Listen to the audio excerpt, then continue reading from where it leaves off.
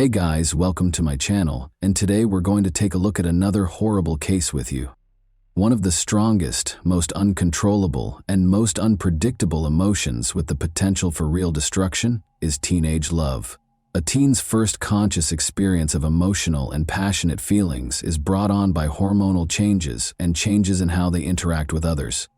Everyone, however, perceives and feels this sensitive sensation differently. Young individuals frequently take risks in an attempt to impress their significant other and gain their attention, favor, and adoration, because this is an age of rebellion, self-discovery, and the desire for self-affirmation. The bucolic and serene Georgian village of Lawrenceville was the scene of a string of incredibly violent crimes in the spring of 2017. 2 persons lost their lives as a result of these acts, while 4 more were put in grave danger. For financial gain, an elderly couple was tormented and beaten to death. Law enforcement's quick action helped put an end to the violent rampage, preventing the young criminals from finishing what they had begun. 2 pupils were seriously hurt but amazingly survived. Because the lovers intended to die together, the press likened the story of these young offenders, Cassandra Bjorg, 17, and Johnny Ryder, 19, to the story of Romeo and Juliet. But they liked to think of themselves as Bonnie and Clyde. The most horrifying thing, despite their ignorance of the fabled criminal duo's past, was that they specifically targeted members of their own families in an attempt to get rid of everyone they cared about. In late January 2017, Cassandra Bjorg and Johnny Ryder met in the company of mutual acquaintances and fell in love at first sight. At the time, Johnny had just turned 19 and had already been married and divorced. He was not prepared for family life, and the marriage was a forced arrangement because his underage fiancée had gotten pregnant, while Cassandra was 17 and still enrolled in school. But the pregnancy ended too soon, and within 6 months, their partnership was over. Johnny was enthralled by Cassandra and fell deeply in love with her at first sight. Despite her small stature and good looks, Cassandra was a fierce, unbridled energy ball. She took Taekwondo, Wushu, and Korean martial arts like Tang Soo Do very seriously.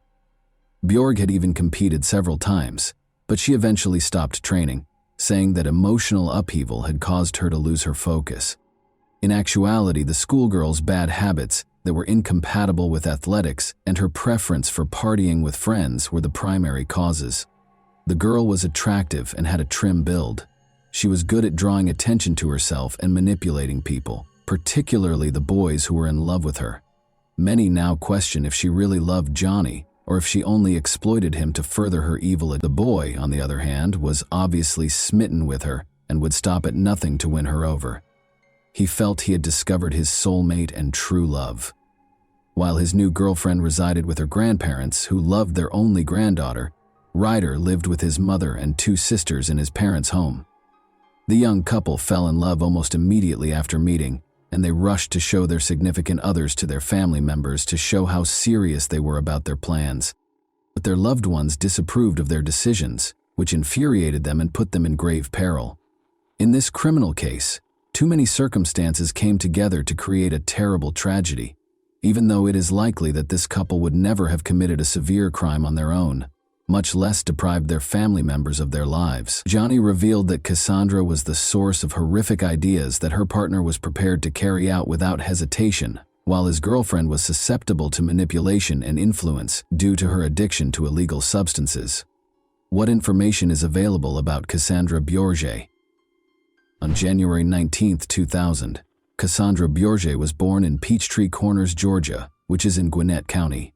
She was born out of wedlock to Amanda Sterling, who had her as her sole child. Cassandra never interacted with her real father and never knew him. Cassandra had behavioral and aggressive problems from an early age, since her mother was more concerned with her personal life than with rearing her daughter. Cassandra's mother married Stephen when she was 15 years old.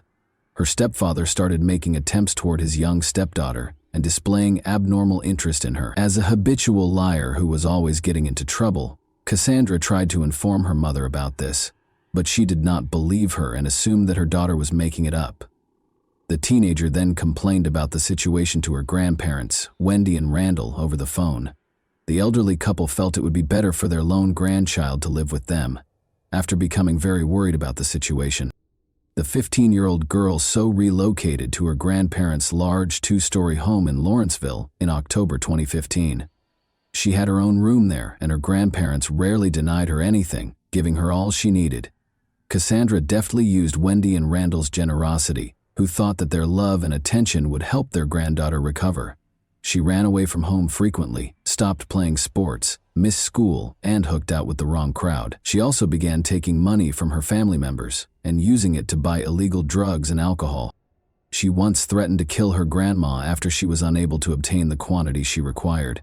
The Borgia family phoned the police over 30 times between October 2015 and March 2017 due to Cassandra's uncontrollable behavior, which included frequent runs, unexplained disappearances, fights, theft, and aggressive behavior while under the influence of drugs.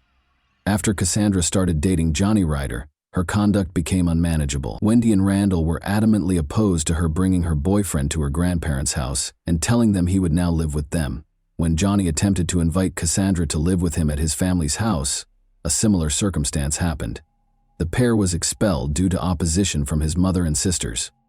The couple quickly came to the conclusion that anyone who obstructed their relationship ought to be removed. They intended to see Cassandra's mother and stepfather to make amends, take all of their savings, deal with Cassandra's grandparents, get rid of Johnny's family, seize their money, and then run away to Florida to spend as much money as they could from the 3 residences.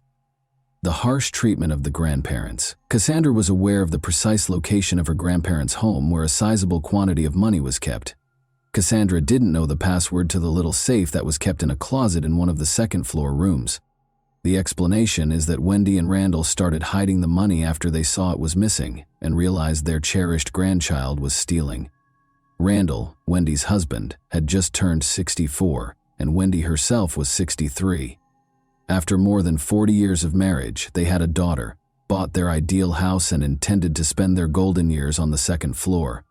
They occupied 2 bedrooms that were next to each other and had separate bathrooms. Because they thought their granddaughter could be rehabilitated and didn't want to ruin her life, the old couple didn't want to send her back to her mother or place her in juvenile detention, despite their inability to handle her. Cassandra allowed Johnny to enter the residence with kitchen knives and baseball bats on the evening of April 2, 2017, after the elderly couple had already gone to bed. The pair made their way to the second level via the stairs. While Johnny went to Randall and began striking him with the bat, Cassandra went into her grandmother's room where she was sleeping and stood beside her bed. It took the old man a while to comprehend what was going on. He was scared, confused, and helpless to protect himself. Johnny leaped onto the bed, stood on top of his victim, and kept striking him. Wendy, meantime, awoke to the commotion, hearing slow thuds and what sounded like a garbled cry in the shadows. She recognized the figure by her bed as her granddaughter. She was stabbed in the shoulder as soon as she attempted to stand up. Deep slashes on the woman's hands showed that she attempted self-defense, but the forces were not equal. In the adjacent room where Johnny was mistreating her grandfather, Cassandra pulled her grandma by the hair, demanding the code to the safe and threatening to kill them if they didn't comply. The young couple bound the elderly couple with tape and kept beating them. The elderly couple prayed their granddaughter wouldn't dare to take away the lives of her closest relatives, even though Johnny was holding a knife to Randall's throat. But when Cassandra Command's boyfriend began stabbing Randall in the stomach a minute later, Wendy screamed, pleading with them to stop, and revealed the code to the safe. In order to open the safe, Cassandra hurried to her grandmother's room right away. Then, with a victorious yell and a few fat envelopes of cash, she ran back to show her accomplice that they had succeeded. But the old couple's agony didn't stop there.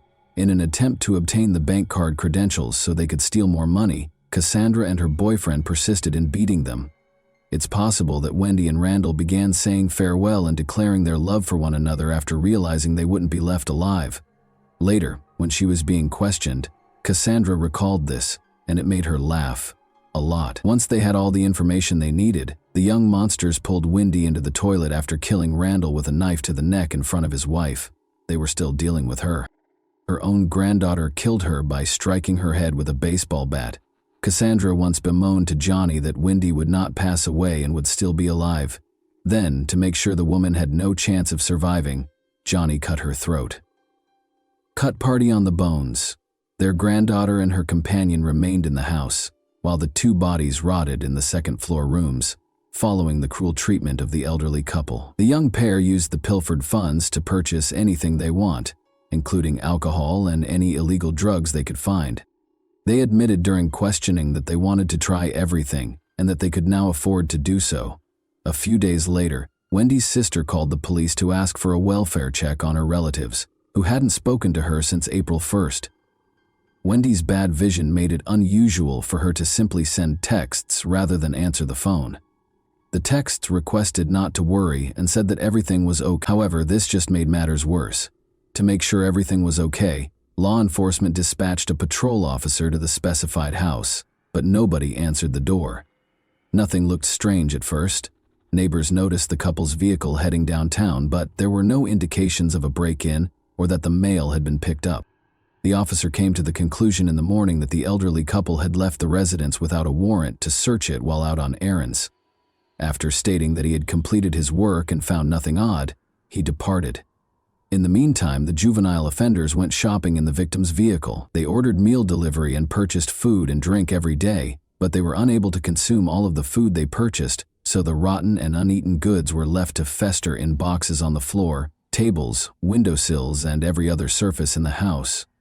They took money out of Wendy's bank card as the money started to run low, but they were unable to locate Randall's wallet using his cards. Cassandra and Johnny invited their friends to a party at their residence, approximately a week after the crime against her grandparents.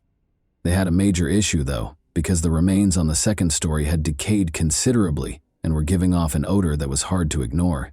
After discovering 2 cans of construction sealant in the garage, Johnny made the decision to seal the doors of the rooms containing the remains, but first they had to cover up the stench.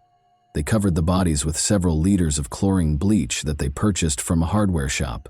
After that, Johnny meticulously caulked all the cracks around the bathroom door and the bedroom door. The couple informed their pals over the phone that Cassandra had a lot of money after her grandparents left town for a few days, and that she intended to have a large party with wine and more entertaining activities. But their buddies found the story highly dubious. The majority of them were aware of the several occasions Wendy and Randall had called the police due to their inability to manage their granddaughter. As a result, nobody dared to go to this peculiar gathering. Only a tiny bad company of problematic youths, including those who could obtain illegal substances and consented to do so in exchange for a reward, eventually assembled at the house. The guests complained about the awful stench, even while they were drunk, and Cassandra attributed it to a clogged sewer. It became intolerable for the criminals to remain in the residence, so the following day they decided it was time to depart. But they needed additional money for their getaway, because they were running low on cash and had almost used all the card's balance. The strategy to obtain it had been simmering for some time and now had to be put into action. However, more of their family members would have had to die for this. On Friday, April 7, 2017, the family was saved by an unintentional victim. The pair infiltrated the Ryder household. Johnny had keys, so it was home. They got there in the morning when Johnny's sisters and mother were at the university working. They found enough cash and goods to sustain them for a while once they were able to raid the house. The criminals purchased bear spray, a considerably larger and more potent aerosol that resembles pepper spray, and armed themselves with baseball bats. This unique spray, which is intended to deter hostile bears, contains potent tearing and irritating chemicals that burn skin and mucous membranes chemically, causing acute coughing and excruciating agony in humans. This weapon has the potential to be lethal. They planned to attack and kill each member of the family one at a time, then take the loot and flee with it. They knew roughly when each member would arrive home. Assuming the mother and sisters had left for the weekend, no one would be searching for them by Monday, giving the criminals a few days' advantage. After her university lessons, Melissa, Johnny's younger sister, was the first to return home. However, she was accompanied by her boyfriend, whom she had asked over so they could have some alone time together. The thieves chose to follow their strategy and add another victim to their blacklist, despite the complexity of the situation. Melissa and her boyfriend realized there had been intruders, probably burglars, when they came in and saw the mess. Melissa rushed to the phone right away to call the police, but she was unable to do so. And bitter orange haze filled the room, causing their skin to feel like it was on fire, their throats to burn, and their eyes to water. Abruptly, 2 bat-wielding figures with scarfed faces emerged and started beating the pupils. The victims, however, surprisingly put up a strong fight. Unaware of the bear spray's potency, The attackers started strangling themselves during the ensuing altercation. The homeowner, Johnny's mother, who had come home from work earlier than normal, appeared as the front door opened abruptly. While the criminals were able to flee through the kitchen door, she shouted and dialed 911. Johnny took extra keys to his mother's car during the robbery, and they used them to escape, leaving behind the primary piece of evidence, a car registered to the late Randall, while Cassandra dropped the car keys they had brought with them during the attack. Although the crooks wanted to murder the additional witness right away, the couple didn't expect Melissa to return home with her boyfriend because it was difficult to attack and kill two strong young people at once. Luckily, they were unable to finish their plot. They obviously miscalculated the might of House of Horrors, their weapon of choice, and overestimated their own talents. Although both attack victims lived, they were admitted to the hospital with various levels of wounds and chemical burns. The abandoned vehicle in the backyard, which did not belong to the Ryder family, piqued the interest of the responding law enforcement authorities. They identified the legitimate owner of the vehicle by looking through the registration plates. It soon became apparent that the car's owner had phoned the police earlier that week, but no one had come to the door. Officers went straight to Randall and Wendy's house, and this time, after failing to receive a response, they pried open the door and went inside. They were instantly struck by the smell of rotting, which was obviously coming from one of the bedrooms upstairs. The floor and bed were stained with blood, and the closet was open, exposing an empty safe. The door had been sealed with construction adhesive, making it hard to enter the other bedroom, and taking time and effort to pry it open. The decomposing body of an elderly guy with his hands bound behind his back and obvious marks of extreme torture was on the floor when the cops eventually made their way inside. Additionally, the bathroom door was sealed, making it more difficult to break in. The homeowner's wife's remains were discovered. She had clearly been beaten and tormented before having her neck cut, which is how she died. Empty beer bottles littered the house.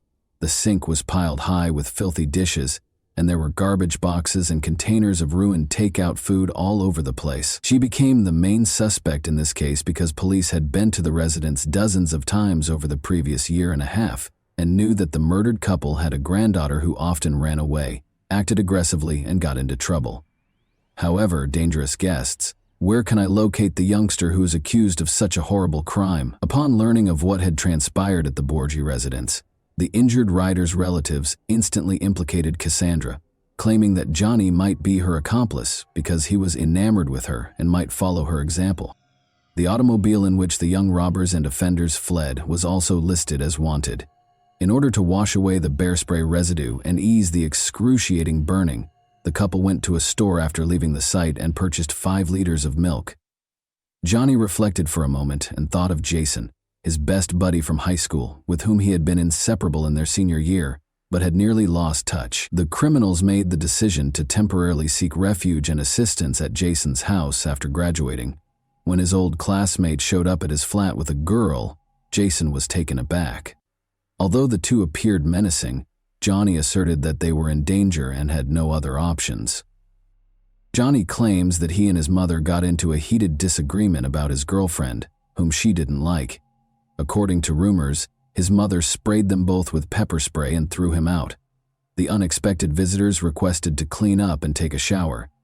In addition to providing clean clothes, meals, and the opportunity to spend the night, Jason and his mother were incredibly generous and let the couple use their restroom. Since they had nowhere else to go, the two accepted the offer. The apartment's owner made coffee and breakfast for everyone in the morning.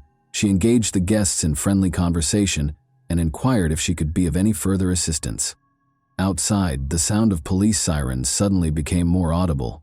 A minute later, cops used a megaphone to call out to Johnny and Cassandra by name and urge them to surrender as police cars pulled up just beneath the windows. This change in circumstances surprised Jason and his mother. After thanking their host for their kindness and directing them to vacate the flat, Johnny grabbed a big kitchen knife. The crooks shut themselves inside, and the hosts, instantly frightened, hurried to the escape. They decided it would be better to die together, and they had no plans to give up. The crooks realized that a SWAT team would arrive at any moment, and that they couldn't hide in someone else's apartment for very long after failing Romeo and Juliet. With a knife in hand, they proceeded to the restroom and, in the hopes that the wounds would bleed out rapidly, made multiple deep cuts on their wrists. Already losing consciousness, Johnny pulled out his phone and left his mother a voicemail pleading for her forgiveness. He apologized for what he had done. He claimed that he shouldn't have harmed his family because he loved them so much. He went on to say that this was his last message and that he was passing away in the arms of his cherished girlfriend. But no one received any such texts from Cassandra. The young couple was lying on the tiled floor in one another's arms, surrounded by a massive pool of blood, when the cops broke into the apartment and pried open the bathroom door. Despite being unconscious, they both displayed signs of life. After receiving emergency medical care, they were taken to the hospital. Shocking admissions made by the juvenile offenders. The young couple inquired about one another as soon as they were conscious again. The first person to confess was Johnny, who said he felt bad about what he had done. His girlfriend, meanwhile, made an effort to appear helpless and blamed her partner for everything. She stated that she was extremely furious with herself, had been depressed for years, and no longer wanted to live. But as she described what had happened, she unintentionally revealed that she had long wished for her grandparents to die. Cassandra acted like a child during the interrogation, making expressions, complaining about the unappetizing hospital food, and even flirting with the police. It was only after a restaurant gave her quick food, which she had asked, that she began to speak. Even the most experienced officers were taken aback by what the teenager disclosed. Cassandra gently responded that her grandparents had lived long enough when asked why she took their life. She went on to say that they forced her to attend school, ruined her fun, and concealed money that she needed. Cassandra was simply angry because she couldn't locate her grandfather's bank card and didn't express regret for robbing the few people who loved her of their life. Grandpa was always damn smart, she said, laughing when he informed her that he had hidden his wallet beneath his pillow because he was afraid she would steal it. The teenage criminals also acknowledged that they planned to kill the Ryder family as payback for their rejection of Cassandra and their attempts to keep Johnny from seeing her because they believed she was a negative influence.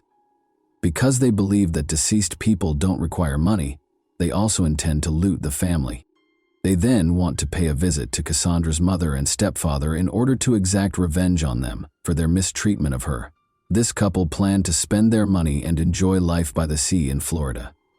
The couple reconnected in the courtroom a few months after the abortive attempt on their lives.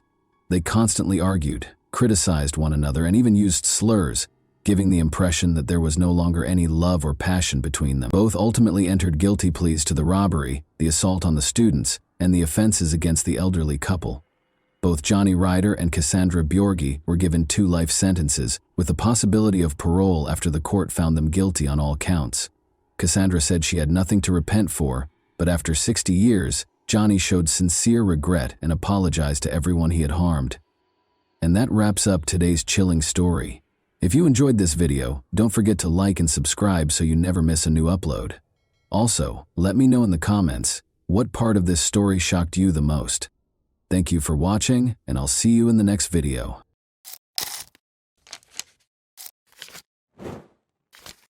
Hey guys, welcome to my channel, and today we're going to take a look at another horrible case with you. When 16-year-old Carol Sue Klaber was discovered strangled to death on June 5, 1976, her family and the entire northern Kentucky community were left in shock and desperation. The case remained unresolved for decades with no leads or suspects until the advent of new technology, which was essential in resolving this mystery. How did the murderer escape punishment for so long? And who might have done this to Carol? We'll explore the enigmatic case of Carol Sue Klaber today.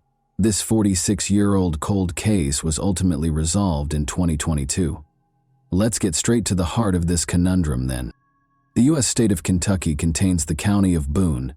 Daniel Boone, a pioneer, was honored with the county's name when it was established in 1798. The Cincinnati/Northern Kentucky International Airport, a significant hub for the area, is located in this county, which is the 4th most populated in Kentucky. Burlington, the county seat, is renowned for its outdoor leisure spaces, historic sites, and robust agricultural sector. A terrible murder occurred here in Boone in 1976. On November 28, 1959, a new life was born in the beautiful state of Kentucky, tucked away among majestic hills and rushing brooks. Carol Sue Klaber was named by her parents, Daniel Henry Klaber, and Betty Jane Meek Reneker, who were beaming with happiness as they held their darling daughter in their arms. Thomas Klaber, her older brother, watched in awe and was excited to have his new sister join the family. Carol was a very funny person. She had a great deal of empathy for those in need and was incredibly modest for a teenager. When she was 16, she volunteered at St. Charles Nursing Home. In her younger years, Carol had also been a Girl Scout and a Brownie. Peachy was always interested in music and loved to cook, sew, and play records. She also began taking piano lessons when she was 5 years old. Carol's piano teacher, Hattie Schatzman, had selected her to represent her students at the Ohio Music Teacher Association, and she was also learning violin. Carol performed at the Taft Museum twice. Her classmates were drawn to her gregarious and compassionate nature, and her love of music and innate talent made her a favorite member of the Dixie Heights High School string group. The sun was shining brightly over the small town of Union, Kentucky on June 5, 1976, as the locals went about their daily lives as usual. Reputable Walton dentist, Dr. Gaines Huey, got out of bed early to go to work, eager to take care of his customers' dental needs. He saw something unusual along the edge of the road while he was traveling down Chambers Road. Curiosity prompted him to stop and approach the item. Only as he approached did he comprehend what he had discovered: a body resting strangely motionless along a culvert that acted as a rainwater drain pipe. He dialed the Kentucky State Police while in astonishment and with shaking hands. That day, Trooper Jan Wuchner just so happened to be on duty. To solve the riddle of the dead person by the side of the road, Wuchner, an experienced investigator who had previously worked for the Boone County Sheriff's Department, hurried to the scene. At approximately 7:15 a.m. Walton State Police Department detectives arrived at the crime scene. With keen attention to detail, they scanned the area. The detectives saw the unmistakable traces of a struggle as they started their investigation: trampled grass, broken twigs, and indications of a violent altercation.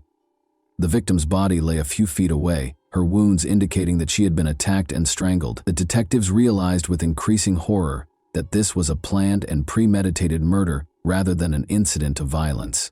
In their pursuit of justice, the investigators were committed to doing everything they could. However, they searched the crime scene but were unable to locate any tangible evidence. They chose to go to the victim's body for answers because they were frustrated by the loss.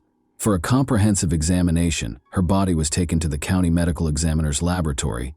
In a meticulous autopsy, the medical examiner looked for hints in every part of the victim's body. Every cut, bruise, and wound was meticulously recorded, and every hint was meticulously examined. The autopsy's findings exposed the harsh reality of her demise.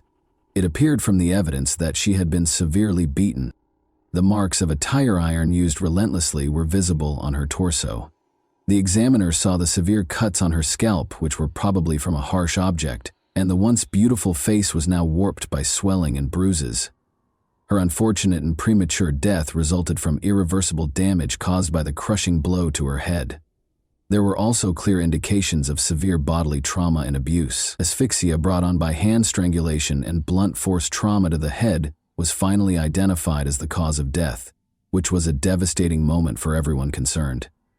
The investigation became even more urgent after such savagery was discovered. They identified some traces of alien DNA on the victim's clothing while examining the evidence that was recovered from the scene. They tried their hardest, but they couldn't find anyone who had it at the moment. They meticulously preserved the evidence in the hopes that future technological developments would result in a breakthrough in the case. Detectives found one of the family members, the victim's brother. After putting in countless hours of work, he mustered the bravery to come and identify the body using the DNA that had been taken from it. Upon seeing the lifeless and motionless body of his beloved sister, Carol Sue Klaber, on the chilly metal table, 23-year-old Thomas Klaber entered the morgue with heavy footsteps. His face was wet with tears. He knew that he would never again see her brilliant smile or hear her contagious laugh, and the pain in his heart was unbearable. As the investigation went on, the detectives made sure to look everything. They searched the neighborhood, knocking on doors, talking to locals, and obtaining any information that would shed light on the terrible event. In order to learn more about Carol Sue Klaber's life and potential adversaries, they also conducted extensive research into her past, speaking with her friends and family. investigators discovered that for the Klaber family, June 4, 1976 was just another day. With a smile on her face and the wind in her hair, 16-year-old Carol Sue Klaber got on her bike and cycled about town. She spoke with friends, greeted the locals, and enjoyed the pleasant summer day. She intended to meet a friend at Zeno's Hyde Park restaurant later that night. She left her house at 5:30 p.m., but as the sun started to drop, Klaber was driven home by a young man in a sleek Chevrolet Monte Carlo. One of the neighbors claims to have seen the young man, who was slender and towering at an amazing 6 feet tall with sandy blonde hair. After a brief conversation, Carol left the man waiting impatiently outside the house and walked inside. Carol came out of the home a few minutes later, climbed into the car, and drove off with the man. It was Carol's final appearance on Earth. The murder case of Carol Sue Klaber remains unresolved, despite police' best efforts to locate the owners of the suspected cars in the town. The leads had dried up, and the case had reached a brick wall, leaving investigators scratching their heads. The case eventually became cold, and remained that way for more than 40 years. A ray of hope appeared in the Carol Sue Klaber murder inquiry after years of gloom. Coy Cox and Tim Adams, two cold case detectives from the Boone County Sheriff's Office, revitalized the case in 2017. They teamed up with Jerry Keith, the original detective on the case, who had continued to hold the case near and dear to his heart after retiring, in their unwavering quest for justice and the truth for Carol Sue Klaber. The three of them put in endless hours using contemporary technology in order to cobble together a fresh interpretation of the catastrophe that had baffled them for years. They painstakingly went over the old evidence, speaking with witnesses and sorting through leads. They started their inquiry by looking into the two main suspects Keith had previously named. The initial suspect was a man with a history of auto theft whose car looked eerily similar to the one in which Carol was last seen. This individual was the target of the detectives, who scrutinized him closely in an attempt to get any useful information. The man denied any involvement in Carol's murder, even though he was a suspect in the case. He confided in the detectives about his previous transgressions, but he maintained his innocence in Carol's death. Thus, the police took his DNA and compared it to the DNA recovered from the victim's clothing in 1976. Following the anxious wait for the findings of the DNA tests, Cox and Adams finally called the man in December 2018. Since his DNA test was negative, he was no longer considered a suspect in Carol's murder. The realization that he could finally breathe easily and start over made the world feel lighter. Cox and Adams then returned their focus to their unrelenting hunt for the murderer. They had to start over, because the leads on their first suspect had dried up. However, in 2020, they made the decision to pursue their second suspect, who had been found guilty of a violent sexual assault in the same neighborhood just 2 years prior to Carol's 1978 murder. He was now 77 years old and went as Michael Dean Tate. In order to strengthen their case against Michael Dean Tate, Cox and Adams contacted the victim of the 1978 assault in 2020 to get her version of what happened. Her name would not be revealed, but she remembered the night clearly, when she was viciously attacked in her own garage at around 2 in the morning on October 1, 1978. She remembered the eerie darkness of the Park Hills night. The victim remembered how, despite her best efforts to fight and scream, her attacker appeared to take a sadistic pleasure in causing her pain. But the attacker left her injured and broken alive after 2 hours of suffering. The emotional and physical wounds that Tate had inflicted on her on that fateful and gloomy night took years to heal. When Tate's involvement in the 1978 case was revealed, Cox and Adams were unable to rule out the possibility that he was responsible for Carol's death.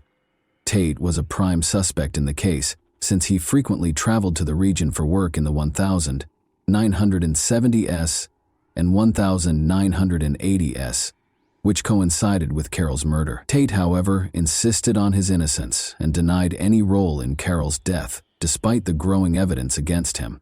It had been the investigators' hope that they would eventually find the offender. Their hopes were quickly crushed, though, as the DNA study did not match Tate's, and court records showed that Tate had been in Cincinnati in 1976, precluding him from committing the crime. The investigators questioned whether they would ever solve this long-standing enigma. The case remained mysterious for almost 50 years, as it once again fell into obscurity. However, The Boone County Sheriff's Office contacted the Othram Lab experts on September 17, 2022. The Season of Justice offered financing for the Othram team to work on this case because of their proficiency in genetic genealogy. A DNA sample taken from the crime scene in 1976 was delivered to Othram Labs by the Kentucky State Police Central Forensic Center. Othram's highly qualified experts were able to create a comprehensive DNA profile for the elusive suspect by using sophisticated forensic-grade genome sequencing. They were able to uncover important genetic data that had been concealed for decades, thanks to their state-of-the-art technique. Based on the thorough DNA profile they had created, the genealogy specialists at Othram Labs produced investigation leads using forensic genetic genealogy. After receiving the DNA samples on November 25, 2022, Othram Labs produced an answer in less than 2 months, which was a surprising turn of events. They found a link to a man called Thomas W. Dunaway, who died in 1990 at the age of 33, by examining the genetic evidence left by the murderer. The fact that Dunaway had a son who had never known his father was disclosed. In order to get DNA samples for comparison, the detectives traveled to meet with Thomas Dunaway's son, whose name was kept secret. The answer to the conundrum that had long eluded law enforcement would lie in the outcomes of these vital laboratory tests. They meticulously gathered the required samples with an unwavering dedication to justice and a will to find the truth. On December 12, 2022, the protracted investigation into the matter was finally concluded. After nearly 46 years, Carol Sue Klaber and her family had finally received justice, because to the investigators' unrelenting commitment and the deployment of cutting-edge technology, the process was difficult, but the perseverance of those involved paid off, leading to a breakthrough that would provide closure to everyone impacted by the tragic events of 1976. When Dunaway's son's DNA partially matched the DNA traces they had discovered on Carol's body all those many years ago. The Carol Sue Klaber murder case was never abandoned by the police. Born on May 20, 1957, and only 19 years old at the time, Thomas W. Dunaway remained undiscovered for many years. They discovered important details about Dunaway's past and the horrible things he had done as a result of their persistence. He resided close to Deval Park, where Carol was last spotted with a man who resembled him, the police found out. More incriminating information against Dunaway surfaced as they dug deeper. Dunaway was more than a single offender. He had been committing crimes for 6 months, and the cars he used to flee each crime scene left a trail of evidence. Carol Sue Klaber died, but the nightmare didn't end there. 6 months later, in December 1976, he was convicted of another murder. The 19-year-old Ronald Townsend was discovered dead and covered in bullet wounds on the ground. The town was grieved by the loss, but when Thomas Dunaway, the murderer of Townsend, was apprehended and confessed to his crimes, their spirits were raised. Dunaway was given a life sentence, but regrettably, he was only imprisoned for 7.5 years before being freed in 1984. It is still unclear if justice was done, or if it was only a passing illusion. The disturbing pattern of violence and gloom that pervaded Dunaway's life was discovered by Detective Coy Cox.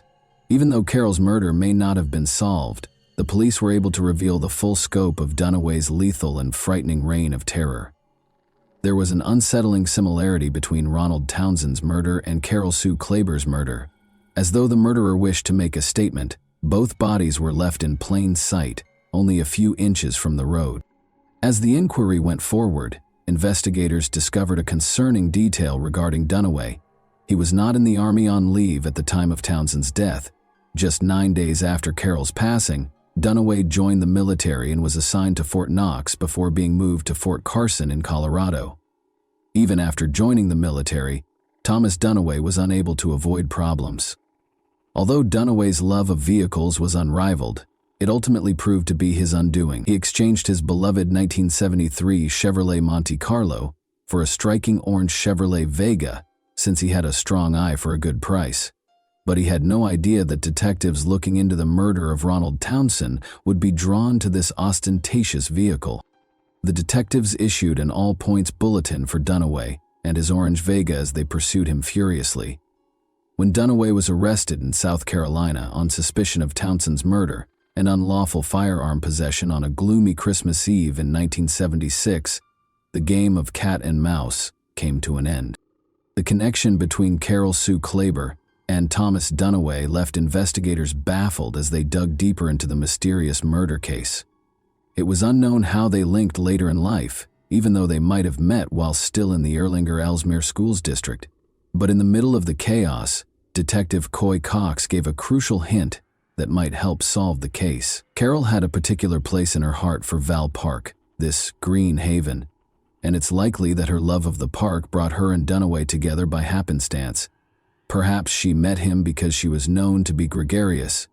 Maybe they happened to cross paths at the park, where they laughed and told stories to each other in a serene environment. Given that Dunaway lived a short distance from the location where Carol used to ride her bike, there is no doubt that the park plays a significant role in their relationship. There was a mixture of relief and sadness when Thomas Dunaway was identified as the murderer of Carol Sue Klaber. Although the authorities considered the case closed, the family was left feeling torn after learning that Dunaway had died on December 28, 1990, at the young age of 33. The Klaber family still feels that justice is unattainable, even after learning the truth. As Thomas Klaber moaned, he wished he had the opportunity to speak with Dunaway before to his tragic passing, and wondered what justice meant now. Her brother has been haunted by the memories of Carol's murder. He has been carrying that burden for nearly 50 years. He was never completely able to get rid of the worry that his family would experience another tragedy. He calls his 28-year-old son Daniel late at night to check on since. He is constantly concerned about his safety. In the same way that he lost his sister, he fears losing everyone else he cares about. He is reminded of the value of each moment and the significance of cherishing people we love by this terror, which holds him fast like a vice. The thought of disrupting his sister's last resting place was intolerable to Thomas Klaber. His heart ached at the idea of upsetting her sound sleep in order to find her killer. Fortunately, investigators discovered an alternative. They were able to exhume Carol Sue's killer's body rather than her remains. Thomas has found some small comfort in the knowledge that his sister's grave has not been disturbed, even though it may not be the justice he had hoped for. For Thomas, the knowledge that his sister can now finally rest in peace and the little triumphs are what matter. Detective Cox's recent court order to exhume Dunaway's body for DNA testing demonstrates his unwavering commitment to pursuing justice. Entering the DNA into CODIS might mark the start of a new chapter in the fight for justice, and Cox is prepared to face any obstacles that may come up. Carol Sue Klaber's killer cannot be convicted in a court of law, but justice was ultimately served for her after nearly 50 years. Lewis Kelly, the Commonwealth Attorney for Boone County, has declared the matter concluded. Detective Cox revealed the bittersweet experience of telling Carol's brother that the culprit had been found after all these years, and the news made him cry. The closure that comes with knowing the truth provides a tiny comfort in the face of such a tragedy, even though the past cannot be changed. By identifying the killer, Thomas W. Dunaway, Detective Coy Cox and his team were able to finally solve the 46-year-old murder mystery of Carol Sue Klaber. This case demonstrates how committed law enforcement is to seeking justice for victims and their families, regardless of the length of time required. And that wraps up today's chilling story. If you enjoyed this video, don't forget to like and subscribe so you never miss a new upload. Also, let me know in the comments what part of this story shocked you the most. Thank you for watching, and I'll see you in the next video.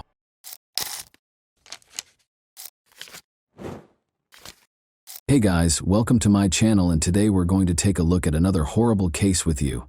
We'll explore what happened in 2004 in Scott County, Kentucky, USA in this video. Chris Lyons went in search of his younger sister Ashley, who was 18 years old, after she stopped returning his calls. Less than 1,000 people call Stamping Ground where the Lyons family resided home.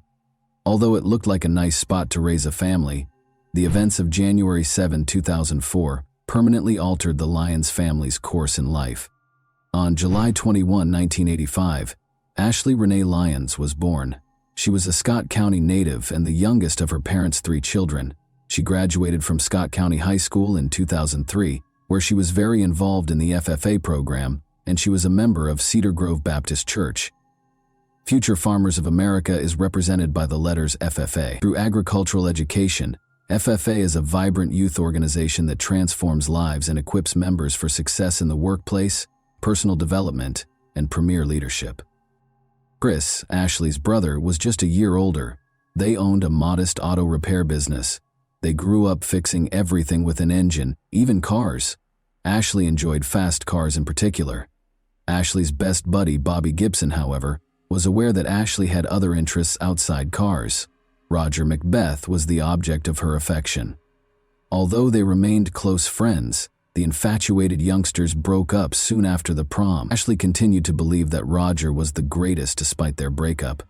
When she graduated from high school, she was ecstatic because she thought a better life was ahead of her. Nevertheless, young people's lives don't always go as planned. Ashley discovered that Roger was the father of her unborn child. She told her relatives about it. Her entire family was behind her, anticipating the birth of the child. But January 7, 2004 was a life-altering day for many. Although the day began flawlessly, it ended terribly. Ashley learned she was expecting a son at her doctor's checkup. Sharing this news with her mother, Carol, made her joyful. She even decided on a name and intended to give her son the name Landon. Ashley was eager to tell everyone about this wonderful news.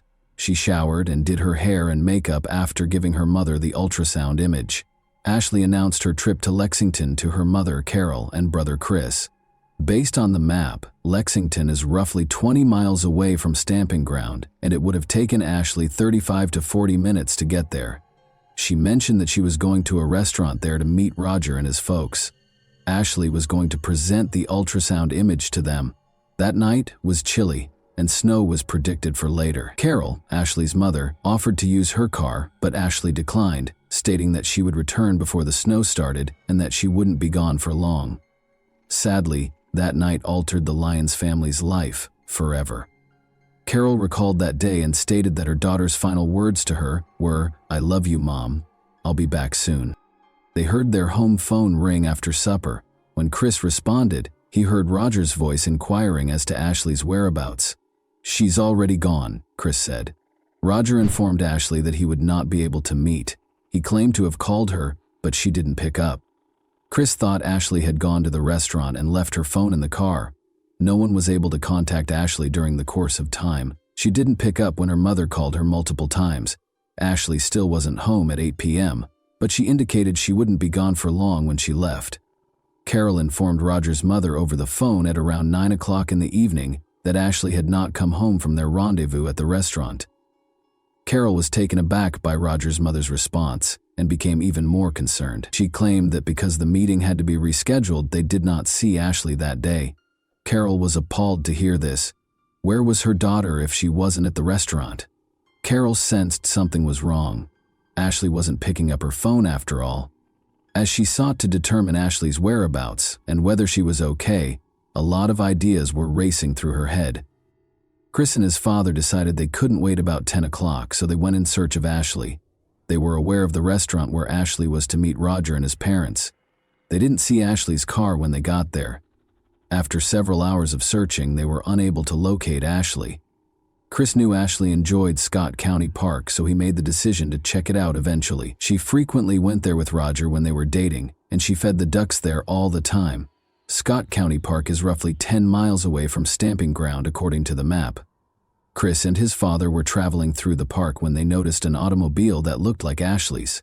The lights were on and the automobile was moving. As they approached, they saw that it was in fact Ashley's vehicle. It's difficult to imagine what was going through their minds at the time. The driver's side window was down as Chris rushed to the vehicle. Ashley had her head down as she sat in the car. She was not responding and had on a seatbelt.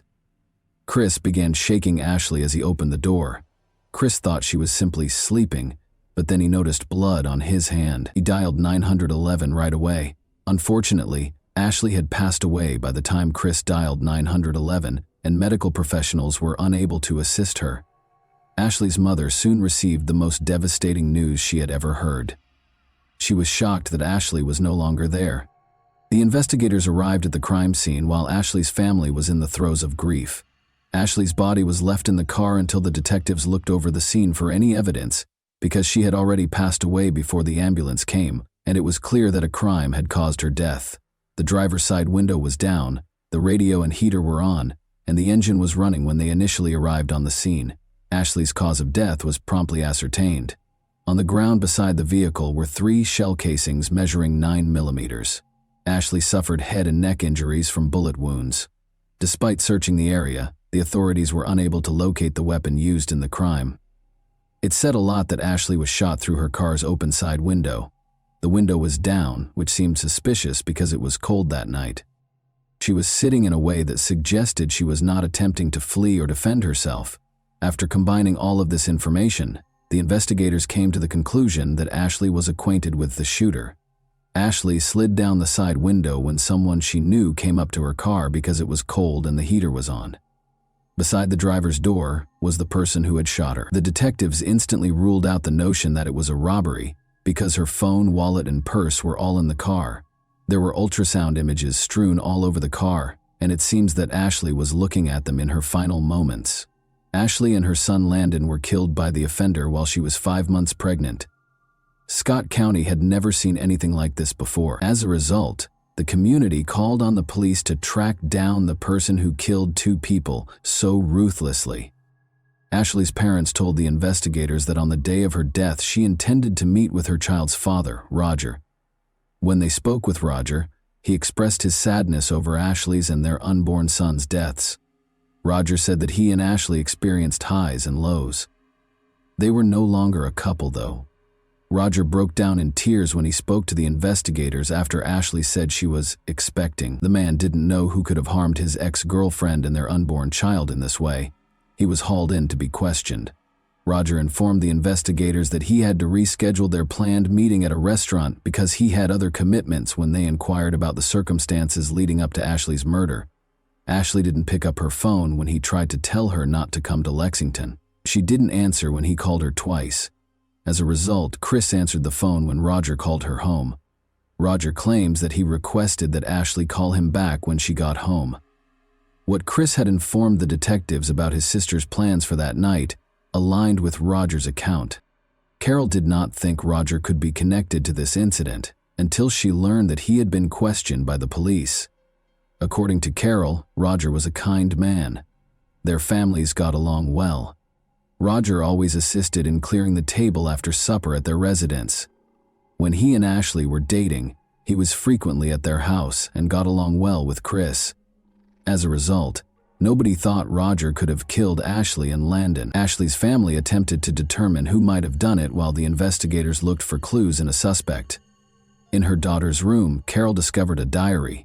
She documented her experiences in it. Carol read the diary and saw that one name appeared repeatedly: Dina Williams. Ashley and Dina were of the same age. They rode the school bus and went to school together. Because Dina was raised in a low-income household and wore the same outfits all the time, Ashley felt terrible for her. In talks with her friends, Dina confirmed the claims that her parents mistreated her and even physically assaulted her. Dina and Ashley were initially friends, but it soon became clear that Dina was envious of Ashley and desired everything Ashley owned, especially Roger. Ashley reported having multiple arguments with Dina in her diary. Carol discovered something new from this diary. She was unaware that Ashley and Dana were having issues together. Carol began to accuse Dana Williams of being involved in Ashley's death as a result. Dana dated Roger right away after Ashley and Roger split up, and maybe she was concerned because Ashley became pregnant with Roger's child. She didn't want to tell anyone else about Roger after all. Dana desired to have him exclusively. Perhaps this would have forced Dina to take an irreversible action. Ashley's diary was given to the investigators by Carol so that all of the entries could be examined. Carol was certain that the diary's pages held the secret to solving this case. Ashley's description of her friendship with Dina piqued the curiosity of the investigators when they looked through her journal. Dina Williams was subsequently brought to the police station. She denied having anything to do with Ashley's ordeal. Dina had an alibi because she worked at a bank and said that on the night of the crime they attended an office party. Dina made no effort to conceal from the investigators her animosity toward Ashley. The fact that Ashley was pregnant really annoyed her. Nevertheless, the detectives let Dina to leave after the talk because it was insufficient to file charges against her, because she had no feelings over Ashley's death. In the meantime, the ballistic examination findings were received. Ashley's wounds, the posture in which she was discovered, and the location of the casings were all examined by the experts. They were able to estimate the shooter's height based on the angle at which the bullets entered Ashley's body. They estimated the offender's height to be around 5 feet and 10 inches. Dina Williams was probably not the one who shot Ashley because she was only about 5 feet and 5 inches tall. Nevertheless, Thomas Williams, Dana's twin brother, was as tall as the accused offender. Rumor has it that Thomas had questioned multiple people about how to induce a miscarriage a few months prior to Ashley's passing. Additionally, it was reported that Thomas fulfilled all of his sister's requests. Thomas Williams was questioned by the detectives after they got interested in this, but he denied any connection in the crime and was freed because there was no proof of his involvement. Residents wanted to do something to help Ashley's family while the police compiled all of their evidence to identify the offender. They used candles, teddy animals, and flowers to make an impromptu monument. 2 crosses were presented, one bearing Landon's name and the other Ashley's. Ashley's family was getting ready for the funeral while the investigators searched for fresh evidence. Since they lost 2 persons at once, it is impossible to understand the suffering they endured. The fetus was taken from Ashley's body by the medical examiner during the autopsy. In the same casket, Ashley and Landon were laid to rest. The Lyons family was even more grieved because they needed information to assist apprehend the person who killed their daughter, but the criminal was still at large. The $3,000 0 cents incentive that Ashley's parents offered later increased to $5 0 cents. People began phoning the police and sharing information that they believed could aid in the inquiry. A woman who lived in a house with a view of the park where Ashley was shot called them shortly after. She claimed that she might have caught a glimpse of the criminal standing at the window. Next to the individual she saw, this woman observed someone sprint out of the park and jump over the fence. After sprinting up to a red pickup truck that was waiting for them with its engine running, the individual she saw climbed into the passenger seat. The truck drove off a few moments later. The witness described it as a red Chevrolet pickup vehicle. Investigators had to search for at least 2 criminals if the woman's encounter with the person was indeed connected to Ashley's death. After all, the driver of the red pickup vehicle might have been complicit in the crime. Everyone who knew Ashley knew who was behind the red pickup vehicle as soon as they heard about it. Such a car belonged to her ex-boyfriend, Roger, who was also the father of her unborn kid. Roger's truck was taken by the cops right away. Despite a careful search, they were unable to locate any proof. There was no proof against Roger, and he refused to speak to the investigators. However, the officers came to a clear conclusion because they knew that at least 2 people were involved in the crime. Ashley was liked by everyone. Who wasn't delighted that she was expecting? If Ashley vanished, who would be pleased? Dana Williams was the only person, aside from Roger, who could hope for this to happen. The rationale behind the investigators' decision to speak with Dana and her brother Thomas again. Thomas was the first person they questioned. Thomas initially denied everything to the police, but after finding out that an eyewitness had seen Roger's pickup truck at the crime scene, he started talking more. In response to the question of who shot Ashley Lyons, he said without hesitation that it was Roger McBeath. In the end, Thomas Williams agreed to cooperate with the inquiry in order to receive a less sentence. He admitted that he had handed the revolver to Roger, who then shot Ashley. Additionally, Thomas informed the detectives that Roger dropped the weapon into Elkhorn Creek after killing Ashley. Although the 6-hour dive search was successful, it took a long time for the police to locate the crime weapon. The police discovered a gun, which the ballistics analysis verified was the weapon used in the crime. Ashley didn't match the perpetrator's height, therefore the investigators understood that Dina wasn't the one who shot her. But when they asked her again, she admitted to being the getaway driver. Roger McBeath, Dana Williams, and her twin brother Thomas were taken into custody by the police on the night that Roger committed the crime. Ashley was pleased, but it soon became apparent that Roger did not want her to have the child. Her family encouraged her to have this child since she wanted to become a mother. Roger therefore devised a cunning scheme. To entice Ashley to Scott County Park, he asked her to join him and his parents at a restaurant. After being driven there by Dina Williams, he approached Ashley's vehicle brandishing a revolver. Ashley rushed into her purse to retrieve the ultrasound images after noticing the father of her unborn child. She was surprised that he shot her. Ashley and Roger's own son were killed when Roger pulled the trigger 3 times. Subsequently, he hurried out of the park, climbed into the pickup truck, and instructed Dina to press the throttle pedal. They came to a halt and threw the firearm into the river. The people of Stamping Ground were astonished to learn who was responsible for this tragedy. They were surprised that someone they knew could commit such a heinous act. The fact that other persons were participating in this was equally disturbing. A not guilty plea was entered by Roger Macbeth. The authorities erred in their preparation for Macbeth's trial, which eventually affected the outcome. However, I'll explain this to you at the conclusion of the video. Thomas Williams was given a 7-year prison sentence by the court for his role in this crime. Williams acknowledged in the plea deal that he took $1,000, 0 cents, from Roger Macbeth, Jr. to harm Ashley Lyons in a way that would result in her miscarrying. Williams then consented to provide Macbeth the gun used in the murder, but the act was never completed. In 2005, Dana Williams entered a guilty plea as part of the plea deal according to court documents. According to the prosecutor's requested sentence of 20 years in jail, Williams will be eligible for parole after completing 17 years, or 85%, of her sentence. Prosecutors would call a number of witnesses during the trial who stated that Williams had desired Ashley Lyons dead, had conspired with Macbeth to poison Ashley, and had offered $1,000, 0 cents to beat Ashley up in order to induce a miscarriage. Prosecutors claimed in the court filing that after their initial plans failed, Williams and Macbeth turned to more extreme means. Williams claimed that public defender Rodney Barnes, her lawyer, informed her that a jury would likely have convicted her guilty. "I'm hurt and I'm scared because I pleaded guilty to something that I didn't do," she stated. Williams admitted that she drove Macbeth around the Colony community when they first met and then came to pick him up, but she also admitted that she took him to the park the night of Ashley's murder so he could see the ultrasound images of the couple's unborn son. During her trip, she heard 3 gunshots, but she was unaware of their nature at the moment. At Macbeth's trial, the jury listened to a recording of Roger calling Ashley Lyons on his phone and telling her that he loved her and was sorry he had missed their meeting at the park.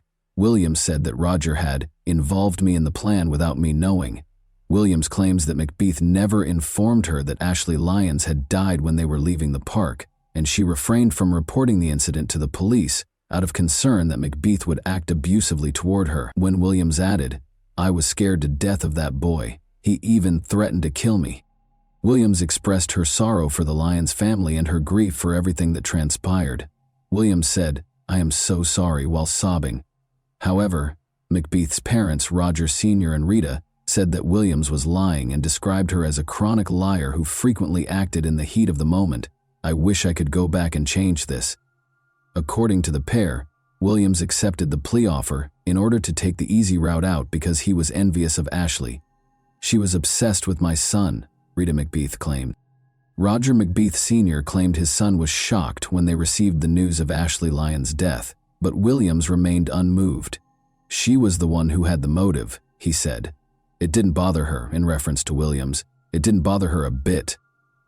Dina Williams was given a 20-year prison sentence by the court in August 2005.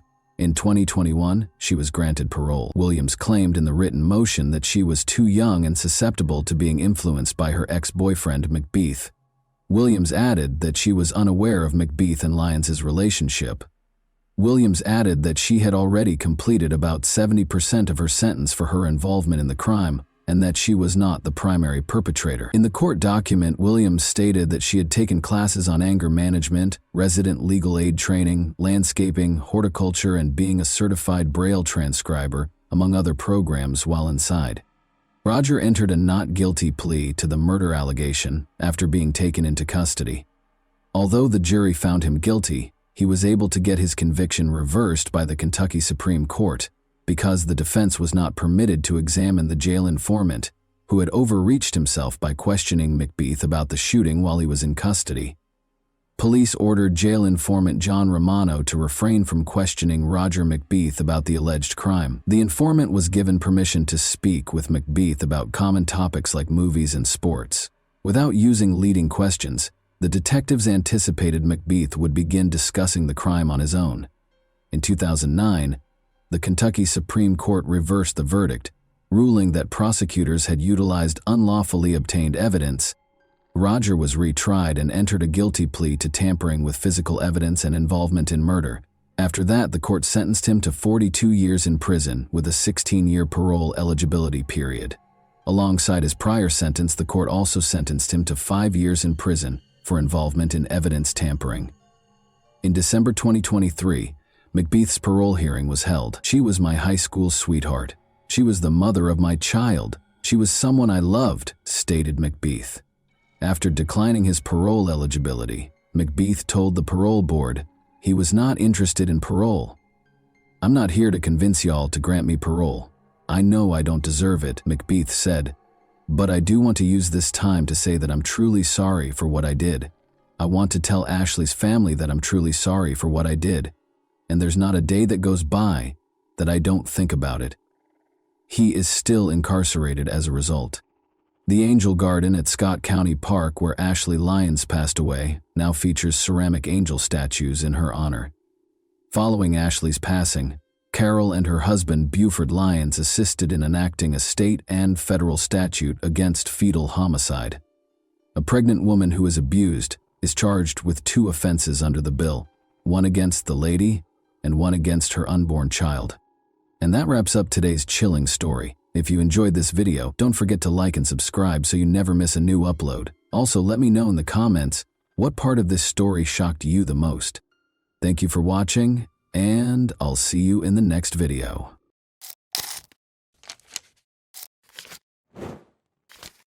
Hey guys, welcome to my channel, and today we're going to take a look at another horrible case with you. Rosemere Silva, 32, and her fiancé, Uderli Damasceno, 30, were getting ready for their wedding ceremony on Sunday, December 4, 2016, which was scheduled to take place in a charming rural setting close to Sao Paulo. To impress the guests and her future husband, Rosemere had orchestrated a spectacular helicopter arrival, but a sudden tragedy made everything into a nightmare just before the ceremony was scheduled to start. Rosemere, a 32-year-old nurse assistant, grew up in a big family in Sao Paulo. Her parents taught her the importance of kindness and compassion at a young age, which led her to pursue a career in helping people. Her co-workers always felt they had her undivided attention and frequently complimented her on her diligence, patience, and kind disposition. When she wasn't working, Rosemere was a happy, energetic person who loved hanging out with friends, volunteering at her church, and making sure her loved ones were safe and content. Since she was a young girl, Rosemere had dreamed of her wedding day. She imagined herself wearing a gorgeous white gown, walking down a flower-adorned aisle, and being surrounded by the smiles of loved ones. She had been inspired by these fantasies to diligently save money for the ideal celebration. Her spectacular helicopter arrival was one of the unique touches she had in mind, a surprise that would enthrall everyone present. Uderli, who was 30 at the time, was a mechanic from Sao Paulo who was raised in a hard-working household that valued simplicity and honesty. He had a strong interest in mechanics from an early age and progressively developed into a proficient professional. Uderli had a reputation for always carrying out his duties with honesty and for being steady, collected, and trustworthy. Despite his previous marriage ending in divorce, he remained close to his daughter from that marriage and spent as much time as he could with her. Although they didn't click right away, the two quickly became closer after meeting at an evangelical church. At first, they approached their discussions warily, as if they were two strangers who were not sure what they had in common. But as their relationship deepened, it became clear that they were destined to be together. In 2015, the pair started dating, and a year later, Uderli proposed, which Rosemere happily accepted. Rosemere and Uderli immediately started organizing their wedding after announcing their engagement. From the selection of flowers and music to the seating configurations and venue decor, Rosemere was adamant that everything be flawless. This was supposed to be a fairy tale day, and Rosemere imagined every visitor looking back on it with delight. But one element of the wedding was particularly noteworthy. Rosemere orchestrated a memorable surprise by arriving in a helicopter.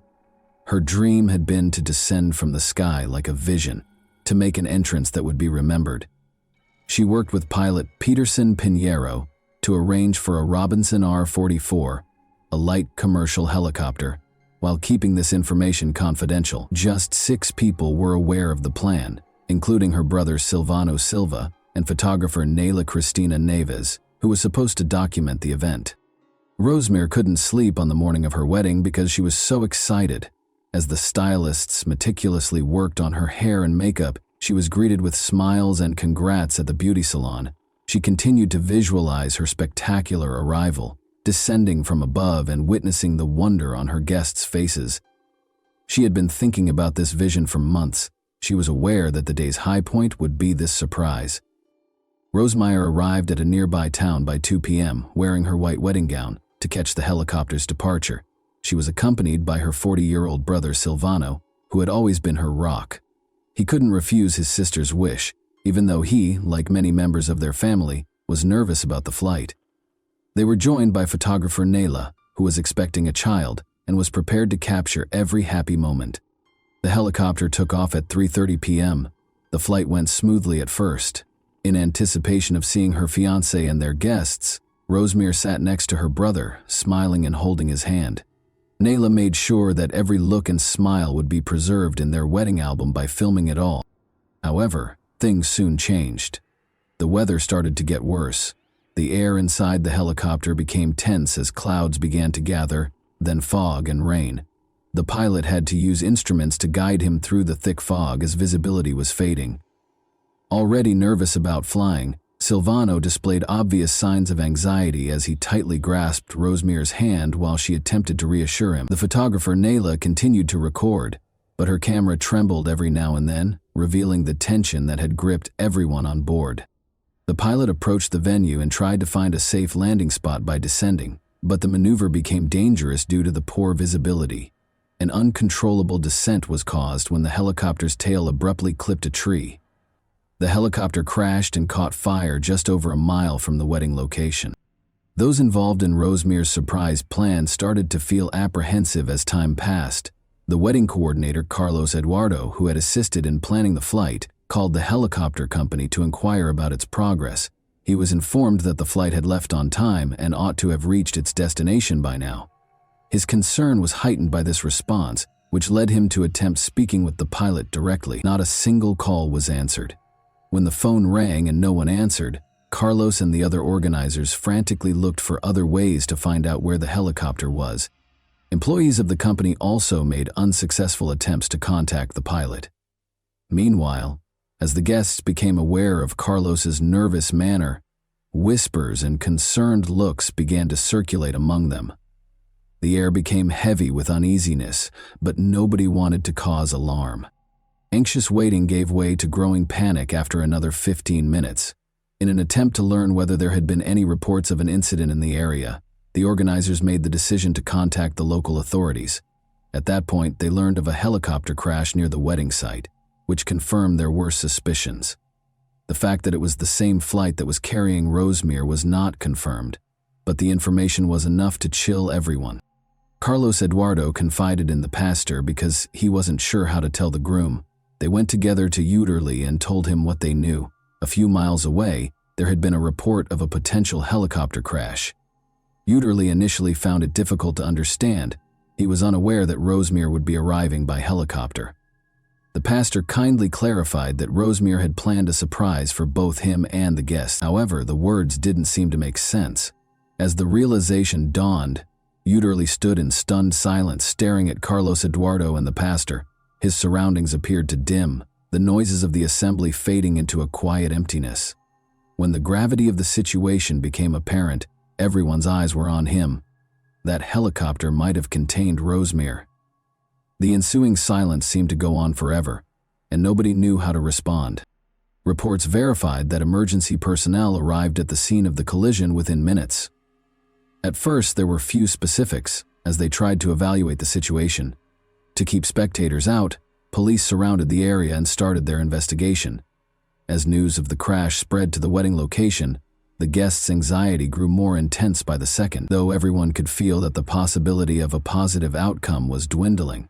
One of the event organizers suggested waiting for official confirmation before drawing any conclusions. Behind him, the groom could hear whispers among the guests, and he knew that until the specifics were known, no one would tell the truth. Whispers were spreading like wildfire, and the day that was supposed to be a celebration was gradually devolving into chaos. First responders were already working diligently at the crash site, while the guests anxiously waited at the venue. The helicopter had crashed near a highway in a forested area. The fuselage had caught fire upon impact, and the remaining portion of the aircraft was rapidly consumed by the flames. After battling to keep the fire contained, firefighters eventually made it to the wreckage. Those attempting to piece together what had happened were struck with a sense of dread and grief when it became evident that none of the passengers had survived. In order to determine the cause of the collision, police officers started gathering evidence and searching the scene for hints. One officer found a camera that had continued to record even after the impact, and debris was strewn all over a small space. The video might offer important new information about the last few seconds of the flight. However, the cause of the tragedy was still unknown. The hope for a miracle was dashed when the wedding venue received official confirmation of the crash. With a heavy heart, the pastor went to Uderly and delivered the heartbreaking news. The groom's face was marked with pain as he tried to make sense of what he was hearing. Those who were by his side were left in stunned silence, unsure of how to react to such overwhelming grief, as the world seemed to crumble around him in that moment. Unsure of what to say or do, the guests who had come to celebrate love and happiness now stood in stunned silence. The ceremony, which had been eagerly awaited, had instead turned into a scene of shock and grief. What had been supposed to be a lovely day had turned into a sobering reminder of how easily one mistake or unanticipated circumstance could ruin lives and plans in an instant. Brazilian National Civil Aviation Agency investigators started collecting witness statements and analyzing the flight data. Particularly interested were those who had been to the wedding or knew about Rosemere's intentions. In addition to determining the technical causes of the crash, the investigation sought to understand why she chose to arrive at such a high risk. Police and aviation safety specialists carefully inspected the wreckage. Retrieving the flight data and going over recordings that might offer important insights was one of their first tasks. It was crucial to figure out why the helicopter lost control and veered off course. There were several possible causes, including pilot error or mechanical failure, in addition to the possibility of heavy fog and deteriorating weather. The investigation was further complicated by witness statements from people who knew the pilot, Peterson Pinheiro. Pinheiro was a seasoned and well-respected expert who was renowned for managing each flight with care and responsibility. He had years of experience and had flown numerous times in difficult weather conditions. Before taking off, he carefully considered the risks, according to his colleagues. Those who worked with him found the news of the crash even more confusing because of this background. It was difficult for many to accept that he could have made such a serious error, but the facts were still indisputable. The helicopter had clipped a tree and spun out of control in dense fog and rain. In order to ascertain whether there had been a chance for a safe landing, investigators tried to piece together the last moments of the flight. The families of Rosemere and Uderly were left to deal with unspeakable grief while investigators worked at the crash site. Close friends, parents, and siblings found it difficult to believe that this tragedy had truly happened. One of the few people who was aware of Rosemere's intention to arrive by helicopter, her sister, recalled their conversations. The idea of surprising everyone with her entrance had filled Rosemere with excitement and enthusiasm. However, nobody could have predicted that this would be her last flight. Uderly stood by the wedding arch, still reeling from the loss. He witnessed organizers and attendees attempting to console one another, but it did not bring him any comfort. He was troubled by the fact that he had been unaware of Rosemere's surprise. He believed that by failing to protect her, he had let her down. What ought to have been the start of their life together had instead turned into one of his worst memories. Soon after, investigators published an initial report confirming that the weather was a major factor in the collision. Visibility was severely limited due to the thick fog the helicopter had encountered. Pilot Peterson lost control of the aircraft and caused the tragic crash after attempting an emergency landing and clipping a tree with the aircraft's tail.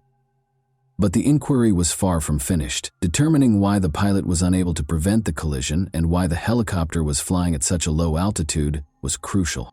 Experts started analyzing the footage from the camera discovered among the wreckage because it might contain important hints for reconstructing the last moments of the flight. Even though it was painful, this step was essential to comprehending what had transpired in those final moments. An eerie silence descended upon the venue as the guests gradually started to depart. Nobody was strong enough to speak. While Uderly's friends and family provided him with as much support as they could, The organizers worked to coordinate with the local authorities, but everyone was plagued by unanswered questions. Why did this happen? What might have led to such a disastrous result? Rosemary's family was also in shock and finding it difficult to accept what had happened. Her mother, who had always been her staunchest ally, was unable to believe that their morning chat would be their final one. She remembered how excitedly Rosemary had described her plan as a gift from the heavens that would astound everyone. Nobody could have predicted that her dream would become such a nightmare. Soon, fresh worries about the flight's actual safety surfaced. Investigators found that the helicopter lacked charter service authorization. Only private flights were allowed under its license. For what reason had the business consented to supply it for the wedding? Who was in charge of failing to notice the weather? These queries sparked additional research and became the main focus of the study. Some witnesses started to remember that bad weather had been predicted in the days before the wedding. However, these warnings received little attention. These circumstances would have needed to be taken into account by pilot Peterson Pinheiro, who is renowned for his meticulous attention to safety. The flight was nevertheless authorized. Who ultimately decided to go ahead with the flight in spite of the obvious risks was now the focus of the investigation. Lee was trying to think, and every second of waiting was painful. Rosemary had filled his life with so much warmth and light that he couldn't fathom living without her. It was believed that their journey, which began with timid looks at church, would lead to a happy life together. It felt broken now, like a picture that would never be complete. A thick silence fell over the hall, which had once been intended to reverberate with wedding music and exuberant speeches.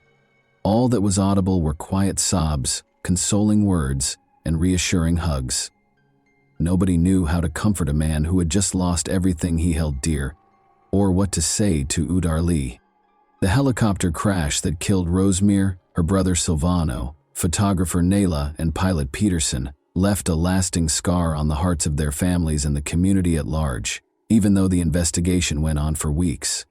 As more information became available, one emotion remained constant among those who knew the victims: a deep sense of injustice and loss. The Brazilian National Civil Aviation Agency finished its report a month after the tragic incident. It was verified that the severe weather and poor visibility were the main causes of the collision.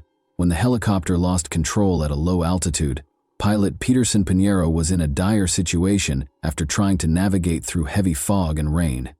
The collision with a tree, which resulted in the fatal crash, was the crucial moment. Additionally, the report disclosed that Rosemary's helicopter lacked authorization for charter flights. Its registration only allowed for private use, and it was against safety rules to let it be used for a wedding. In addition to drawing attention to the company that rented out the helicopter, this revelation infuriated the relatives of the victims. Subsequent analysis revealed that the helicopter's leasing company had neglected to adequately evaluate the weather and permitted the flight to continue in spite of warnings of poor visibility.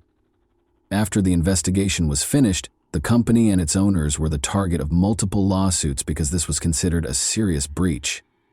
The relatives of the victims wanted to know why the flight had been authorized in these circumstances and who was responsible for the cancellation.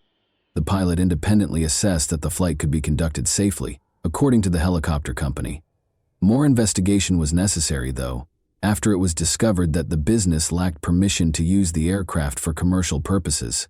Their licenses were temporarily suspended as a result, and a thorough audit of their business practices was conducted.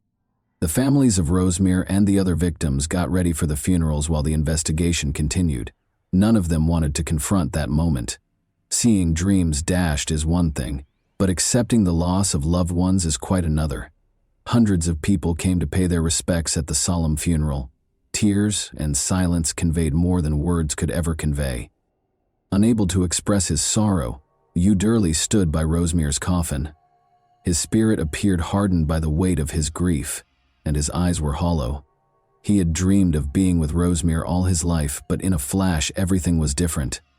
He thought his heart might burst as he stood in front of her coffin. He was unable to accept that this was really the end, and couldn't say goodbye. Following the funeral, Rosemary's friends and family started a campaign to call for more safety regulations in private aviation. They hoped that no one else would ever experience such a terrible loss as a result of carelessness or oversight. This tragedy struck a chord with the public, leading to broad support for more stringent laws and mandatory supervision to guarantee adherence to flight safety standards. Their local church, which they frequently visited, honored Rosemary's memory as well as that of her brother and the other victims. Uderly made the decision to preserve their legacy in spite of his suffering, in order to provide families impacted by comparable tragedies with tools to deal with their loss. He set up a small fund. Investigators published their final report after several months. It verified that bad weather and poor visibility, which caused the loss of control, were the primary causes of the tragedy. The company's failure to appropriately evaluate the risks involved and adhere to appropriate rental procedures was one contributing factor. The company's flight licenses were temporarily revoked and fined until all found flaws were fixed. Even though the investigation yielded a lot of answers, it was unable to restore the lost. Families were compensated, but it didn't make their grief any less painful. It was only a symbolic gesture that Uderly and everyone who knew Rosemary could not reverse. Life gradually returned to normal for most people months after the tragedy, but not for Uderly. The spark that used to light his eyes had vanished, but he still went to work and saw friends. Nothing could fill the void Rosemary's passing left in his heart. He frequently found himself thinking back on their happy times together in the evenings and wishing that day had gone differently. What started out as a dream for an amazing surprise showed how fleeting life is and how one bad choice can alter everything. Tragically, Rosemary's wedding day was not what she had hoped for, but it was still memorable.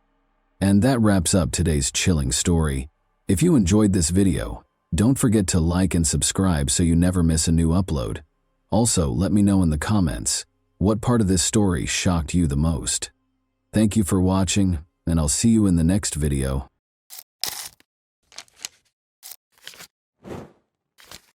Hey guys, welcome to my channel, and today we're going to take a look at another horrible case with you. French television producer Sophie Toscan de Plantier was brutally murdered in December 1996 outside her vacation home in West Cork, Ireland. Although the investigation got off to a good start, the case ultimately ended because the police were misled by false witness statements. No one has been held responsible for her untimely death, even after all this time. What went wrong in this well-publicized investigation, and why does Sophie's murder continue to plague her family and the neighborhood? Let's investigate the specifics of this enduring enigma. On July 28, 1957, Sophie Toscan du Plantier was born in Boulogne-Billancourt. She was born into a wealthy French family that appreciated the arts and raised in the energetic city of Paris. She developed an early interest in the film industry and later became a television producer. She wed Daniel Toscan du Plantier, a well-known figure in French cinema, in 1991. They became a vibrant couple and reared Sophie's teenage son Pierre-Louis from her first marriage. He had a particular place in her heart because he was her only child. They had a close relationship based on mutual respect and trust. Sophie made it a point to be actively involved in his life, from supporting him at events to helping with school projects. They loved spending time together, whether it was traveling around Paris or hosting comfortable movie evenings at home. Sophie's and her husband's lives were frequently in the spotlight in the busy city of Paris, where they both worked in the film industry. Sophie's tenacity was apparent in all she did. She put a lot of effort into achieving her goals. Young and fervent, Sophie never let anyone discredit her aspirations or goals. She pursued her profession while upholding her moral principles because she firmly believed in justice. Pierre-Louis, who saw his mother as a role model, was among those who admired her bravery and strength. Every day he was inspired by her tenacity and resolve, and their relationship gave them both strength to handle the difficulties of life in the spotlight. But the bustle of the city might be too much to handle. Sophie frequently fled to Shull, a quiet village on Ireland's west coast, in search of tranquility. Even though the surroundings were serene, Sophie was unaware that this would be her final journey. Shull, which has a population of only 700, is renowned for its breathtaking landscapes and welcoming community. Attracted by the serene waters and striking cliffs, artists and writers congregate here to find inspiration. After making multiple trips to Ireland as a teenager, Sophie bought a cottage in Toormore in 1993, which she used as a vacation getaway. her maiden name, Munoz, was well known among the locals. Sophie arrived alone in Ireland on December 20, 1996. She couldn't wait to spend Christmas in her comfortable cottage in Dunmanus, West Cork. She used this small sanctuary as a place to unwind and rejuvenate after a long day of work in Paris. Sophie fell in love with the local charm as soon as she arrived. She ran errands at the village shops and talked to her amiable neighbors. Since they had known her since she was a young girl, the locals gave her a warm welcome. She felt at home in the stunning scenery and cool winter air. But beneath the quiet, a horrible event was on the horizon. A tragedy that would permanently alter the close-knit community was set to upend the tranquil days. Nobody could have predicted Sophie's fate in this peaceful region of Ireland. Shirley Foster, a neighbor, sadly called the police on the morning of December 23. She had witnessed a horrific scene, a corpse outside her neighbor's house. The scene was startling, and it was a cold morning. The victim, who was later identified as Sophie, was seen by the Irish police or Gardaí when they arrived. It was difficult to immediately identify her because of the severe damage to her face. She was wearing a comfortable dressing gown over her pajamas, but her boots were still on, as though she had gone outside for a little while, maybe to breathe. It became evident that the blood-stained concrete block next to her might be the weapon used against her. Along the path to the back door, where the keys were still stuck in the lock, and on the gate, blood was also discovered. Everything inside the house appeared normal. 2 wine glasses were left unattended on the drying rack. Whatever had occurred seemed to have happened outside in the bitter cold. She was attacked shortly after leaving the pub, most likely in the early hours of December 23, according to forensic experts. Given how violently she died, there were immediate concerns about the attack's motivation. The small village of Schule and beyond were rocked by the discovery of Sophie Toscan Duplantier's body. A once tranquil location swiftly became a crime scene, garnering significant media coverage from France and Ireland. It was a difficult task for investigators to piece together the circumstances surrounding her death while the public and media watched closely. Together with forensic teams, local law enforcement stepped in an effort to locate any forensic evidence that could aid in identifying Sophie's killer. They painstakingly gathered evidence from the scene. In an attempt to create a timeline for Sophie's final hours, investigators spoke with locals and customers at the local pub. But their task was made even more difficult by the lack of immediate suspects. Early on in the investigation, one of the major problems surfaced. It took 28 hours after the body was found for Dr. John Harbison, the state pathologist, to reach the scene. Due to this considerable delay, important evidence may have been contaminated or washed away by the rainy weather. This sparked questions about the police investigation and whether it would result in answers or remain unsolved. The Gardaí came under fire for improperly managing evidence during this period. While in their custody, a number of items, including a blood-stained gate, disappeared. More questions were raised, even though they later stated that the gate was thrown away because it wasn't useful as evidence.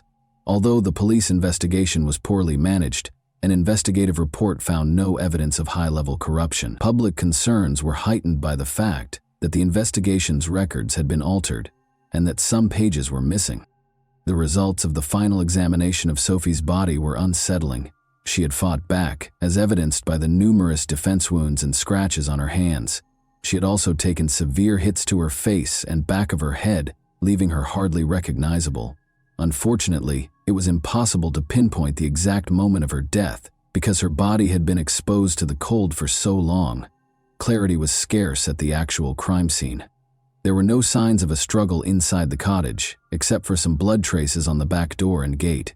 Sophie appeared to have gone outside for a specific purpose because she was wearing her boots over her pajamas. The keys left in the back door suggested that she may have gone outside for a moment, or that someone in the kitchen may have trapped her there. On the counter were 2 wine glasses.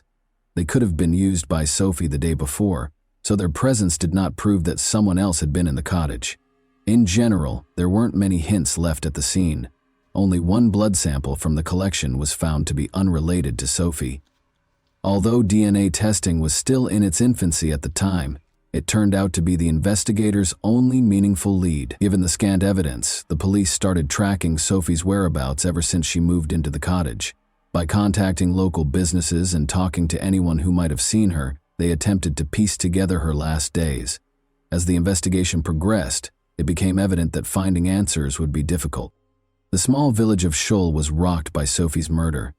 The fact that a married mother was murdered just before Christmas added to the shock of the first murder in almost a century. The locals couldn't believe such violence could occur in their peaceful neighborhood. The villagers gathered to grieve and support one another, and they stayed up to pray in Sophie's honor. This sad incident sparked important conversations about safety, particularly for women, and the value of being vigilant even in quiet rural communities. The media significantly influenced public perception of the case as the investigation went on. There was a moral panic brought on by the coverage.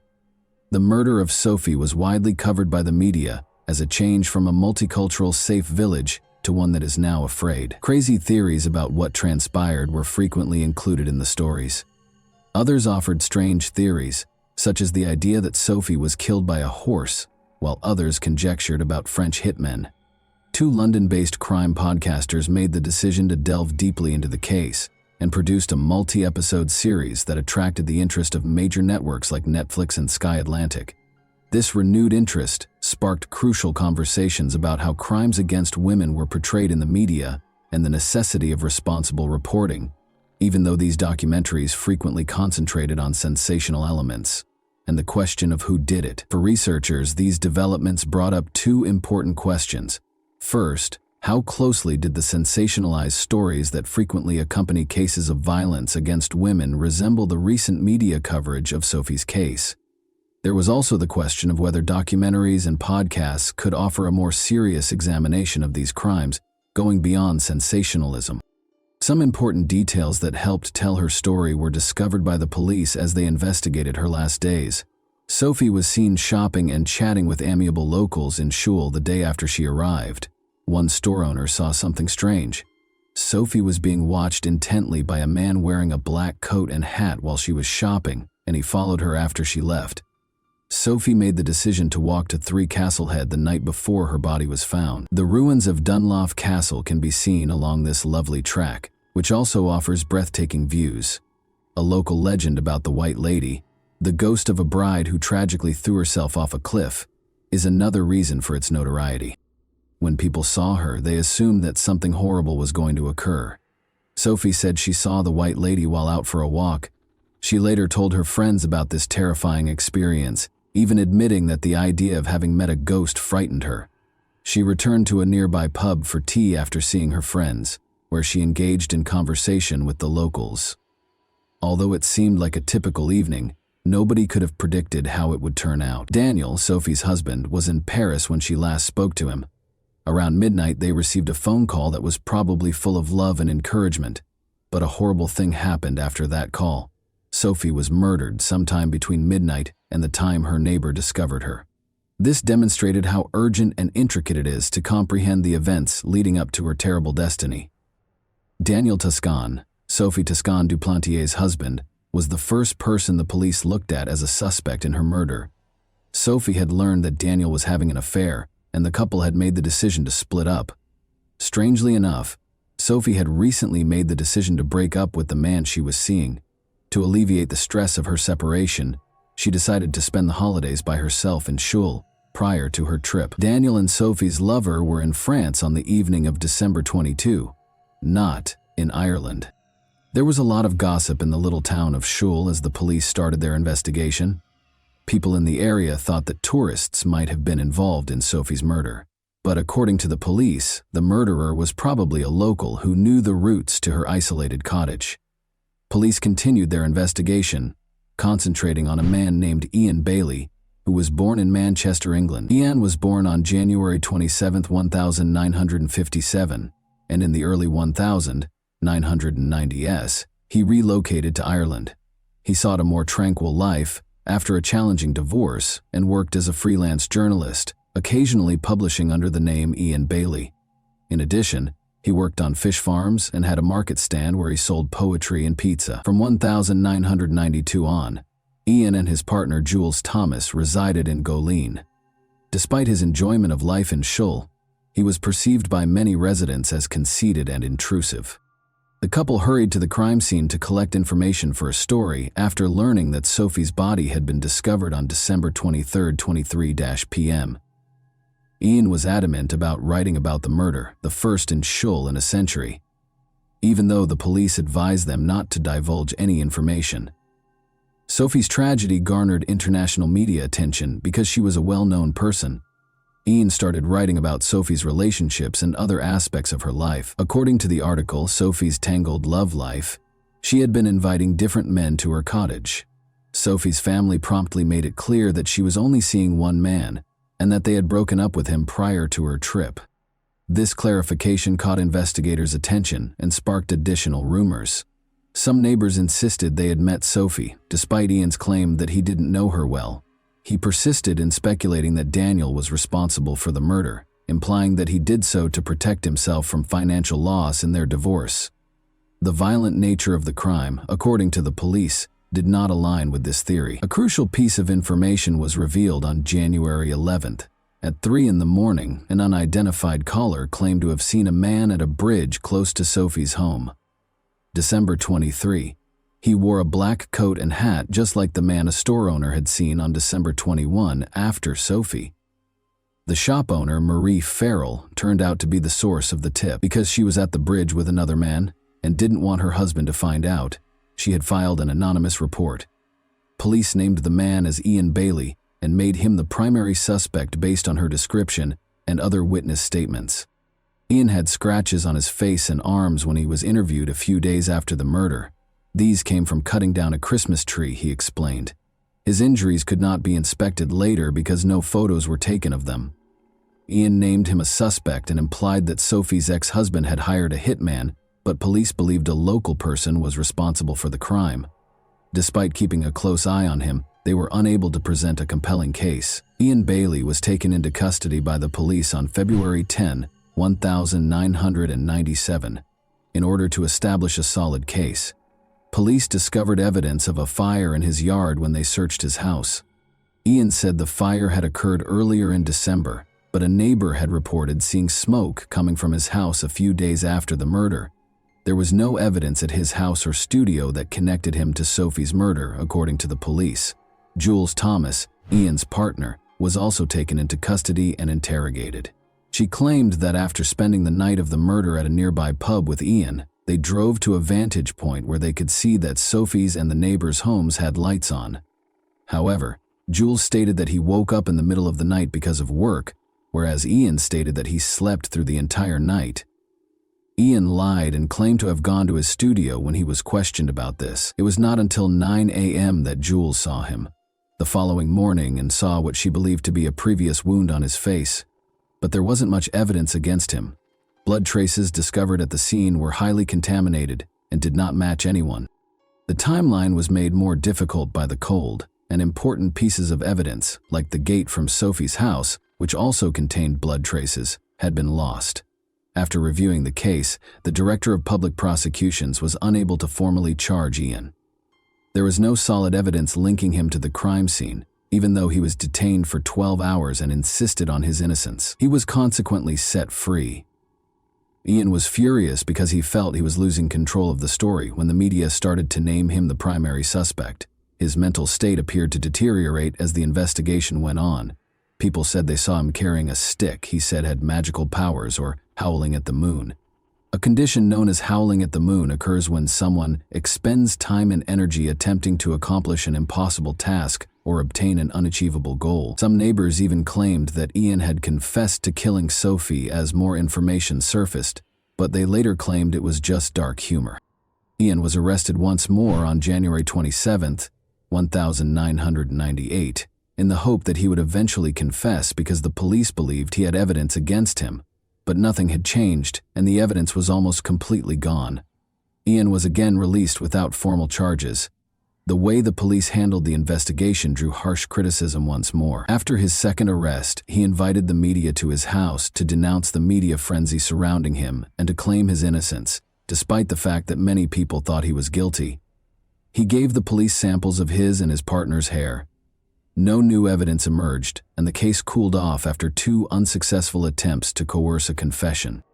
Ian lost his defamation lawsuit against multiple media outlets in 2003. Police files were made public as a result of this loss, which only increased public suspicion that he was involved in Sophie's murder. The main witness, Marie Farrell, testified during the trial that she saw Ian close to the crime scene. He threatened to change her statement, she said. It was also revealed that Ian and his partner had a tumultuous relationship, which included past instances of domestic abuse. The public saw Ian as a violent man, despite Jules' defense. Ian was going to be charged after losing the defamation trial, it seemed. He would not be charged, though, as the director of public prosecutions determined that there was not enough evidence to connect him to the crime scene. Dissatisfied with this result, Sophie's family wanted Ian to be charged in France, where the law permitted charges based on circumstantial evidence. Since there was not enough evidence to deport Ian from Ireland, they asked in 2008 that all files be moved to the French legal system so that he could stand trial. In a shocking turn of events, Marie Farrell withdrew her statement during the trial, 10 years after she had initially made it. Marie claimed that although she had seen a man the night of the murder, she had lied about who he was because the police had pressured her to do so. She emphasized that her initial testimony was false and clarified that Ian Bailey had never threatened her. This retraction revealed a number of issues with the inquiry.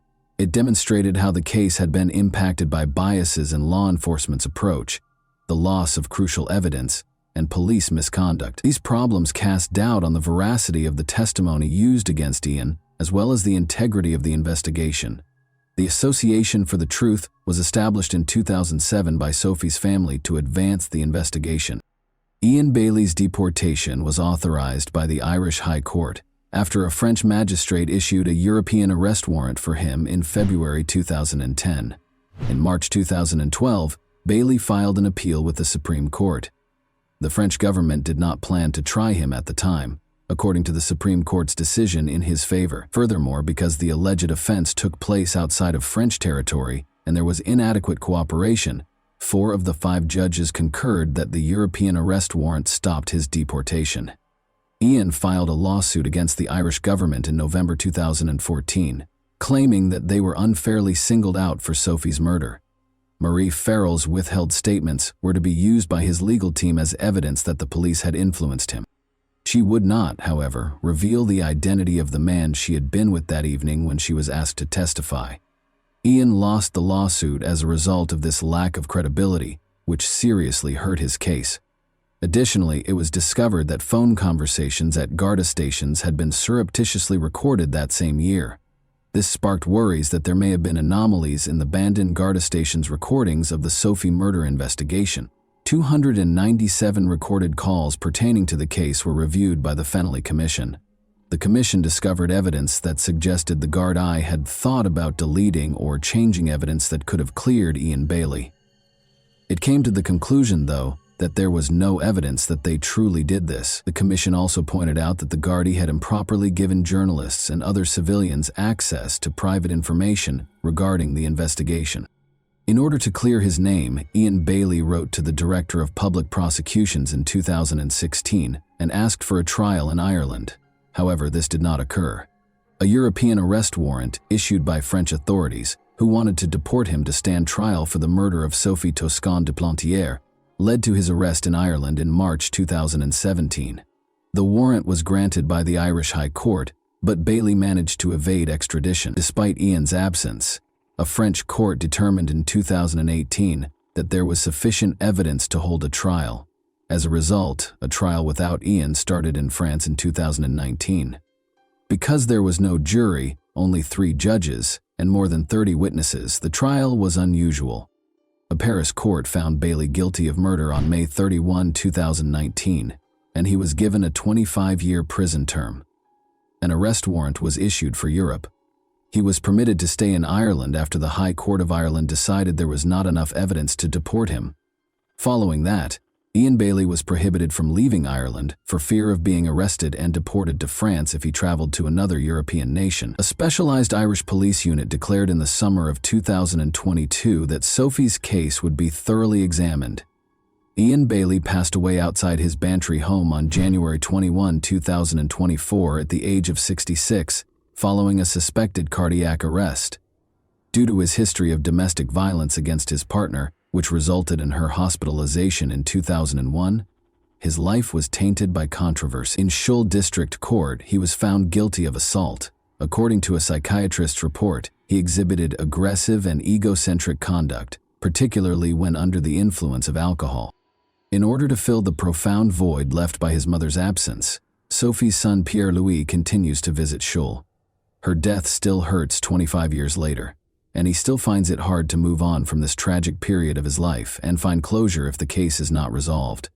One of the most well-known unresolved cases in Irish history is the murder of Sophie Toscan du Plantier. Complicated witness statements and her family's intense grief have complicated the investigation. The pursuit of justice feels far from over, even with the appearance of fresh leads. And that wraps up today's chilling story. If you enjoyed this video, don't forget to like and subscribe so you never miss a new upload. Also, let me know in the comments what part of this story shocked you the most. Thank you for watching, and I'll see you in the next video.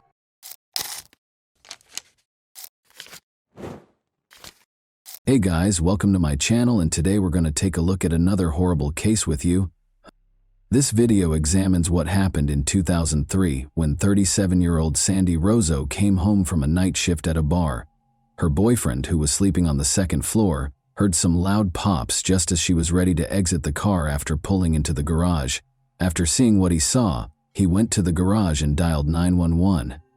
There were multiple suspects in this dark case. The perverse desire to possess and control seemed to be the driving force behind this crime of passion. The charming city of Pinellas Park, which is located outside of Tampa, Florida, is well known for its lush surroundings and gorgeous beaches. Both working-class and affluent residents make up the community. Although there is some crime in the area, it usually takes the form of minor offenses. The most frequent infractions are drunk driving and auto theft. But in 2003, something happened here that scared the locals. On a Saturday night, the day after the 4th of July, neighbors said they heard pops shortly after 11 o'clock.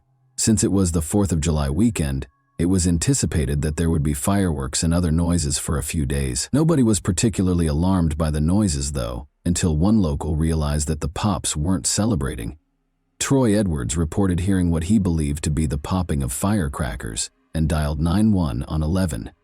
He went outside to investigate the noise and discovered his girlfriend, Sandy, bleeding in her car with the garage door open.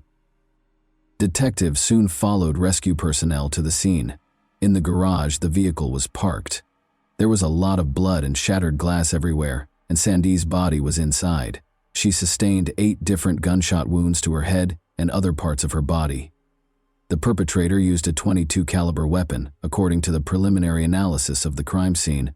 Sandy seemed to have been ambushed by someone who was either following her to her garage or waiting for her. Despite being taken to the hospital immediately, she tragically died.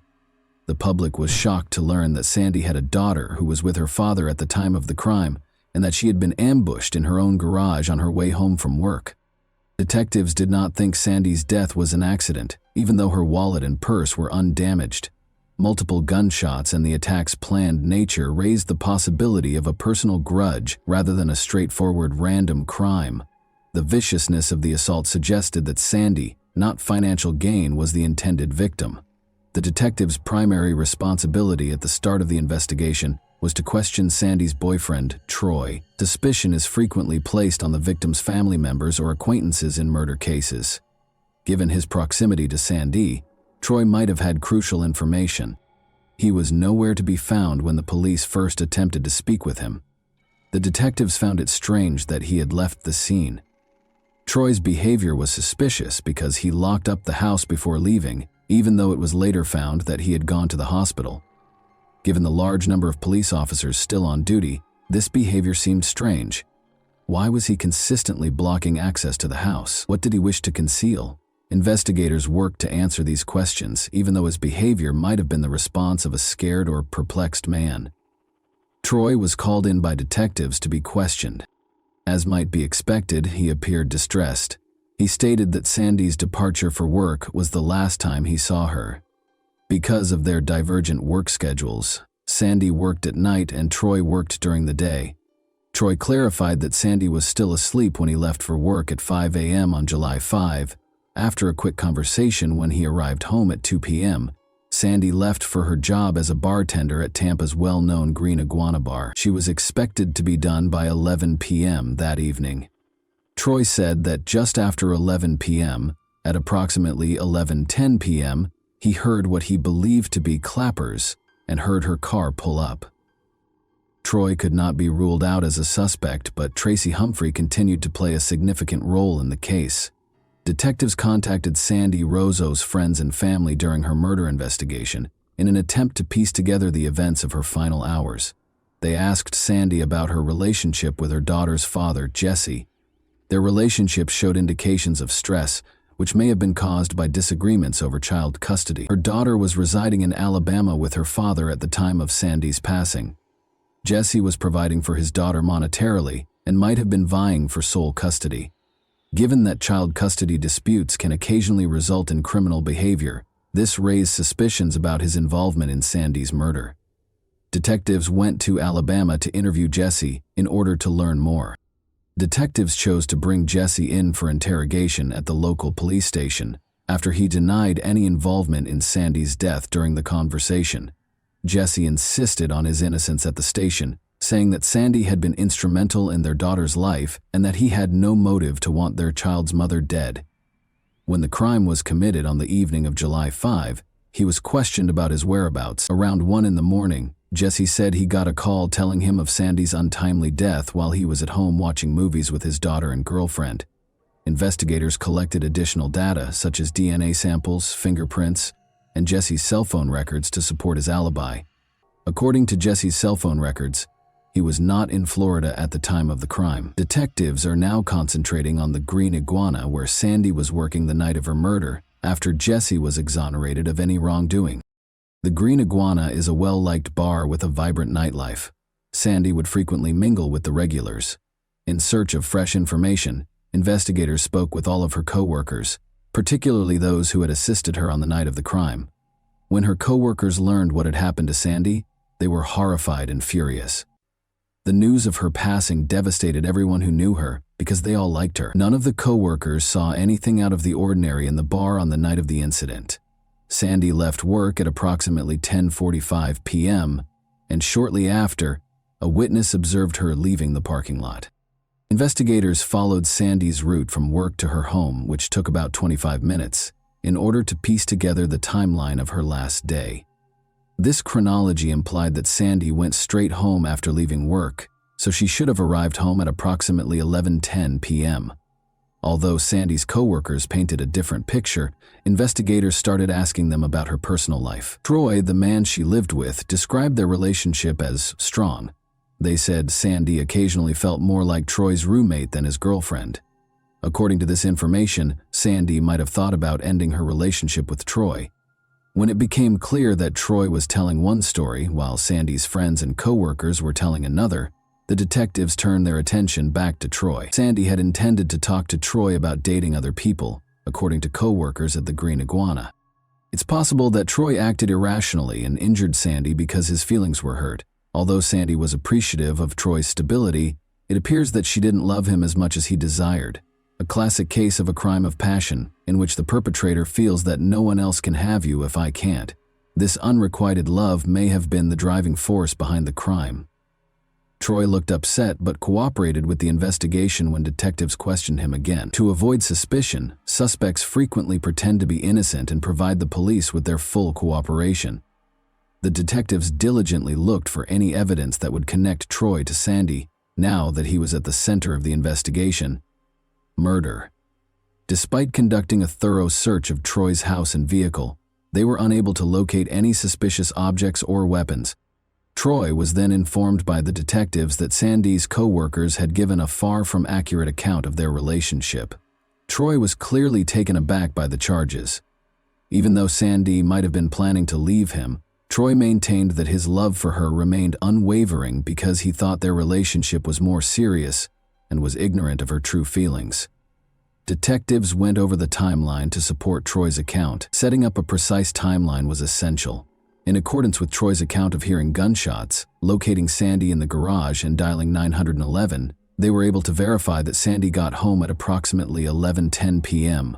Troy's actions appeared to be typical of a man who had seen his loved one die tragically. Troy was ruled out as a suspect in the crime by law enforcement following a thorough investigation. The investigation then appeared to have come to a standstill. Who else might have been inspired to carry out such a horrible deed? Sandy was merely attempting to build her life and save money, so who would want to hurt her? Luckily, Troy found Sandy's folder in his house, which provided the detectives with some unexpected assistance. Troy was correct when he thought the folder held crucial information. Sandy's handwritten notes about her impending trial against a man she accused of assault and unlawful imprisonment were all inside the folder. Sandy was scheduled to testify against Timothy Humphrey in a Tampa courtroom. Only 1 month after Sandy's murder, in August, the trial was set to begin. Troy had previously identified Sandy's ex-boyfriend as Tracy Humphrey to the police. His true name was Timothy according to the file's documentation. This provided crucial details, such as his birth date and other private information, which served as the initial lead in cracking the case. The databases contained a wealth of information about Timothy Humphrey, but none about Tracy Humphrey. Timothy Humphrey, better known as Tracy Humphrey, had a troubling history of assaulting women, according to additional investigation. For these offenses, he was actually sentenced to 8 years in prison.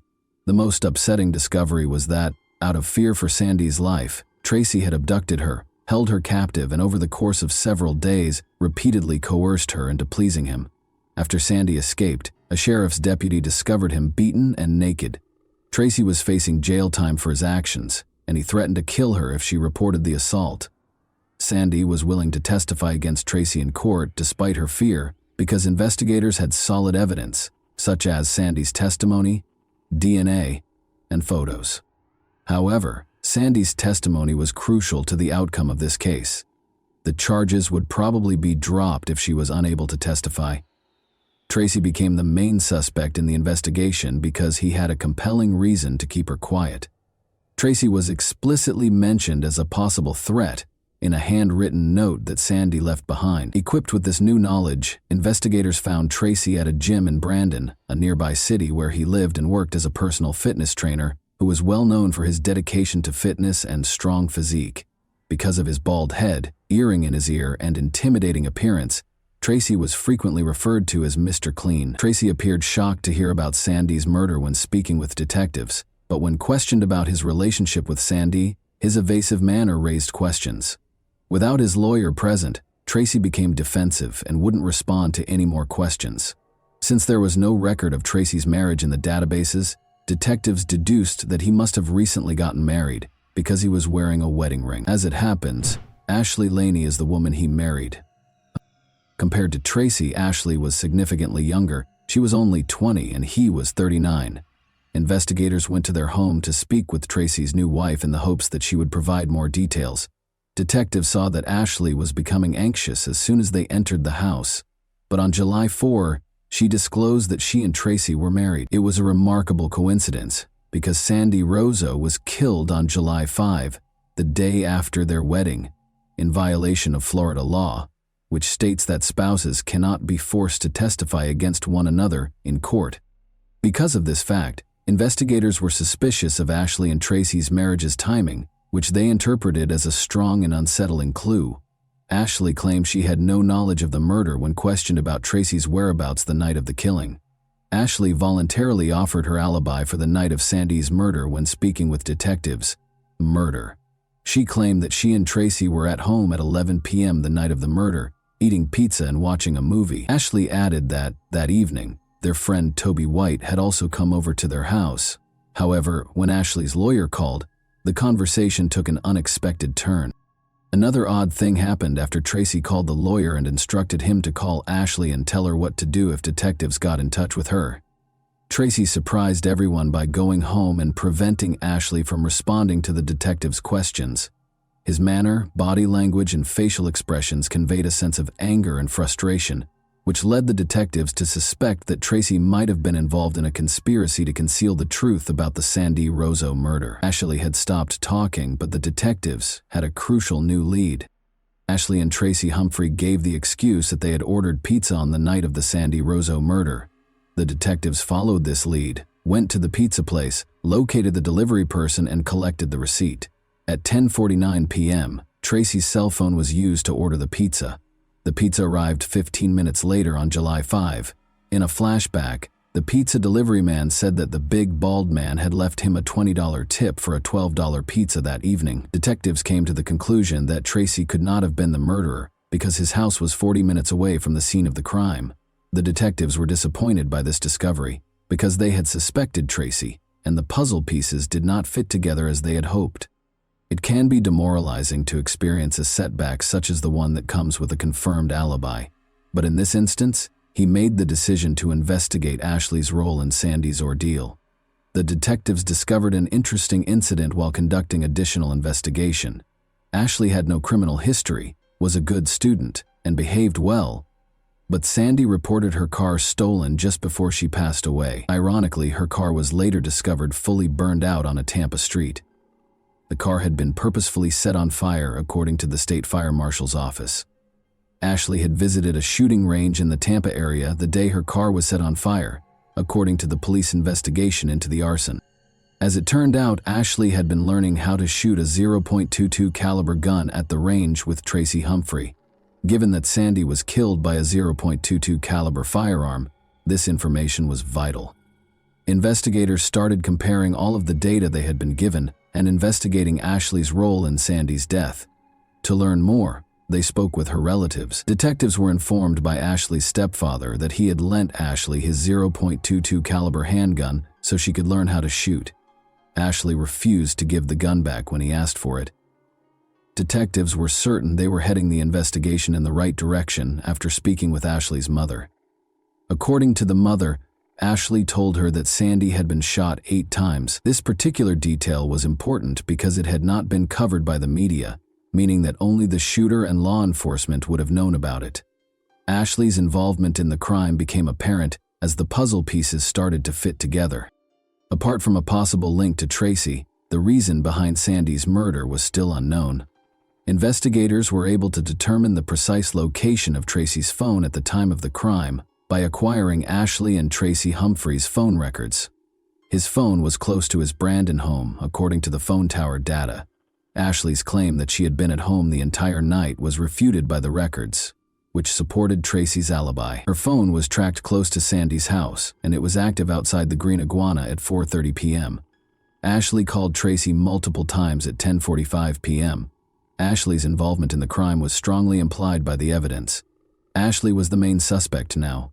Detectives suspected she wasn't acting alone, though. Because Tracy had a reason to hurt Sandy, the phone records also suggested that he was involved in the crime. What part each of them had played in the crime was the only question left. Toby White, a friend who had been at Tracy and Ashley's house the night Sandy Rosa was killed, became the focus of detectives searching for additional evidence. She was called in by detectives to be questioned. As it happens, Tracy Humphrey had a client named Toby. Tracy, in her opinion, was an excellent trainer. Toby first confirmed Tracy's story when she was questioned about her whereabouts on the evening of July 5, saying she had been at his house, even bringing up the pizza delivery they had ordered, from 9:30 p.m. to midnight. However, it became evident that Toby was not in the house after more cell phone records were examined. Toby had to deal with contradictions in her testimony during that period. Toby changed her mind and told the truth after being threatened with criminal charges for perjury, a crime that carries a jail sentence. At Tracy's request, she gave a false alibi and told detectives that she hadn't seen Ashley or Tracy Humphrey that night. Looking back, Toby saw that Ashley and Tracy had lied to her about their role in the killing. Ashley Humphrey was taken into custody on December 18, 2003 for Sandy Rosso, Tracy's first-degree murder. Humphrey was unable to handle firearms at a firing range because he was a convicted felon and was not allowed to own or use firearms. In order to ensure that Tracy could not influence Ashley, he was arrested on these charges and detained. Detectives hoped Ashley would tell them more about the crime because she was in custody and not with Tracy, but she didn't say anything. Given Tracy's history of abuse, there was significant concern about his possible influence over her. Investigators looked further into Tracy's past in the hopes of finding information that would persuade Ashley to speak. They discovered evidence that Tracy had cheated on Ashley in addition to other women. Ashley came to the realization that her marriage and all of her relationships had been based on lies and deceit. As she started to piece together the truth, Ashley was unable to avoid the question of whether she had been duped while she was incarcerated. The startling discovery that the man she had committed a crime for, the man she was prepared to serve a lifetime in prison for, was unfaithful to her, compelled her to alter her strategy. Ashley, feeling deceived, confessed to killing Sandy and gave investigators vital information regarding the location of the murder weapon. The firearm was found in Hillsborough County's northeast. Ashley kept talking to investigators and discovered more and more unsettling information. Tracy had been manipulating her from the start, telling her that he loved her and that Sandy needed to be killed so they could have a future together. Tracy claimed that Sandy had been falsely accused and that if he testified in court, he would be imprisoned. In addition, Ashley admitted to having tried to kill Sandy weeks prior to the tragic event.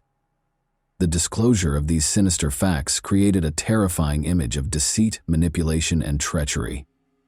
Initially, Ashley sat in her car in the parking lot, waiting for Sandy to finish her shift and emerge into the lot to drive home, with the intention of shooting her as she left the bar. After waiting for Sandy to exit the bar, Ashley squeezed the trigger. Ashley's issue was that she didn't strike Sandy, she shot her own car's mirror. Compromise evidence was left behind by this incident. Ashley and Tracy took the car to an empty lot and burned it to destroy the evidence. Law enforcement grew increasingly certain that they could charge Tracy with murder as more and more evidence connected him to the crime surfaced. Ashley was merely a pawn in Tracy's plot. He coerced her into executing his scheme to kill Sandy. The tragic events that transpired were orchestrated by Tracy Humphrey. Ashley would not have committed the crime, and Sandy would still be alive if it weren't for his influence. Investigators were able to piece together Sandy Rozo's final hours of life thanks to Ashley's confession. Sandy began working at the Green Iguana at 2:30 p.m. on the day of the murder, July 5, while Ashley waited in the parking lot with a .22 caliber handgun that she had borrowed from her stepfather. Tracy coordinated Ashley's actions while staying in close contact with her.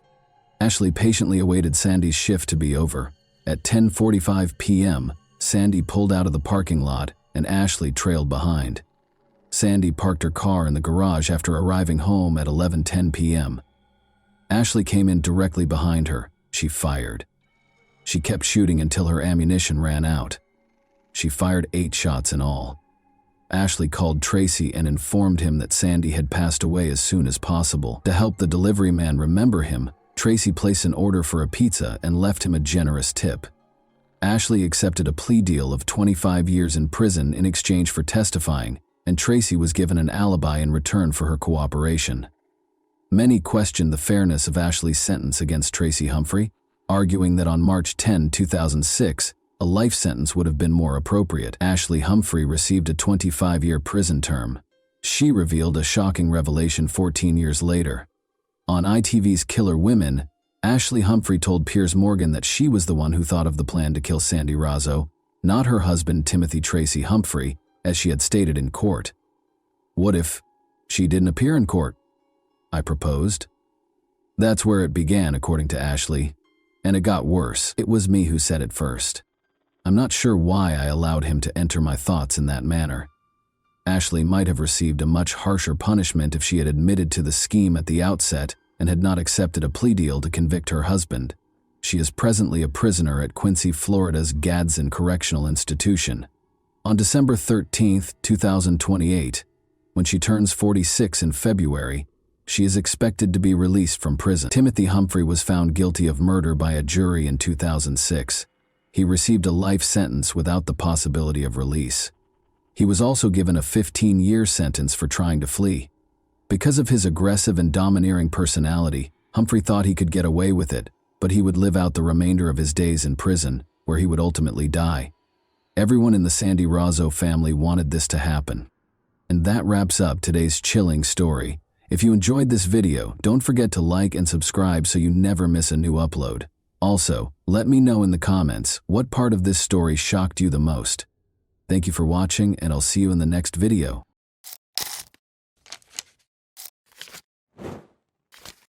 Hey guys, welcome to my channel, and today we're going to take a look at another horrible case with you. Imagine spending your entire life believing you know everything there is to know about the people in your life, only to discover that they have been keeping a terrifying secret for 25 years. Unbeknownst to us, family secrets have the power to influence our lives and occasionally prevent us from achieving true happiness. It can seem like your entire world is about to fall apart when the truth is revealed. For me, it's a dangerous gamble to believe what someone says after all these years. It's difficult to picture coexisting with someone, being aware of their sinister secrets and remaining silent. But were there private interests involved? Together, let's dive in and discover the truth. A chilling tale of love, treachery, and a complex mystery involving unsolved crimes that rocked the sleepy town of Holland, Michigan, to its foundation will be covered today. Every resident had their own theories about what might have happened because the incidents were so shocking. The suspect was finally put on trial after years of investigation, but was the right person held responsible?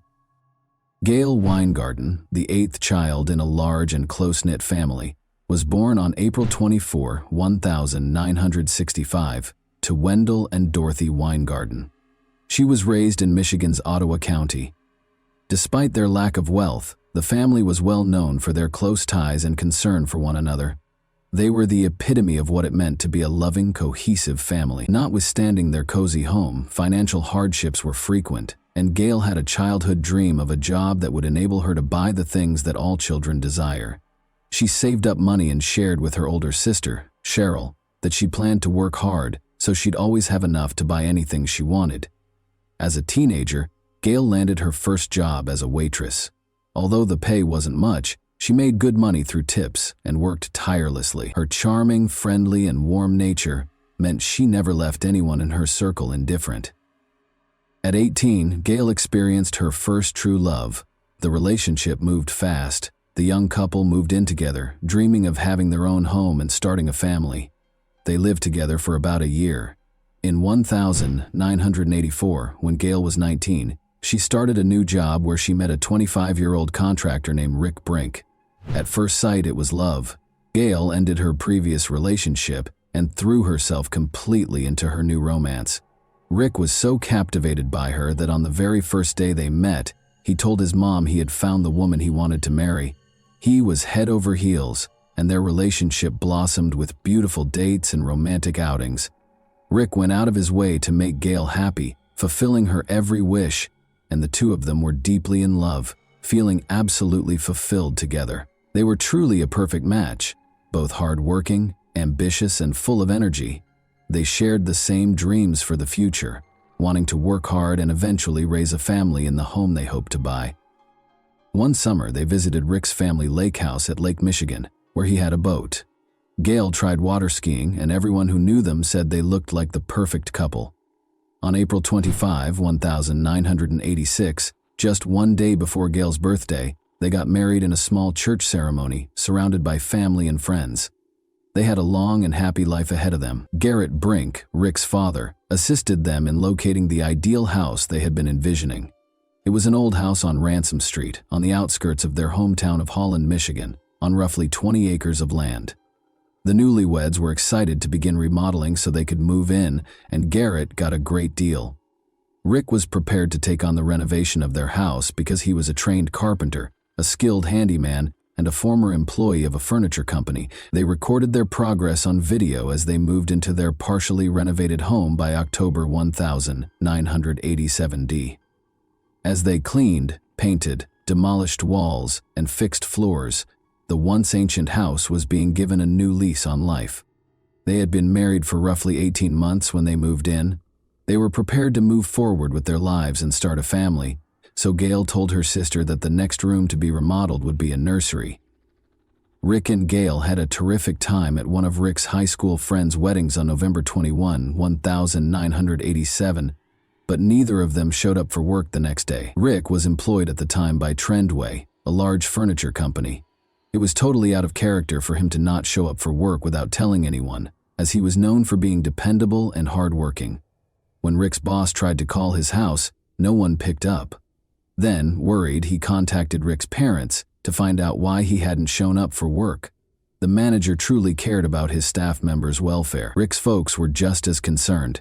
They knew their son well enough to know that he would never go silent about anything.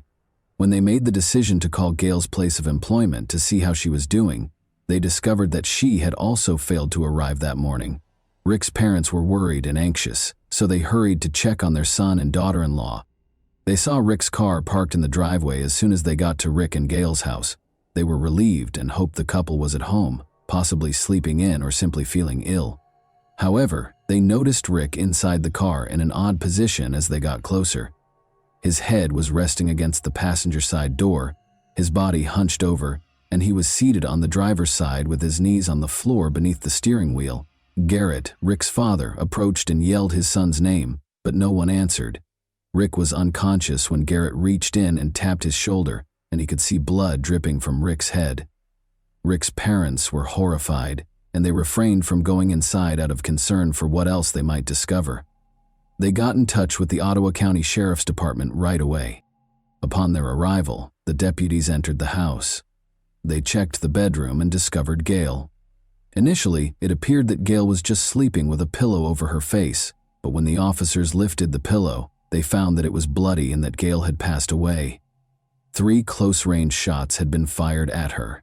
After backup arrived in a matter of minutes, detectives started going through the house in an effort to find any hints or proof that might point to the culprit. They meticulously examined the area, attempting to piece together what had transpired. The officers' first hypothesis was that this might have been a premeditated act against Gail, and that Rick hurt himself because he was upset.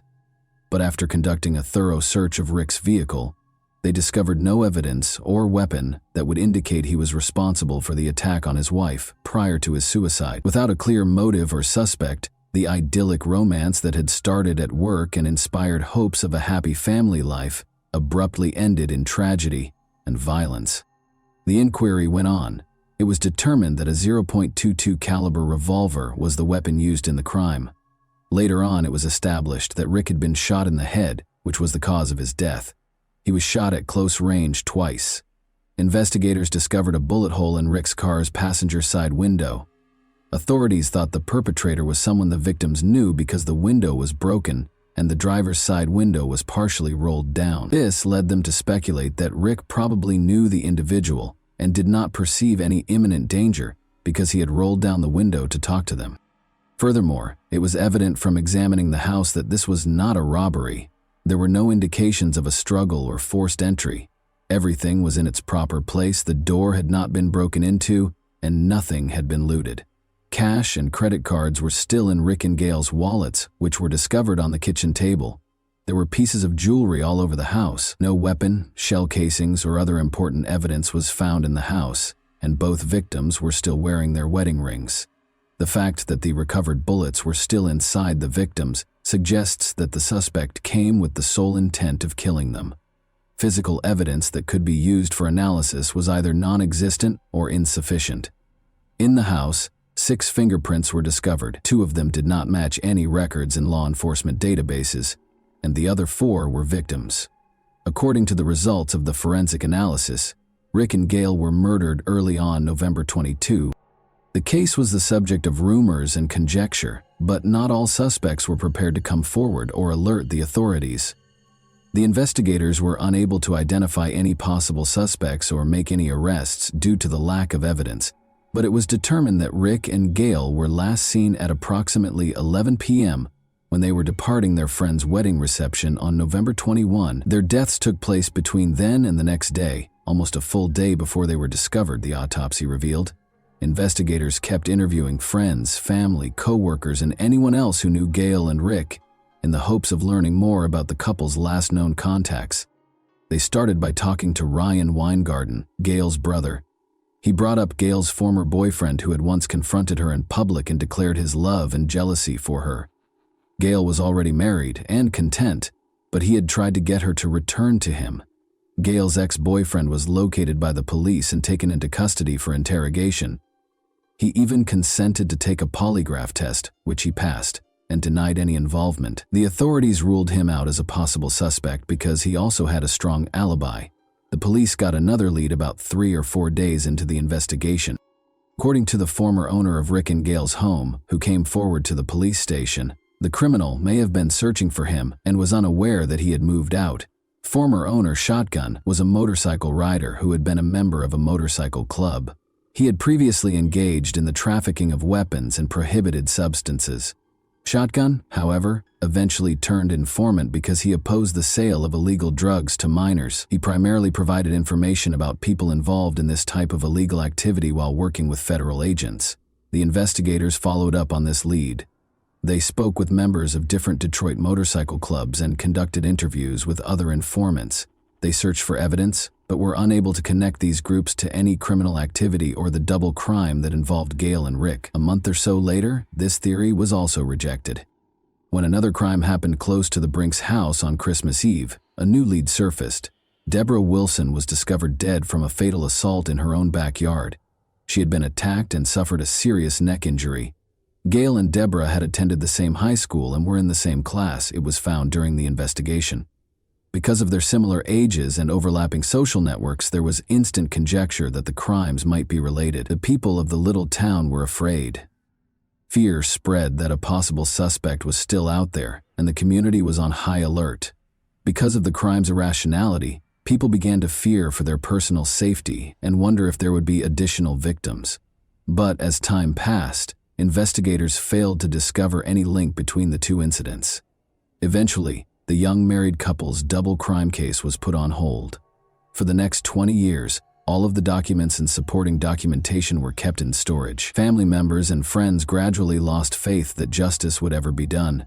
It taught the families to accept the fact that they may never find out the truth about what truly happened to their loved ones.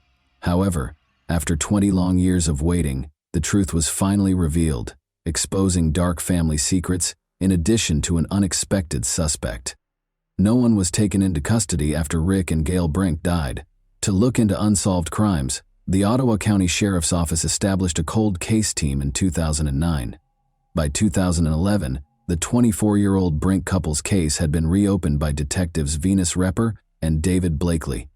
To make progress on these cold cases, they began going through old documents and interviewed more than 200 people. For roughly 7 or 8 years, the detectives collaborated and came up with their own plan.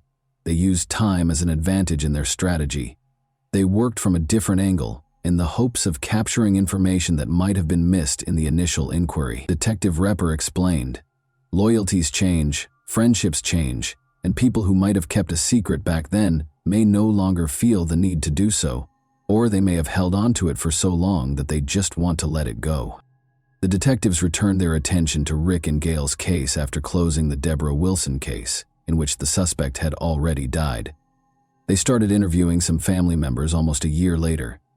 They came across some perplexing information when they talked to one of Gail's aunts and her sister, Cheryl Murphy. Over the years, both women said strange comments made by Ryan Weingarten, Gail and Cheryl's brother, had upset them. The aunt claims that these remarks started at the couple's funeral. She remembered Ryan asking her, "Do you think I could have done it?" She was shocked and wondered if it weren't for a family quarrel the night before the tragedy, and that Gail and Rick might still be alive. On the 20th of November, Gail called her aunt. Gail began by complaining to her aunt about her brother Ryan, claiming that he owed her money and was not in a rush to repay it. Ryan also called their aunt shortly after, expressing his annoyance over Gail. He was upset, saying that Gail refused to let their parents park their camper on her driveway, acting superior to the rest of the family. Gail's aunt was aware that the Weingardens had a history of having trouble parking the family camper. The aunt later clarified that the elder Weingardens were temporarily residing in their camper on Ryan's driveway after selling their house for an unknown reason. They were unable to remain there for very long, though, because this arrangement was against county codes. Gail refused to let their parents park close to her house, despite Ryan's efforts to find a solution in their conversation. Ryan was furious about this. "Sometimes I wonder if I did it because of that argument," Ryan said, obviously alluding to the crime, according to the aunt and Cheryl. The detectives were intrigued but perplexed after talking to Cheryl and the aunt. They discovered that Ryan and his girlfriend Pam had been questioned at the scene of the crime after going through the case files again. They said they had laundered at a laundromat and then at a friend's house during the evening. but the detective saw that no one had ever gotten in touch with this friend to confirm their alibi. Later, it was found that Ryan and Pam were still together when the investigation was reopened, after getting married a few years after the crime. The mystery was further compounded when they were both summoned for further interrogation in October 2012. Pam acknowledged the falsity of their 1987 alibi during the initial interrogation. In reality, they hadn't visited the friend's home. She maintained, however, that she was positive Ryan was innocent. On January 15, 2013, she was brought in for another interview. Ryan had insisted that Pam not speak to the police without an attorney, so this time there was a personnel specialist. 3 days later, detectives visited Pam's workplace to question her further because they thought she might be hiding something. Pam refused to have a personnel specialist present this time. The detectives decided to continue the interview at the police station after she began to open up. That's where Pam finally came clean. Ryan had told her many years ago that he was to blame for his sister's and her husband's deaths. Pam disclosed even more information a few months later. She acknowledged that Ryan had taken her to the Brinks house the day after the crime, but before the bodies were found. In fact, Pam saw their blood-covered bodies. She had been silent for 25 years because she loved him, but she was also afraid because Ryan had threatened her time and time again, telling her that if she ever spoke up, she would suffer the same fate. Before the bodies were discovered, Ryan confessed to the crime because he was envious of Rick Brink's success and happiness, Pam Weingarten also told investigators. Additionally, he was concerned that Gail might disclose a sinister family secret, that he and Gail had once been romantically involved. Ryan Weingarten was taken into custody and charged with first-degree murder after Pam testified that he killed his sister and her husband. He recounted 3 incidents of intimate contact with his sister Gail during their adolescence while testifying. He asserted that during their most recent encounter, they merely touched one another.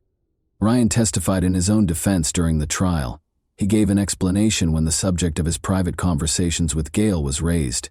He said they were both merely interested in one another and nothing else. He admitted that they might have explored more if they had had more time together, but their mother quickly entered the room and nothing more came of it. He went on to say that after they discovered some marijuana in their father's truck, they started touching each other while intoxicated. Although he claimed that a similar incident occurred later, he maintained that it was the final instance. He insisted that he never did anything more than touch, and that these incidents were consensual.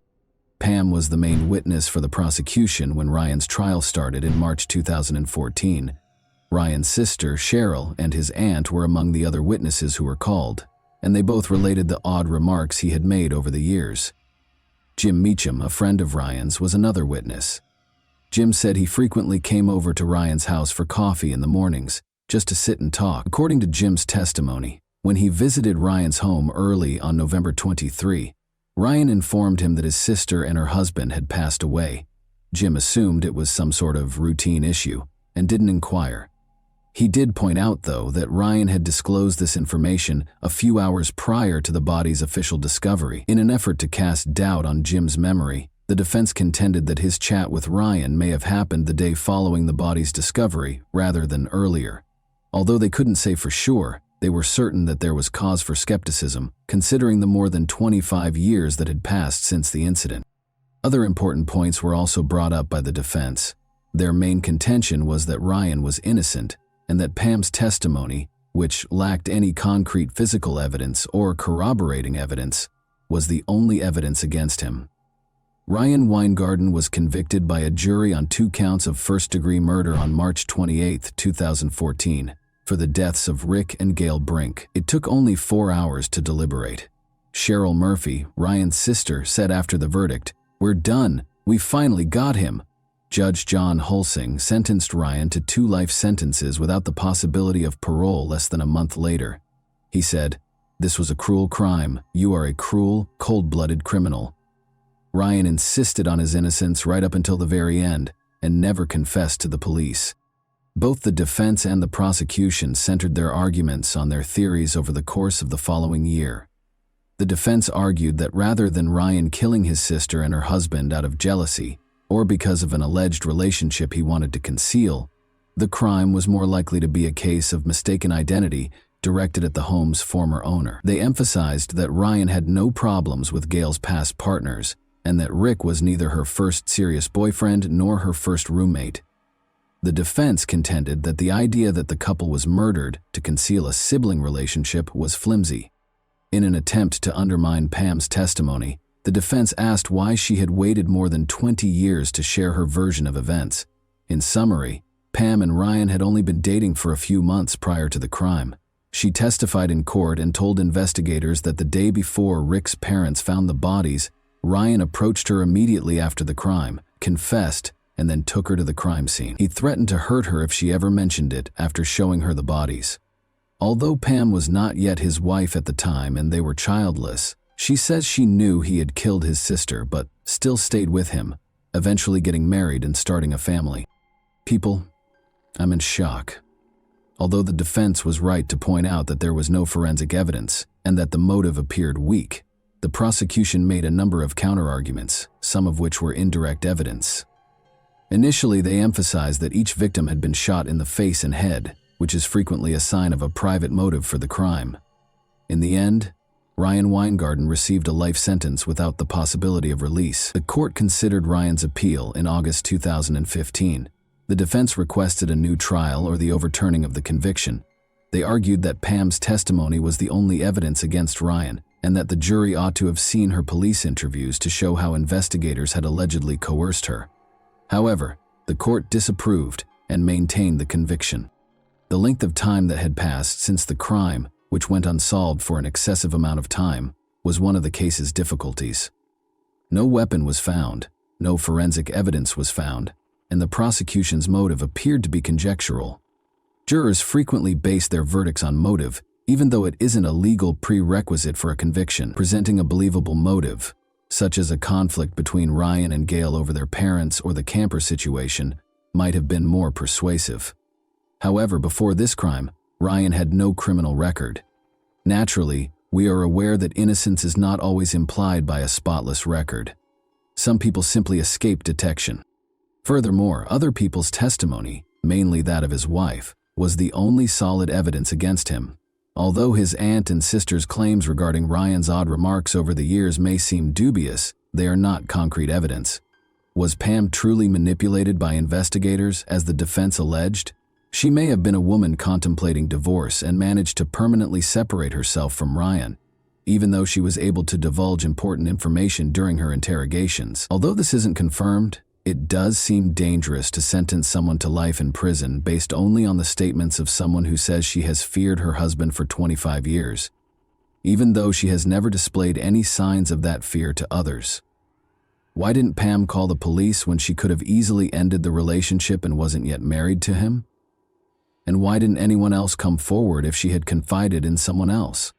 People's allegiances can change over time, according to one of the detectives. Years later, people who once kept sinister secrets might change their minds.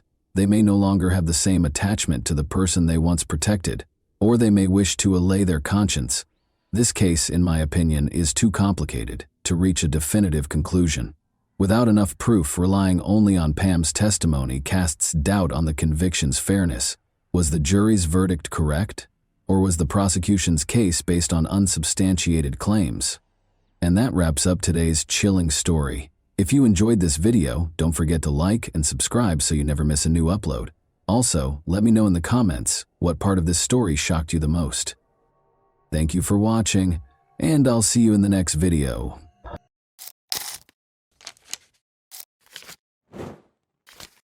Hey guys, welcome to my channel, and today we're going to take a look at another horrible case with you. Roger Kemp died in his Livewood home on March 5, 2022 at the age of 77. He took care of his family right up until the last minute and was the ideal father and husband. But until his passing, Roger was plagued by a single recollection from 20 years ago. Since tragedy had radically altered his life, he had to spend 2 arduous years becoming a careful detective in order to identify the culprit behind the premature death of his only daughter. Since the police were essentially helpless, the case might not have been solved if Roger hadn't gotten involved. Roger, however, was above the police and could not let the criminal escape punishment. Let's go back in time and observe what transpired on that fateful day.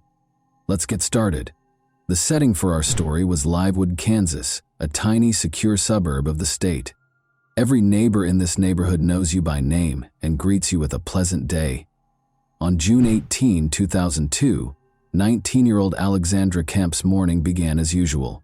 Her dad had left for work. Her mother was preparing a delectable meal, while her younger brother was still in bed. Alexandra was rushing to get to work, so she didn't drink her coffee. After completing her first year of college, Allie, as her loved ones nicknamed her, spent the summer vacations back in her hometown. She was hired as a lifeguard at a public outdoor pool where her brother and boyfriend were already employed. Allie quietly examined the surroundings and cleaned the auxiliary facilities on that day, when there were hardly any guests. Allie went into the pump room and turned around when she heard a voice she didn't recognize. He rushed her and began tearing at her clothing until she gestured for him to leave the restricted area and pointed to the door. He was much stronger than Ali, who struck him in the face. She attempted to scream, but he put his palm over her mouth and drowned out any sound from the running pumps. A second later, Ali was unconscious. After a while, her brother Tyler arrived at the pool to cover for her. He was unable to locate her, but he did spot her personal stuff on a table. He called her by name and looked everywhere, but Ali did not answer. The young man called their father, Roger, in a panic, and Roger hurried to the pool, dropping everything. Roger was relieved to see that Ali was not in the pool after he and Tyler thoroughly examined the area. Roger entered the pump room and noticed a flashlight shining on a large piece of tarpaulin in the dark. He saw a foot protruding from beneath the sheet, followed by a pool of blood on the floor. At the sight, the father yelled and threw off the tarp. He dropped to his knees in an attempt to rouse her, but she was not responding. Roger Kemp reported his daughter's fatal injuries to the emergency services at 5:29 p.m. The father attempted to resuscitate his daughter during the conversation. Blood still trickled from the wounds he had caused, but he covered her lovingly with his jacket. During their conversation, Roger begged her to stay. However, the girl was not conscious. Allie Kemp, 19, was pronounced dead at the hospital after the deceased was transferred there immediately. She never returned, but I hope she was still awake and could hear me. According to Roger, a pool of blood was found close to Alexandra Elizabeth Kemp's multiple blunt force head injuries that occurred soon after she arrived at the neighboring hospital. She had a ripped top. Her neck showed evidence of strangulation, and she was without pants or undergarments. Her nails were ripped off and several of her fingers were fractured, indicating that she had been severely beaten before being deprived of her life. Items were scattered haphazardly in the pump room where Allie's body was discovered. It became evident that Allie and her attacker had engaged in a heated battle, during which she persisted, but he outmatched her in strength. The victim's body was sent for forensic analysis after her life was deemed over, and the murder scene was carefully examined. Regretfully, neither the pump room nor the pool's grounds contained the weapon used in the crime. However, investigators had to figure out why a blood-stained container of ointment that was typically stored in the first aid box was discovered at the crime scene so strange. For examination, the ointment tube and its cap were gathered.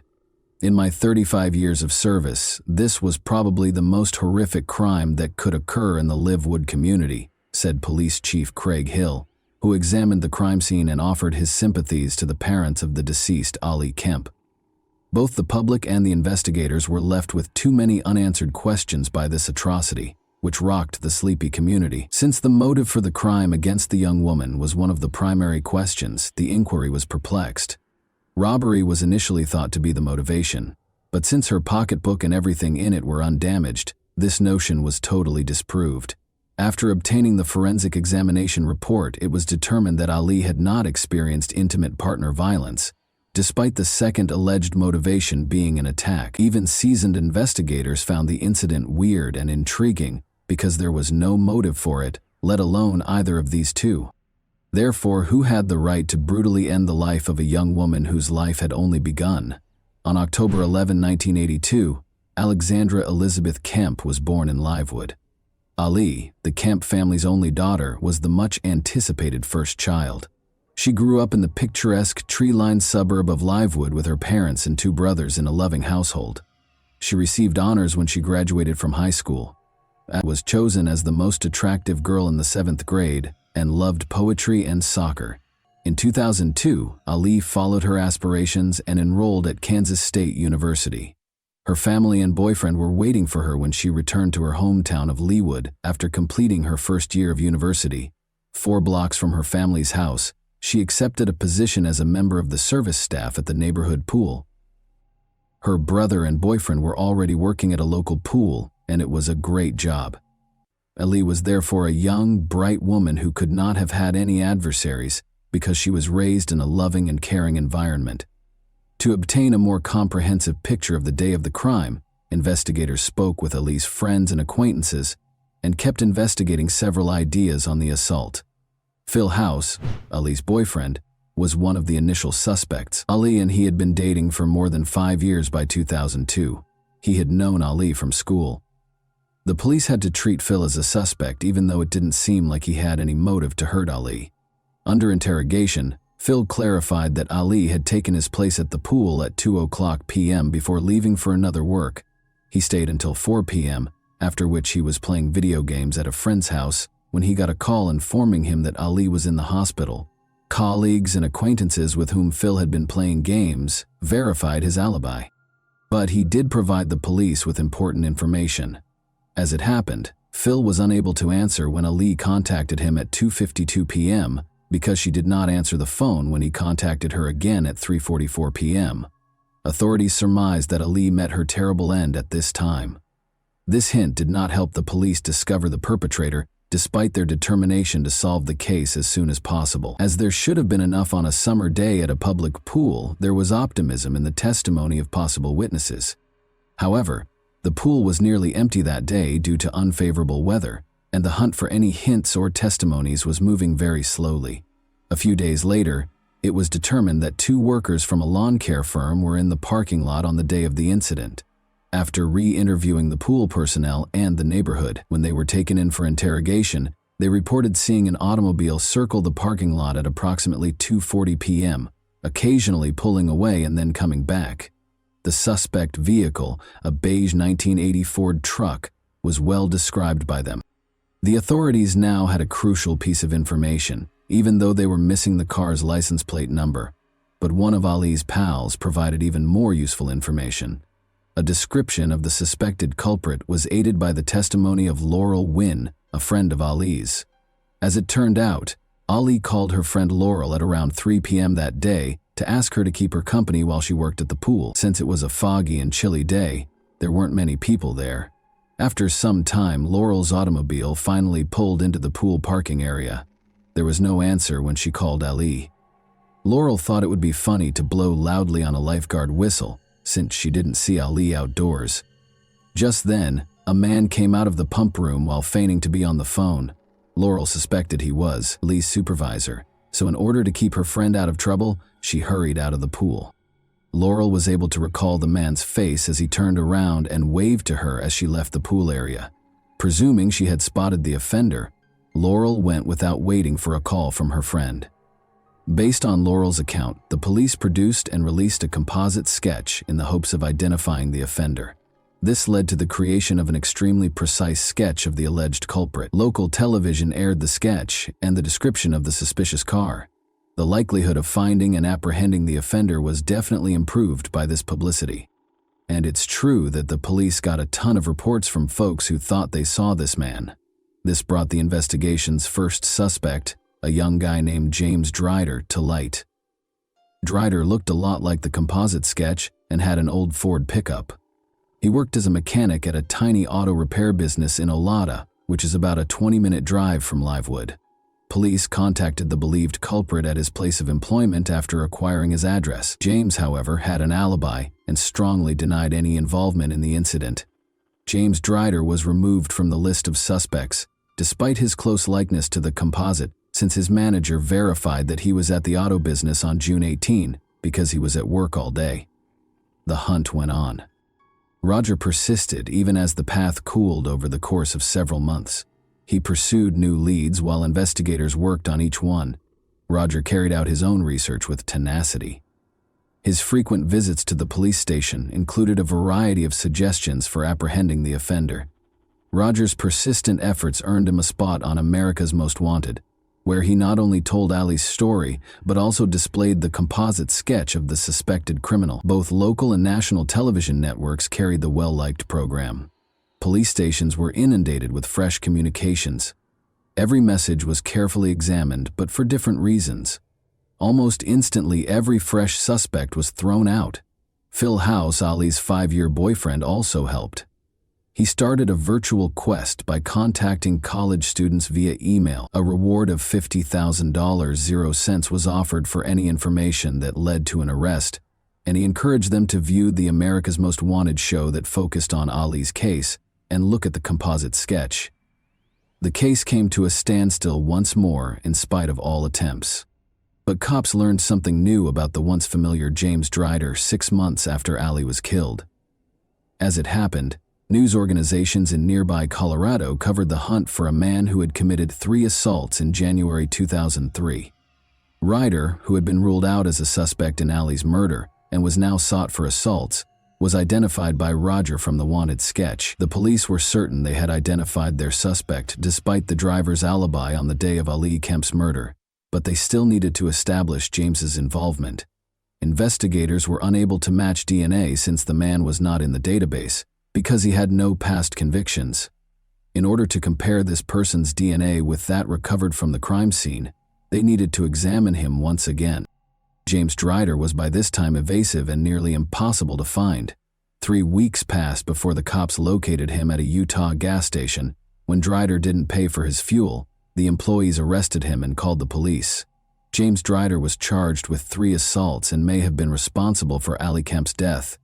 Police were dismayed to discover no similarities between his DNA sample and the sample taken from the crime scene. Ali Kemp was not killed by James Drider, a serial killer. This was a significant setback, because police had to start the case afresh after it had come so close to catching the suspect.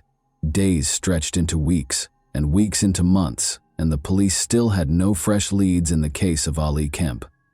Roger, Ali's father, tried everything in his ability to find his daughter's attacker, even though the police's interest in the case gradually diminished after 2 years. Despite having few choices, he kept in touch with USA Today, which released the composite sketch of the suspected suspect.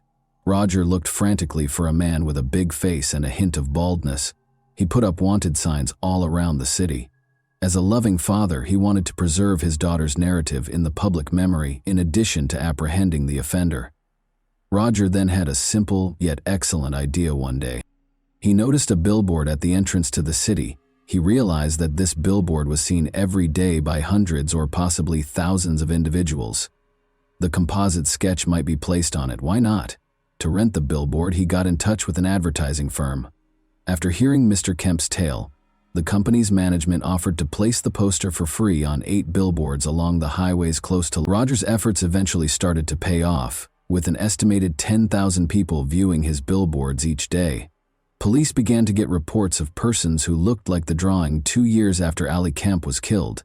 A young man called Benjamin Appleby was among the many tips that came in as a result of the billboard, television commercials, and a larger prize. Ted Hoover was the name of this person who resided in Bantam, Connecticut.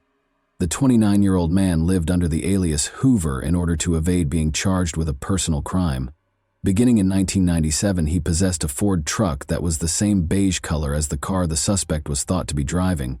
As it turned out, Ted Hoover was employed in 2002 to do pool maintenance, especially at the pool where Ali was killed. Equipped with this knowledge, detectives visited Ted Hoover's residence to interrogate him.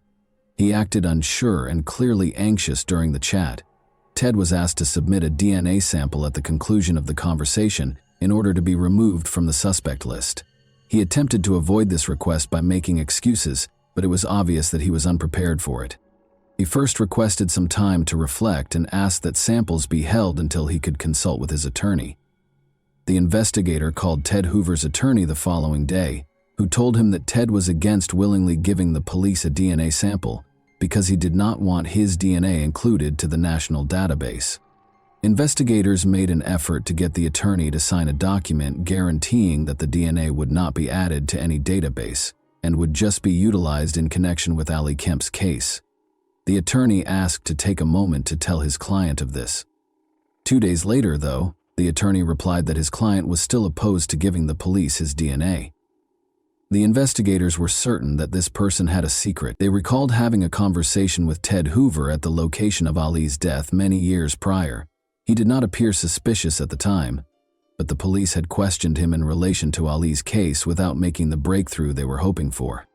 The detectives were forced to get an order for the mandatory collection of Ted Hoover's DNA, and when they returned to his home on March 24, 2004, they discovered it was deserted. The man was gone.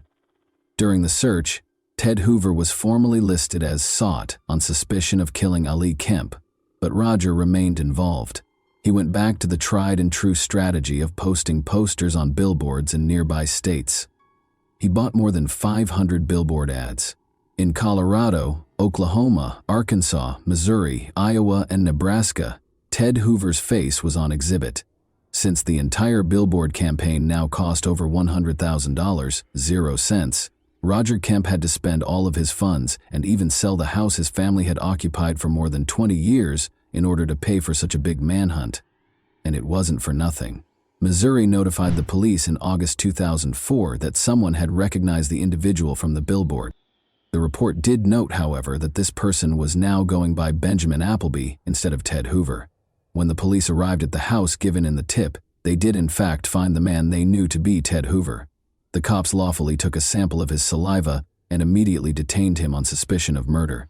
When the DNA from the crime scene and that of Benjamin Appleby, also known as Ted Hoover, matched, their suspicions were validated. Benjamin's past encounters with the law included intimate partner crimes and robberies.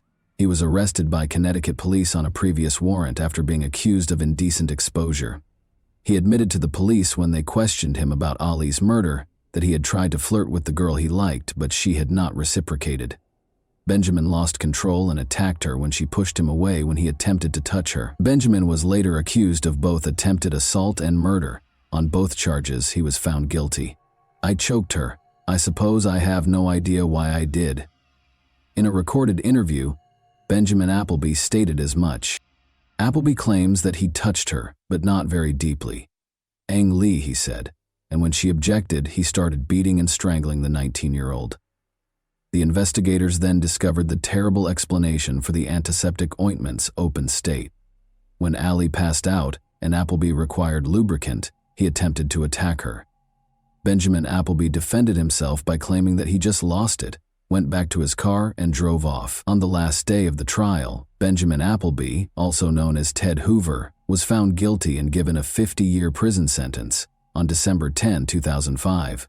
According to Kansas law, he was found guilty and given a 50-year prison term without the possibility of release until 2054. But after serving his term for a number of years, Benjamin Appleby has questioned whether his punishment under the Kansas Hard 50 legislation was fair. He contended that Kansas law automatically mandated that his sentence be changed because the elements that resulted to his Hard 50 were decided by a judge rather than a jury, as mandated by a prior U.S. Supreme Court decision. Prosecutors argue that the Hard 50 should be maintained and that Benjamin Appleby's case is exempt from the state statute. Roger Kemp cautioned the public that lowering Benjamin Appleby's prison sentence would endanger other young girls and women. Roger Kemp's battle and his search for the guy responsible for his daughter's death came to an end at this point. He had a somewhat unique notion as a result of his unwavering commitment to see Ali's attacker brought to justice. He intended to display the composite sketch on highway billboards for everyone to see. The creative use of billboards by Roger Kemp to expand his audience proved to be a very successful strategy. Following Benjamin Appleby's conviction, a number of jurisdictions nationwide made the decision to implement comparable policies, with varying degrees of success. Take Defense is the name of the Ali Kemp Educational Foundation, which Roger Kemp started. Girls and young women between the ages of 12 and 23 can receive self-defense instruction there. Workshops are held all throughout the country. Hundreds of testimonies from women have been sent by participants, stating that the training preserved their lives till his final days and even stopped attacks. Over 70,000 people nationwide have taken this self-defense course, and Kemp himself has given speeches at events and prior to each local session. Subsequently, he established the Ali Kemp Educational Foundation, or just TAKE, a self-defense program that trains women and girls of all ages how to defend yourself in perilous circumstances. For his efforts with the charity, Roger Kemp was also given the Presidential Citizens Medal in 2011. Kemp was one of 13 individuals out of 6,000 nominations to be granted one of the highest awards the president bestows on civilians. He wished to educate other women how to defend themselves, since he thought his daughter would still be alive if she had learned how to do so. He did not want to remember that terrible day that radically altered his life, and years after the terrible death of his only beloved daughter, he still could not bear to talk about the vicious attack on her. Because he tried to attack her, which is so difficult for me to say, he took her life. In an interview, Roger Kemp said that after killing her, he attempted to attack her once more. The close-knit family of friends and acquaintances who actively participated in the hunt for Alexandra Kemp's attacker continues to commemorate and lament her unexpected and unfair death, kind, passionate, and never-ending. Roger Kemp died when he was 77 years old. According to his friend and co-worker Jill Leaker, he was a true national treasure. Hundreds of people were able to obtain justice thanks to Roger Kemp's inventiveness. Since being inspired by Kemp's concept, numerous other law enforcement agencies nationwide have implemented comparable billboard tactics. In Kansas alone, these billboards have assisted law enforcement in apprehending over 30 fugitives. Roger Kemp once stated, "You have two choices on a well-known television program. You have two options. Either get out of bed and fight the battle I decided to wage, or stay in bed and cover your head." He honored his promise that I would never allow him to win. He saved the town from a vicious criminal who undoubtedly would have done the same thing again thanks to his efforts. Bravo to a genuinely strong person and a caring, devoted parent. And that wraps up today's chilling story. If you enjoyed this video, don't forget to like and subscribe so you never miss a new upload. Also, let me know in the comments what part of this story shocked you the most. Thank you for watching, and I'll see you in the next video.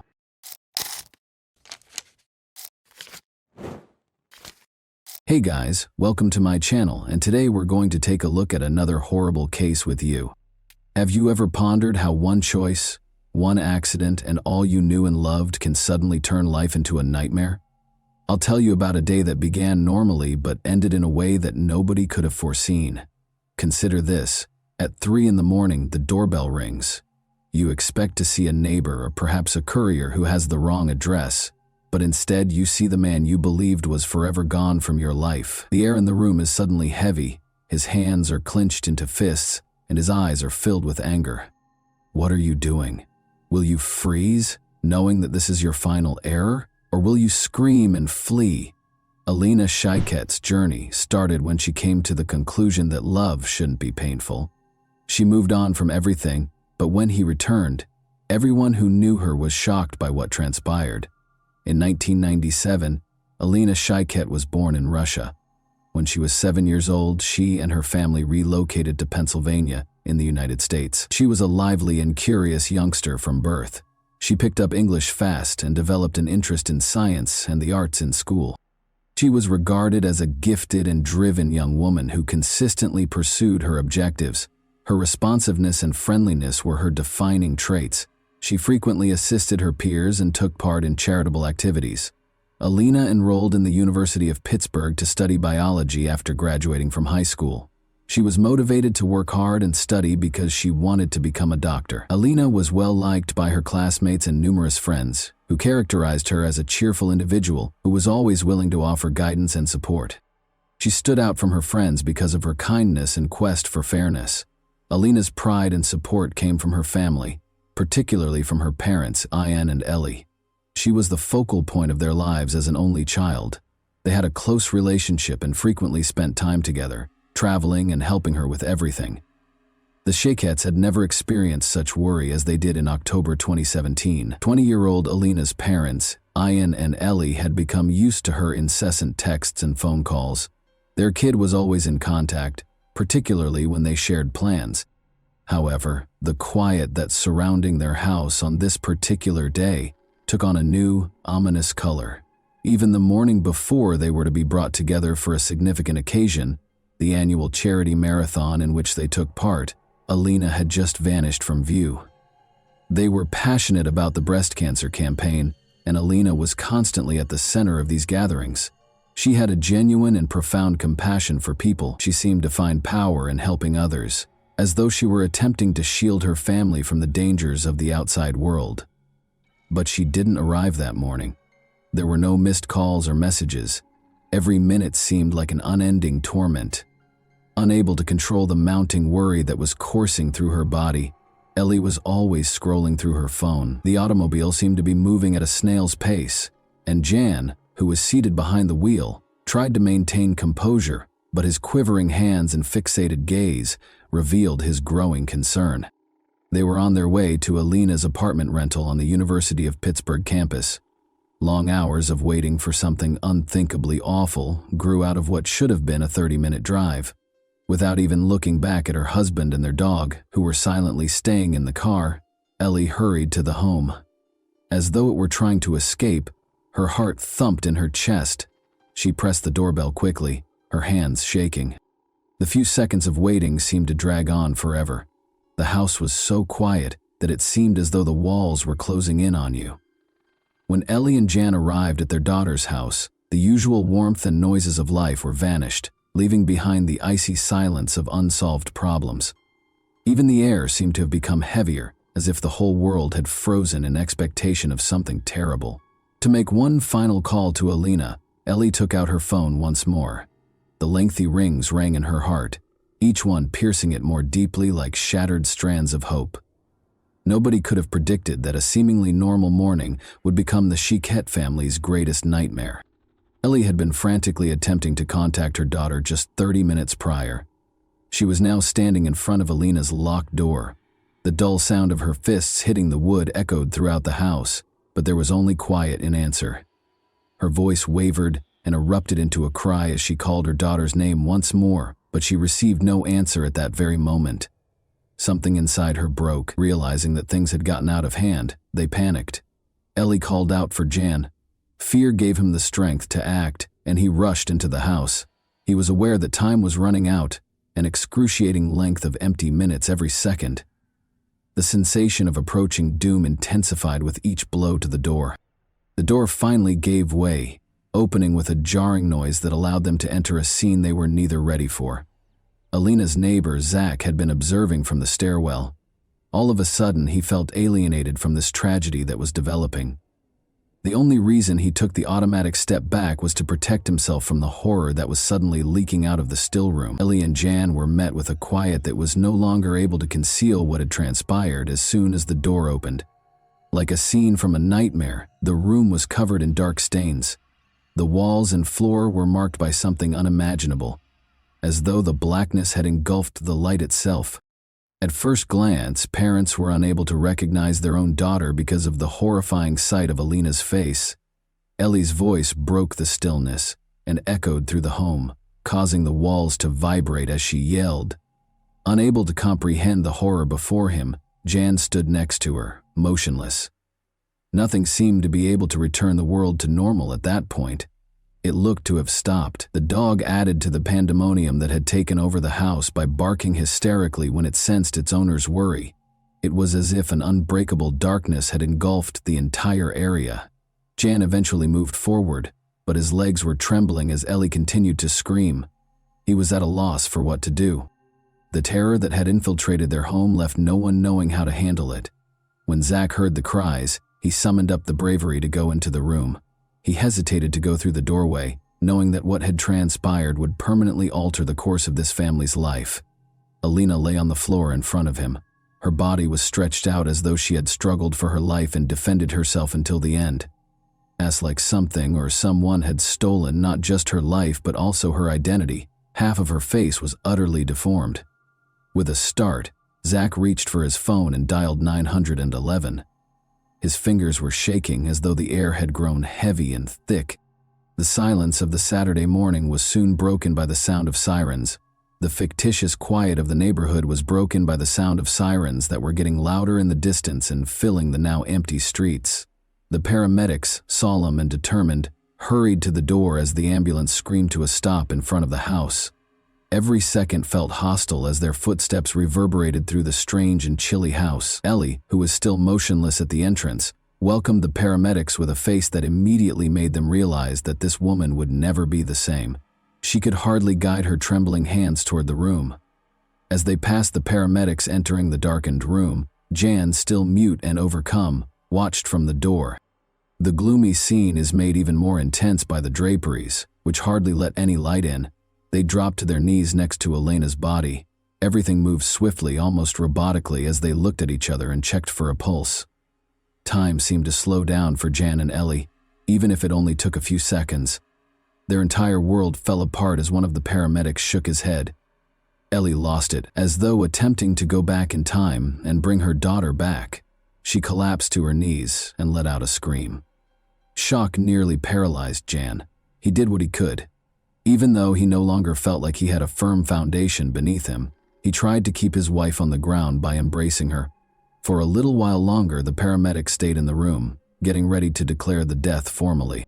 However, that revelation felt like a sentence to Ellie and Jan, a blow from which they would never fully recover. Neighbors turned to watch as the roadway was illuminated by blue and red police lights. A group of people started to assemble, some of them muttering, some looking around anxiously, and some taking out their phones to take pictures. Alina Shiket's home was already surrounded by barriers and cop cars, and curious bystanders gazed at it, as if to protect the world from the terrible reality that awaited them inside the doors of that house. Officers with gloomy expressions were erecting barricades and gradually separating the crime scene from the rest of the city. The investigation was personally led by Police Chief Scott Schubert.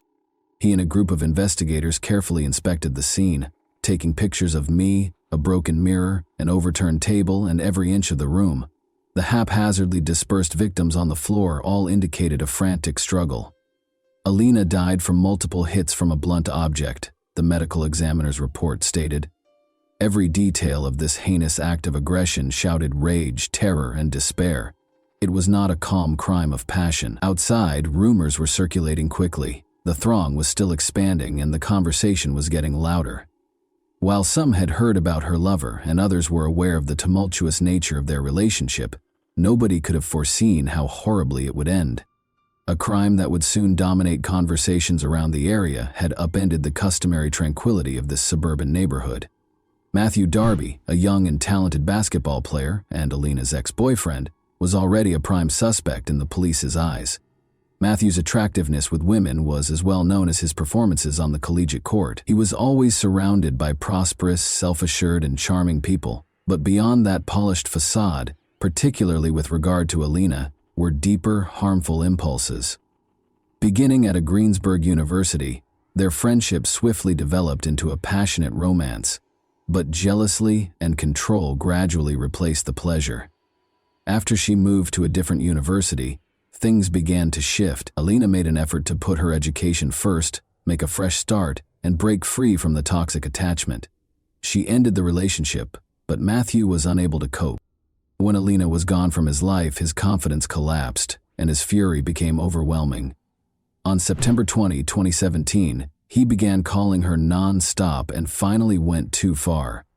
Hands shaking, Alina reported it to the police. Like a scene from a horror film, Matthew had climbed through a second-story window to break into her house. Even in her worst dreams, she couldn't have guessed that it was him. Yet she had heard someone scaling the drain pipe. With rage in his eyes, he stormed into her room and accused her of betraying him, ignoring his calls and leaving him. Roughly pushing her into the bed, his hands clamped down on her shoulders and squeezed her wrists until the bruises lasted for days. Feeling both relieved and afraid, she submitted the report, thinking she could finally stop him and that justice was on her side. She went to court with Jan and Ellie. Although the restraining order against Matthew seemed like a positive move, the courtroom tranquility was all too short. As the judge ordered his arrest, Jan and Ellie clutched her hands tightly. Alina's family believed that the horror that had plagued their daughter in recent months would come to an end when he was arrested for unlawful entry, but their dreams were quickly dashed. Alina was forced to confront her anxieties alone after Darby was released on $10,000 0 bail, a negligible amount in the legal system. Ellie and Jen were unaware that this would be the sign of impending doom. The house where they had sought solace became the scene of a tragedy a few days later. The oppressive feeling of dread that had pervaded the atmosphere for so long came to pass in the most terrible manner. Every action the detectives performed that day was tinged with the knowledge that crucial opportunities had been lost, and that Alina had not received the proper protection. Ellie had stopped crying as she stood behind the police tape. A mask of shock and disbelief froze her face. Jan held her hand as he stood by her. Alina's world never really left Matthew Darby. Every step she took was obscured by his shadow, which seemed to follow her. Zach, Alina's neighbor, subsequently acknowledged that he frequently witnessed Darby loitering outside her home. He felt like he belonged there. Zach recalled that he had been watching the catastrophe unfold without comprehending it, but he realized it too late. As if stalking Alina, he had witnessed Darby lurking in the shadows for hours on end, silently observing through the windows, never letting her leave his gaze. She blocked his number and changed passwords in an attempt to get away from him, but he always managed to get into her life. Once more, Matthew's jealousy was unquenchable, tearing apart anything that didn't comply with his demands like a ferocious animal. Zach once saw Darby yelling at Alina outside her windows in the middle of the night. There was mad jealousy and anger in his words. Every altercation seemed planned, and he became more vicious with each blow. Darby had taken over Alina's virtual world a month before to the catastrophe, hacking her accounts and removing likes she had given to other guys. The virtual world had to be exclusively his. Alina made an effort to establish limits with Virtue, but it wasn't enough, Matthew. Nobody was aware of what was going on behind closed doors on the evening of September 20. A weird sound, as if something had snapped, reached Zach's ears. He didn't give it much thought. In old houses, things break all the time. But then, there was a scream and a smashing bang. It was a terrified, despairing cry that broke through the night's silence. Zach was unsure of what to do. Hoping for a response, he posted a message to the house's group chat, but nothing came up. It felt as though time had stopped. Zach wouldn't find out until much later that Matthew Darby had already broken into the house and started attacking Alina while the neighbors were asleep. Alina's phone records, which had vanished from her residence following the crime, were being examined by police. The data showed that she had been frantically attempting to save herself by phoning for assistance between 4:15 and 4:55 a.m. Alina's phone was traced to Route 76 close to the village of Irwin, and the most recent contact was placed from Darby's number. It was an unanswered last call for assistance. Police received a statement from a cab driver who became involved in this gruesome case. Around 4:21 a.m., he claimed to have driven Darby to Oakland's Seal Street and Ward Street crossroads. Darby begged him to wait for a few minutes, but that quickly increased to 10, and then 10 more. The driver started to feel nervous, and he continued to experience fear. He eventually departed without his travel companion. Something was horribly off. The police kept reviewing the security footage in the meantime.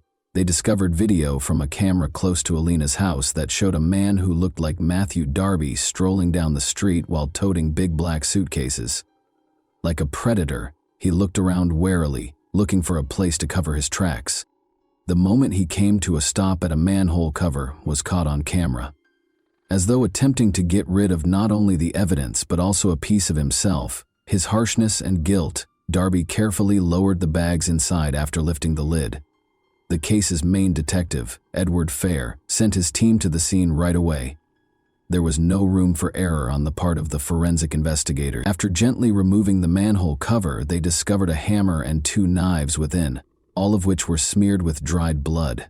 There were fragments of skin and hair on the hammer. Everyone working on the investigation was profoundly impacted by this revelation, which served as a silent testimonial to the ruthless and untamed aggression. The identification of the material would confirm the worst, and now everything depended on the forensic analysis. The system, which ought to have shielded Alina, failed her with every new fact. Only a trail of agony and misery remained after Matthew Darby had disappeared, as if vanishing into thin air. The police had enough proof to take action, even though they knew they wouldn't have much time to apprehend him. It was impossible to dispute the evidence gathered at the crime scene. Everything suggested Darby was the culprit, including surveillance footage, traces found at the scene, and the objects dumped in the manhole. An arrest warrant was issued right away. but Darby had already left Pennsylvania and vanished into the wide United States by the time the police began their thorough hunt. The search for Darby became a national manhunt. Although the search was conducted with unwavering resolve, the sense of urgency increased with every hour that went by. In the small South Carolina town of Myrtle Beach, Darby's luck finally ran out after a few days. A bystander alerted the police right away after spotting a suspicious individual trying to enter a property through a window. A man whose look matched the description given by witnesses was discovered by officers as soon as they got on the scene. Darby attempted to flee, his fear showing in every step, but the officers outran him.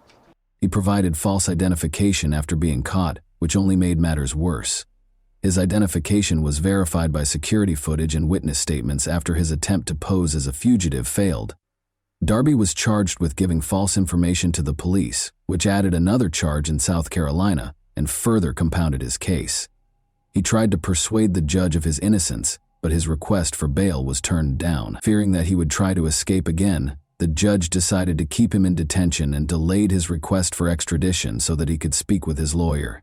Another drama involving Alina's memory and the suffering of her loved ones was taking place in Pennsylvania while Darby was still being held. In Pittsburgh, Alina's friends and classmates organized a protest. To show support for her parents and to promote awareness, hundreds of people gathered outside the courthouse, knowledge of an issue that had been neglected for too long. Signs with the words, "Say no to domestic aggression," and "Love shouldn't kill," in strong letters, were held by people. Many participants donned purple shirts, which are symbolic of the fight against domestic abuse, and the words, "Our Russian Princess," which Alina's friends had given her, were printed on the back. This was a painful and unifying gesture that conveyed their rage at a system that had let their friend get hurt. Along with the demonstration, campaigners and Alina's family worked to have a new bill passed. Domestic abusers would be subject to electronic monitoring under Alina's law. In addition to paying tribute to their daughter, they did this in an effort to stop future tragedies of this kind. Already on the table for consideration, the bill became a symbol of hope that no one else would have to deal with such a harsh reality. Prosecutors were now providing more thorough evidence in the courtroom, all of which pointed to Darby's deliberate acts. Duquesne University security camera footage from the night before the crime was one of the most important pieces of evidence. It was evident from the video that Darby was trembling as he walked across campus and looked over his shoulder. According to a policeman on patrol that evening, Darby appeared anxious, probably even a little drunk. Using the excuse that he needed to charge his phone, he tried to enter the student union building. However, there was something concerning about his actions. The officer had a strong suspicion that Darby was hiding something, since he kept looking around as though he was frightened someone was following him. With each new piece of evidence and every videotaped moment, the court was getting closer to its inevitable conclusion. The name Matthew Darby had come to represent suffering, unfairness, and the pursuit of truth. The time a picture of him in a beer-lagered striped shirt on the campus elevator was revealed in court. His doom was all but certain. When he was arrested, the same clothing was discovered with him. There was not much space for doubt because of the prosecutors. Around 4 in the morning, Darby got a cab and left the university campus to go to Alina's neighborhood. The evidence left at the crime scene, the spooky traces of a fight, and the late-night break-in all made sense. The defenders, however, refused to give up. David Sri, Darby's attorney, attempted to refute every piece of evidence. He maintained that someone else might have called the cab using Darby's account, and that the security camera footage was insufficient to prove his identity. Is there any chance that this will result in an acquittal? Not likely. Soon after, Darby was apprehended while trying to break into a house near Myrtle Beach, South Carolina. His use of phony identification simply served to bolster the evidence against him and further expose his flight. Darby decided to continue fighting in spite of everything. He went back to court with a new attorney, Joseph Haddock, a year after the conviction. Darby claimed that at his prior trial he had not been given adequate legal representation. According to Haddock, Darby was not completely aware of the trial's possible hazards and consequences. This was a new attempt to overturn the conviction on the grounds that Darby was not given a fair trial because of the lawyer's mistakes. In a prompt response to Darby's appeal, the Allegheny District Attorney's Office asserted that all of Darby's rights had been completely upheld. The concept of coordinating jurisdiction, which basically states that judges from one district shouldn't reverse the rulings of another without good reason, was debated. Nevertheless, the matter might still be reopened for a new hearing in the courtroom. The process might be slowed down but not completely stopped by this procedure. Despite the fact that his life sentence already appeared certain, Darby persisted in fighting for his freedom. His attorney put forth a lot of effort, gathering fresh information and looking for any way to overturn the verdict. Like a dying man clutching at straws, Darby clung to each attempt as if it were another lifeline. The problem is that this story isn't over yet, even though you're undoubtedly eager for the conclusion. Matthew Darby received a life sentence without the chance of release. Although it seemed that justice had been done, a new chapter had begun. He appealed, saying his last attorney had not done everything he could to protect him. Years after the initial sentence, Darby is currently battling for his freedom once more. Any chance to contest the case is being seized by his legal team. Despite her untimely death, Alina left behind more than just memories.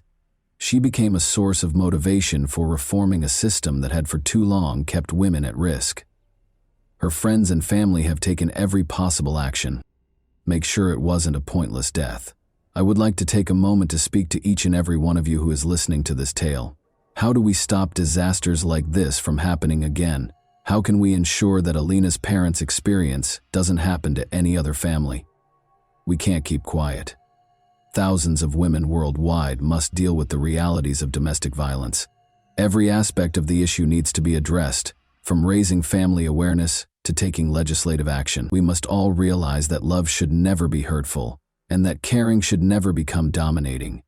Together, let's help those who are in need. If we work together, we can make this world a safer place. And even though Alina is no longer with us, her influence endures because of the people she touched. And that wraps up today's chilling story. If you enjoyed this video, don't forget to like and subscribe so you never miss a new upload. Also, let me know in the comments, what part of this story shocked you the most? Thank you for watching, and I'll see you in the next video.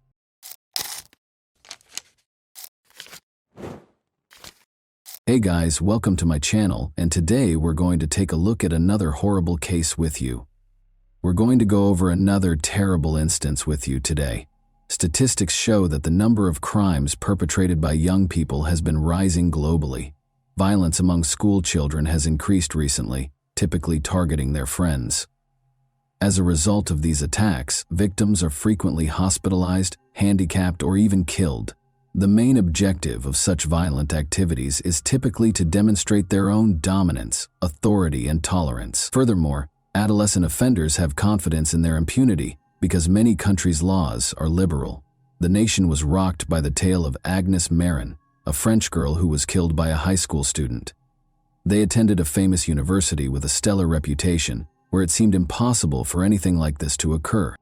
The culprit had previously attacked the girls, as it turned out, but his affluent parents were able to conceal the truth about his exploits by securing their son's admission to a prestigious school in a different city. Adolescent anger is said to be a kind of protest during the time of self-discovery and personality development. However, in today's narrative, the boy's brutality sprang from a total lack of empathy, or the capacity to understand and feel the same emotions as others. He became the second teenager in French history to receive a life sentence because he was deemed to be incorrigible and a serious threat to society. Agnes Mara was who? The only child of Paula and Frederick Marin. Agnes Mara was born in Paris on November 26, 1999. The girl was raised in a rather prosperous household. Her parents wanted to give their child the finest because they loved her. I didn't know how to say no to Agnes from a young age. She was taken to the sea, dressed in name-brand boutiques, and purchased pricey toys and technology. Marin was a lively, outgoing, and restless youngster. She always had a large social circle and many interests.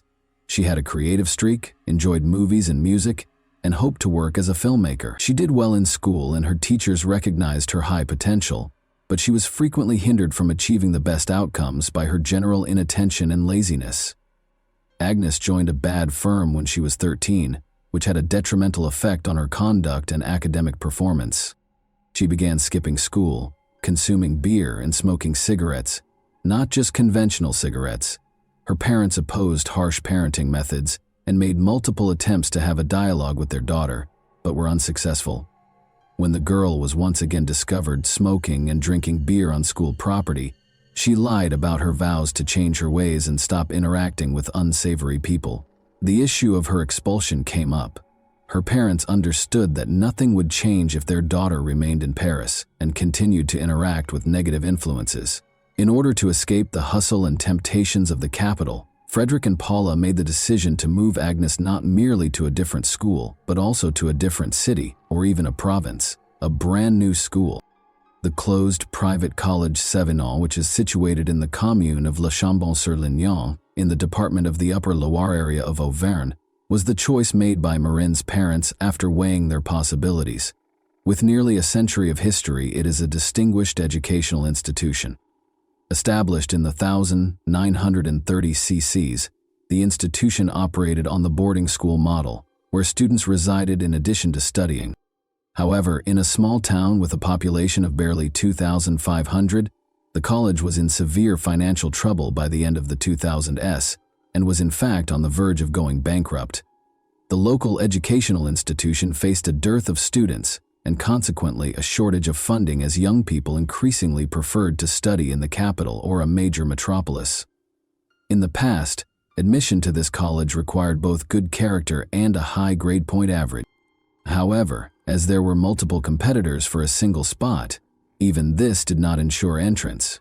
However, a significant student shortage in 2011 caused a significant shift in the scenario. The school, specifically not, declared total bankruptcy, drastically lowering the entrance requirements, particularly if they were the offspring of affluent parents who were prepared to serve as sponsors.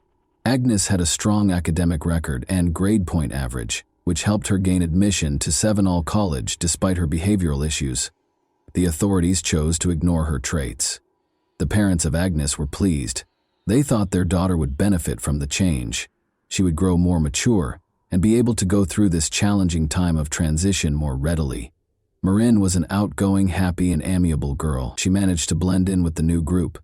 She made friends right away and felt at ease from the first few days. She also made good academic progress, particularly in new subjects that were unavailable at her former Parisian school. Every 2 or 3 weeks, her parents paid their daughter a visit at the boarding school. They were quite happy with her accomplishments and positive behavioral changes. During her studies, Agnes only made one visit home. Notably, the new school was situated on a sizable plot of land that was encircled by woodland. Since the crime rate in these areas was regarded as one of the lowest in the nation, there were no rigorous security measures or obvious border barriers. Students sometimes went there in groups after school because it only took a quarter of an hour to walk from the college to the town center of Le Chambon-sur-Lignon. However, everyone had to return by 5 o'clock in the evening. Discipline was applied for both rule violations and student disappearances. After class on November 16, 2011, Agnes and a few of her classmates made the decision to go for a walk in the town. She made a buddy there who attended a different school, but they kept in touch and contacted each other frequently. The two females trailed behind the general company when they made the decision to go shopping. Marin was not present when the youths returned to campus a few hours later. This situation did not initially raise any concern, and everyone was confident that she would return shortly. However, as time went on and darkness descended, the teachers became quite concerned about the student's absence. The school administration reported the event to the police without hesitation because she was nowhere to be seen on campus and her phone was off. Students, instructors, and law enforcement officers performed the search, which started that evening. They separated into groups and searched different areas, but they were unable to locate the missing girl. Everyone hoped she would return alive and unhurt, but no one had seen her and no one knew where she may be. Almost instantly, Marin's parents were informed and inquired as to whether their daughter had come home. After hearing the shocking news, Frederick and Paula hurried as quickly as they could to Le Chambon-sur-Lignon. They reassured them that Agnes could not have fled because she had nowhere to go and no incentive to do so. They said their daughter was really happy at her new school. Here, she had made lots of pals. She had no problems with anyone, and she didn't feel uncomfortable. The hunt was actively aided by the involvement of Agnes's mother and father. In an attempt to locate their daughter, they displayed images of her throughout the city, spoke with her friends, and looked for any leads or clues. What is the friend of Agnes concealing? The first thing the police did was search for those who may have known about Agnes's future plans and were the last to see her. According to the girls in her class, Maren went shopping with a buddy she made in the city. Although no one was able to provide her identity, Estelle, the same buddy from a different school, was soon located by law enforcement. Agnes had indeed been in contact with the girl for the last time. She was therefore seen as an extremely valuable witness. She did not, however, offer any helpful details. She said in the initial interview that Agnes had assisted her in selecting a birthday gift for her father. After saying their goodbyes, they each enjoyed a milkshake. Agnes had to go back to school, and Estelle went home. The girl's behavior seemed a little strange, but her narrative sounded reasonable. She appeared to be holding something back and was clearly nervous.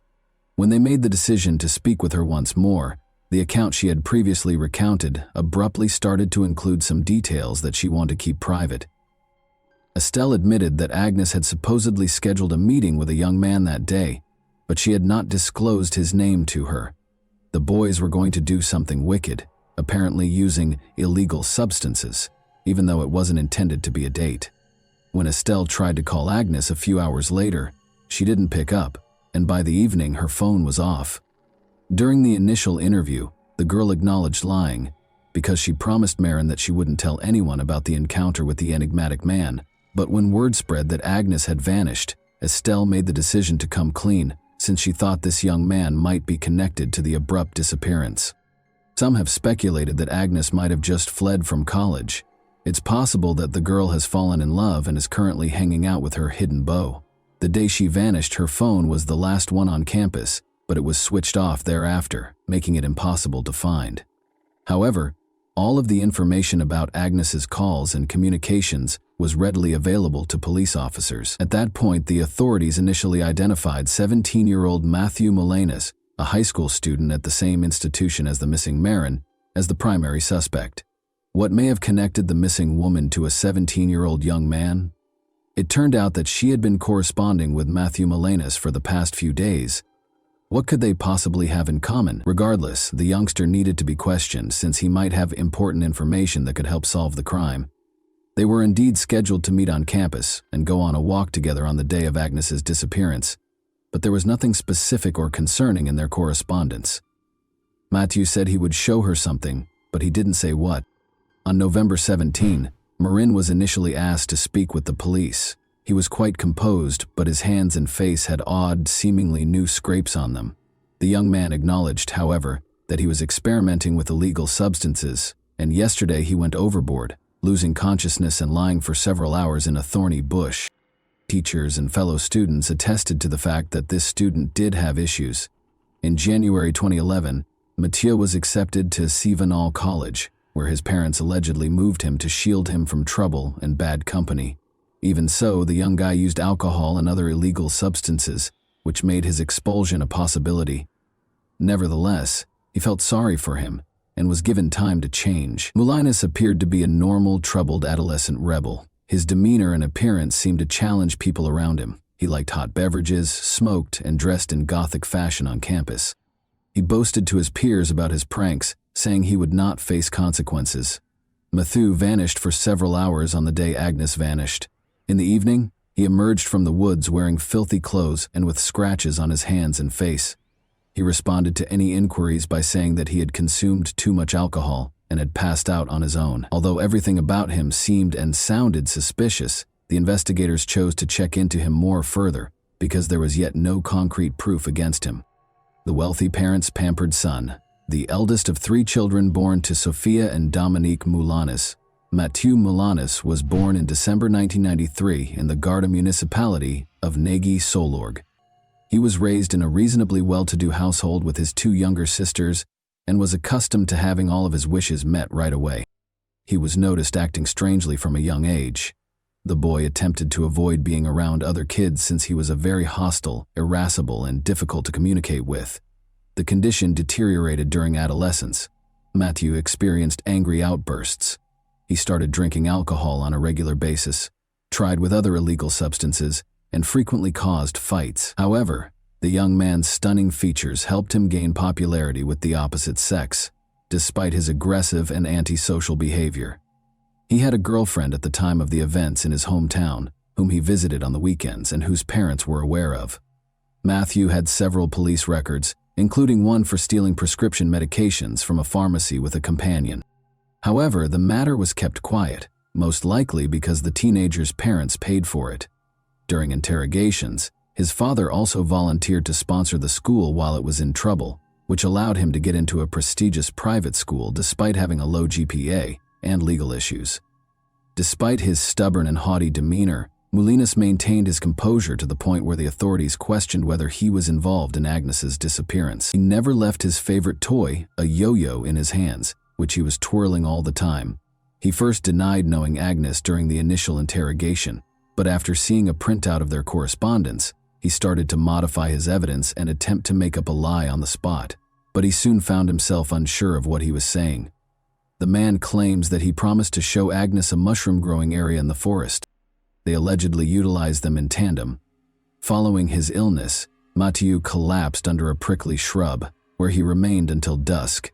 He also saw that Marraine was gone when he woke up. Since it was growing late, he returned to the campus without searching for her. During all of the interrogations, a lawyer who had been retained by the Moulinas' parents suggested that his young ward indicate the location where he had last seen Agnes and where they allegedly consumed mushroom. However, Mathieu claimed that he would not be able to locate that clearing because they had accidentally discovered it. He left the area on autopilot, without really comprehending his surroundings or where he was. However, specialists quickly disproved Mathieu's claims after discovering no evidence of mushroom consumption in his blood. Furthermore, it was determined that the wounds on his body were the result of a battle. That is, he was scratched with nails by someone who was presumably a girl, a gory finding in the thicket. The school children who had witnessed Mathieu emerge from the forest that night indicated the direction from which he had come, and it was determined to conduct a comprehensive, extensive search in that area of the forest. There was still a slim chance that Marraine would be found alive at that point. On November 18, however, searchers awaited the horrifying discovery of the missing Agnes's severely disfigured and partially burned remains in a tiny space tucked away in a thicket. Her clothing was ripped. There was no sign of her underwear. In addition to evidence of deep knife wounds, there were all the telltale symptoms of violence. Don't believe Moulins was responsible for this horrible crime. There was no question, but it was important to wait for the forensic specialist's conclusions and to get the killer to confess. The strangler admitted in Confessions of a Ruthless Killer that he purposefully lured Agnes into the woods to abuse her but allegedly had no plans to kill her. In fact, Mathieu did not particularly deny the horrific discovery when he was informed about it and started to testify, explaining how everything was. She, however, resisted vehemently. He had to use the rope from his favorite toy, the yo-yo, which he always carried with him, to tie up the victim after he scratched him. The man was upset about going to jail when Agnes yelled and threatened to turn him in to the police. He chose to kill the unlucky and dispose of the body since he did not want to. Agnes suffered 17 knife wounds, the majority of which were to the neck, face, and chest, after Mathieu viciously beat her, fracturing her arm, nose, multiple ribs, and shin. He doused the victim with a combustible concoction from a canister and lit her on fire when she ceased exhibiting any signs of life in the hopes that the flames would totally destroy the body. Then, as night fell, he hastily left, failing to see that the fire had been put out. He removed his toy from the corpse and carried it away. As though relishing each word and seeing the investigator's response, the high school girl described the incident calmly and in great detail. He had neither regret nor sympathy for the victim. The investigation revealed that Agnes had evidence of the rapist's biological fluid in her body and pieces of mature skin and epithelium beneath her fingernails. Additionally, traces of the victim's and the offender's perspiration were discovered on the rope of the actual toy yo-yo. Agnes's parents received her body following all required tests and medical evaluations, and they buried their only daughter in Paris. Notably, the burial for the first victim of a young psychopath was held on her birthday, November 26, 2011. The fact that Marraine was not the only victim of Moulinas stunned law enforcement when they closely examined his biography, but this information was purposefully concealed. It turns out that since he was a young boy, he had been mean to other people, including his own sisters, other kids, and animals. He always enjoyed causing pain and suffering to people in an unmatched way. Mathieu attacked Julia, his young neighbor whom he had known since childhood, in August 2010. The attractive neighbor chose to capitalize on the girl's interest in him. After luring her into the woods, the man struck her on the head, tied her up with household-bought Scotch tape, and proceeded to mistreat the unlucky. After that, Molina started strangling her and most likely would have murdered her, but as her mobile phone rang, the criminal flinched away, glanced around, and just walked away. After a scared Julia freed herself, she called her parents, who promptly called the police to report the occurrence. The following day, Mathieu was taken into custody.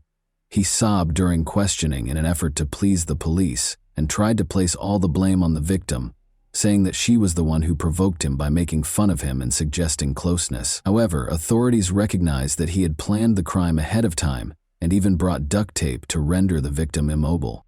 However, Mathieu escaped punishment in spite of the seriousness of the offense. Because the offender was so young, the court committed him to a psychiatric center for 4 months of mandatory treatment instead of sending him to prison.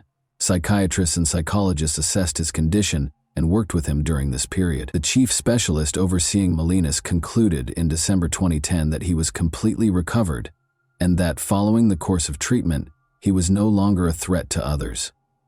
After reviewing this report, the court granted the offender freedom with the condition that he only attend a number of anger management classes and receive parental support. Notably, the Molina couple worked very hard to secure their son's release as well. In addition to promising the judge that Mathieu would leave the area and not cause any more disturbance, they also agreed to see to it that the heir received therapy. The best attorneys were employed by them, and they made every effort to keep their client out of jail. Following that, the parents began searching for a new school for their kid, but they were unwilling to accept him anyplace because of his criminal record for such a significant issue. The father then went to the provincially closed College 7 himself and scheduled a meeting with the director. He promised to support him right away when it came to the college's admittance of mature students after learning about its financial difficulties.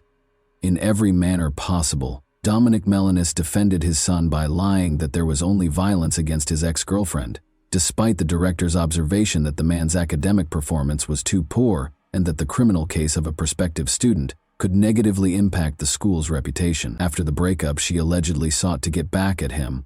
Surprisingly, the leadership of the educational institution accepted Dominic's account of events and did not go into the specifics of the trial, which is why he was freed a few months later after everything had been resolved.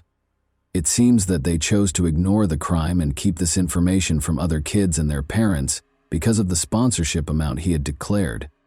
Just 1 month before his 18th birthday, Mathieu had accepted the verdict in the trial, but because he was a kid when the violent and terrible crime was committed, the law gave such offenders a lower sentence, and the trial itself had to take place in private. Agnes's parents demanded that the sessions be made public, at least in part, and that journalists who would be covering the case in the media be included. The Marin couple, however, were turned away, and the trial took place in private. The case didn't start until June 18, 2013. The many errors in the Mathieu case were sharply condemned by the public prosecutor, especially the fact that the psychiatrist who concluded that the man posed no threat to others was a young lady without the necessary training. She made a deadly error and had no prior experience dealing with crooks.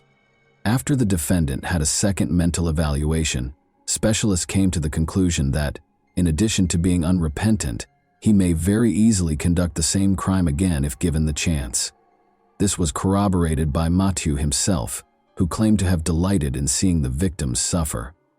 Marin's schizoid and paranoid disorder symptoms, along with his uncontrollably violent outbursts, made him a serious threat to others. He could, however, face legal repercussions for his activities, because he was well aware of them. Furthermore, because of the severity of the young man's offense, the prosecutor demanded that he be tried as an adult, and his request was ultimately approved. Mathieu was convicted of torture and murder with specific cruelty on June 28, 1313. He was given a life sentence and ordered to undergo forced psychotherapy. He was the second young criminal in French history to be given such a severe penalty. Despite Molinet's attorney's choice to appeal the conviction, a jury of appeals affirmed the life sentence on October 10, 2014, ruling out a 2016 review of the ruling. In a book they created and published, Mathieu's parents detailed their painful experience and acknowledged that their son is still unrepentant. And that wraps up today's chilling story. If you enjoyed this video, don't forget to like and subscribe so you never miss a new upload. Also, let me know in the comments what part of this story shocked you the most. Thank you for watching, and I'll see you in the next video.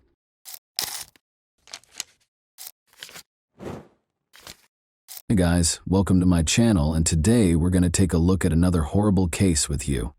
On November 2, 1991, Victoria Ajo Clinton Climby was born in a small village in Côte d'Ivoire, a nation where family values were highly valued and sunshine warmed every part of the country.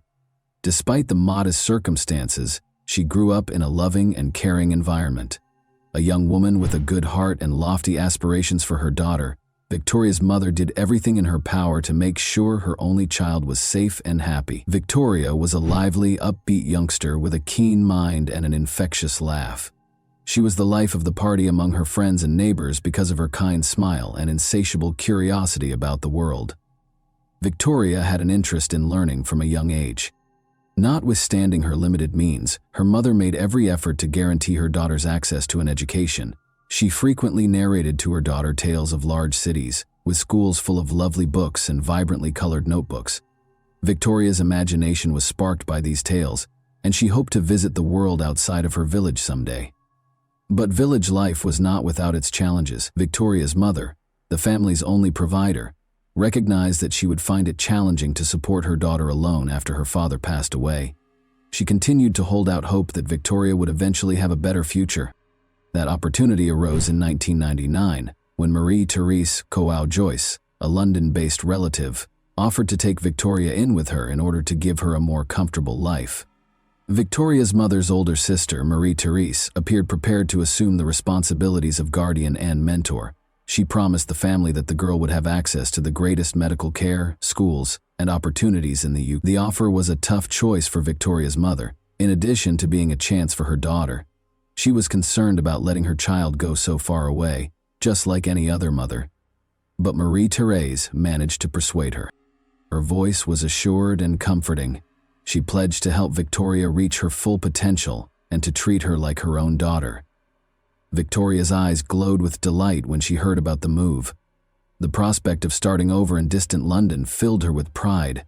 For an 8-year-old girl, seeing a world she had only ever imagined was a true adventure. During their farewell meetings, her friends and neighbors wished her luck and blessed her journey. Victoria left her hometown and started her journey in August 1999. With tears in her eyes, her mother watched the plane take off, hoping her little girl would be happy in her new life. She felt that this was the best course of action for her daughter. Bright lights, busy streets, and a strange cold met Victoria in London. For a girl accustomed to a hot tropical climate, it was an entirely different world. The speed of big city life, the shining storefronts, and the tall buildings delighted her. But that enthusiasm soon subsided as she started to get used to living with her aunt. From the moment Victoria arrived at Marie-Therese's house, she faced challenges she could not have predicted. She experienced alienation in place of the warmth and concern that had been promised. Strict rules that occasionally went beyond what was reasonable were imposed by Marie-Therese and her boyfriend Carl Manning. Victoria frequently experienced confusion and loneliness in her new home. According to neighbors, the girl initially appeared content and made an effort to interact with people. In an attempt to improve her communication skills, she studied English and even befriended some of the local kids. However, her joy gradually diminished. During this period, Marie-Therese's mother continued to communicate with her via telephone, but the discussions became increasingly brief, and Aunt Victoria's responses became increasingly vague. Her mother was starting to worry, but she was powerless because of the distance and lack of face-to-face interaction with her daughter. Victoria had dreamed of a bright new life, but now she was in a place where her dreams were slowly becoming hazy. She still maintained her optimism, though, that things might improve. The smile of a neighbor's child, a brilliant sunset outside her window, or the occasional kind smile from a bystander were all small pleasures to her. Warning signs started to emerge in the first few months of Victoria's life in London. Sadly, these signals were ignored. The energetic and curious girl who had traveled from Côte d'Ivoire started to change according to the teachers at the school where Victoria was assigned. She was initially engaged in class, eager to learn as much as she could and making an effort to interact with her peers. But after a few months, she started acting very differently. Victoria's once bright and shining eyes seemed to wane. She became reclusive and she frequently appeared scared and cautious. Her body had marks that the teachers noticed. The girl started to sustain scratches, bruises, and other wounds. Victoria either remained silent or said she had fallen or bumped into something when asked where they came from. Although these justifications sounded unconvincing, the school regrettably took no decisive action. The odd injuries weren't reported to social services until much later. They limited their action to formal checks, though, and did not act quickly. The fact that Victoria frequently skipped classes was another concerning indicator. Marie-Thérèse, the girl's aunt, always claimed that the girl was ill or not feeling well when she was absent. Nobody, however, investigated the veracity of these claims. Teachers saw that Victoria's condition was worsening when she went back to school. Neighbors were also suspicious of Victoria's life at her aunt's house. They saw that the girl hardly ever left the house, and when she did, she appeared worn out and depressed. Some remembered Victoria crying on the landing from time to time. Once, a neighbor who was worried about the girl's health made an attempt to speak with Marie-Thérèse. The aunt reassured her, however, that the child was okay, stating that Victoria was simply very active and frequently fell. Questions were also raised by the noise coming from the apartment. Despite the noise and screams, no one in the neighborhood dared to openly step in. Only one man complained to the police, but they disregarded it because they believed it to be a family issue. Consequently, the alarms kept going off, but nobody did anything to stop it. Over the next few months, Victoria's health issues became more apparent. The girl had multiple hospital admissions. Injuries that appeared suspicious were noted by doctors. They included bruises and fractures, which Victoria's aunt said were caused by mishaps. Despite medical personnel's suspicions that the injuries might have been caused by violence, little was done about it. Marie-Thérèse was visited by social services, who consistently found her explanations to be persuasive. The aunt was skilled at projecting the image of a responsible and kind caregiver. She assured them that she loved Victoria and was trying her best to look after her, and she showed them a tidy apartment. Victoria stayed in the house each time, her life becoming more and more in danger, while the inspectors only made official findings. Victoria's condition had significantly worsened by the end of 1999. Her behavior became even more nervous, her clothes were no longer weather appropriate, and her weight drastically decreased. Teachers noticed that the girl's eyes appeared blank and that she frequently dozed off in class. The fact that Victoria started avoiding contact was another alarming sign. The girl recoiled and retreated when a teacher or a classmate attempted to assist her, such as by holding her hand or lifting her backpack. The school contacted social services once more because of this behavior, which raised serious concerns. But the tests were inconclusive this time as well.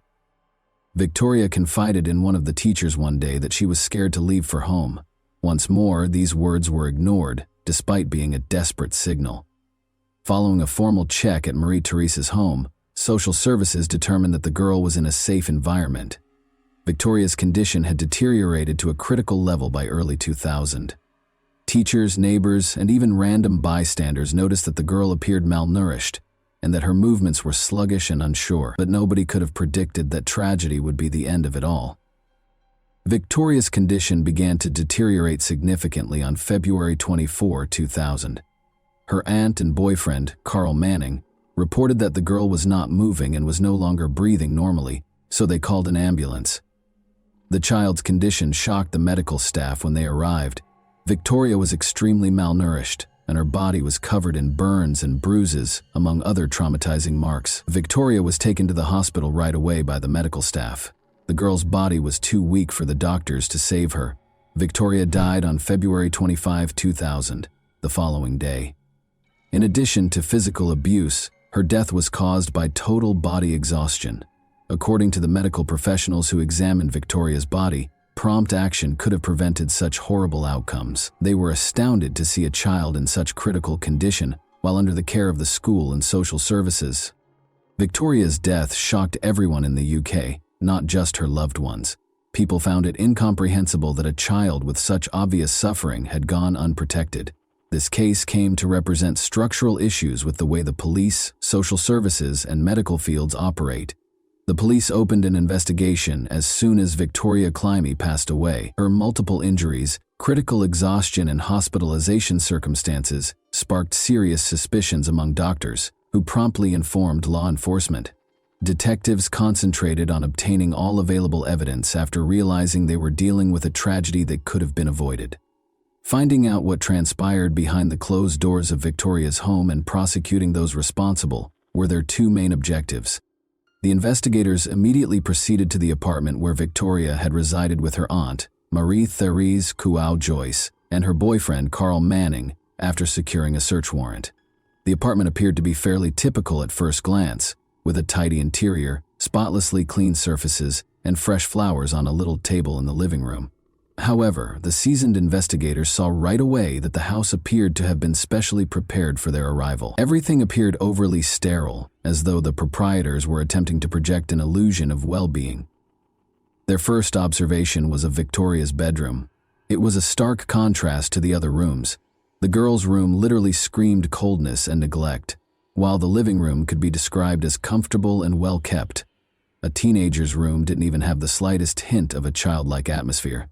There were no toys, books, or vibrantly colored furniture in place of empty walls that were unadorned and uncozy. There was only a thin, tattered blanket on the bed, obviously unfit for the winter. There were absolutely no pillows. The room's sparse furniture had a worn-out, scratched appearance. Victoria's clothing, shoes, and school supplies were all in bad shape. It appeared as though no one had updated her closet in a while, because the majority of the items were either too small or badly worn. People were especially interested in the girl's shoes. Since they were light summer shoes, they were totally inappropriate for the severe winter weather. For the investigators, this was a warning sign. There was obviously a problem. The atmosphere in the room was one of neglect, if not apathy, rather than concern and care for the child. The signs of violence that the experts discovered upon closer examination, however, were the most terrifying finding. At first glance, the stains on the walls and furniture looked like filthy streaks, but the experts soon concluded that these were blood traces, partially obscured but discernible to the trained eye. Although the room's floor appeared to be clean, there were still questionable stains on it, which later proved to be attempts to conceal something awful. A tiny plastic container was standing in one corner of the room. The investigators discovered an even more sinister image when they opened it. There were broken toys inside. The only things that truly belonged to Victoria, it seemed, were these. They appeared to have been purposefully broken to prevent the girl from playing with them, or thrown there to get rid of them. The overall impression that the child was being treated like an unnecessary burden was only strengthened by this. There were also indications of neglect in the kitchen. There was almost nothing in the refrigerator. There was a juice box, a stale piece of bread, and a few cans of canned food. Marie-Therese had previously stated that she had always provided for Victoria's nutritional needs, which contrasted sharply with this limited food supply. Investigators questioned how the girl ate, given the scarcity of food in the home, or was it more likely that she was just not eating enough? When the detectives discovered multiple locked cabinets, the situation became even more concerning. Marie-Therese responded to the request to open them with blatant hostility and made an effort to avoid doing so by claiming private reasons. She only grudgingly gave up the keys after protracted discussions, and when she was threatened with having the entire cabinet seized. Everyone in the room was shocked by what they saw when the doors opened. Belts, wires, and wooden sticks were among the objects in the cabinets that were obviously intended for physical abuse or punishment. The wires were coiled into tight loops, and one belt featured a metal buckle. These results, which presented a horrifying image of the potential abuse Victoria endured, spoke for themselves. Each of these objects was captured on camera, meticulously recorded, and confiscated for additional analysis. The investigators knew that every little detail from these findings could be important in revealing what was happening behind that tidy but dishonest facade. The state of Victoria's room revealed much more than the apartment's adult residents were willing to acknowledge. After compiling all the evidence, the investigators started to depict the girl's life as one of hardship, suffering, and possibly cruelty. Investigators were immediately struck by Marie-Therese Joyce and Carl Manning's behavior when they were called in by the police for their initial interrogation. Despite their caution, they made an effort to project confidence. Although Marie-Therese appeared nervous, her responses sounded practiced, as though she had readied herself for potential queries beforehand. She started to maintain her innocence right away, saying she loved Victoria and tried her hardest to look after the girl. Victoria was a difficult child, the woman said. Despite her temper, Marie-Therese characterized Victoria as a mischievous child who was allegedly prone to accidents. She was constantly sick, she didn't do well in school, and she and I always had difficulties, but I did everything I could to help her. I tried to be a good aunt to her. She claimed that the girl's clumsiness was the cause of the bruises and injuries on her body. The reason for her emaciation, according to Marie-Therese, was solely her lack of appetite. She was always falling, hitting the corners of furniture. She just always had some kind of trouble. And of course, she never listened. We offered her food, but she hardly ate anything. Conversely, Carl Manning made an effort to portray himself as an unconcerned bystander. He tried to downplay his involvement in Victoria's life. In his own words, "I had virtually no contact with her." As the interrogation went on, the investigators noticed inconsistencies in their accounts. "She was just Marie-Therese's niece to me, and I never really got involved with the child. My business was work and my own affairs. I saw her rarely and didn't notice anything strange." For instance, Marie-Therese claimed that Victoria had unintentionally spilled a kettle of boiling water on herself when questioned about the cause of the burns on her body. Carl, however, asserted that he had never witnessed any burns and that nothing of the sort had occurred. When the conversation shifted to the girl's personal items discovered in her room, both of them made a hasty attempt to change the topic, which was even more suspicious. Marie-Therese asserted that because they had little, Victoria had saved money by amassing a collection of old and worn-out items.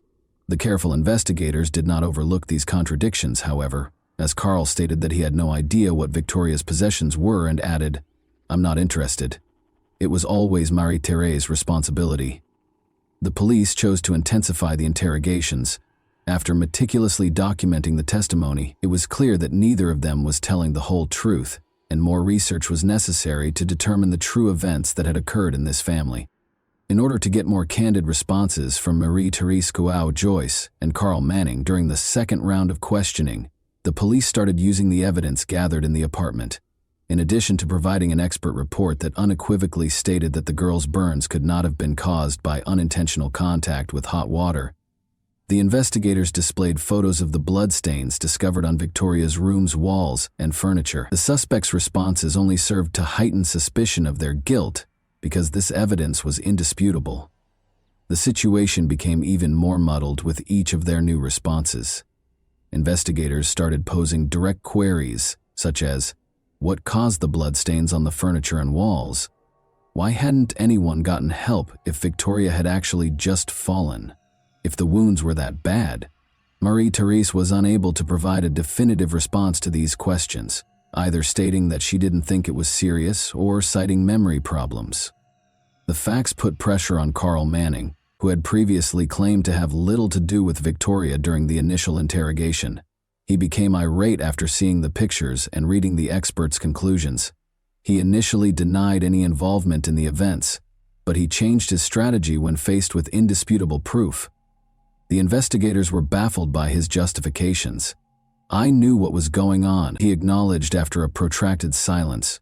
"But I didn't get involved. It's none of my business. She's not my child. I thought it was Marie-Therese's problem and let her deal with it herself."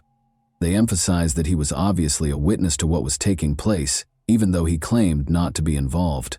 Although Carl acknowledged that he had noticed the girl's body was bruised and injured, he added that he had no justification for getting involved. Under the weight of indisputable evidence, Marie-Therese eventually acknowledged during one of the interrogations that she occasionally lost her temper and turned to physical punishment. She told investigators that these were common ways of raising children, that they were accepted in her culture, and that she didn't see anything wrong with them. "Children need discipline sometimes," she said. Investigators discovered, however, that beneath those words was a harsh reality, I used the belt to show them what is right and wrong. It's not violence, it's education. Examining the belts in the locked closet revealed marks that might suggest they were used repeatedly for striking. Furthermore, Victoria's cuts, bruises, and burns showed that the penalties were far more severe than what could be referred to as discipline. Mari Tellez, João Joyce, and Carl Manning were arrested by the police on the basis of the evidence they had gathered, which included witness statements, forensic tests, and the suspect's own confessions. They were accused of abusing children and killing Victoria. Investigators worked diligently to piece together a horrifying account of the girl's life, filled with cruelty and suffering, which led to these charges. During her arrest, Mari Tellez made an effort to defend herself by stating repeatedly that she did everything in her power and never intended to hurt Victoria. Investigators interpreted her trembling voice as fear of punishment rather than sincere regret. She persisted in asserting that her parenting techniques were required because Victoria was a challenging child. But in light of the overwhelming amount of evidence discovered during the investigation, these justifications began to seem less and less credible. The way Carl Manning acted was different.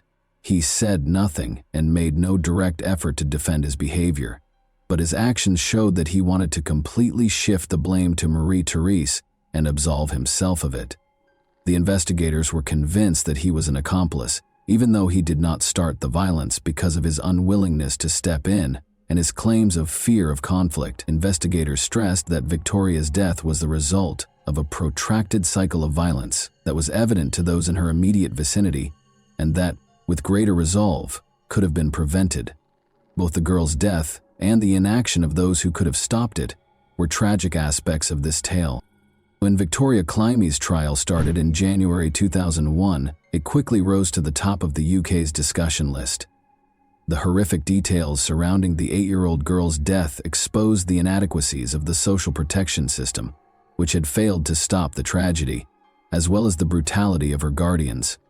In addition to proving the accused's guilt, the prosecutor's office had to explain to the court the full scope of Victoria's suffering, which was a challenging task. Victoria's aunt and her partner, the primary defendants, were put on trial for alleged child abuse and murder. Victoria had been subjected to months of systematic physical and psychological abuse, according to the prosecution. A forensic medical report, witness statements, and photos of the girl's injuries were among the evidence they presented from the investigation.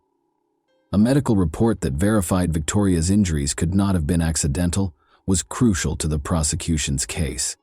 In addition to using violence, the prosecution contended that Mari Tellez and Carl purposefully denied the girl access to food, shelter, and medical attention. She died as a result of hypothermia and exhaustion. Mari Tellez maintained that she didn't intend to hurt the child and that her actions were educational. She was under the strain of life circumstances, according to her defense, and was unaware of the seriousness of the consequences of her actions. Carl, for his part, said he was just watching from the sidelines and never held out his hand to Victoria, denying any active participation. Prosecutors, however, provided proof that he was aware of the abuse and took part in it. The attorneys for the defendants made an effort to frame the case differently. They maintained that Mari Tellez's ignorance of her responsibilities as a guardian was the reason behind Victoria's tragic accident death. Although the girl's aunt had acted improperly, the defense maintained that her actions were unintentional. Carl Manning maintained that he only shared a home with Mari Tellez and the girl and had no involvement in Victoria's upbringing. He persisted in maintaining that his partner was the only one with knowledge of what transpired behind closed doors, but the defense was unable to persuade the judge that the defendant's acts were impulsive or poorly thought out. The prosecution provided indisputable proof that Victoria had endured unjustified, systematic abuse and deprivation. Strong emotions were present during the hearings. As she heard the horrific details of what her daughter had gone through, Victoria's mother, who was present in the courtroom, was unable to contain her tears. The trial was extensively covered by the media, which infuriated the public and led to criticism of the social safety net. The jury returned a verdict on January 12, 2001, following weeks of hearings. Carl Manning and Mari Tellez João Joyce were convicted of Victoria Climie's murder. The judge stressed that they had intentionally caused the child to suffer and said their actions were cruel and premeditated. Mari Tellez João Joyce received a life sentence without the possibility of release. Carl Manning was given a life sentence with at least 20 years to serve after the court found him guilty of murder and complicity in child abuse. And that wraps up today's chilling story. If you enjoyed this video, don't forget to like and subscribe so you never miss a new upload. Also, let me know in the comments what part of this story shocked you the most. Thank you for watching, and I'll see you in the next video.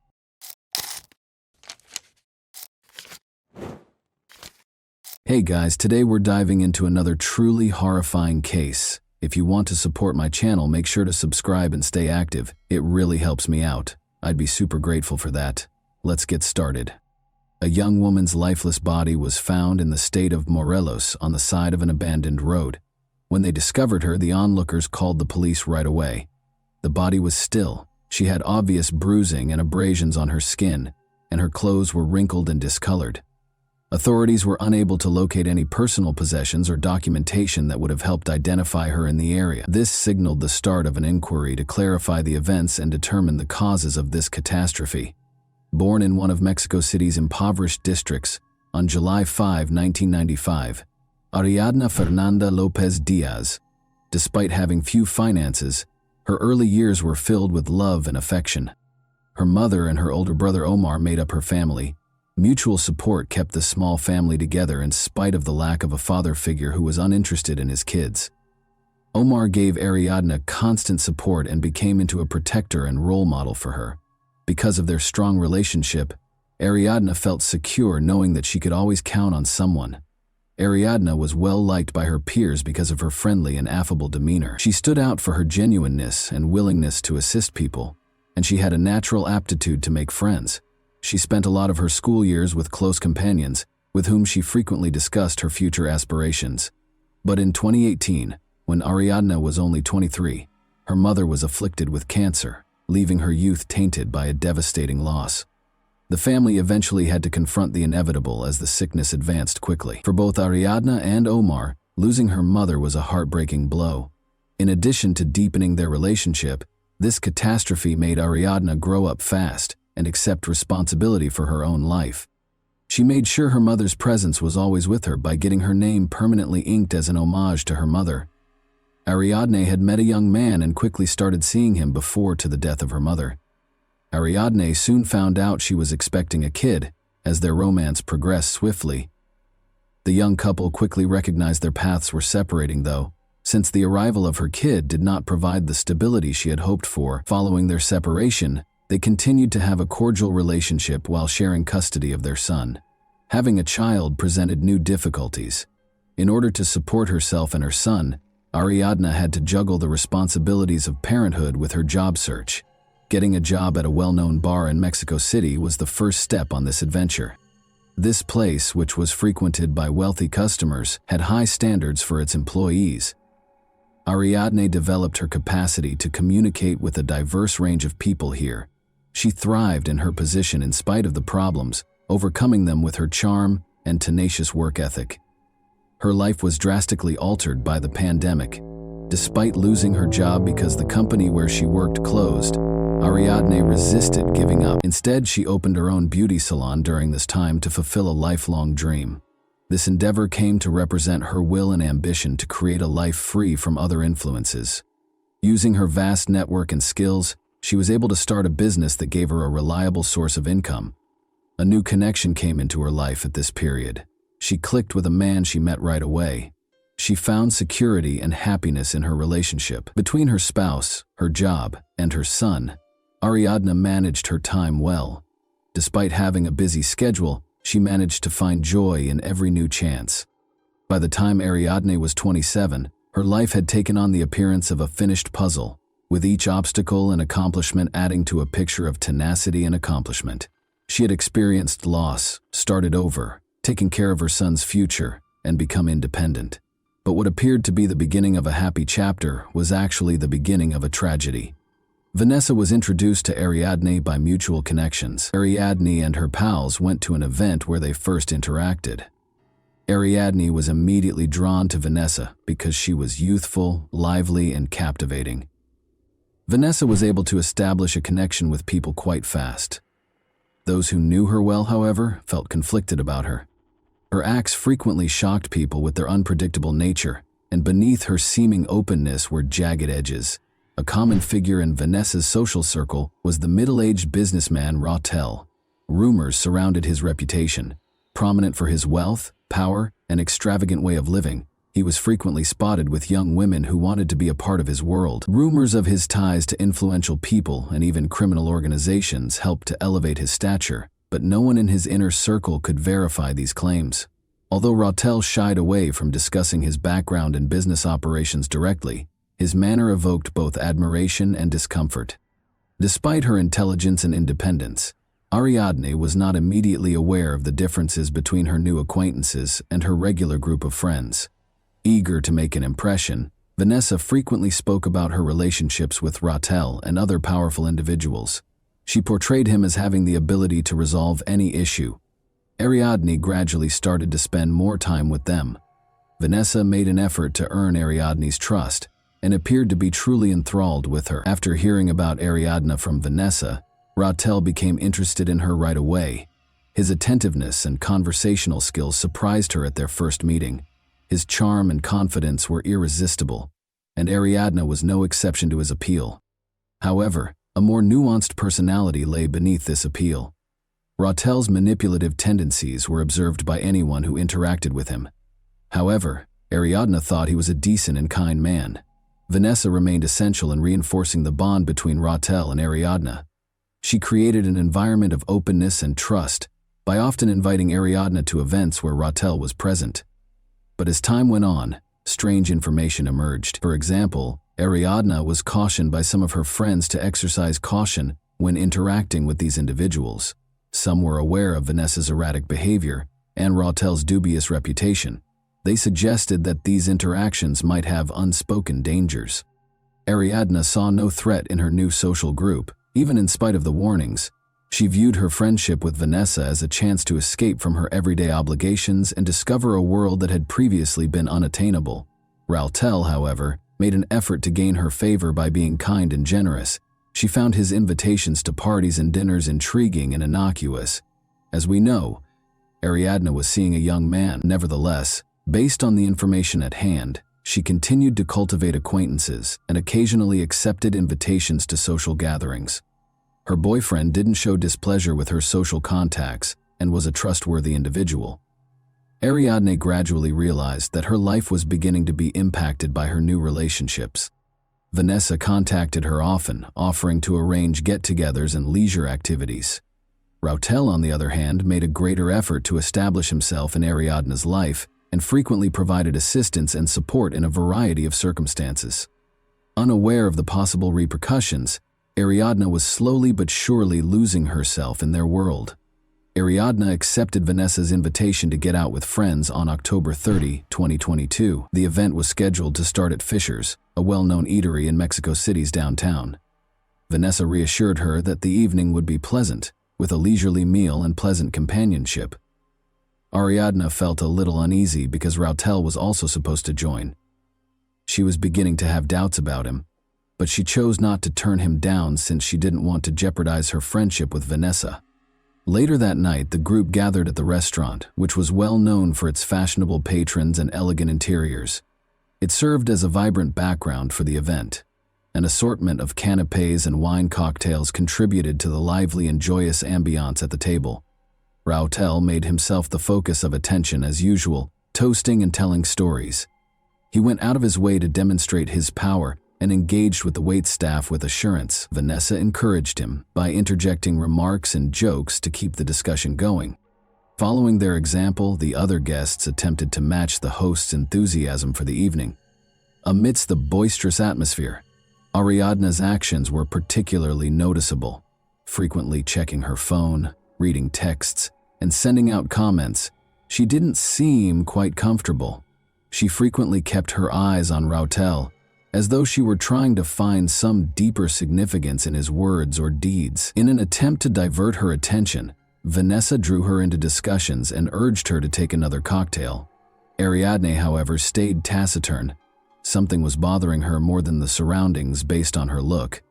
Ariadne shared a mysterious message on social media in the middle of the evening. "Would you miss me if I vanished?" Although many in her wider network thought it was a joke, this post caused anxiety among her close friends and family. But Ariadne had never written anything like this before, according to those who knew her well. Although no one could have foreseen that it would be her final post, it made an uncomfortable impact. The party made the decision to relocate to Rautel's residence as the evening wore on. Rautel himself made the suggestion, and Vanessa wholeheartedly agreed, stating that it would enable them to spend the rest of the evening in a more private situation. After some hesitation, Ariadne consented, and after Vanessa encouraged her to join the others, they all piled into Rautel's car and drove the short distance to his house. Rautel's home, which was situated in a posh area, demonstrated his prestige. The interior was decorated in a contemporary style with opulent elements. When they arrived, the party took up residence in a large living room. Ariadne became more uneasy as the evening went on, despite the music and cocktails. As she checked her phone and pretended to make calls, she moved away multiple times. Her focused and aloof manner was not unnoticed. When Vanessa noticed this, she started whispering to Rautel, which made the situation even more tense. Ariadne declared she was tired and wanted to go home closer to midnight, but Vanessa persuaded her to wait a bit longer, saying they could depart in around 30 minutes. As the evening wore on and the other guests began to go, Rautel, who was unusually silent at that time, would periodically look at Ariadne in a way that made her feel even more uneasy. Ariadne was among the last to go. Sadly, none of the gang would ever see her alive. An incident rocked Morelos the next morning, October 31, 2022, when two bikers discovered a woman's death on the side of a distant road while out on an early morning ride. Locals hardly ever visited the area, which was remote from any major roadways. The bleak landscape, scant vegetation, and eerie quiet of the surrounding area all served to highlight the tragedy. Although the woman was dressed, her clothes were filthy and seemed to be broken. Numerous bruises and what seemed to be contusions were seen on her body. Law enforcement was notified of the occurrence by witnesses right away, and they arrived a few hours later to record the incident and possibly help identify the body. The cyclists snapped pictures of the area in the interim. As soon as the police showed up, they roped off the area and started gathering evidence. Mark suggested that the body had been moved, and tire traces were discovered in the ground. Although there were obvious indications of a struggle, forensic experts were unable to determine the cause of death. Since there were no obvious injuries from a weapon, it was challenging to pinpoint the precise circumstances of the tragedy. Since no personal belongings or paperwork were discovered with the woman, her identity was unknown at the time. Pictures of the body started making the rounds on social media a few hours later, and people who saw them started talking about them. They were Ariadne's friends and relatives, who had been missing since going to a party at Rautel's house.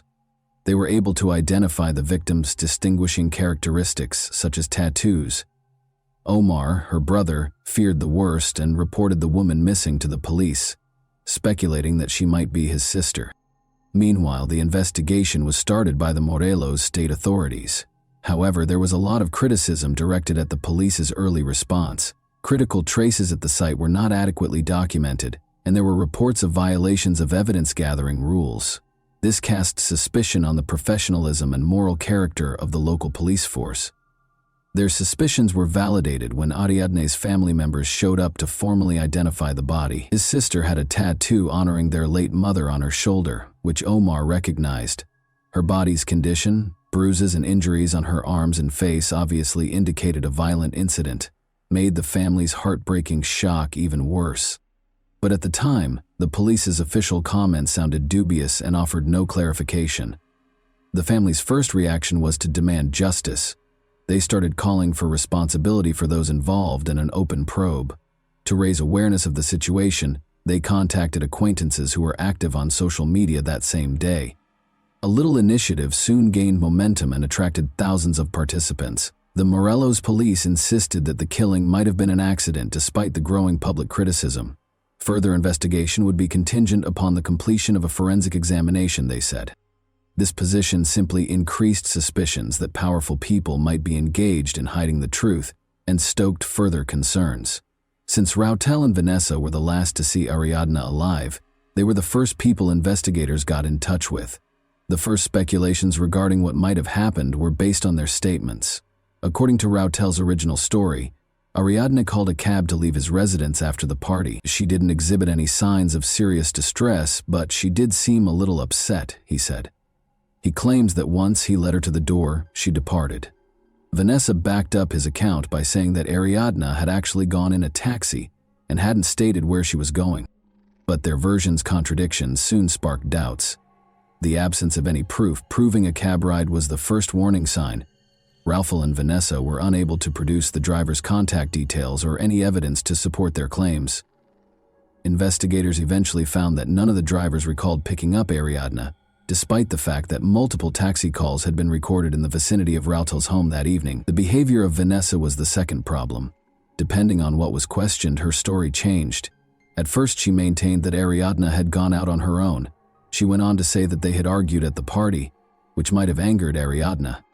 Additionally, in reference to the mysterious social media post Ariadne had written earlier that evening, Ariadne's friends informed police that Vanessa had messaged them in an attempt to imply that Ariadne might have hurt herself. Even though Ariadne's family and close friends initially thought the post, which was published just hours before she vanished, was a joke, investigators started to worry it might be a reflection of her actual emotional condition that evening. Vanessa's increasingly unpredictable behavior was another concerning element. She was attempting to minimize the problem and omit specifics in her texts to Ariadne's pals. She acknowledged in one text that she was scared of being implicated, but she didn't say why. Investigators' suspicions that Vanessa might be hiding important information were further heightened by these indicators. The investigation's preliminary conclusions were equivocal about the precise circumstances surrounding Ariadne's demise, but later investigations by law enforcement and outside specialists turned up important evidence. These conclusions were supported by security footage, text messages found on the suspects' phones, and 2 autopsies.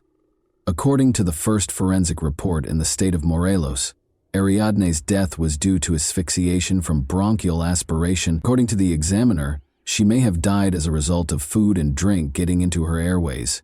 However, Ariadne's family quickly questioned this judgment. Despite the official conclusions, they drew attention to the many bruises and injuries on her body that were not sufficiently addressed in the report. Under pressure from the family and the public, her family insisted on a second exam. For additional examination, Ariadne's body was moved to a separate forensic facility in Mexico City. The first conclusions were entirely at odds with the findings of the second autopsy. Numerous injuries, including head trauma, bruises, and signs of physical force on her arms and legs, were discovered by experts, indicating that she may have tried to defend herself. These results demonstrated that alcohol was not the only factor in her death or that it was not an accident. Authorities reclassified the case as a criminal conduct when her death was deemed to be the consequence of violent acts. Surveillance footage taken from Rautel's home's parking garage was essential to the investigation. In one video, the morning after the party, Rautel was seen taking Ariadne's motionless body to his car. He was also seen on camera packing her body into the car and driving off. These recordings turned into unquestionable proof linking him to the body's movement and eventual concealment. Investigators found communications about Rautel and Vanessa's behavior after the party after seizing their phones. Attempts to coordinate their accounts for law enforcement and defend their actions to Ariadne's pals were exposed in the texts. Rautel assured Vanessa that everything was under control, but Vanessa voiced worry about the pressure from Ariadne's family. Even specific guidelines on how to respond to inquiries without arousing suspicion were included in one reply. Vanessa frequently implied that Ariadne might have been experiencing emotional turmoil and perhaps considered self-harm in her chats with Ariadne's acquaintances. Ariadne's acquaintances claimed that she was a happy, energetic girl who showed no indications of such tendencies, which ran counter to this story. Suspicion of Vanessa's involvement was heightened by these discrepancies.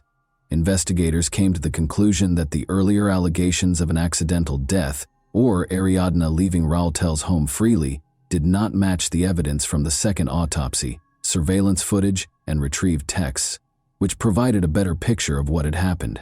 The violent nature of Ariadne's death and the subsequent concealing of her body were amply demonstrated by the evidence.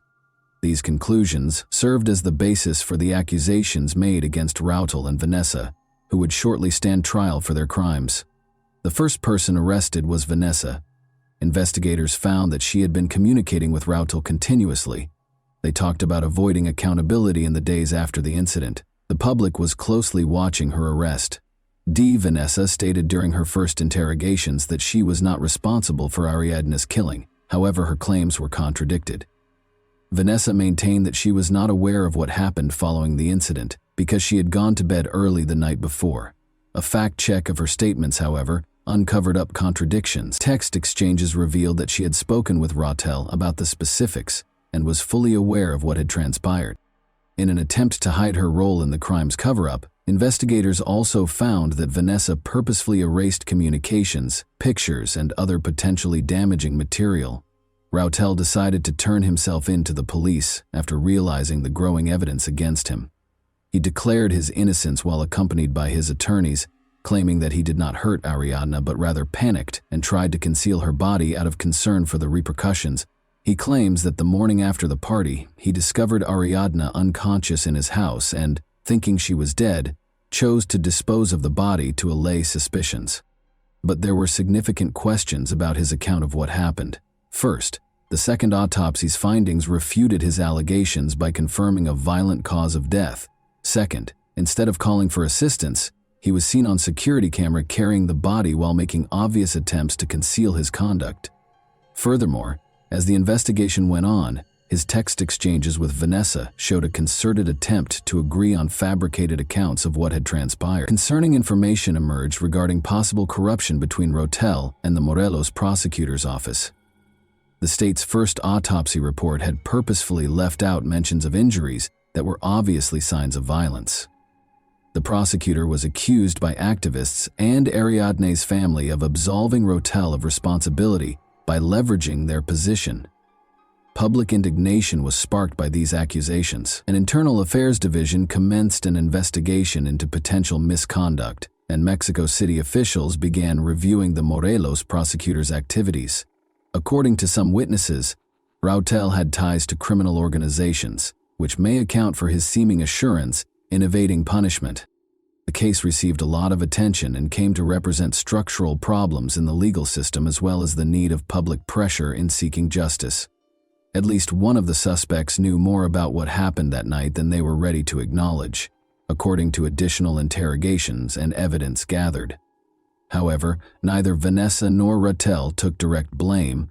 Instead, they centered their explanations on attempts to defend one another's acts. This only served to increase suspicions and was a major contributing cause to their brief detention. A protracted and thorough inquiry was conducted into the causes and motivations behind the tragedy that transpired that evening. It took meticulous event reconstruction, evidence analysis, and a detailed look at everyone's behavior during the party to uncover the truth. With the help of contradictory testimony, technical information, and the suspect's psychological profiles, a more comprehensive picture gradually started to take shape. Together with mutual friends, Ariadna, Vanessa, and Rautel started that fateful evening over dinner and drinks at a restaurant in downtown Mexico City. Everything appeared normal on the surface: music, laughter, and conversation, but minute nuances suggested underlying stress. Witness accounts and a review of text conversations revealed that Ariadne seemed particularly silent and distracted. Her habit of checking her phone a lot, sending messages, and taking calls was unusual for her at social events. Later on in the investigation, this fact became crucial. Her communications showed that she had been messaging a close friend to express her anxiety about the party and her worries about certain guests. The group left the restaurant and went to the hotel's residence. The property, which had security cameras and high walls around it, was often used for private parties. The hosts, Vanessa and Rautel, appeared to have strained chemistry. According to witnesses, Vanessa made a number of scathing comments about Ariadna, who handled them calmly in an effort to avoid conflict. Alcohol started to affect the group's conduct as the evening went on. Already emotionally agitated, Vanessa allegedly yelled at Ariadne many times, calling her rude and unwelcoming. These charges increased the already rising tension but didn't strike a chord with the other members of the group. Rautel, on the other hand, was obviously unhappy with Vanessa's actions, but seemed to maintain his neutrality. Witnesses' reports of Ariadna trying to leave the party early the following morning marked a turning point. She reappeared shortly after being spotted outside the residence. Investigators found that Vanessa persisted in confronting Ariadne throughout this period, resulting in an open dispute between the two. The specifics of the altercation are still unknown. Investigators believe Vanessa accused Ariadne of attracting Rautel's undue attention. After the majority of the attendees had departed the party, only Vanessa, Rautel, and Ariadne were remaining in the house. Messages recovered from the phones verified that Vanessa and Rautel had talked about difficult events from that evening. Investigators said that Vanessa, who was allegedly very drunk, started acting aggressively. An incident that is thought to have occurred during this time is what caused Ariadne's fatal injuries. What was the reason behind Ariadne's peculiar social media post that evening? After being written off as a joke at first, the message gained significance as the inquiry progressed. Friends subsequently acknowledged that Vanessa's actions and the general ambiance of the event might have made Ariadne uncomfortable. The tweet could have been an attempt to draw attention to herself, communicate her uneasiness, or perhaps act as a subliminal warning. According to the reconstruction of events, a major contributing factor to the catastrophe was Vanessa's envy, which was made worse by drink and mental instability. Rautel's actions, which were probably an attempt to hide what had transpired, simply made matters worse. If the atmosphere at the party had not been so tight and unstable, this confluence of circumstances could have prevented the disastrous result. Omar, Ariadne's older brother, was left to be the only father figure in the life of her 6-year-old son. Omar stepped in to offer both emotional and financial help. As he assumed responsibility for his nephew's upbringing, he worked to preserve Ariadne's memories and show him the love she had always shown him throughout her life. Since other family members and friends helped the youngster deal with his loss and provide him with a loving atmosphere, this choice strengthened the bonds within the family. The family of Ariadne continued to be involved in the effort to learn the whole facts regarding her passing. They attracted public attention, started social media campaigns, and planned protests. One noteworthy accomplishment was attracting the attention of foreign media, which contributed to a rise in pressure on the Mexican legal system.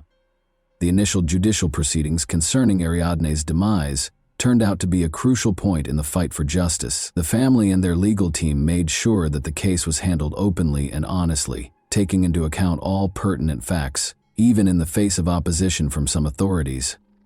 The public and media kept a watchful eye on every stage of the inquiry and trial, making it difficult for any facts to be concealed or misrepresented. Rautel and Vanessa's positions in court proceedings were the main topic of discussion at the start of the trial. Key evidence offered by the prosecution included text message data, phone call logs, and security footage. These documents showed the defendants' possible involvement in the violent acts that resulted in Ariadne's death, in addition to their involvement in hiding the body. By claiming that the tragedy was an unfortunate accident, the defense tried to refute the facts, although a number of testimony and forensic analyses seriously put doubt on that account. Determining the motivations behind the crime was one of the trial's main goals. According to witnesses who knew Vanessa well, she was impulsive and prone to aggressive conduct, which was frequently made worse by drink. However, Rautel's portrayal as having a dubious past and purported connections to criminal organizations raised further questions over his role in that night's events. However, the defendants denied any involvement in Ariadne's demise. Suspicions were heightened by the fact that their claims contradicted the evidence. The investigation and judicial proceedings in Ariadne's case are still ongoing, so a verdict has not yet been rendered. Prosecutors have charged her with femicide, a felony including gender-based violence that is thought to be an aggravating factor under Mexican law, based on the evidence they have acquired.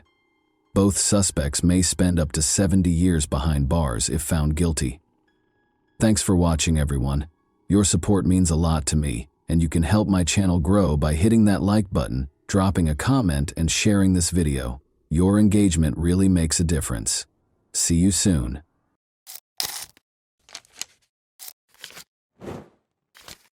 Hey guys, welcome to my channel, and today we're going to take a look at another horrible case with you. Have you ever pondered how a fatal occurrence could result from a single poor choice or harmless action? On one of the riskiest days of the year, picture a couple kayaking. It was meant to be simply another adventure, but the way it ended was so unexpected that I'm still having trouble understanding it. Where do you think the distinction between mistake and truth lies, people? How can a single word or deed alter everything? Will this story leave you wondering about every detail, or will you be able to form your own opinion?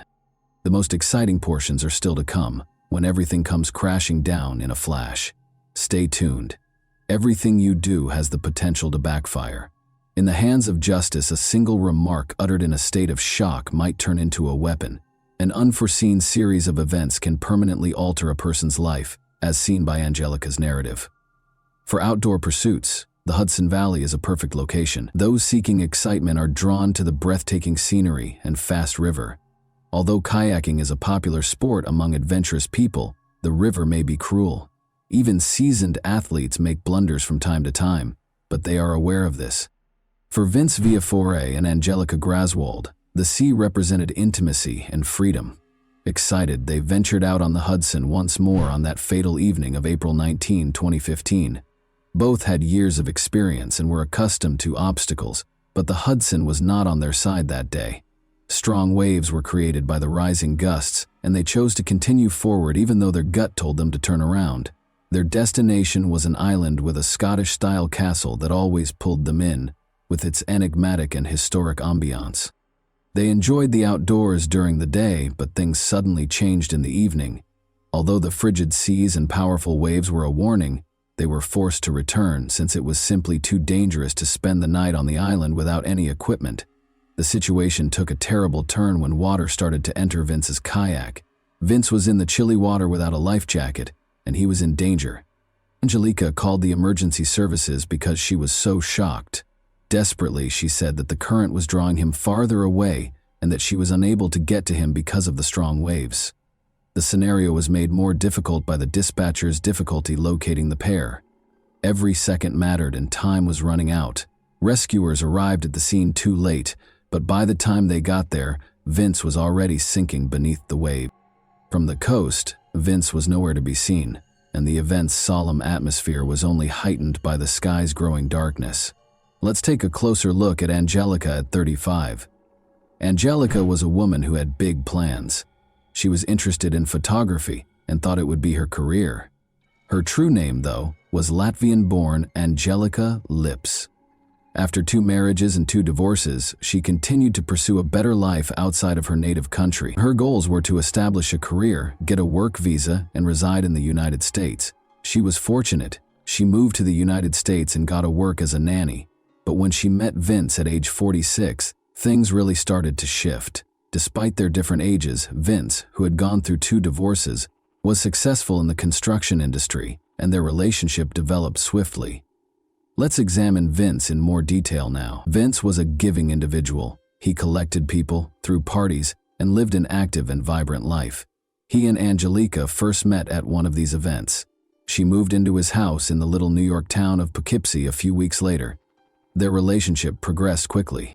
Conversations about marriage and kids became commonplace. However, there were problems simmering beneath the surface, and they only got worse the day before the terrible incident on April 18, 2015. Vince and Angelica attended another party the day before the catastrophe. While Vince and his pals were enjoying themselves, Angelica left early, saying she wasn't feeling well. She appeared aloof and hardly engaged with people. The tension between them became apparent to Vince's friends, and it eventually turned into a small but noticeable argument. But there was nothing noteworthy that night. That evening, they parted ways and didn't get back together until the next morning. At that point, Vince revealed his kayaking ambitions. He was adamant that they reconcile and go out on the Hudson River to enjoy some time together. There, let's revisit that fateful day. Angelica accepted the plan in spite of the chilly weather and growing wind. For a photo shoot, the pair intended to go to Bannerman's Castle, which is situated on an island in the middle of the river. In the hopes of getting some amazing pictures, Angelica packed stylish attire for a variety of photographs. The wind was getting stronger, and it seemed to portend problems, but by noon they were at the water's edge, ready for another adventure. Around them, huge waves swelled, and every movement was stiffened by the cold. Even though Angelica could see that the weather was getting worse, they continued because of Vince's intransigence and love of adrenaline. Angelica would never forget what Vince said before they left. "This will be your life's journey. The meaning of those phrases would become hauntingly new. The trip to the castle proceeded without incident a few hours later. To set the tone, Angelica informed the cops that they had had a few beers together before leaving. Since they had to return, they both understood they had to maintain their sobriety. On the way back, however, everything changed. As the waves rose higher, Vince began to lag behind. He yelled that his kayak was absorbing water, and Angelica turned to see his boat sinking. The tidal tide pulled her toward the coast as she attempted to turn around. She contacted emergency services as soon as she landed, but Vince had already vanished into the chilly Hudson River. The night of April 19, 2015, marked the start of a search that continued into the following day and into the night. While a sonar-equipped boat fought fog and choppy waves, divers dove into the murky Hudson to find Vince's body. They searched the region with rescue helicopters, but to no avail. As they struggled to deal with the catastrophe, Vince's family was in a state of shock and panic. Even though they realized the chances were poor, his friends and family clung to the hope that he had somehow survived the icy water and powerful current. Ironically, Angelica seemed the most composed of all the worried individuals. As if nothing had happened, she kept updating her social media accounts with pictures and videos. Vince's family was really offended by this behavior because they thought it was improper and even suspicious. Her statements did not strike a chord with the distraught family members, despite her assertion that she was clinging to hope and waiting for her fiancé to arrive. Angelica had to return to the police station for additional interrogation 10 days after Vince vanished. It was all because of a remark she had made in her first exchange with detectives that seemed casual. On the way back, she may have unintentionally taken the drain plug out of Vince's kayak, she said. The investigation's trajectory was significantly altered by this minor detail. The idea that Vince's death was just an accident began to lose credibility, as there were suddenly more questions than answers. Angelica also informed the cops that Vince's paddle was broken. It was challenging to row correctly since it had missing a locking ring. The detectives' suspicions were only heightened by this, and they began to think about the possibilities of foul play, a broken paddle, and a missing plug. Investigators were worried by these details. When taken together, these minor details led the authorities to believe that Angelica might have purposefully created the conditions for Vince to drown. However, why would she have done this? The whole picture felt lacking without the motive, which was still a mystery. Investigators began contacting those who knew both Vince and Angelica in an attempt to learn more about her potential motivations. Angelica had lived with Michael Coven for a number of years before the police got in touch with him. Although Michael acknowledged that he couldn't totally rule out such a scenario, he was astonished to hear of the accusations surrounding Angelica. He disclosed that there was a darker side to her cool-headed and collected exterior. At times, especially after drinking, Angelica would become combative and initiate disputes, which Vince, Michael claimed, quietly put up with. But only a few weeks prior to the catastrophe, Vince told a buddy that he was seriously considering getting married to her. He characterized her as aggressive and manipulative, particularly when she became unruly when being questioned. Although Angelica acknowledged that there were disagreements in the partnership, she insisted that they were only about their personal lives. The detectives were put on hold by her evasive remarks and imprecise wording. An increasing amount of evidence suggested that Vince's death might have been a premeditated tragedy rather than an accident. The motivation proved to be more important than first thought. In addition to interpersonal problems and resentment, Angelica had a particular financial incentive. She was the principal beneficiary of Vince's roughly $500,000 life insurance policy. It was a substantial amount that could provide her with a new beginning and resolve her financial issues. Since Angelica didn't have a job at the moment, this money may have a significant impact on her future. Due to these fresh disclosures, Angelica was no longer the heartbroken fiancé but rather the main suspect. She insisted on her innocence in spite of this. Nevertheless, she was arrested on charges of second-degree criminal wrongdoing and released on bail of $9 million, 0 cents, which, considering her foreign nationality, she could scarcely afford. Angelica was kept in detention pending trial because investigators were concerned that she could try to escape. According to Angelica's defense, her remarks during the 11-hour interrogation were not legally enforceable, since Vince's body had not yet been found. Her lawyer maintained that it was impossible to verify any foul play or deliberate crime in the absence of forensic proof. He maintained that Vince died in a terrible accident. He said that a wave caused the kayak to capsize and that the drain plug may have fallen off later when the boat began to sink. The defense set up an experiment on the Hudson River to bolster their version of events. There was a person sitting in a kayak of the same model who looked like Vince. Even on a calm day, the tests showed that the ship was resting very low in the water, only a few inches over the surface. This proved that even if the plug hadn't been loosened, big waves could readily fill the kayak with water. The lawyer also reminded everyone that Vince had been drinking, which might have affected his ability to coordinate and react in a flooded kayak, make dubious confessions, and conduct water experiments. This led to a great deal of discussion. Even though Vince's body had not been found, the inquiry was moving forward. The drain stopper, a tiny hole little larger than a fingertip, was the primary source of conflict. The idea that such a minor detail might have led to such a tragedy was difficult to accept. Since Vince's kayak had a drain opening on top, it seems doubtful that enough water could have entered the boat for it to sink.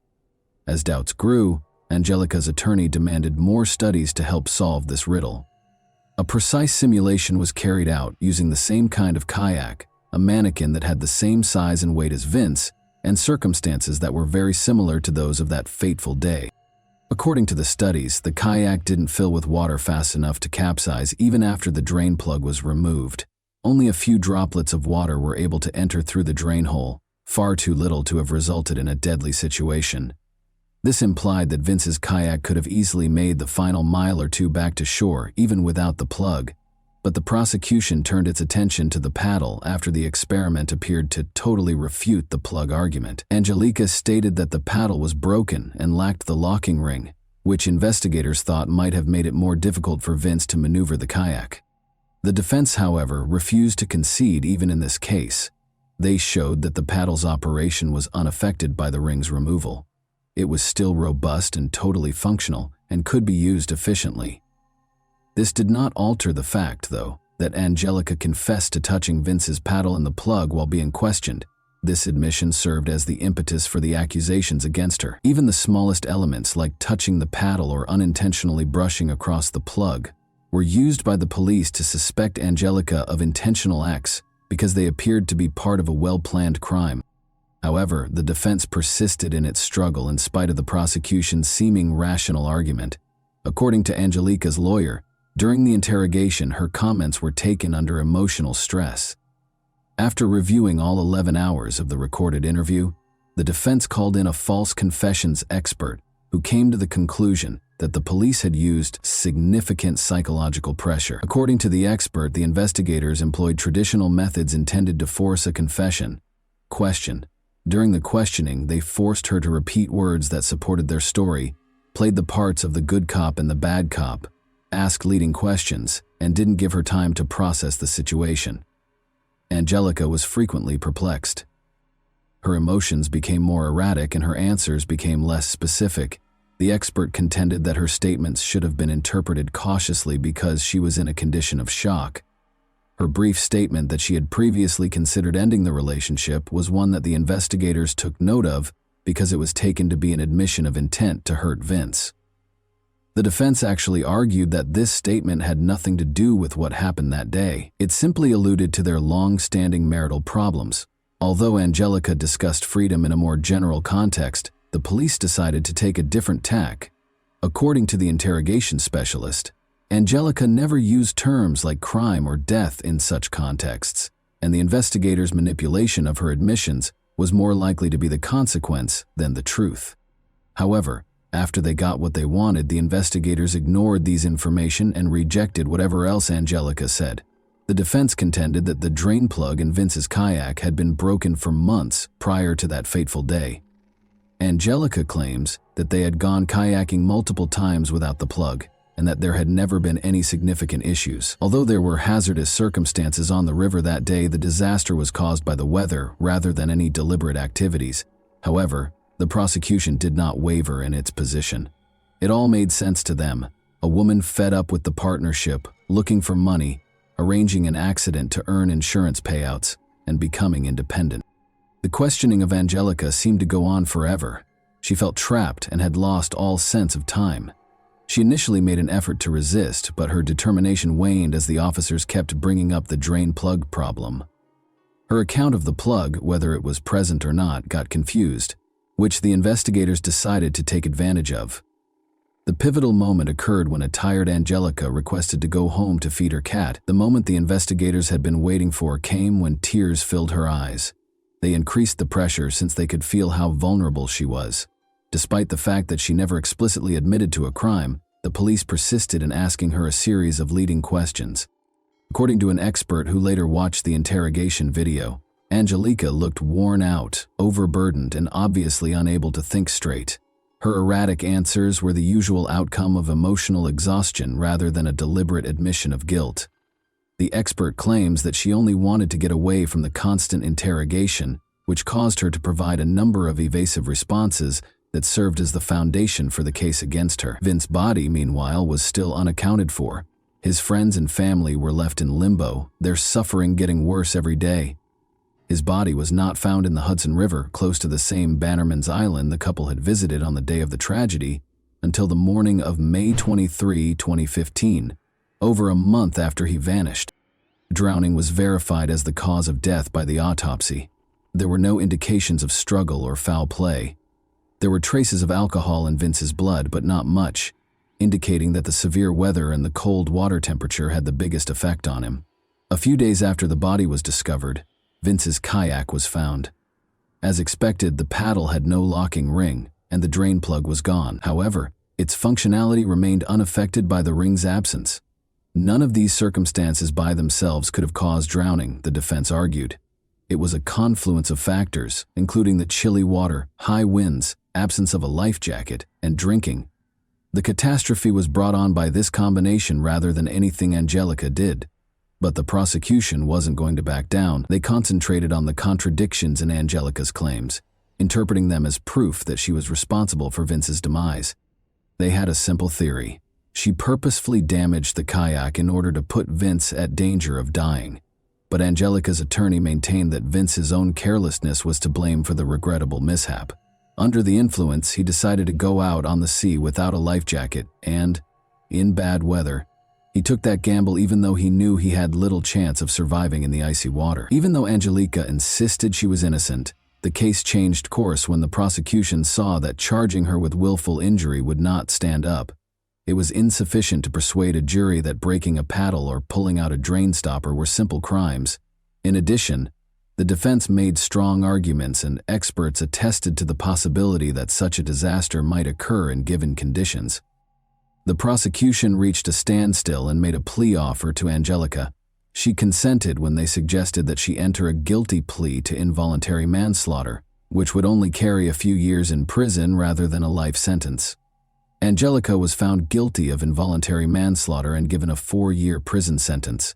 She only had a few months left to serve, though, given the time she had previously spent awaiting trial and throughout the legal proceedings. As part of the plea agreement, Angelica spent less than 4 years in jail, 32 months, before being released on parole in December 2017.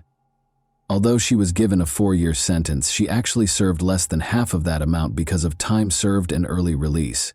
Therefore, the parole system permitted her to become released earlier in late 2017, even though her term was legally 4 years. Tensions persisted, even after she was freed. The result was too difficult for Vince's family to accept. They were outspoken in their displeasure with the light sentence, believing that Angelica was the cause of their son's death. However, Angelica insisted that the truth was known only to her and to God. She insisted that Vince's death had been a terrible accident and that she was not to blame. She encountered fresh difficulties after being freed. She had trouble finding work and faced deportation. Angelica's guilty plea prevented her from claiming Vince's insurance benefits. She was compelled to return to her own country 16 months later, where she started to reconstruct her life and put the trauma of those incidents behind her. She claimed to be completely recovered from the experience, enrolled in a university, obtained employment, and carried on with her life. People, this is a story with many unanswered questions that may never be resolved. A complicated and intense picture is painted by Vince's passing, Angelica's actions, and the contradictory testimony. In these circumstances, it's simple to be influenced by the narrative of the prosecution or by public opinion, but it's crucial to keep in mind that the truth isn't always clear. In my opinion, the legal system is capable of errors. Particularly in situations such as these, false confessions can result from coercion, psychological weariness, and interrogation techniques. Angelica was in a predicament where she was disadvantaged by both the external factors and her own blunders in speech and behavior. However, was she really to blame for Vince's passing, or was it really a terrible mishap that turned into a nightmare for all those concerned? I want to now address you, the audience. Which do you believe is more significant in this tale, chance or guilt?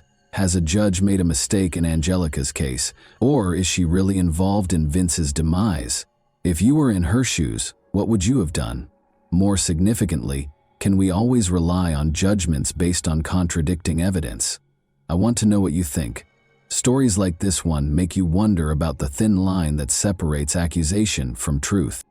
And that wraps up today's chilling story. If you enjoyed this video, don't forget to like and subscribe so you never miss a new upload. Also, let me know in the comments, what part of this story shocked you the most? Thank you for watching, and I'll see you in the next video.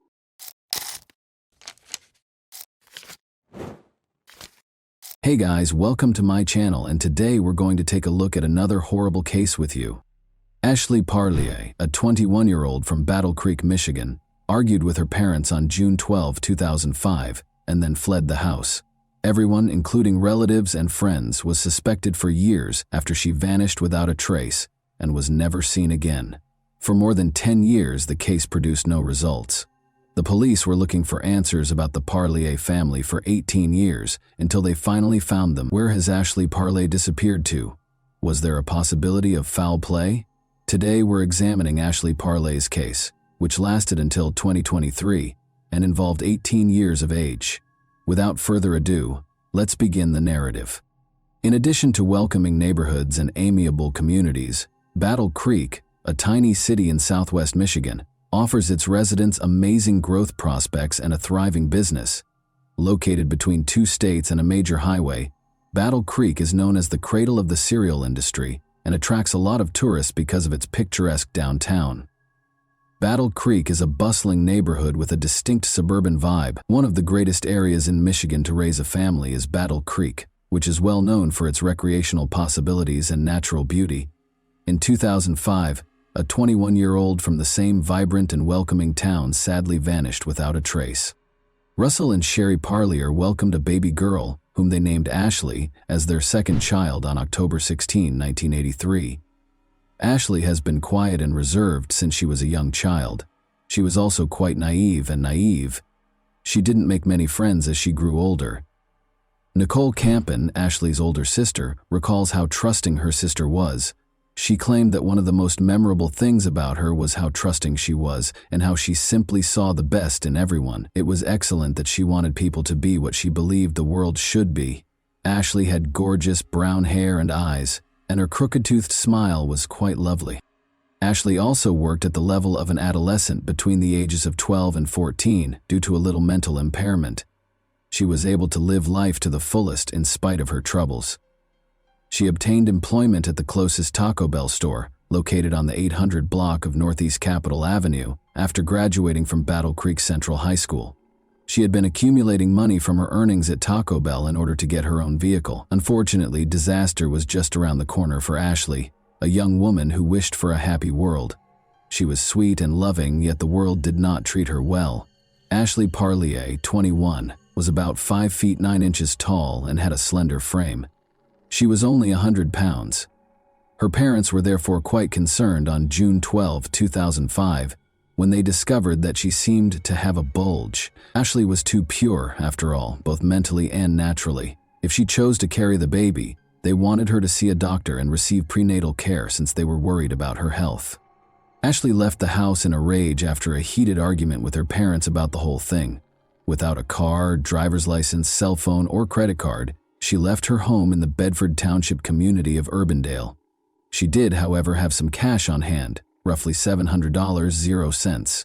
Ashley never came home, despite the family's desire to give her the time she needed to calm down. The Parlier family felt something was wrong and were anxious as the minutes stretched into hours and then into days.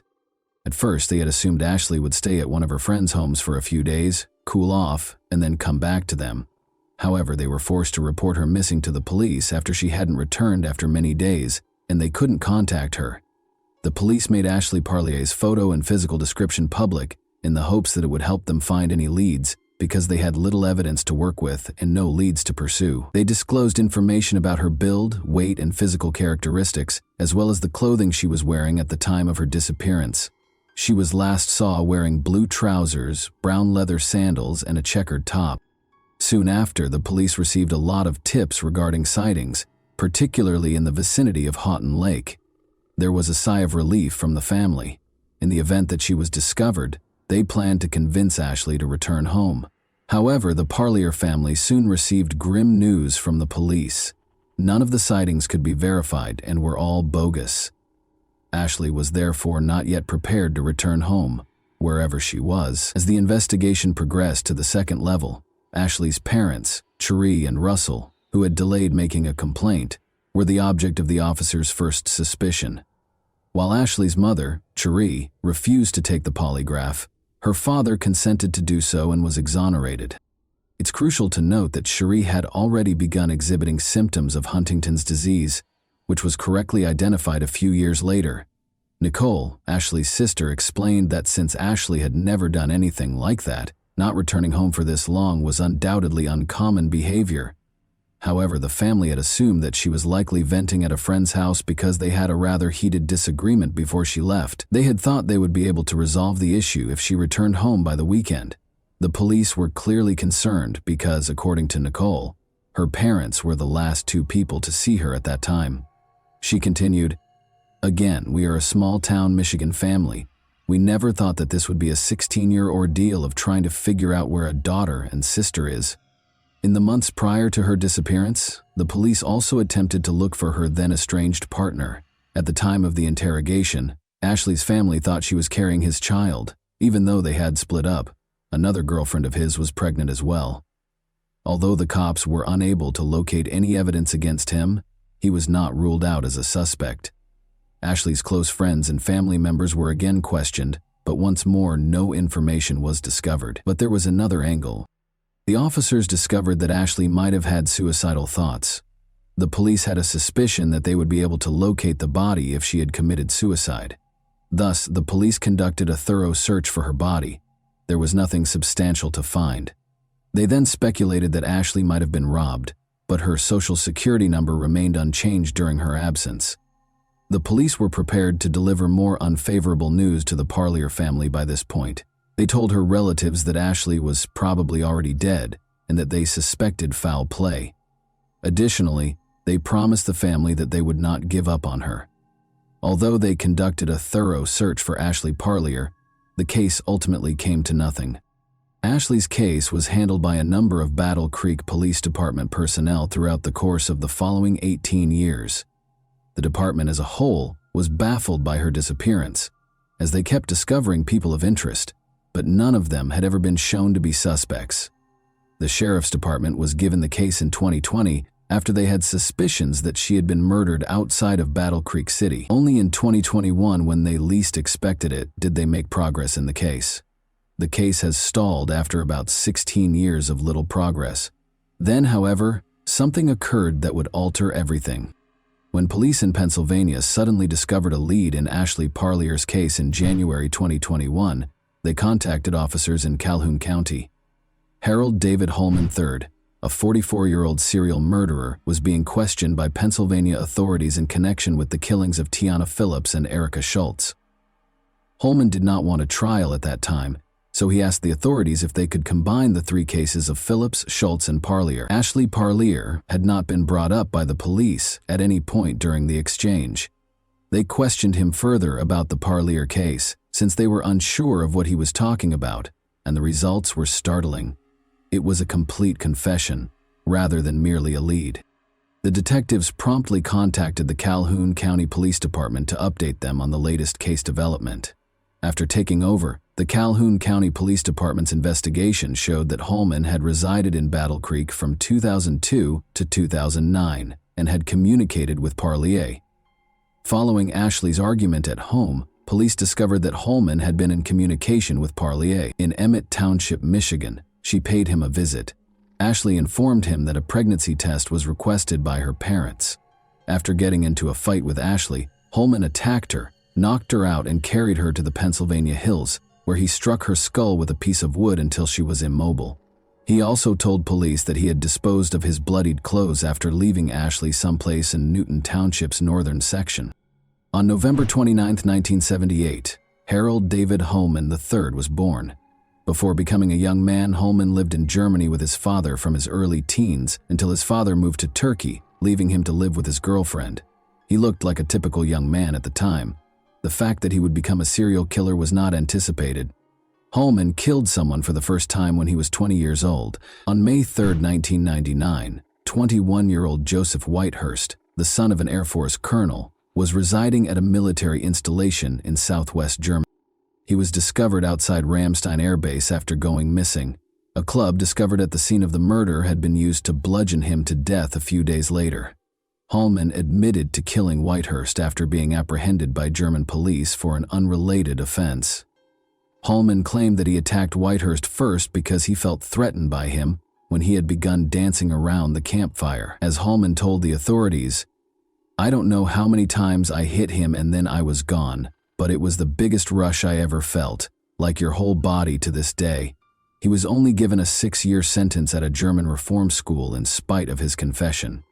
A person under the age of 21 must be tried in a juvenile court in accordance with German legislation.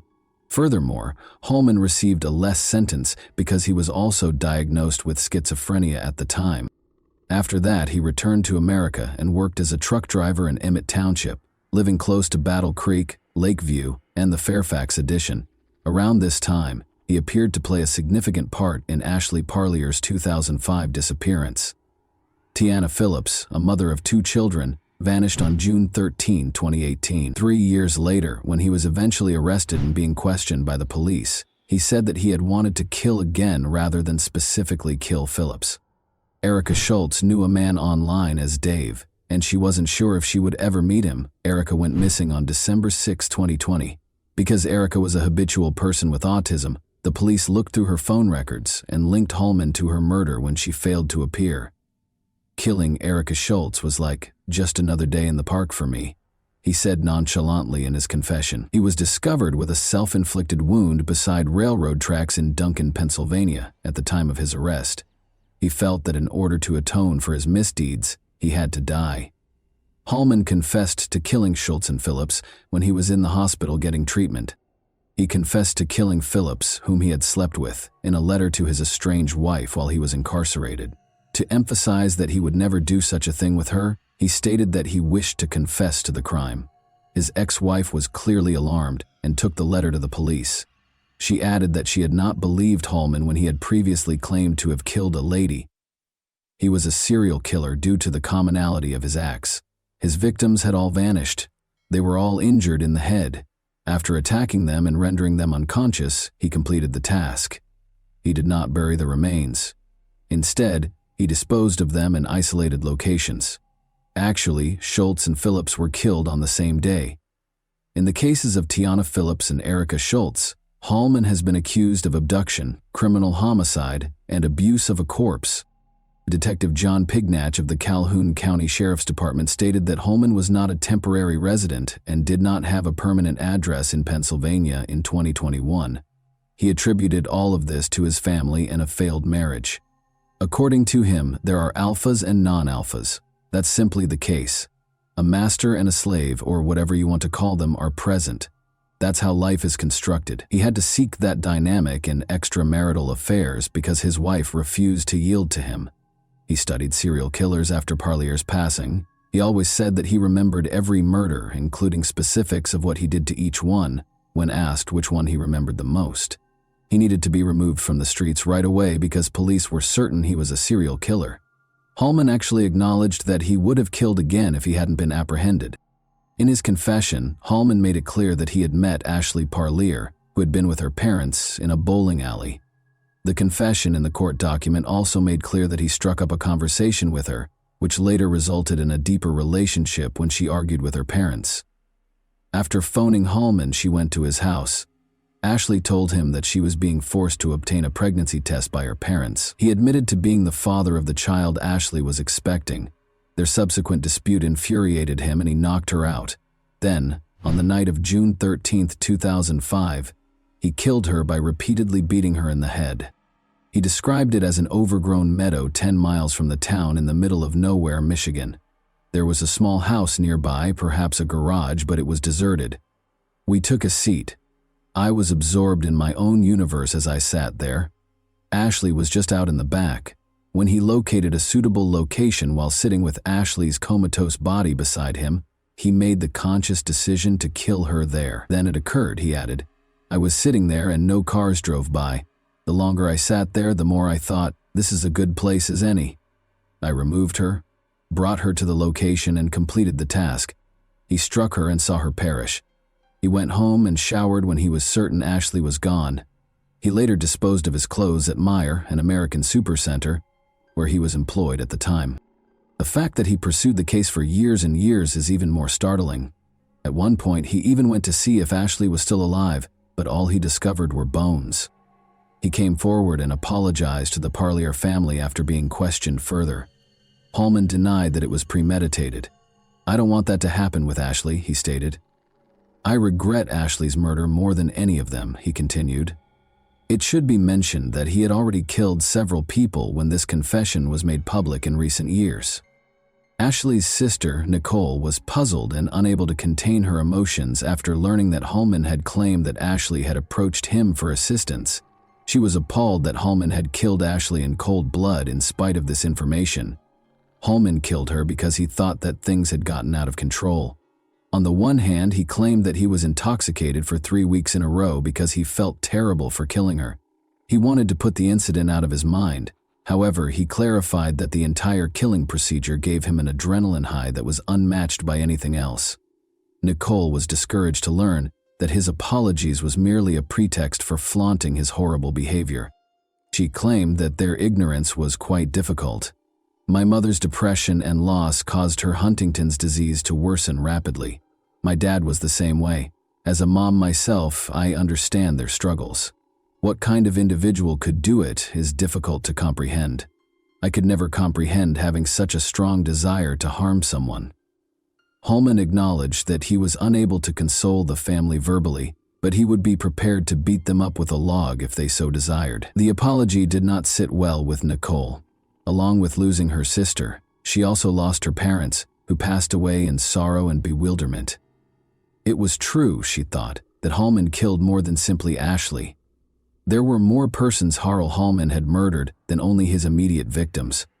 The loved ones of many of his victims had died, and they were unaware of what had become of them. Nicole created a social media page called Bring Ashley Home, which she used to connect with the other Pennsylvania victims' elder sisters. They think they have formed buddies and are united by their shared misery. She stated that when Nicole presents her victim impact statement on behalf of the entire Parlier family on April 10th during Hallman's trial, the 3 older sisters of the other Pennsylvania victims will accompany her. She said, "We're going to remember our sisters, and we're going to remember Ashley and Tiana and Erica and not him. We're going to remember how they were good people who loved and were caring, and he's just going to rot." Ashley had been out of the house for 18 years after a fight with her parents. After what occurred to her, she never went back home. Her return home was a top priority for the police. Throughout the years, they looked everywhere for solutions. The police therefore asked Harold Hallman to show them where he had left Ashley's body once he came out with the confession. According to the officers and the prosecution, Ashley Parley's case was extremely labor-intensive and emotionally charged. Nearly 20 years had passed since the original detectives attempted to solve the mystery. The Parlier case was given to several detectives in the next years. They even flew across the nation to find possible witnesses and gather the evidence they needed to convict the criminal after failing to discover the answers in the city. In March, Sheriff Steve Hinckley told the media that the officers had visited Pennsylvania, Maryland, and California to look into Parlier's case. The investigating team included Detective John Pignato of the Calhoun County Sheriff's Department, Detective Dave Huminga, and Detective Sergeant Chris Suarez of the Michigan State Police. Holman guided the police to a wooded region in Newton Township south of Battle Creek, at a 6.5-mile road. On March 30, 2022, almost 24 officers conducted a search for Ashley's remains, but after several hours of work they were unable to locate her body. When Ashley vanished, the region remained farmland, but within a few years it was all divided up and sold to other property owners, locals told the media. The policemen's attempts were all in vain.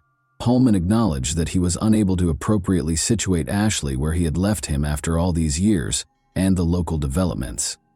Ashley's remains are still being sought by the authorities.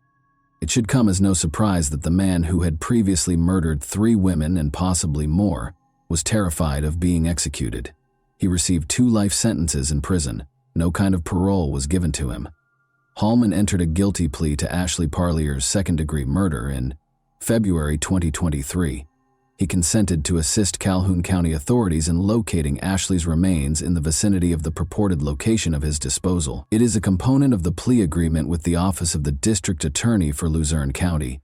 He is set to be sentenced in April 2023 and faces a maximum life sentence in prison in return for not being given the death penalty. In order to solve Ashley Parlier's case and locate her remains, the Calhoun County Sheriff is still searching for any information. Call 269-781-0880 to reach the Calhoun County Sheriff's Office if you have any information. When a loved one disappears, every minute is challenging. Imagine being heartbroken, grieving, and depressed for 18 years with only a glimmer of hope that they could return at some point. Consider the uncertainty about whether to continue waiting or to simply end the depressing experience. In the spring of 2020, Ashley's parents, Russell and Cherie, passed away without ever understanding what had happened to their daughter. Imagine the anguish and suffering they endured when they came to terms with the fact that they would never find out what had happened to Ashley, particularly since she had left the house in a state of rage. Imagine how their lives must have been when they were the target of active suspicion over the disappearance of their own daughter from the police, the media, and true crime fans.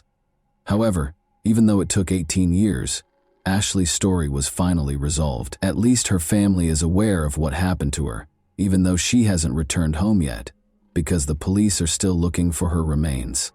Do you believe that Harold Holman might have had other victims? Regarding Holman's apologies, what are your thoughts? Does he kill people for fun, or does he actually have a mental illness? And that wraps up today's chilling story. If you enjoyed this video, don't forget to like and subscribe so you never miss a new upload. Also, let me know in the comments, what part of this story shocked you the most? Thank you for watching, and I'll see you in the next video.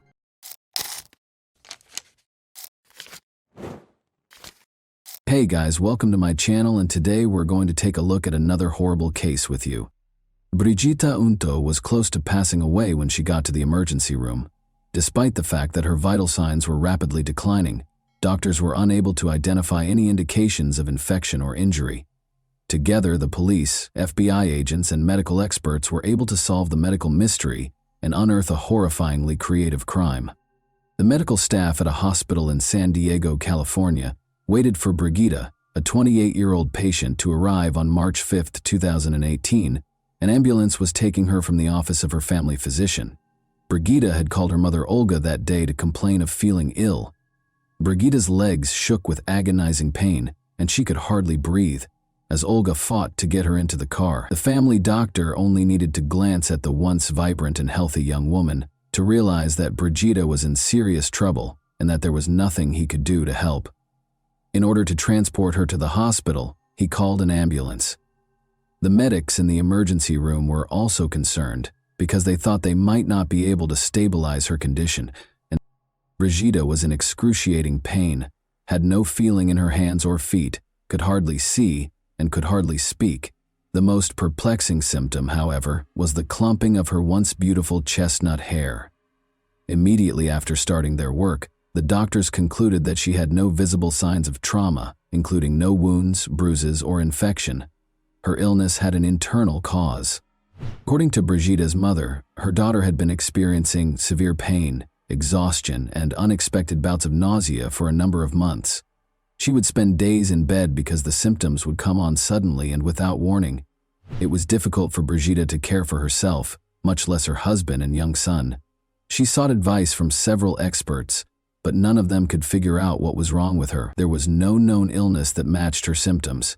She was even told by one doctor that her condition was how critical days manifest. Ultimately, the doctors determined that stress was the cause and gave her tranquilizers. But her health deteriorated.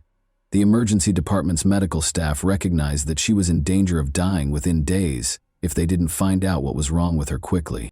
Brigida was raised in California, a short distance from the Mexican border. Her mother looked after their two daughters, Brigida and her younger sister, Olga, while her father worked at customs between Mexico and the United States. The girls were raised in a loving and supportive household. Brigida thrived academically while attending a Catholic school with joy. According to her friends, she was the sweetest and most amiable girl they had ever met. Running was Brigida's passion, and she even represented her school in competitions. She met Race Remington Unto, her future husband, while running. Although Race went to a different school, they met in high school and shared a love of sports. Because Brigida's daughter had no interest in dating boys, her family initially paid little attention to their friendship. She spent most of her time studying and playing sports, but over time, the young couple began dating and became more involved with one another. Race was able to bring out Brigida's more daring side, and they quickly became inseparable.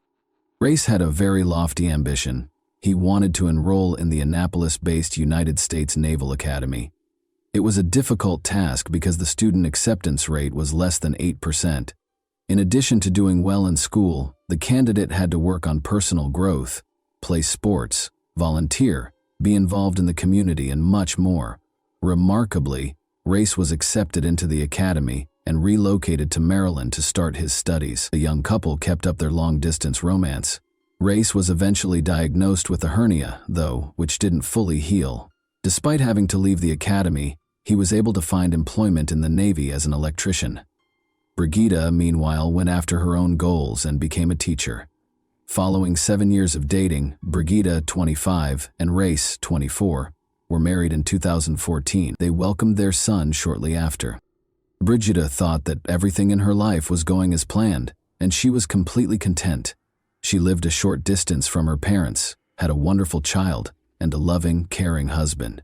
She could never have predicted the extraordinary and agonizing turn her life would soon take, though. Dr. Jeff LaPointe, a certified toxicologist, was one of the emergency department doctors at San Diego Hospital. This was unusual.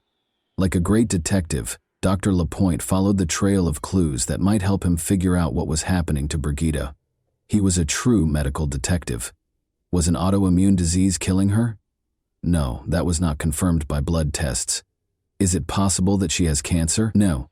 But among all the symptoms, hair loss was the most noticeable. This was a result of treatment rather than the illness. Brigida had been exposed to a toxic chemical, according to all the symptoms. But which one and how? It wasn't cesium, cadmium, or arsenic, because hair loss wouldn't be caused by these heavy metals. But thallium was the one material that could. Thallium was employed as a depilatory agent at the beginning of the 20th century. Additionally, doctors actively used it. For instance, if a child had lice on their head, thallium was applied to the lice, which caused the lice to fall off, along with all the hair. In the years that followed, thallium took center stage in rodent poisons. But by the 1970s, and arsenic had become so widely used as murder weapons that they were outlawed for use and sale. Leg pain, weakness, deteriorating vision, appetite loss, weight loss, and of course hair loss were all signs of thallium poisoning that Brigida was experiencing. Dr. LaPointe's inability to promptly verify his suspicions was the issue. There was no way to test the patient for poisoning on the spot, and no one in the hospital had ever seen a case like this before. The results would be available in 3 days, which Brigida might not have, and the samples needed to be sent to another lab. This was the start of the race against time. In order to get an expedited analysis, Dr. LaPointe began phoning each agency. The antidote would be desperately needed. even if the doctor's suspicions were confirmed and Brigida had thallium poisoning. But getting the antidote, which was aptly named Berlin Blue, proved to be more difficult than he could have imagined. Since Berlin Blue is a blue pigment used in paints, we have all seen it. When creating Starry Night over the Rhone, Vincent van Gogh used it. Additionally, it speeds up the body's removal of heavy metal poisoning by acting as an antidote. Though blue paint is available at the closest art supply store, it is nearly impossible to find medical-grade Berlin. Despite calling every pharmacy, naval medical officer, and clinic, Dr. Lapointe was only able to locate the antidote at one warehouse, a classified warehouse located in Los Angeles. In the event of a dirty bomb explosion, for example, Berlin Blue can also be used as an antidote to radiation exposure. Therefore, until thallium poisoning was verified in the lab, Dr. Lapointe could not rely on receiving the antidote because the government maintains exacting records of every tube of Berlin Blue in the nation. Lapointe's worst fears were validated when the toxicological analysis of Brigida's case was delivered. Brigida's body contained 1,000 times more thallium than was allowed. To transport the antidote to San Diego, a hospital employee drove through the night. But the doctor was concerned that one antidote might not be enough for such severe poisoning. In order to purify the patient's blood, he recommended dialysis. After a long and agonizing process, Brigida's family and the medical staff were left with nothing to do but wait and pray. To keep an eye on their health, Brigida's husband and son were moved to a different hospital wing. They might have been impacted as well if she had been exposed to thallium. Where could she have gotten so much thallium? That was still the key question. FBI agents were looking for the answer to that. Remember, this was all taking place in a state with multiple military installations. Additionally, President Trump's scheduled visit was the backdrop against which these events took place. As a result, FBI agents became very interested in what was going on in the city when Dr. Lapointe began searching for Berlin Blue. It was ultimately delivered so far away from the city that a local scientist for Harvard chemistry began searching for cocaine flu. When Brigida started having an unexplained illness, police and FBI agents found that she had been treated at an alternative medicine clinic in Mexico a few months prior. After looking into this lead, the police decided to ignore it. Because Brigida's school was a former World War II military installation, rodent poisoning may have happened there in the past. Many of the school's teachers became ill that year. This lead, though, also proved to be a dead end. Because Brigida was depressed, investigators could not rule out the possibility that she had used thallium herself as a cry for attention. She loved life, however, and would never desert her son, according to everyone who knew her. Furthermore, rather than the other way around, her depression developed after the emergence of inexplicable symptoms. Regarding the poisoning of his patient, Dr. Lapointe had his own suspicions. After scanning Brigida's internal organs, he was appalled to find a large number of white spots all over her digestive tract. It became clear that food was the entry point for the poison into her body. The ideal crime had been attempted by someone close to her. The patient was placed in total isolation by doctors, but food was the least of her worries at the moment. The antidote helped Brigida regain consciousness a few days later. She was unable to sit or move, and all of her hair had fallen out, but she was still alive. She was unable to identify anyone who would want to hurt her. Nonetheless, the police were aware that poisoning is always a private crime carried out by a close friend or relative. The fact that Brigida's husband and child were unharmed was also intriguing. Her husband, parents, and sister were all willing to assist with the investigation when the police spoke with them. Her husband, Race, complained that he was unable to put himself in his wife's shoes to ease her pain. Investigators sensed that he was lying, even though he said what they wanted to hear. Additionally, the medical staff observed that he asked odd and occasionally inappropriate questions and didn't seem as concerned. When her husband was suspected of being involved, Brigida became enraged and strongly denied it. She maintained that Race had taken care of their son and taken her to the hospital while she was ill, and when she didn't have the strength to get out of bed, he would cook. But what the investigators discovered during their chat with Brigida gave them the chills. Race had a rather peculiar pastime. He liked to gather rare poisonous plant seeds. After Brigida was hospitalized for 16 days, the police became interested in this and gathered enough information to search their house. Race, looking a little agitated, opened the door. He voluntarily turned over all of the family's devices, including laptops and phones, when the detectives asked him to. They were unable to ignore the fact that the device's entire search histories had just been erased.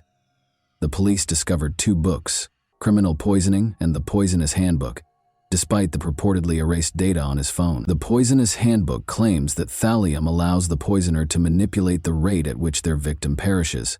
As the patient gradually deteriorates for unclear reasons, the poisoning manifests as a medical mystery.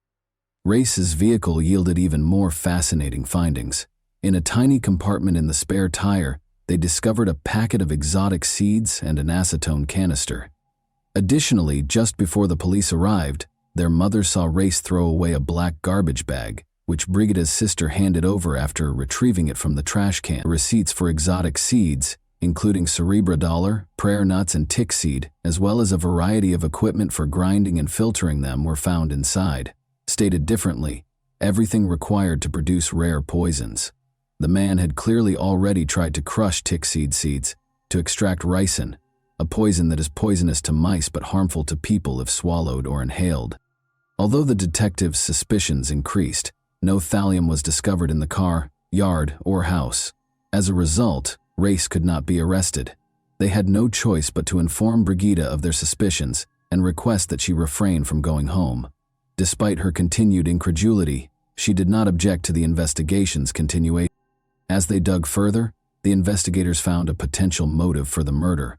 One of Race's lovers thought he was a widower.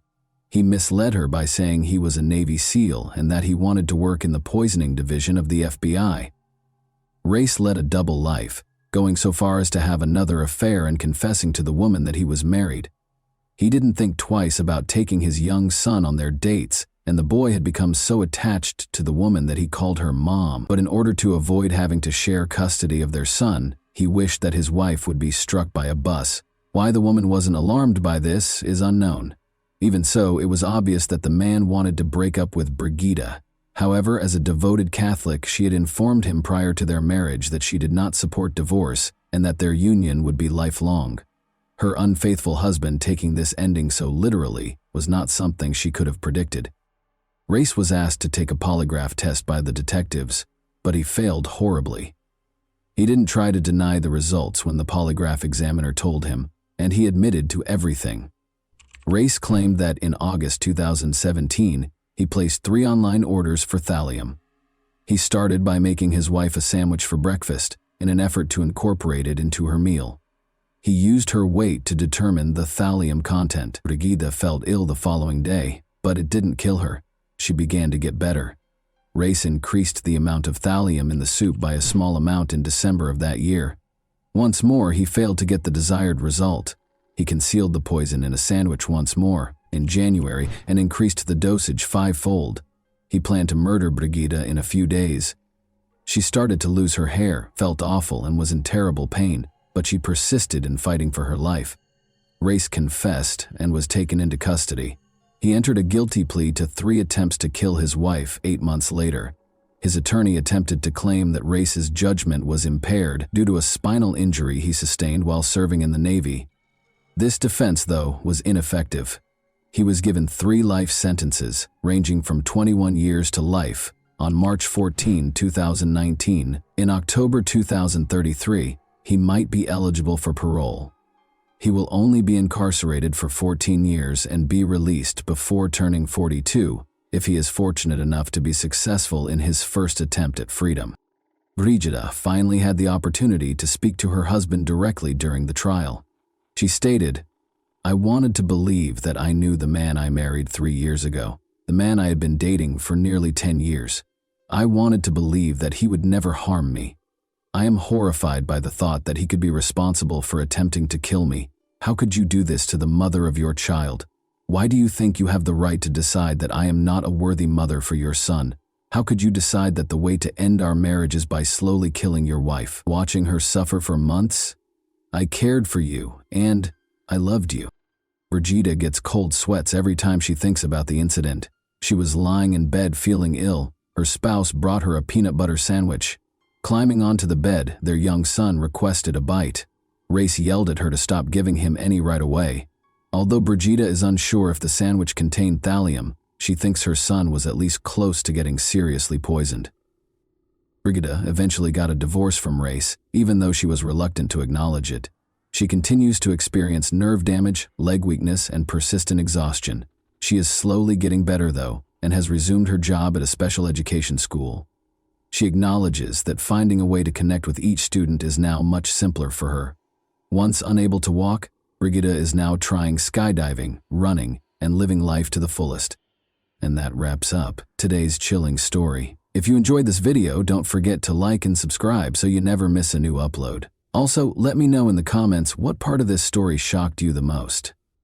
Thank you for watching, and I'll see you in the next video.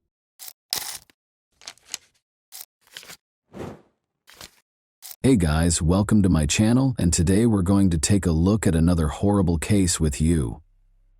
Despite the busy city streets and crowded malls, Lois Pearson always favored the quiet solitude of her childhood home, a modest wooden house tucked away among verdant hills.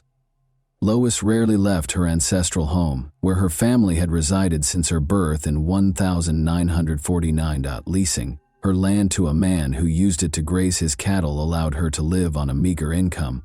Lois became more dependent on her own resources following the death of her mother. She chose to use water from a well instead of running water when her pipes froze a few years ago. She carried a single lamp from room to room on a long cord for her everyday activities. Lois went to church every Sunday, and once a month went to Mineral Wells, the closest town, to do her laundry at a self-service laundromat and buy groceries. She always felt more at ease around animals and in the outdoors, frequently going for days at a time without speaking to anyone. Lois never had a romantic partner. Not even a doctor had ever seen her undressed in front of a man.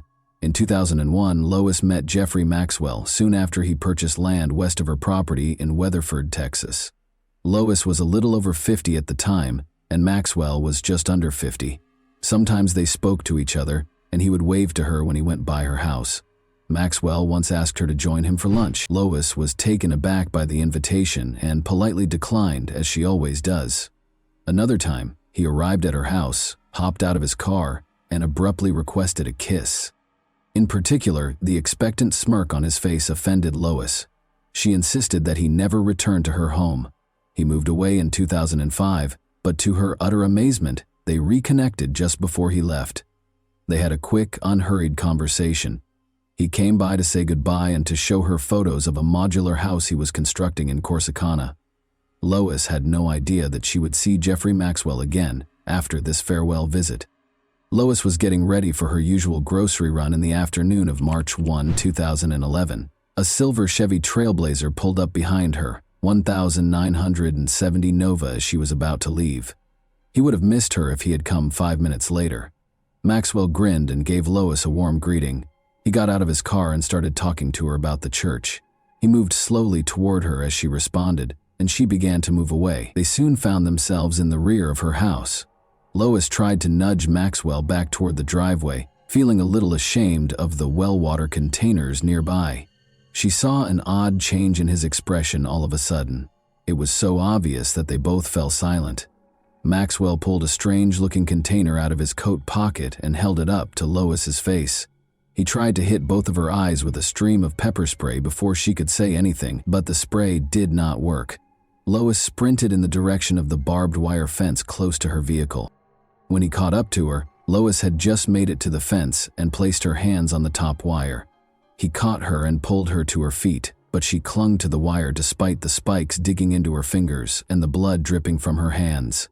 He was able to throw her to the ground in front of his SUV, though, because he was too strong. Lois tried to scream as loudly as she could, but nobody was around and her house was remote. Maxwell picked Lois up once more, placed her in what appeared to be handcuffs, and opened his car's rear door. He shoved her into the car and she fought to get out. He took her mother's wooden rolling pin off the kitchen table and hit Lois in the left side of the head. He struck her more forcefully on the right side when she failed to fall. The blow knocked her to the ground this time. Almost immediately, Lois's eyelids began to swell, but she persisted in trying to get away until he reached for a big kitchen knife. Silently, she sat down and felt the lightheadedness and blood. Maxwell inquired about her duct tape storage. She said nothing. He asked again, but received no answer. Then he tied Lois to the door handle of the living room and sliced the cord of her lamp into pieces. He went to his car outside. For a few seconds he was gone, but she was able to free her wrists, which had always been rather thin. She leaped to her feet and sprinted out the door. Even with ankle cuffs on, Lois had already run a few hundred yards down the road when he got back to the house, realized she was gone, and got into his car. Maxwell followed, stopping directly in front of her and obstructing her way. With a gun in his hand, he exited the vehicle. He stated, "Now we're moving on to Plan B," with a chilly look on his face. He pushed her inside his car after opening the rear door and refastened her handcuffs. He then covered her mouth with a tiny piece of duct tape. He smiled and said, "Are you a virgin?" She began to cry at that point. He slammed the door and got behind the wheel after laughing at her tears. He told her he would have to return and set her house on fire as he drove off. Lois heard the vehicle enter the freeway. She considered trying to raise her feet in the hopes that oncoming cars would see her handcuffs and assist her, but she felt completely powerless when she realized the car had tinted windows and that other drivers wouldn't be able to see her. She thought about using a tire iron to strike Maxwell, but she knew it would only make him more angry. She also considered rolling out onto the road and opening the back door, but she was unable to locate the handle. Maxwell listened to her prayer and assured her that she would no longer believe in God once he was done with her. The vehicle went off course. Lois was not familiar with the terrain. The kidnapper took her into a house's garage and shut the door after her. Cluttered with various objects, including patio furniture, a lawn mower, a lot of tools, a washing machine, and a dryer in the corner, she looked around the room. Maxwell took her handcuffs off. He started taking off all of Lois's clothing, cutting off her bra with a knife. Then he fastened her hands to the ends of a steel pole that was chained from the ceiling. She watched without understanding what was going on as he flipped a switch on the yellow control panel that was connected to the ceiling by a cable at the same location as the chains. She felt her shoulders suddenly rise, followed by her arms. As she climbed higher and higher, the ceiling motor hummed. Lois felt her bare legs hanging futilely in midair as Maxwell flipped the switch once more, causing the motor to go silent. Jeffrey Maxwell was renowned for his ability to get out of any predicament, be it shooting cattle to prevent them from being fed, burning down his own home to get insurance money, or something much darker. In the early 1980s, Maxwell corresponded with Martha Martinez, who was from Mexico. After many years of correspondence, Jeffrey finally went to Mexico and asked her to marry him. Because he deftly exploited her fears and lack of confidence, her family didn't like him at first. The 29-year-old woman felt that this was her opportunity to marry and have a child, despite her family's entreaties not to do so. She married Maxwell, had a son, and moved to Watauga, a Fort Worth, Texas suburb, with him. Maxwell had 3 children. When Rita, his girlfriend, became pregnant at the age of 18, he married her. However, they separated in 1,979 days following the birth of their second child. Marta managed to conceal her husband's actions from her family, but she was unable to conceal from her friends the bruises that appeared to be from shackles on her arms and legs. However, this paled in comparison to the horror Martha would later encounter. A deputy sheriff from Ardmore, Oklahoma, called the Watauga, Texas police station on Sunday, April 19, 1987. They had discovered a woman on the road early that morning, he reported. A deep wound on her neck had caused her to lose a lot of blood after being severely beaten. Martha Maxwell was the woman. When the police arrived at the family's house, they asked Maxwell when he had last seen his wife. He said he hadn't seen her since the previous evening and was shocked to learn that Martha was hurt but still alive. Thankfully, medical professionals were able to save her life. When she regained consciousness, she described the argument she had with her husband. She dozed off on the couch after he beat her, only to awaken bound with duct tape. Following more mistreatment, Maxwell made her drink a substance that instantly put her to sleep. In the hospital, she awoke. Martha initially assisted the police, but she abruptly stopped speaking with investigators after her husband was arrested and charged with kidnapping. Since a search of the house and car turned up no evidence, the police were unable to charge Maxwell with anything without her testimony. Once more, Jeffrey Maxwell slipped through the gaps. Martha traveled to Mexico with her son. Her husband, however, was not going to let her go so readily. Playing on her Catholic background, he pounded her with letters, even accusing her of the incident. Martha was living with Jeffrey again a month after the charges against him were dropped, despite her family's entreaties for her to stay away. The family's life appeared to be returning to normal. They purchased a new home, and Martha started college. However, it was only the quiet before the storm. She, or allegedly from her, sent letters to 2 family members on May 10, 1992. In her letter, Martha stated that she would not be communicating with her son or husband for some time. Her relatives didn't think Martha was the sender of the letters. First of all, she typically just gave them a call. Second, she would have written a letter in Spanish rather than English if she had. Maxwell hung up the phone after Martha's brother informed him that Martha had left. In order to report his sister missing, he had to travel to Texas.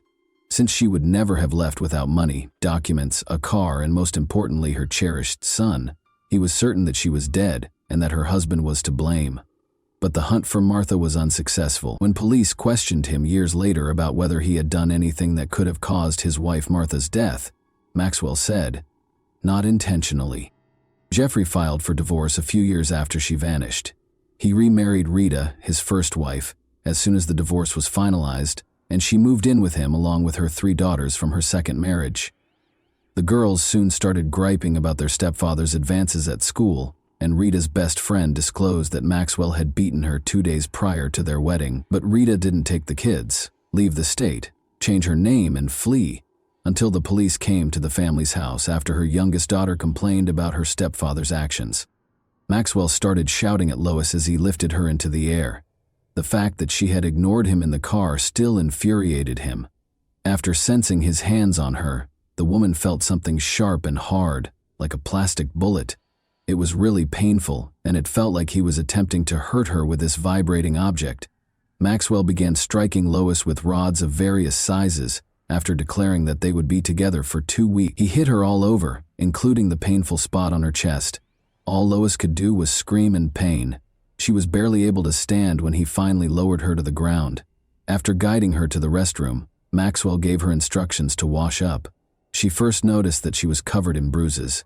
Because she was afraid of losing her eye, her right eyelid was so swollen that she could hardly see. After a hasty shower, the kidnapper himself handed her his jeans. They smelled like Maxwell and were too big for Lois. It was awful, but she knew that if she didn't agitate him over insignificant things, she would live longer. He shut off the lights, laid down next to her, and chained her ankles to the bed that night. Maxwell barely slept, and Lois had trouble shutting her eyes. Even in the dark, she could see his round, owl-like eyes every time she turned to face him. It was the first night she had spent away from home in more than 40 years. On the morning of the second day, Maxwell informed Lois that he had to purchase additional padlocks from the store.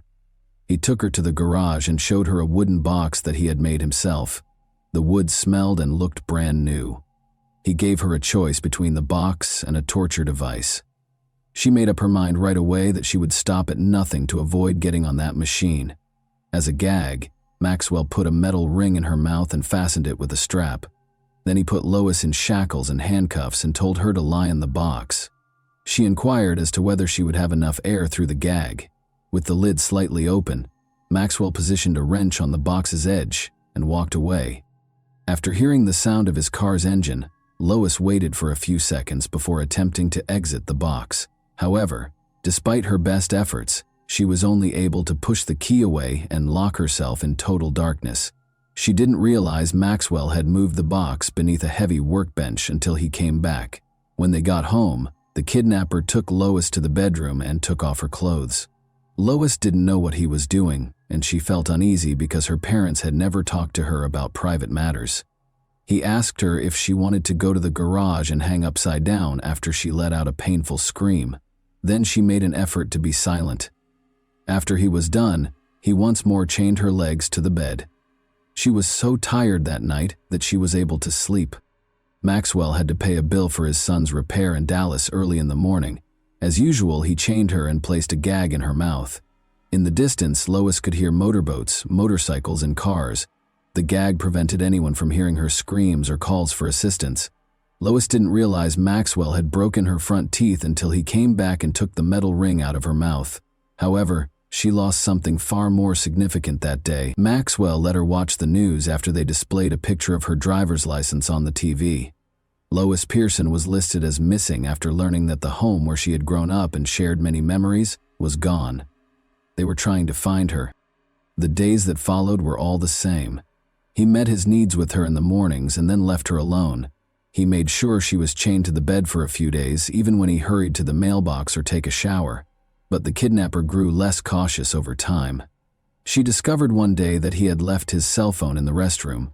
She considered taking it and calling the police, but she was hesitant because she had never used a cell phone before and was worried about making a mistake. She was afraid that he would use that torture device once more, in addition to losing faith in her.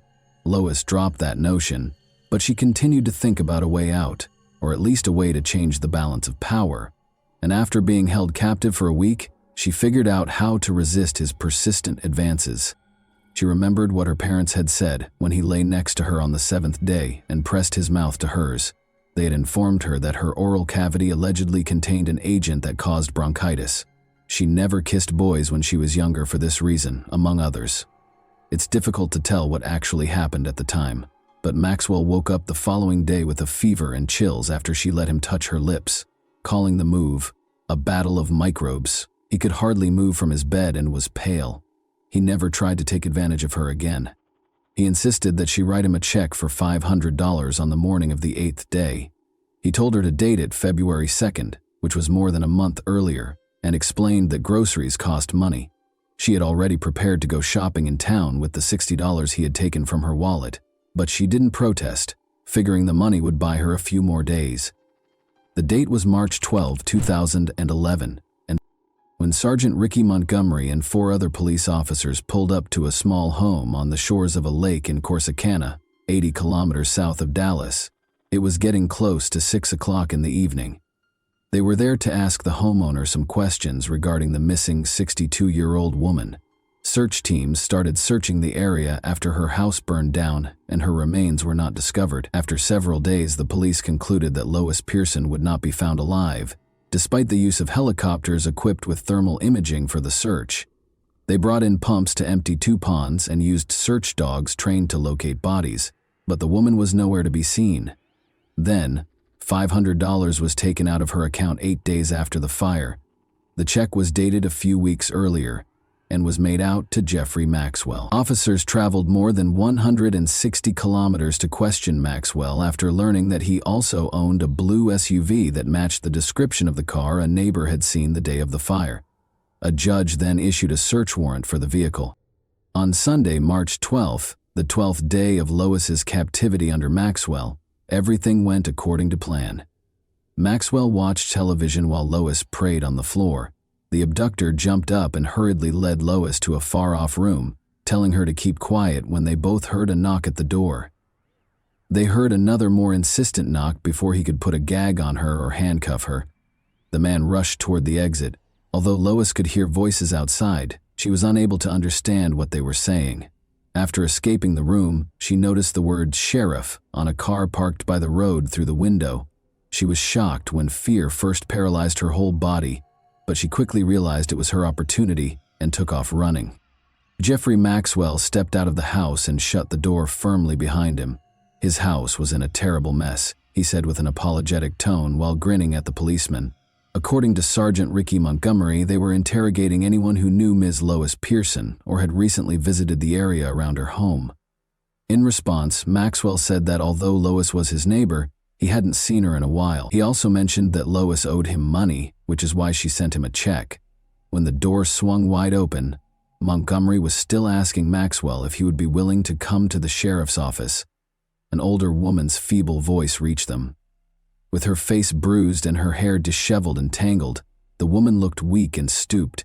She moved quickly past Maxwell and went up to the cops. Montgomery didn't recognize the missing woman, but he did have a picture of her. He said, "Who are you?" "It's her, Lois Pearson," cried one of the officers behind Montgomery before she could respond, and everyone in the room was momentarily stunned. The police officers collected themselves and put Maxwell in handcuffs. The woman initially claimed to the officers that Maxwell had been her friend and had not harmed her. Her only memory of her rescue is the fear for her life, even though she later learned about the concept of Stockholm Syndrome. Lois told the officers that Maxwell had abducted her, beaten her, and done things to her that she didn't want when he was removed a few minutes later. When she mentioned the machine, the officers were initially perplexed, but as soon as they searched the house, they discovered the machine she had described, along with a yellow control device that was covered in blood. In addition, they discovered 4 different-sized adult toys, a lot of adhesive tape, whips, handcuffs, and weapons all over the house. Blood was found on several articles of clothing in the house, on the floor in front of the car, and on the bedding. Additionally, a large collection of adult films was found by the police. After being questioned for 3 days, Maxwell admitted to almost everything. February 14, 2012 marked the start of the trial. Maxwell shaved his beard and shed more than 60 pounds in the months between his arrest and the trial. He was a lanky, ghostly figure now, wearing a suit that didn't fit him well. Maxwell was found guilty on all 3 counts by the jury in less than an hour. The jurors heard from Rita's friend, whom Maxwell had beaten 2 days prior to their wedding, despite the judge's ban on discussing his wife Martha's disappearance during the trial. Additionally, Rita's daughters testified about how their stepfather's advances affected them. Lois gave a court testimony as well. Although she had always been reticent to speak in front of others, she now spoke forcefully about the ordeal she had gone through during those 12 days of imprisonment. She recalled the 3 cats that had died in the fire, Bluey, Blackie, and an unnamed kitten, and detailed the wounds that still plagued her a year later. Above all, she believed that she would be rewarded in heaven if she remained innocent all her life. Once more, the defendant was given 3 consecutive life sentences by the jury in less than an hour. Maxwell would be eligible for parole no earlier than 119 years following the verdict, as the judge decided that he would not serve the sentences concurrently. A deputy sheriff led Maxwell out of the courtroom while shackling his ankles and handcuffing his wrists in front of the audience. After the trial, Lois told reporters that she wanted her story to be known so that everyone could hear how her faith had carried her through difficult times. Even though victims of such crimes typically don't want their names mentioned in the media, she occasionally questions why he picked her. Maybe Maxwell knew she would be the ideal victim if she vanished from home for a few days and no one would notice. Someone might have gone looking for her if he hadn't messed up and put her to sleep. She might have been noticed missing by someone. Lois had memories of her previous life after spending 12 days with Jeffrey Maxwell. Her home and the car she cherished were not the only things he took away. He took her mother's sheet music and her piano. She doesn't have a picture of her father anymore, and she doesn't even know if there is one. To purchase a small trailer for her, her church raised more than $17,000.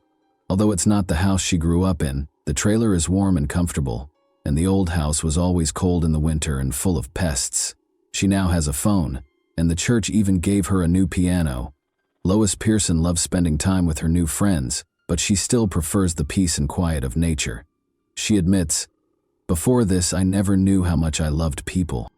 And that wraps up today's chilling story. If you enjoyed this video, don't forget to like and subscribe so you never miss a new upload. Also, let me know in the comments, what part of this story shocked you the most? Thank you for watching, and I'll see you in the next video.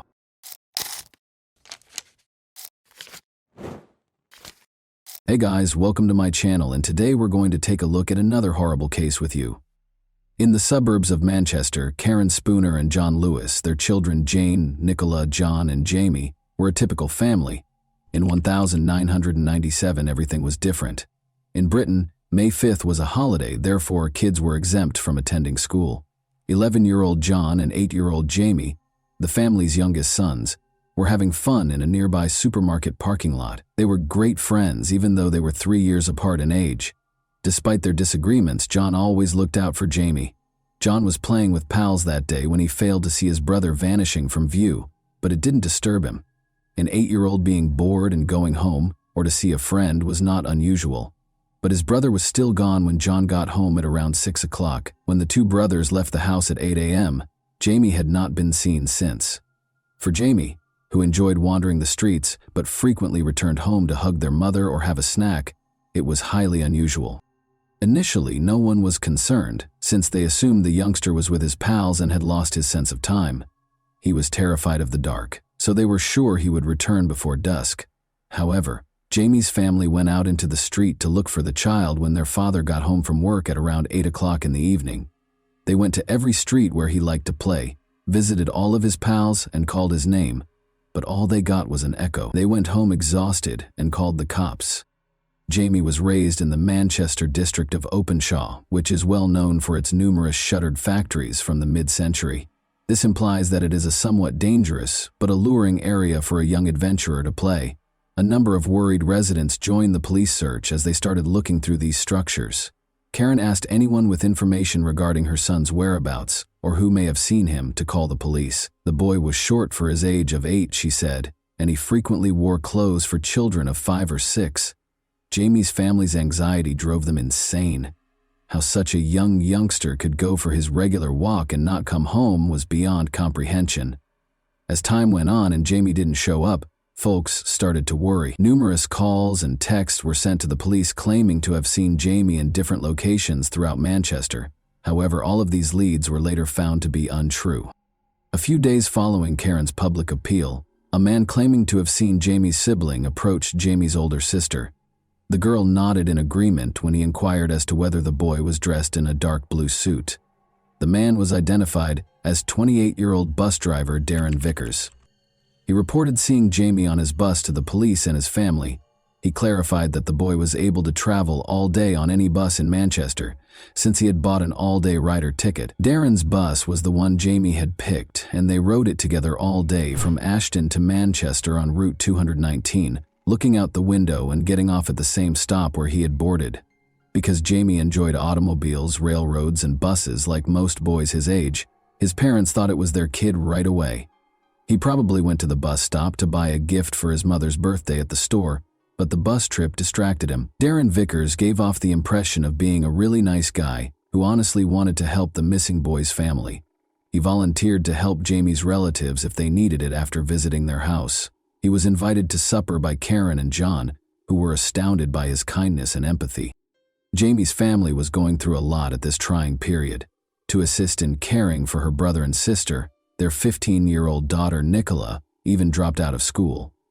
Darren sympathized with their predicament and offered assistance. By serving as their spokesperson, he attempted to lessen the load that had been placed on them. Speaking on the family's behalf, he encouraged anyone who may have seen the boy to call the police. He appeared to be a gift from God, and John and Karen had complete faith in him. On the other hand, the police did not fully believe that Darren Vickers was as amiable as he seemed.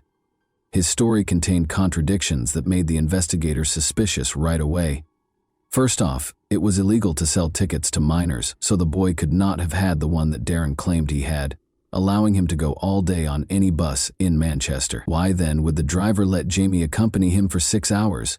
Out of compassion for a youngster who is enthralled with transportation, or for a worse motive? Other travelers on Route 219 also started calling the police. They claimed that Darren had misled them regarding Jamie's actions that day. Instead of spending the entire day sitting by the window, the child transformed the bus into his playground. Because Jamie was permitted to sit close to the driver, play with the controls, hand out tickets to passengers, and even use the gear lever, witnesses deduced that he must have been the driver's son or younger sibling. The detectives were certain that Darren had done something to win the child's trust.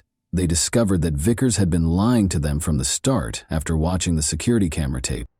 The camera at the bus stop captured Darren getting off the bus and going up to the boy. Before they boarded the bus, Darren even brushed the child's hair during their brief talk.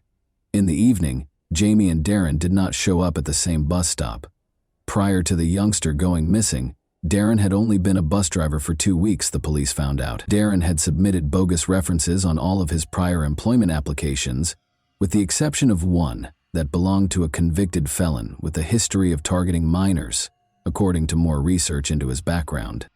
The investigators invited Darren Vickers, who was a very nice person, to the station to be questioned when he unexpectedly became the main suspect.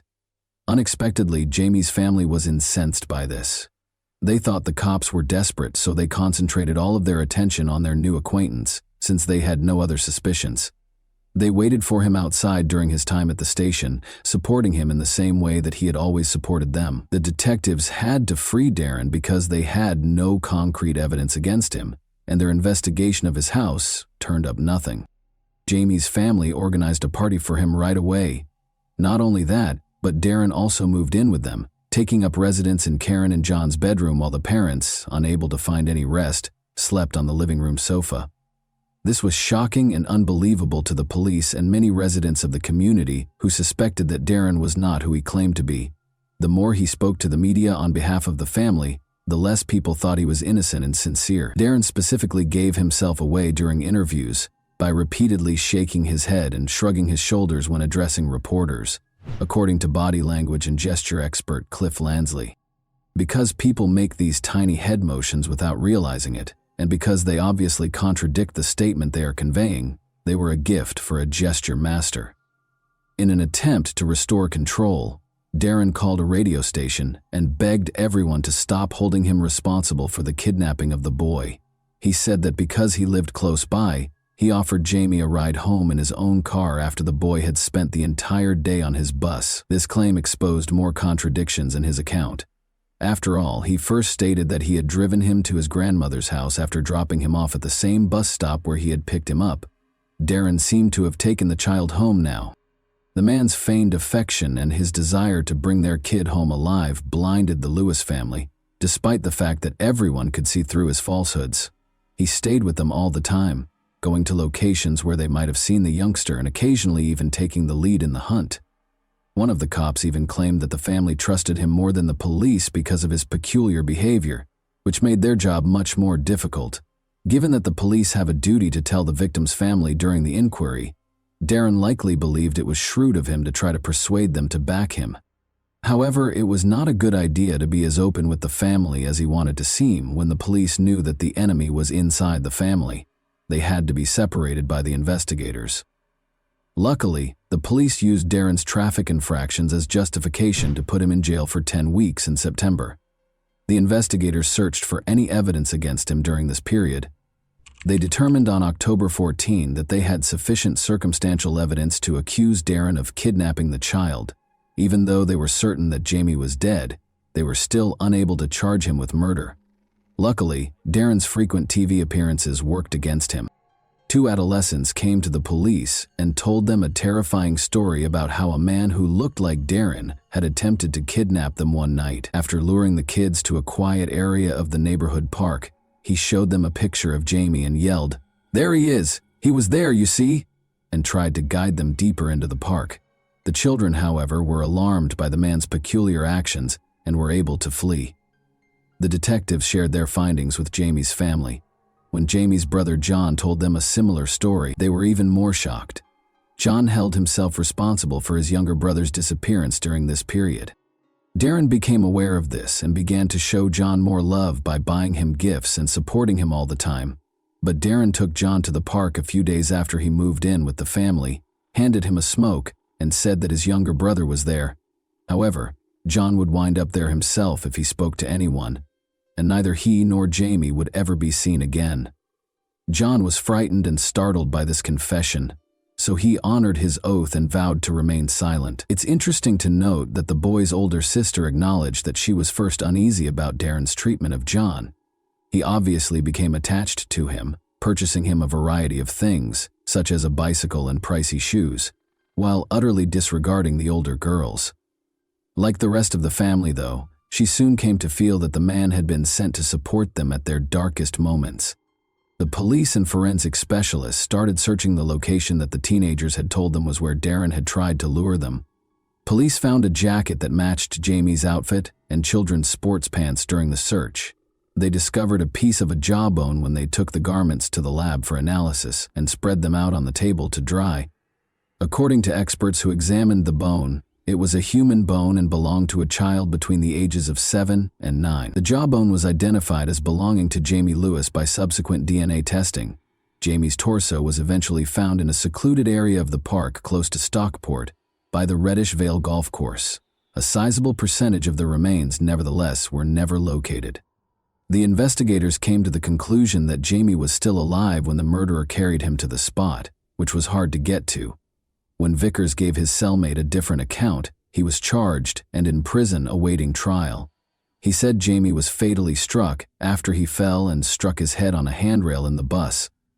The bus driver threw him in the trunk and hurried him into the woods in a frenzy. The prosecutor, however, was certain that this account did not accurately reflect the events that took place. Even though it was challenging to pinpoint the exact cause of death due to the body's decomposition, Jamie's family's suffering persisted as the trial got underway. They were the targets of the murderer's horrible charges, in addition to being made to listen to what he had done to their son. Darren claimed to have a close relationship with Karen and that she was expecting his child. He also claimed that his father John killed Jamie. Even pictures of Darren and Karen touching hands were used as evidence by the defense lawyer, in order to show that Darren was lying and to stop the rumors that were spreading about her behind her back and creating repulsive graffiti on the walls. Poor Karen had to submit to a DNA test. Darren Vickers was convicted guilty of kidnapping and murder by the jury following 7 weeks of trial proceedings. He was given a life sentence in jail with the chance of release after 25 years in April 1999. He unexpectedly asked to speak with the case's main investigator a day after the guilty verdict was handed down, and he admitted to killing, raping, abducting, and dismembering Jamie. According to the murderer's detailed account of the incident, Jamie called for his mother, but that didn't stop him from strangling him. He then made several trips back to the crime scene, most likely to dispose of the body pieces one at a time. Darren made this startling admission in the hopes of receiving a lighter sentence, but as his ruse backfired, he made a last-ditch effort to recover control by calling the media and taking back his confession. Another prisoner used a hammer to strike Darren in 2014. He suffered multiple severe head injuries. Despite spending some time in the hospital, the man recovered completely. In 2024, 3 years later, he is requesting a parole hearing. The police in the case pledged to do everything in their power to keep him from being released if the parole board determines that it is feasible. And that wraps up today's chilling story. If you enjoyed this video, don't forget to like and subscribe so you never miss a new upload. Also, let me know in the comments, what part of this story shocked you the most? Thank you for watching, and I'll see you in the next video.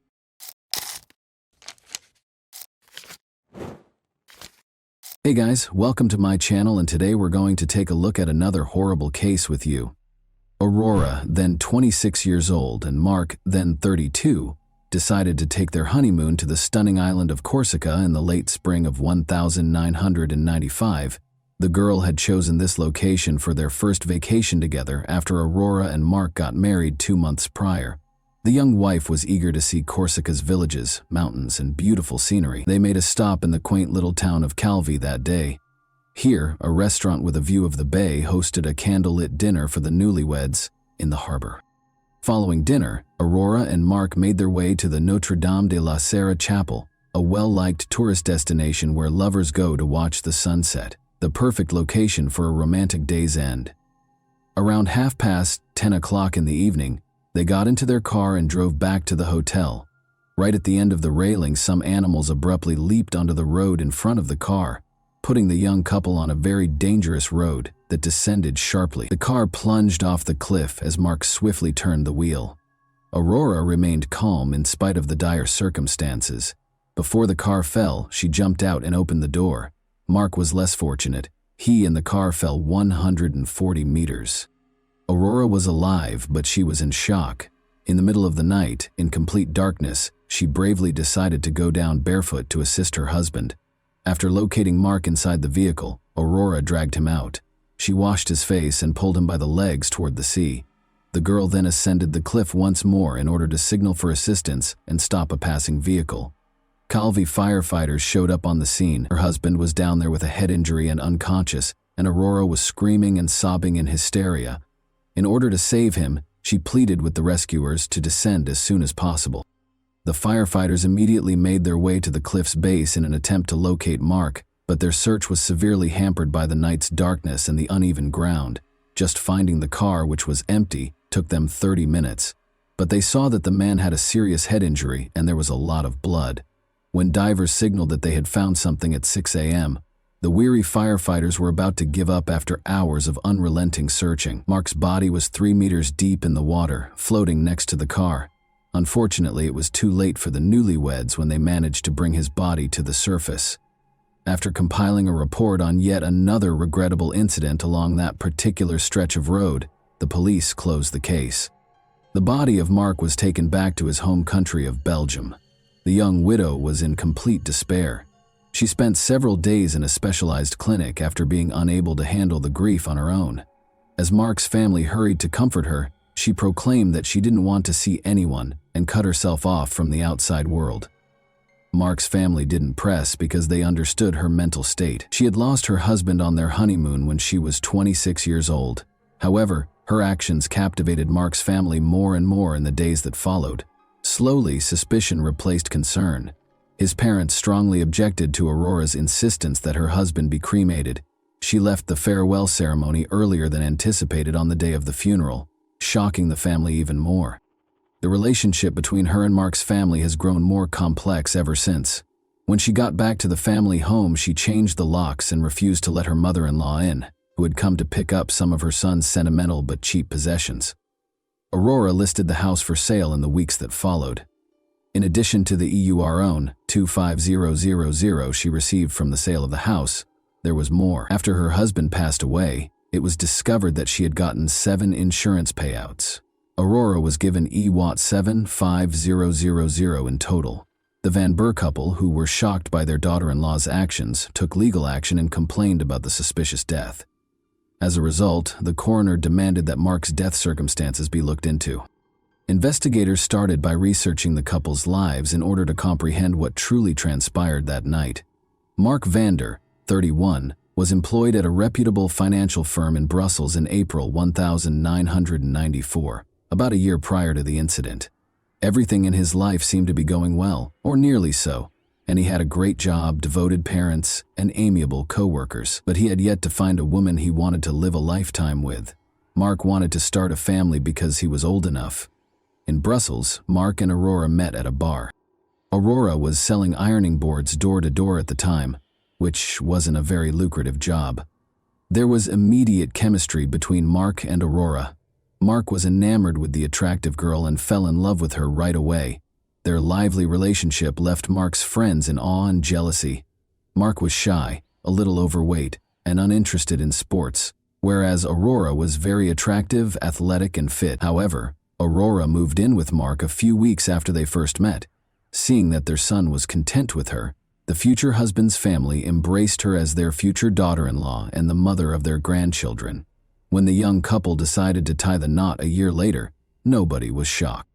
The girl asked Mark to put half of the house in her name, among other requirements for her future husband. Although this might have seemed strange or improper, Mark, who was incredibly in love, accepted all of the bride's demands. The young couple exchanged vows on March 11, 1995. Only the bride's twin sister was present from her side of the family, but the entire husband's family was present at the wedding. The husband's family gradually realized that their daughter-in-law avoided discussing her family and evasively responded to all inquiries about her background, education, and relatives. She acted as though she was from a wealthier family than theirs. More than a year after Mark's passing, on September 5, 1996, Aurora received an invitation to be questioned at the police station. She reaffirmed her earlier claims that she and Mark had gone to a chapel after dining at a portside restaurant. A wild animal unexpectedly leapt in front of their car on the way back. An unfortunate accident happened when Mark turned the steering wheel. Aurora opened the door and leaped out just before the car plunged off the cliff. No more information could be gleaned from her by the police. On October 8, 1996, Mark's body was exhumed in an effort to learn the truth. Some of the injuries were caused after death, according to the forensic expert. Although the body had many wounds, none of them were bleeding, suggesting that Mark passed away before the car plunged off the cliff. The widow was nowhere to be found when the police wanted to question her again. 2 years after the incident, the detectives made the decision to look into the crime scene in Corsica. The newlyweds' car plunged into the ravine, and Belgian police officers were at the edge of it. Armed only with photographs and without the car, the task became more difficult. However, the expert was able to reconstruct the car's pre-fall trajectory. A person's reaction to an unexpected event on the road, such as an animal running out, is to turn the steering wheel but not all the way around. Under no circumstances could the car have ended up where it was found if it had veered off the road and fallen into the water. The expert also observed another contradiction in the accident theory. When firefighters arrived on the scene, they reported that the bushes growing on the cliff's top had been crushed. The bushes would have been cut off if the car had sped down. It was clear from the crushed vegetation that the car had remained on the bushes for a while before descending gradually. Additionally, blood droplets were discovered unevenly distributed between the car and the water following the incident, indicating that the body was carried rather than dragged. Could an 80-kilogram man have been carried by Aurora, who weighed less than 50 kg? Aurora's version of events did not match the investigation's conclusions. The car was pushed off the cliff, according to the experts' conclusive findings. The investigators were now interested in learning what transpired following the incident. Did Aurora come down to assist Mark? Did she have the bravery and strength to go barefoot down the rocks? It was possible, as hard as it may seem to believe. Since Aurora Martin was a skilled athlete and a champion rock climber, the police found it difficult to deny that she had truly gone down to assist her husband. For them, it was a dead end. Since there was still no update on the young lady, the investigators made the decision to learn more about her past. Really, who is she? What secrets are concealed by her evasive responses? In actuality, the girl had a very challenging upbringing, devoid of both a loving family and a quality education. Her mother moved to Germany after her parents divorced when she was 12, so she hardly ever saw her daughter. Although her father was not very involved in her life, she led a carefree life with her two sisters. With lofty aspirations, the girl left her childhood home when she turned 18. Aurora entered beauty pageants in hopes of becoming a model, but was not very successful. She thus found employment as a bar hostess and occasionally as an escort service model. At the age of 24, Aurora made the most of her beauty and lived life to the fullest. In February 1993, she went to a rock climbing club one day as usual, where she met Peter Schwett, who would be her fateful encounter. He shared her love of mountaineering and was young, attractive, and wealthy. She was 24 years old and he was 23. At first sight, it was love. Aurora was able to move on from her previous life next to Peter. This tale sounded too good to be true. In fact, the investigators discovered an oddity while looking into Peter Schwett's past. He was a widower for a young man his age. The circumstances surrounding his wife's death were suspicious. 2 years earlier, on his 21st birthday, Peter was serving in the German army in Belgium. Peter liked going to clubs, and one night he met Ursula Deschamps, a young student, while he was out with friends. They fell in love quickly, and 3 months later Peter proposed to her. Ursula soon learned, though, that Peter was not content with a single woman. Other surprises were in store for her. At their house, Ursula discovered counterfeit documents and substantial sums of money. She wanted to tell the police what she had discovered. Their young marriage became strained, and they made the decision to file for divorce. However, Peter was supposed to teach his wife how to drive, so he and Ursula got into a convertible and left on a trip on the evening of August 29, 1992. The outing was peculiar for soon-to-be ex-houses. Peter was behind the wheel and driving as fast as he always does. The car crashed into a canal at high speed after he lost control. Although Peter was able to flee in time, he was unable to save his wife, who perished in the water with the car. He remembered that even though he touched her hand, he was unable to grasp her and drag her to the surface. A few days later, Ursula's body was discovered. Nothing from the autopsy would raise any questions about the girl's drowning. Peter provided a convincing explanation of how he had gotten out of the car through the rear window when the police recreated the crime scene. However, Ursula's family never thought it was a sad accident. First of all, Peter had never lowered the top of a convertible before. Second, Ursula could swim very well. An expert who later examined the case claimed that Ursula had time to get out of the car because drowning takes 3 minutes or so as the water fills the car. The Belgian police, however, handled it as a regrettable mishap brought on by the driver's carelessness. The case was closed after the young widower received a sentence of 3 months in prison. Investigators couldn't help but notice coincidences between two scenarios, 2 crime scenes, and 2 cases. In both instances, a traffic accident occurred. The car ended up in the water after the driver lost control. While the other spouse's body was not discovered in the vehicle, one of the spouses was able to flee in time. Since Aurora and Peter were now the primary suspects in the murder of Mark Vander, detectives had an immediate need to locate them. Although investigators suspected Peter of Ursula's murder as well, it was possible to drop the possibility of charging him with the same crime again because Peter had already served 3 months in connection with that case. In the meantime, the police discovered the likely cause of Ursula's death and the reason Peter became so rich following the death of his wife. He was able to leave the army and woo the stunning Aurora after receiving an insurance payout of $1,500. After a year of romance, the young couple broke up in early 1994 for unspecified reasons. The girl registered with a marriage agency during this period. According to her, the perfect man would be well off, have a flat of his own, be amiable, and not be overweight. Her relationship with Mark Van Burr began in April 1994. The girl insured Mark in August 1994, 4 months after they first met. It's interesting to note that the documents had Aurora's signature rather than Mark's, indicating that he was obviously ignorant of this. She signed the paperwork on his behalf, claiming that his hand was hurt. Before long, a regrettable incident happened. After selling the house and getting the insurance money, Aurora vanished. She wasn't hidden for very long, though. Investigators discovered her trace in Luxembourg 2 months after Mark was murdered. She opened a bank account and deposited EWAR 275000 into it. She and someone named Peter Schwett were the only ones with access to the account.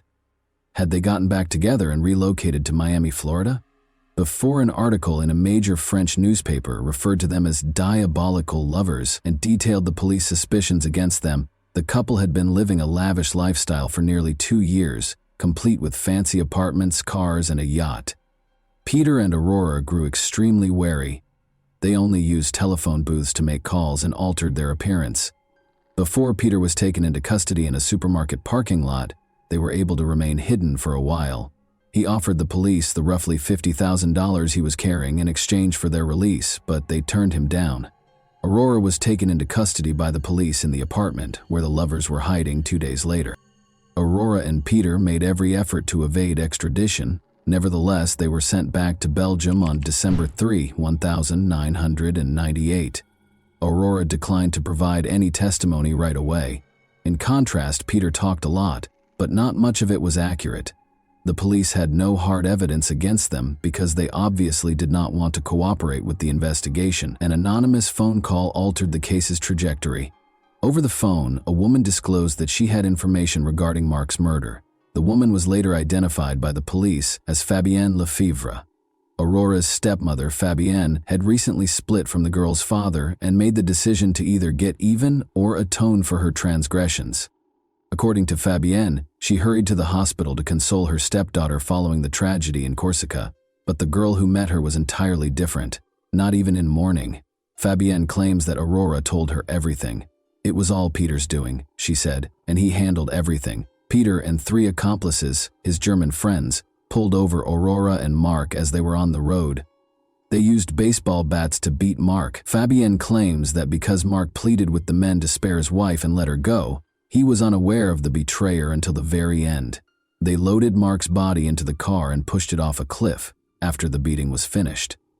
However, because it didn't fit Peter's personality, the police were unable to track down the accomplices or provide evidence of their existence. Furthermore, there were numerous questions regarding Fabienne's veracity. First, there was tension between Fabienne and Aurora. Second, why did she make an anonymous call? And why did she call the police sooner? She was afraid, the woman said. However, the police sought additional evidence because they were certain that Fabienne's words alone could not be used to build a strong case.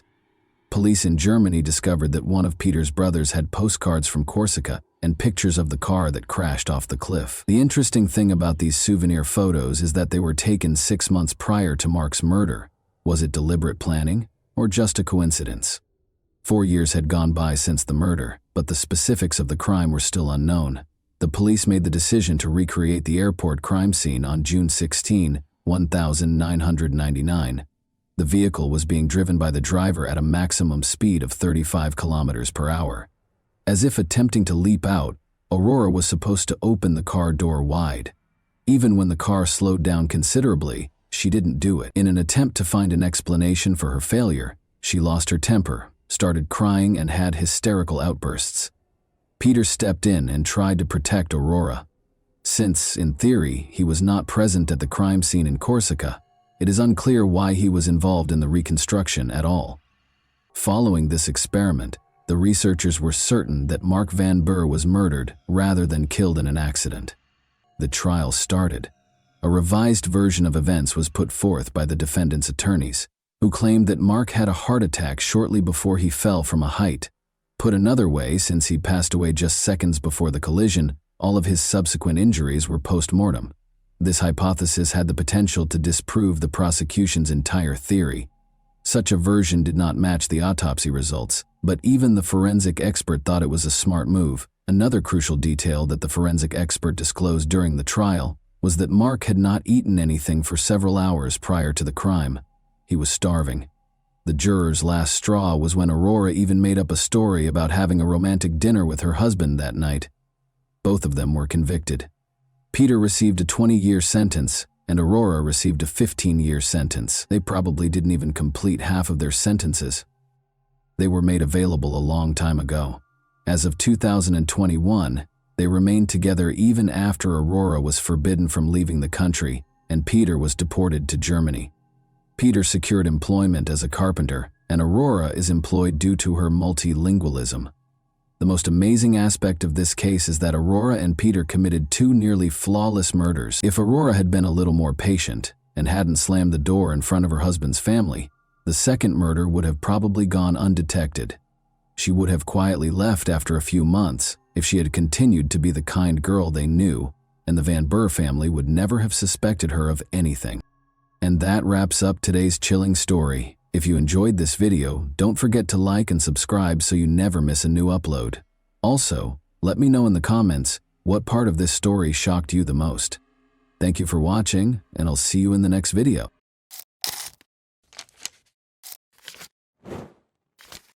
Hey guys, welcome to my channel, and today we're going to take a look at another horrible case with you. The frequency with which people are buried alive in movies makes you unconsciously believe that this never occurs in real life. Regretfully, incidents like this do happen, and the best evidence of this is a story that happened in Huddersfield, UK 10 years ago. Marcin and Michalina fell in love right away. When their feelings waned, however, Michalina insisted that it was time for her to move abroad and begin a new life. Marcin, though, would sooner kill her than let it happen. Not all people separate like well-mannered adults do. Some people think they can literally bury all of their problems in the ground. Here, 19-year-old Marcin Kaspak and 21-year-old Michalina Lewandowski first crossed paths in their home country of Poland in 2005. A year later, Marcin asked Michalina to marry him, and the two of them relocated to the UK to begin a new life together. But things soured between them in 2008 after Michalina found out she was expecting a child. They canceled their engagement, but they still lived together in Marcin's parents' home. Michalina wore her engagement ring even after the engagement ended because she still loved Marcin and hoped they could resolve their differences. That was not meant to be, unfortunately. By 2011, Marcin's lack of interest in making amends with Michalina was clear.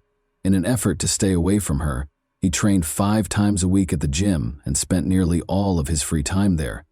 Unexpectedly, however, Marcin asked Michalina to accompany him and his friend, 18-year-old Patrick Boris, on a shopping trip on Saturday, May 28, 2011. Michalina was taken aback because Marcin didn't often show an interest in hanging out with her.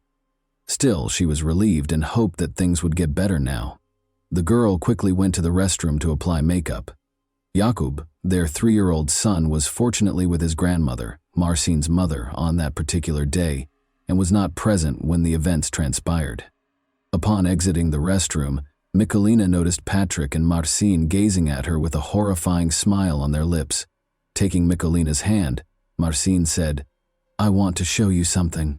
Then he took a 300,000-volt stun gun out of his pocket, put it to her neck, and pressed the trigger.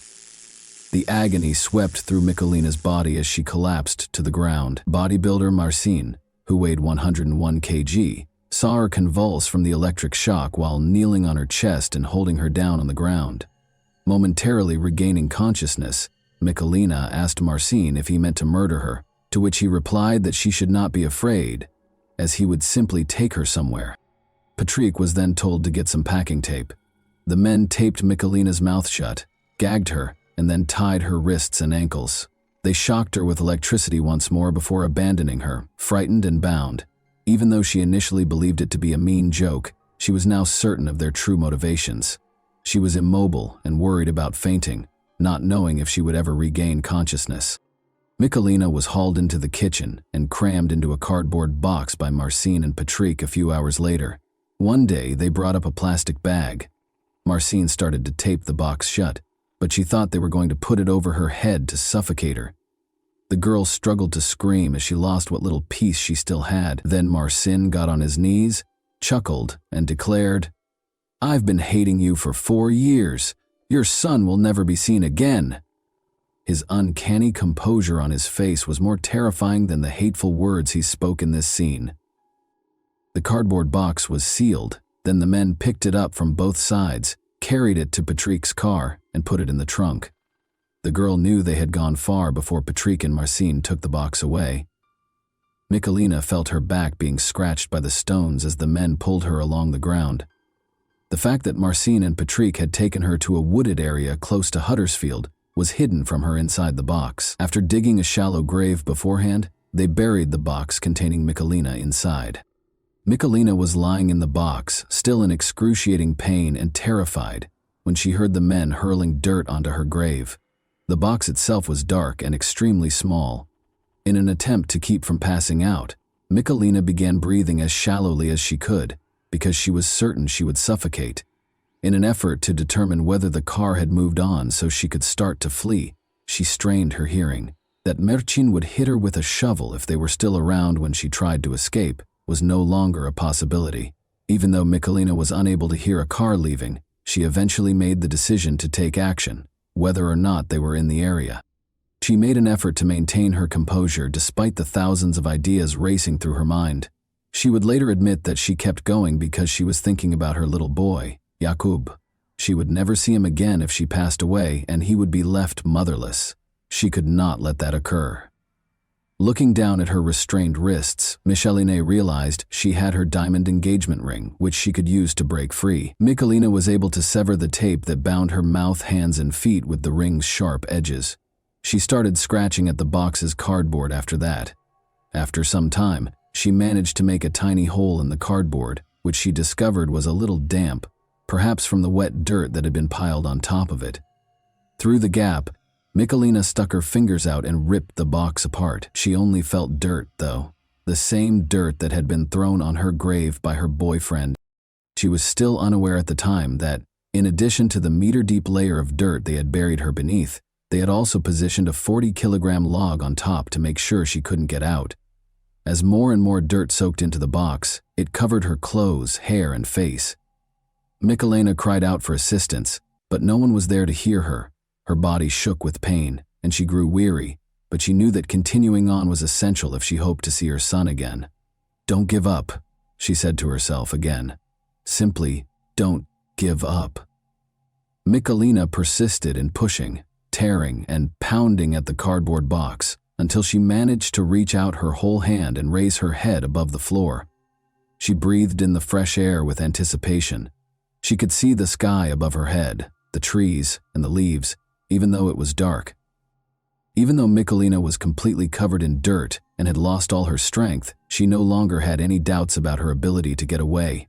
Finally, she was able to pull herself up and claw her way out from under the ground with one last effort. After being in the box for an hour, Mikalina miraculously emerged from her grave.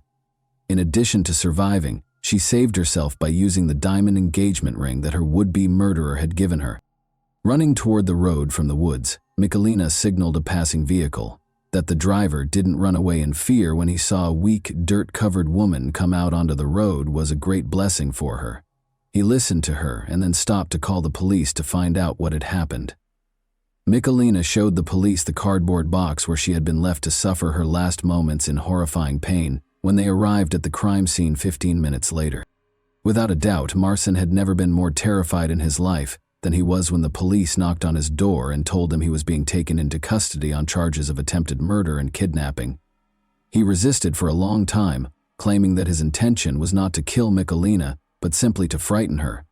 But no one took this defense seriously, so it didn't do him much good. After leaving Michalina to die, the men took PS500 from an ATM using her bank card, went home, and began playing video games, as the police quickly learned. In fact, Marcin was not planning to return for Michalina. His idea was completely different. Marcin, 25, was a dedicated bodybuilder who had become dependent on anabolic steroids, which led to his frequent outbursts. He concluded that it would be best for his son to grow up without a mother at all, after learning that Michalina had decided to leave the fight for their relationship and was going to return to Poland with Jakub. Michalina would not be able to raise his grandson as well as his own mother. With the intention of killing his ex-fiancée, he came up with one of the most horrific ways to end her life. Marcin was given a 20-year prison term after being found guilty of attempted murder and kidnapping in January 2012. Although Patrick was convicted of kidnapping, he was not found guilty of attempted murder. He received a 4.5-year sentence in a juvenile detention center. Both men were not eligible for parole until they had completed half of their sentences. Marcin won't, however, be available for purchase anytime soon. The police searched his parents' home, where he lived with Michalina and their son after he was arrested. The house contained a variety of chemicals and instructions for making explosives, according to the police. Consequently, Marcin received 8 more 4-year sentences for the explosives, while already serving his sentence for attempted murder. I prevented him from achieving his goal of killing me in the most horrific manner possible, even though he wished for my demise. I battled my way out of that grave with the last of my strength. Following the delivery of the guilty verdict, Michalina remarked, "Now it is he who is imprisoned." Even after learning that her ex-lover had received a 20-year sentence, Michalina is still terrified. Despite having moved to a different home far from Huddersfield with her son, whose address is kept secret for their safety, Michalina acknowledged following the trial that she still has nightmares about what she endured. "I was buried alive and trapped in that shallow grave, and I was afraid that my life was over and that I would pass away. In order to survive and care for my young son, I prayed to God. I had the courage to leave that box and flee when I thought of my son. I had a deep affection for Marcin Kasbach for many years, but after the terrible attack on me, my affections for him deteriorated into hatred. I still have nightmares about Marcin returning, finding me, and killing me. I'm hoping he understands how wrong what he did to me was. The difficulties I faced that day, at the hands of a man I trusted and loved, are something I hope no one else will ever have to go through." And that wraps up today's chilling story. If you enjoyed this video, don't forget to like and subscribe so you never miss a new upload. Also, let me know in the comments, what part of this story shocked you the most? Thank you for watching, and I'll see you in the next video.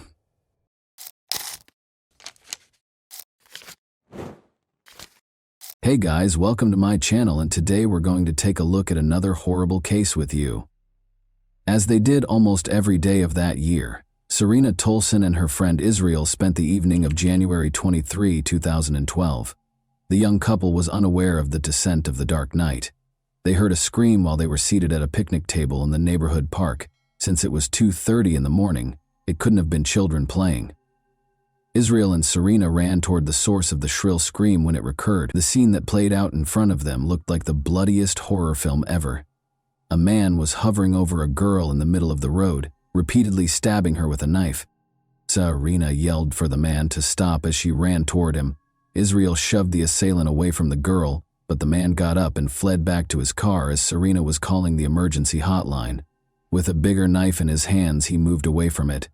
The two were pursued by the man.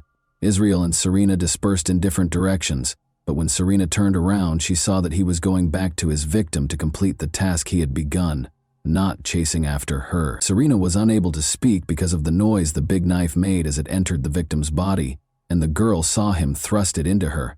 The girl was dead, she told the operator. In the meantime, the man went to his vehicle, climbed in, and drove off. Melissa Dahm was born in the well-known resort city of Clearwater, Florida, which is renowned for its immaculate white beaches. Being the youngest in her family, Melissa was surrounded by her parents' and older siblings' love as she grew up. She never had any issues. She wanted to make her parents proud, so she did well in school. In an effort to become independent and self-sufficient, she secured a job at Dairy Curl to cover her own gas, insurance, and other costs. Before going to the beach to purchase ice cream, everyone would stop at Dairy Curl. Due to the cafe's proximity to her home and the frequent visits from her friends, Melissa loved her job there. Melissa first became aware of Robert Burton at Dairy Curl. Although he was a few years older than Melissa, they went to the same school. Robert's amiable and charming demeanor enthralled the girl. He was tender and kind. The young couple wanted to spend more and more time together, even though they seemed to be very different from one another.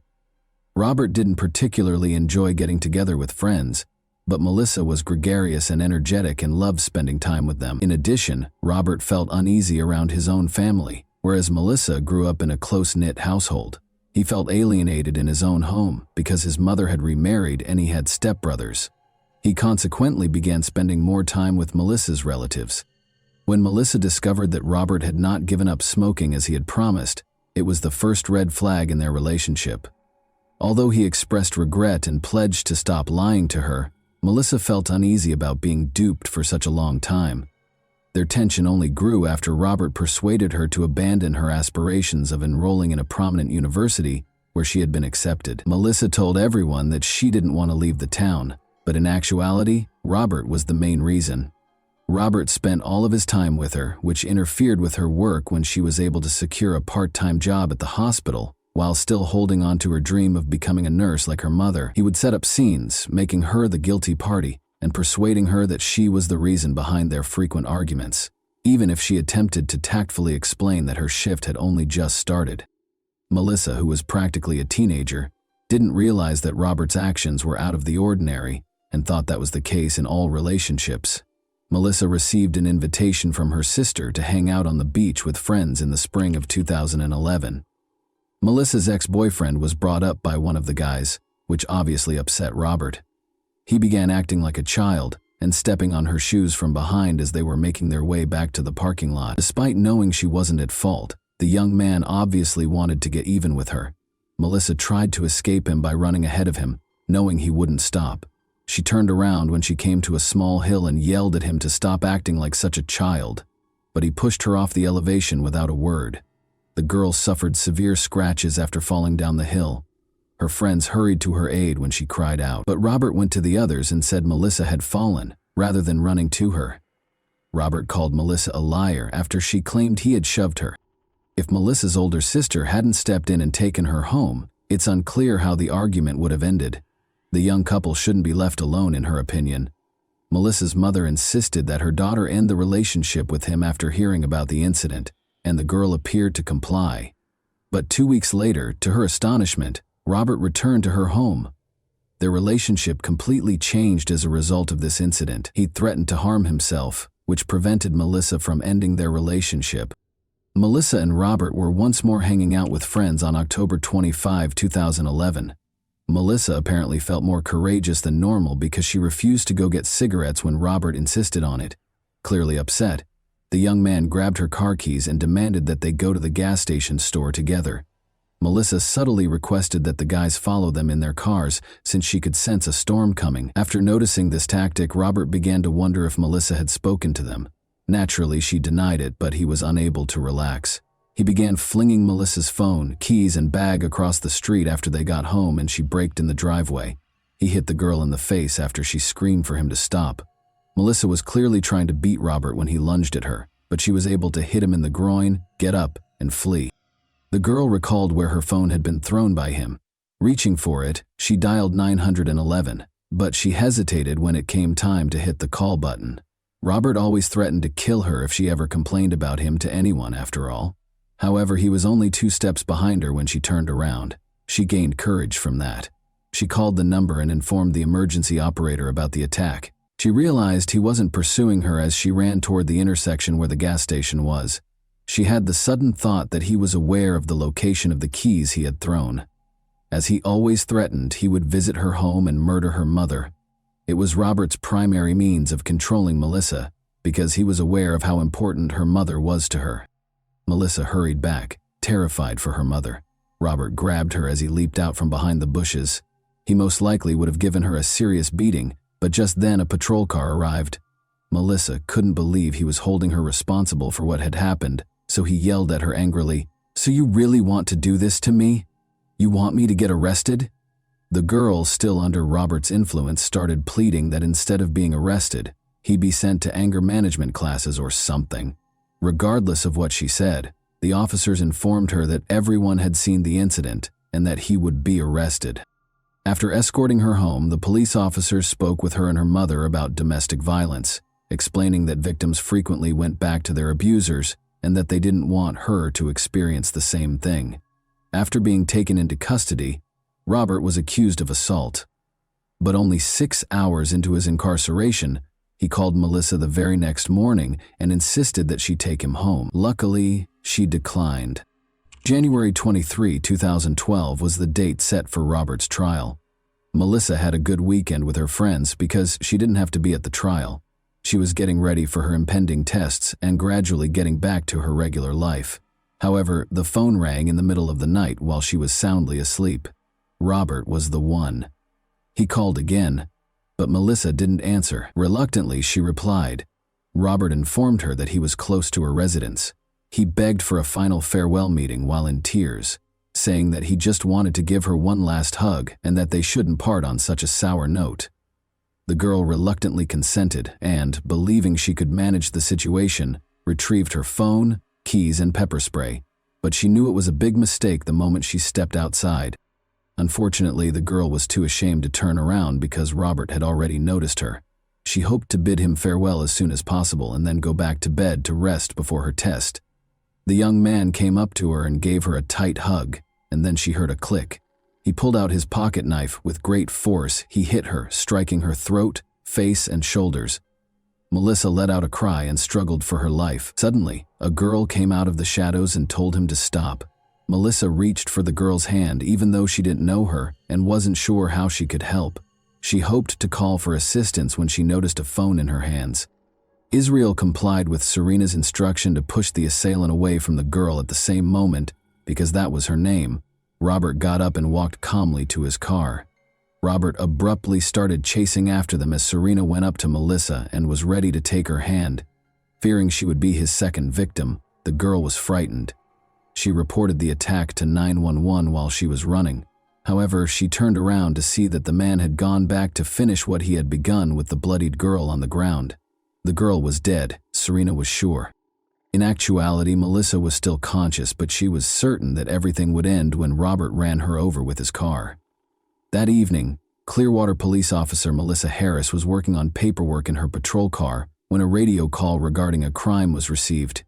She was told that the man who had attacked the girl had driven off in a red pickup truck and that a dead girl was lying on the side of the road on the north side of the park, but there was nobody there when she got there. Unable to comprehend what was going on, she slowly looked around the park. Melissa was certain Robert was aware that assistance was on the way and that everything needed to be completed as soon as possible. In order to prevent him from running her over with his car, she crawled and did everything she could to get off the road. Her neighbor's mailbox was close to 2 sizable cement piles. She knew that the cement and the mailbox would keep her safe if she could crawl there. She even succeeded in getting to her feet at one point. The weary girl reached the mailbox, collapsed in the dirt, and heard his car just pull away. It grew very quiet, slowly. Melissa thought she was going to die. When she was illuminated by a police car's spotlight, she prayed for sin forgiveness. Officer Melissa Harris acknowledges that she had never witnessed anything like it in her years of police work. The victim had numerous wounds, many of which were still heavily bleeding, and her teeth had been knocked out. However, she was able to provide Melissa with Robert's name, address, birth date, and car make in addition to Melissa's own name. To dispel any uncertainty regarding the identity of the offender, she even spelled out his last name. The girl whispered that she could now go after giving all the information. But the oncoming medics stopped her from closing her eyes because they knew she might not wake up again if she did. Melissa's mother woke up as they struggled to treat her most serious injuries. The woman was asked to accompany the police officer, who had already arrived at their house after the girl had been attacked, because her daughter had also been attacked. She was positive that Melissa was sleeping upstairs because the police had misidentified the door. She realized, however, that the officer was pressing her along in order to get her to see Melissa before it was too late. Every second that went by made Melissa's condition worse. She was clearly in need of helicopter transportation. Cameron, a firefighter who also showed up on the scene, recommended landing on the football field. He marked the landing area with signal cones after jumping over the fence. Melissa was placed on a stretcher in a matter of minutes. Nobody thought she would live, and her condition was critical. Cameron, however, felt somehow certain that he would see her again as he watched the helicopter take off. Melissa came dangerously close to death multiple times on the operating table.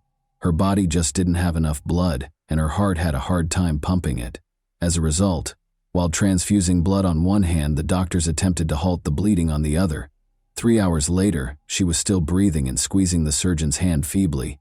It was only at that point that the weary medical staff decided to take a break and let the patient and themselves rest. The police radio announced that Robert had been spotted in the city in the morning. Presumably to wash away Melissa's blood, he made a stop at a store and purchased a large amount of water. He then went to Walmart to buy sleeping pills and had a meal at McDonald's. His vehicle was then discovered wrecked in a store. The young man was discovered unconscious behind the wheel. The vehicle caught fire after the wheel carved a hole in the ground from the prolonged operation. After being brought to the hospital, the man was shocked to learn that his victim had lived. At first, Robert maintained his innocence by saying he wasn't himself. He suddenly admitted his guilt, though, after the psychiatric evaluation determined that he was not insane and the court date was set. He received a life sentence without the chance of release. Melissa was hospitalized for 3 weeks. She had to retrain herself to walk, talk, eat, and even close her eyes. Melissa was asked to speak at a violence victim center after she recovered completely. Even though she was extremely anxious, she couldn't help but notice that 2 young firefighters were sitting in the front row, paying close attention to her every move. As it happened, Chief Cameron had called to let them know Melissa would be speaking close by and suggested they surprise her. The fact that Melissa was the same girl he had assisted in rescuing in the helicopter astounded Cameron. After introducing himself, Cameron invited Melissa and her mother to their fire station for a celebratory lunch. The youths were essentially inseparable after that day. Cameron restored Melissa's love for life, even though she was certain she would never date again. Later, when she was asked to ceremoniously open a baseball game, Cameron ran up to her and asked, "Will you marry me?" Melissa naturally said yes, and the two fell in love, and were married in 2017. Never date an ex-partner after a relationship breakup is Melissa's main piece of advice as a lawyer who advocates for the rights of victims of violence. Even she was unaware of the potential danger. She believes she lived to fulfill the vital duty of assisting young women who feel they are undeserving of respect and true love, despite having nearly died. And that wraps up today's chilling story. If you enjoyed this video, don't forget to like and subscribe so you never miss a new upload. Also, let me know in the comments, what part of this story shocked you the most? Thank you for watching, and I'll see you in the next video.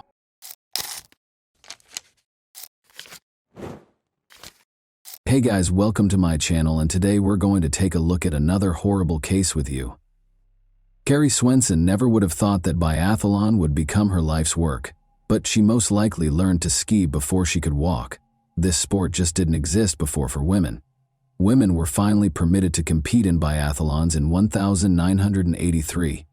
The USA squad competed in the first Women's World Championship in Chamonix, France, but did not qualify for the first Women's European Cup, even though many of them had undergone years of intense training. Carrie Swenson, a 22-year-old American, began with the customary 10-kilometer race. She came in 5th place, directly behind the Soviet athletes, who were regarded as the sport's unbeatable leaders. She finished 13th in the 5-kilometer sprint, the best among her teammates. But the relay was where the team, and Carrie personally, truly triumphed. Carrie and her teammates became the first American medalists, while the Americans finished in 3rd place. Following the conclusion of the biathlon season, Carrie went back to Montana and organized the summer of her dreams. She worked at Lone Mountain Ranch, a well-known tourist ranch, and ran trails in the backcountry in her spare time. Carrie let the night air into her bedroom by opening the window. She had earned her microbiology degree from Montana State University that morning. Her parents celebrated her graduation and her brother Paul's 21st birthday with a party after the ceremony. Just the summer before, they had relocated to the Lone Mountain Ranch in the Big Sky region to practice and take in the mountains, just like they had as kids. She had dreamed since she was 5 years old that she would leave to pursue her dream of studying veterinary medicine after one more year of competitions. Unaware that her dreams would soon be dashed by the self-centered schemes of two recluses, Carrie turned off the light in her room and contentedly fell asleep. Carrie was unaware of the two men's conversation that was going on in the mountains a few kilometers away. The younger man was clearly irritated. Though he felt lonely in the mountains and yearned for female companionship, he generally enjoyed living away from people and their rules. "Do you recall the plans we talked about to find a woman for ourselves, Dad?" After giving his 18-year-old son a close examination, the father questioned, "Do you believe the time has come?" The son confidently nodded in response. Carrie ran around Old Ray's Lake on Sunday, July 15th. Bob Sharp, the proprietor of the snack bar where she worked, had informed her that he had spotted a grizzly bear nearby, and she was keen to see one for herself, so she decided to take this route. Carrie ran pretty fast as usual, paying attention to her breathing. She only realized there were two men in front of her at the last second. The strangers appeared disheveled. The younger one had a knife and a pistol in his hands, and neither of them was grinning. The hunting season was long over, but there were still rifles lying by a tree. The men made it clear to Carrie that they had no good intentions without taking their eyes off her. Regretfully, she saw them too late to turn around and flee. An adrenaline rush brought on by fear caused Carrie to run even faster, attempting to get past the strangers as fast as she could. But her plan didn't work. On the trail, the older man leapt directly in front of her and took hold of her wrist. He took hold of her other hand before she could respond. Unable to escape their hold, Carrie chose to keep her composure and use her cunning. She was scared by the wild expression in the older man's eyes. Remain composed. Avoid upsetting them, she thought. She pleaded, "Please, let me go." "No, we don't often see attractive girls like you. We would like to speak with you. What is your name?" He held Carrie even closer as he asked. He started questioning her about who she lived with, whether she was married, and other things. Carrie tried to scream, but the man quickly silenced her after realizing she wouldn't be easily freed. After letting go of her left hand, the stranger hit her in the face and tied her up with a rope. The men promised to hold her for 4 or 5 days before releasing her if she didn't enjoy living in the mountains, but she could tell by their smirks that they were more likely to exploit her weakness and end up killing her. She kept telling herself, "It's just a nightmare," hoping to wake up at any second. However, she knew it wasn't a dream because of the throbbing pain in her face and wrist. Carrie attempted to reason with them by stating that her friends and family would find her. The older man retaliated by threatening to shoot anyone who attempted to save her. In order to avoid being seen, the men rushed on, hoping to get deeper into the forest and away from the lake. All Carrie could do was let them pull her along on the rope. In order to make sure she wouldn't run in the wrong direction when she had the opportunity to flee, she covertly memorized the area while feigning submissiveness. As though kidnapping girls were a daily occurrence for the men, they strolled alongside each other, engaging in casual conversation. They talked about how they felt about the mountains, laws, and society. The elderly man voiced his displeasure with the way the area had developed, especially the fact that farmers were permitted to graze their animals on his property. He assured the younger man that he could acquire all life's necessities without going back to school or abiding by social norms. Carrie came to the conclusion that her captors were probably mentally ill as a result of these discussions. Carrie requested water and said she needed to rest in an effort to slow their pace. They decided to take a rest. As they got closer to a swamp, Carrie was horrified to see the older man start drinking from it. She attempted to alert him to the harmful bacteria found in the swamp, but he dismissed her worries, claiming to have never heard of it before. She also took a few sips, reluctantly. She observed that when she pretended not to be afraid of the kidnappers, they acted less violently. Carefully, Carrie began asking them how long they had been residing there without being aware of the risks associated with drinking water from the nearby swamp. They responded that although they had lived in the mountains for 12 years, they were still relatively new to the area. Carrie felt even more uneasy when the younger man smirked and added that they were in dire need of female companionship. Then they went on their journey. In an attempt to leave hints for her loved ones who would be looking for her, Carrie tried to step on soft ground and break twigs. Sadly, the older man saw her attempts and stopped them. Carrie, however, obstinately continued to make marks, and the older man continued to erase them because she had nothing to lose. They went on in this manner, and Carrie noticed that no one had yet begun searching for her when she looked at her watch. Only 4 o'clock in the afternoon had arrived. Alan Goldstein, Carrie's friend and co-worker who instructed visitors in shooting at the ranch, started to question why her run was taking so long.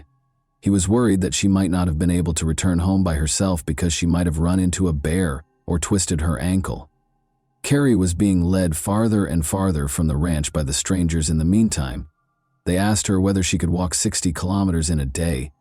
After talking about how far they needed to go, she declined to respond. It was impossible for her to tell her captors that she could run 50 kilometers in hilly terrain while training. They might go more slowly if they believed she was weaker than she actually was. Now she was certain they would not allow her to survive. Not today. Not in 4 or 5 days. They wouldn't give up their valuable independence for her. Carrie kept studying the men quietly. They were remarkably similar to one another in addition to having a similar philosophy. Her suspicion that they were father and son grew. Carrie was aware that people would soon begin searching for her, but nothing had scared her more than the idea of her parents or friends becoming the victims of her captors. Making an escape was one way to avoid this. She changed her strategy after pleading fail. "Change your tactics when you're losing," her tennis coach would often say. "When you have the chance to alter your approach, why keep playing a losing game?" Before deciding to take a night's rest at around 5 o'clock, the men chained her to a tree, drastically reducing her chances of escaping.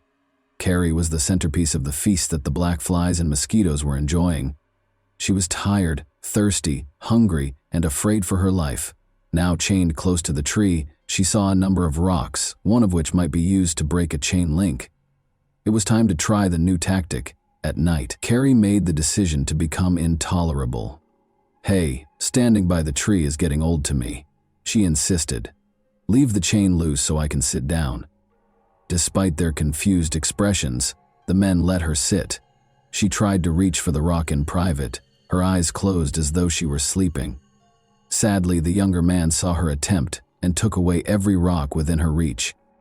She kept acting rude and demanding feminine products at around 8 p.m. because she was freezing and the mosquitoes were driving her crazy.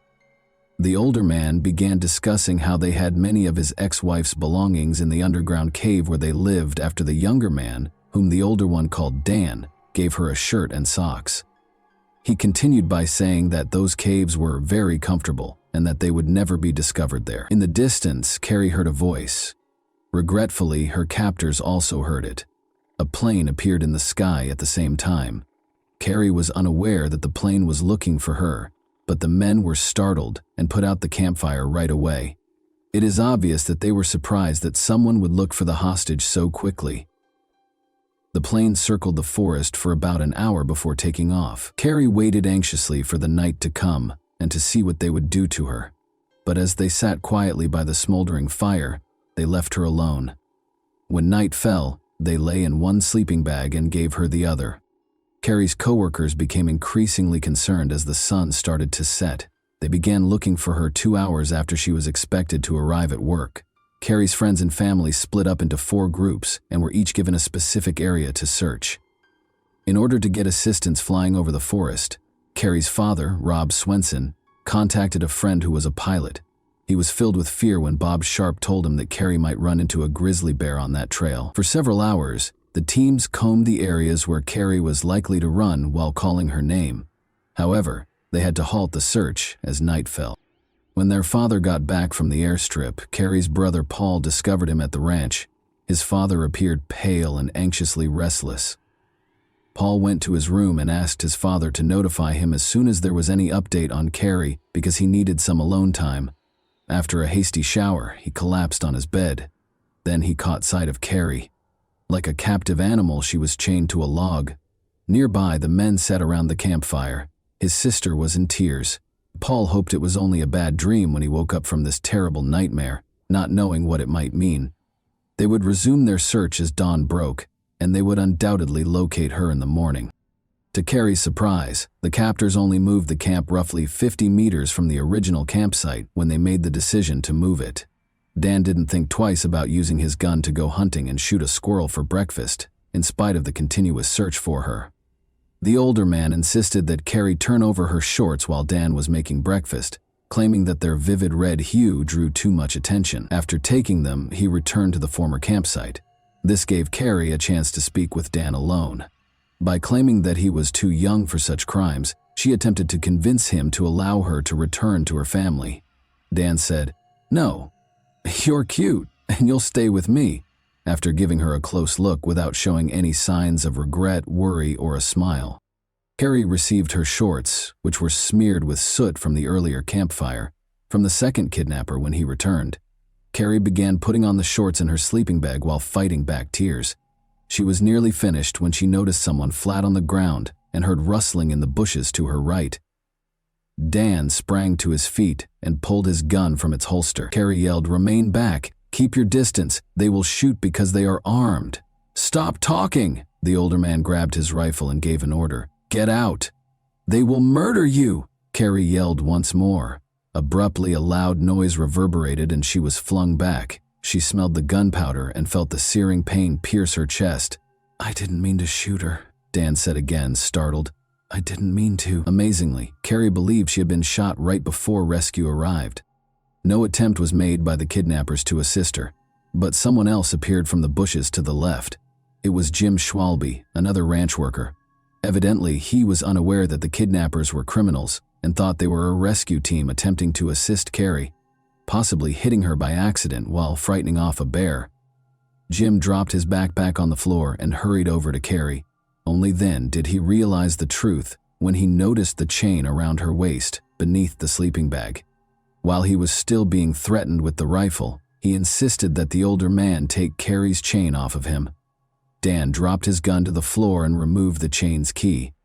Jim then told Alan Goldstein, one of the kidnappers, to flee for assistance. However, it seems that Alan had already discovered their true nature. The kidnappers were surrounded by 200 people, so he yelled that he was armed and told them to surrender. Carrie let out a painful scream as Dan yanked the chain violently. The older man pointed the rifle at Alan as Jim turned to face them. "No!" Carrie let out a gasp. Everyone heard something fall in the grass and heard a shot. The kidnapper had already vanished from view when Jim hurried to the fallen friend. Jim was already too far away when the older man reloaded the rifle and pointed it in his direction. With haste, the abductors stuffed their things into their backpacks, removed the chain, and even threw Carrie out of her sleeping bag, claiming she would no longer require it. Carrie and Alan lay on the cold ground, and they did nothing to help them. Carrie could hear Alan's radio crackling, but she dared not try to get to it because he was lying too far away. Her whole body felt cold, and she tried to crawl toward the extinguished fire with what was left of her strength.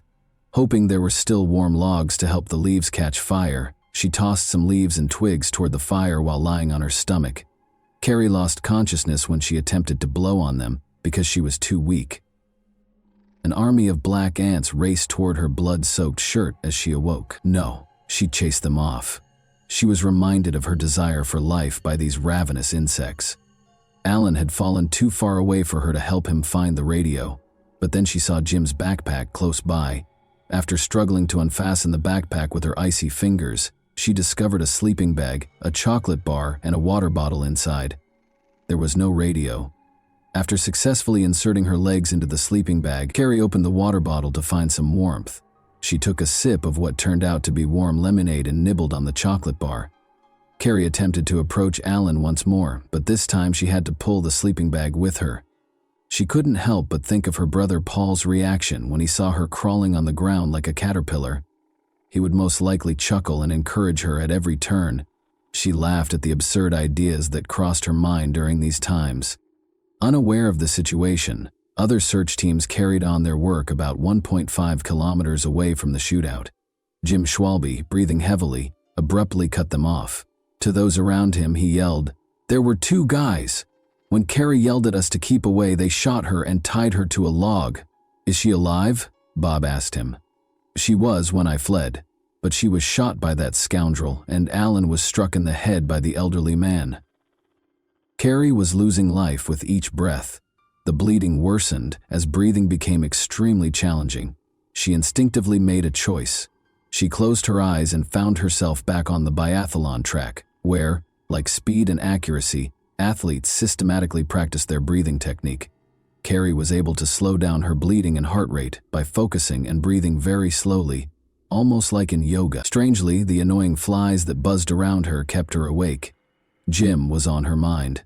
Unless he encountered the kidnappers once more, he ought to have brought assistance by now.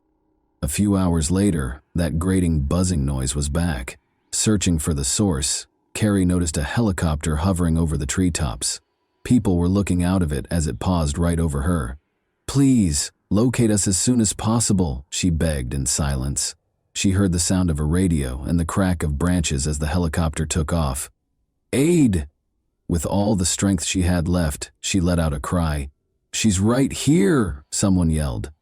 "We located her. Carrie, are you all right? Do you hear me?" "Yes," she said in response to a man's question. All she could do was smile, wishing she could yell, scream, or thank them for finding her. It was difficult to see what was coming next because her eyelids felt heavy, like they were made of lead. The police worked tirelessly to track down Carrie's kidnappers while she was being transported to the hospital.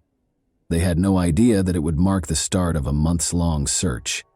The two fugitives are the only ones who are familiar with the hundreds of kilometers of local mountains and forests. For 5.5 months, the kidnappers were able to successfully elude the police, and the media romanticized their image, portraying Dan as a handsome prince and the other man as a strict and affectionate father.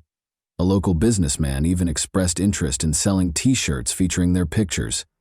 The victims of their crimes were ignored by the journalists in the interim. Then, roughly 2 weeks prior to Christmas, Sheriff Johnny Franz got a surprise tip. In the woods on his ranch, one of his family members spotted smoke. Franz knew every inch of that ranch, having grown up there. The radio had sporadic signals in the mountains. It was dark, and the criminals might vanish at any time. The sheriff, however, hurried to their camp. Years later, he joked, "Why did I go there alone? Because that's what I was paid for." He came as fast as he could on a snowmobile, found the father and son, and was aiming for them. Without hesitation, the father drew his rifle and vowed to shoot. The sheriff responded by threatening to shoot his son twice. To get the father to listen, he had to use the boy's influence. The sheriff persuaded them that they could at last take a shower, eat healthily, and warm up. The sheriff had complete control of the situation in a matter of minutes. Dan and his father, Don Nichols, were taken into custody and charged with kidnapping.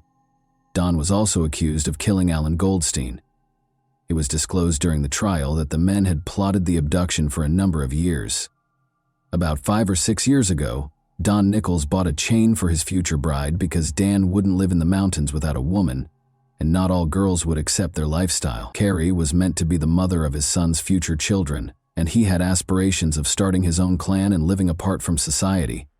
Don was released in 2017 after receiving an 85-year prison sentence. Dan only spent 6 of the 20 years he was sentenced to in prison.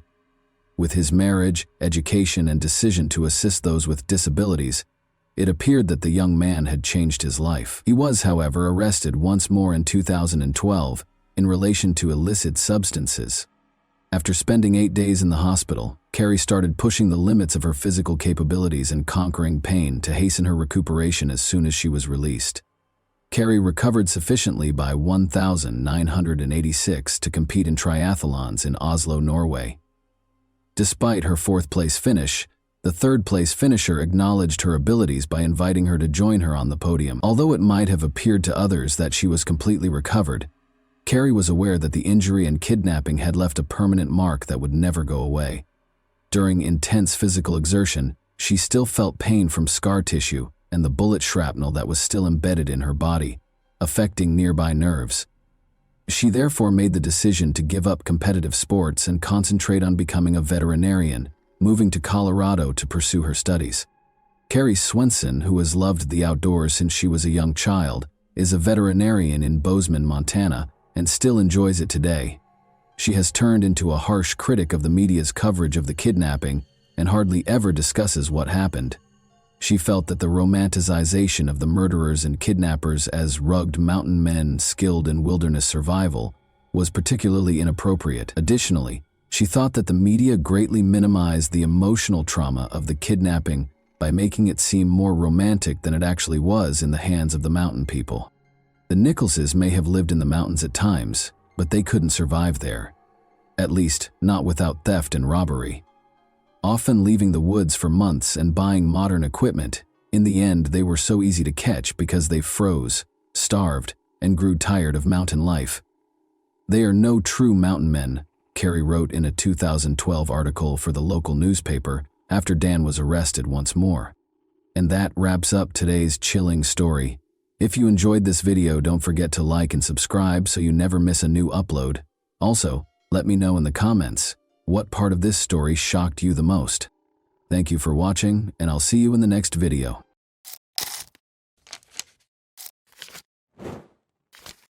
Hey guys, welcome to my channel, and today we're going to take a look at another horrible case with you.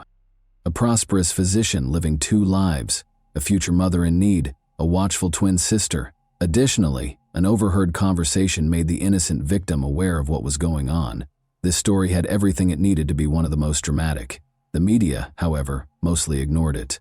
The story, however, followed the finest traditions of Greek tragedy and took place in Ohio in the 2000s. It took not one, but two deftly placed traps to capture the offender, whose behavior and intentions will cause you to reevaluate your level of trust in the people you let into your home and your heart. Michelle Baker was prepared to become a wife and mother at the age of 33.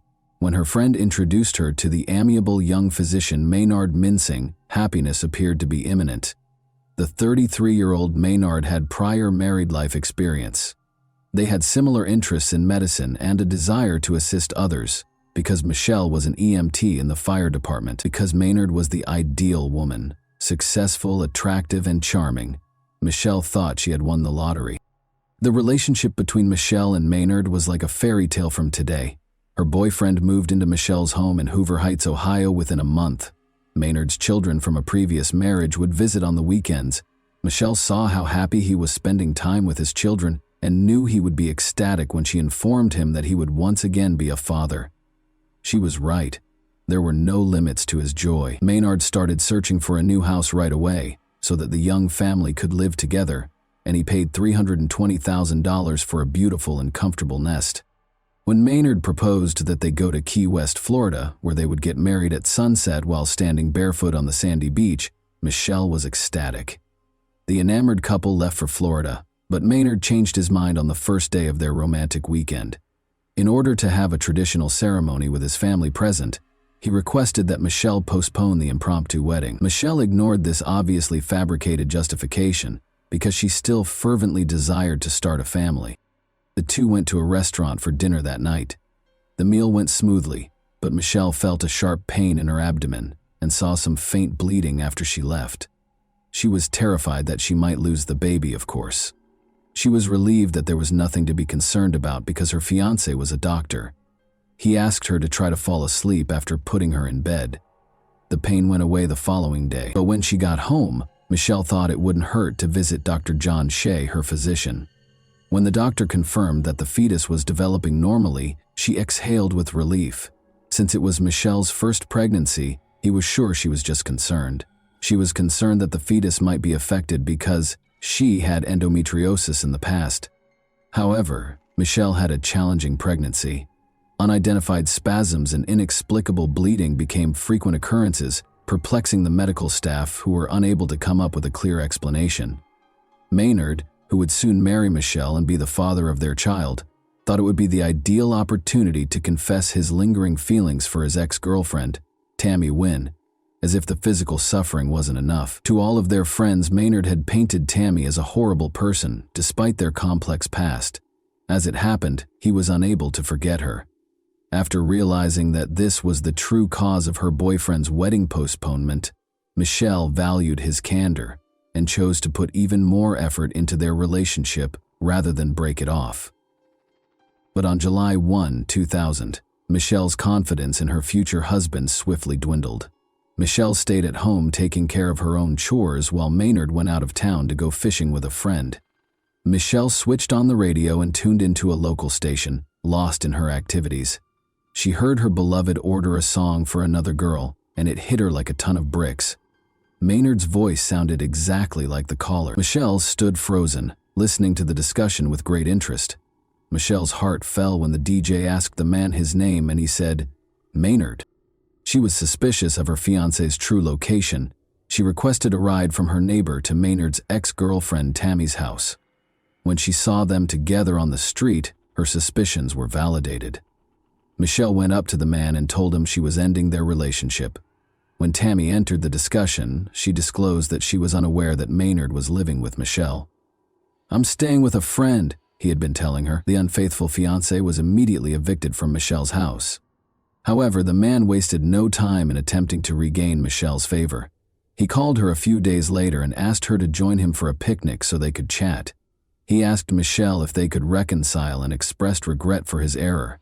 She pardoned him because he seemed so sincere, but when Michelle became really ill, the picnic had to be called off. She was in such terrible shape that she was unable to even leave the park restroom. Her bleeding and cramps came back, but this time she also experienced the inability to keep food down. The doctor, who Michelle rushed to see, found nothing alarming. The doctor determined that stress was the cause of her symptoms after the ultrasound revealed that the baby was healthy.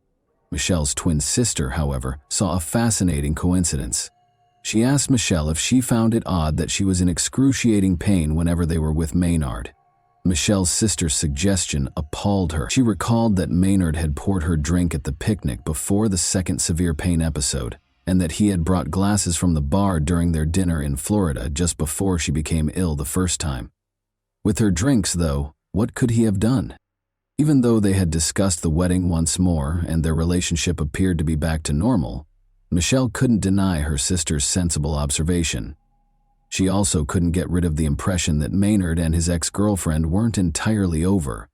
Michelle once again followed her gut and drove to Tammy's house, where her fiancé's car was parked, when Maynard informed her that he would take the kids to Florida for the weekend. Through an open window, she could hear a conversation between two people she saw inside. She was stunned by what she heard. Maynard responded that he thought he had already dealt with the child when Tammy asked him what he intended to do about it. Michelle came to the conclusion that the only way to keep Maynard as far away from the child as possible was to call the police. Michelle went to report her suspicions to the police. The detectives, however, were dubious after hearing her story and found it hard to accept that someone would try something so unbelievable. They had never seen anything like it in all the years they had worked as police. Although department rules forbade testing pregnant women, the police wanted Michelle to take a lie detector test.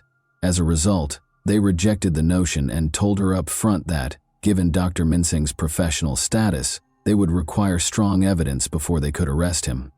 Michelle had to handle things herself because there wasn't much they could do in the interim. Michelle demonstrated her abilities as a true detective. With the assistance of a friend, she concealed a tiny video camera inside a fake plant on the kitchen counter and arranged the flowers so that it recorded everything that took place behind the kitchen table. Then, like all famous spies, she asked her boyfriend to join her for dinner and asked him to pour her a soda as she grilled steaks outside. Michelle excused herself under a false pretense and proceeded to the bathroom to pour the soda into a bottle after Maynard handed her her glass. She was horrified to find residue of some substance, not a tiny bit but a noticeable amount of some sort of drug at the bottom of the glass. She calmly poured the soda from the hidden bottle into the glass and went back to the table, trying not to show that she was in shock. However, Maynard kept getting calls from Tammy, so Michelle was unable to continue dinner in a composed manner. "Do you know why Tammy is upset?" he asked Michelle over the phone after he finally left.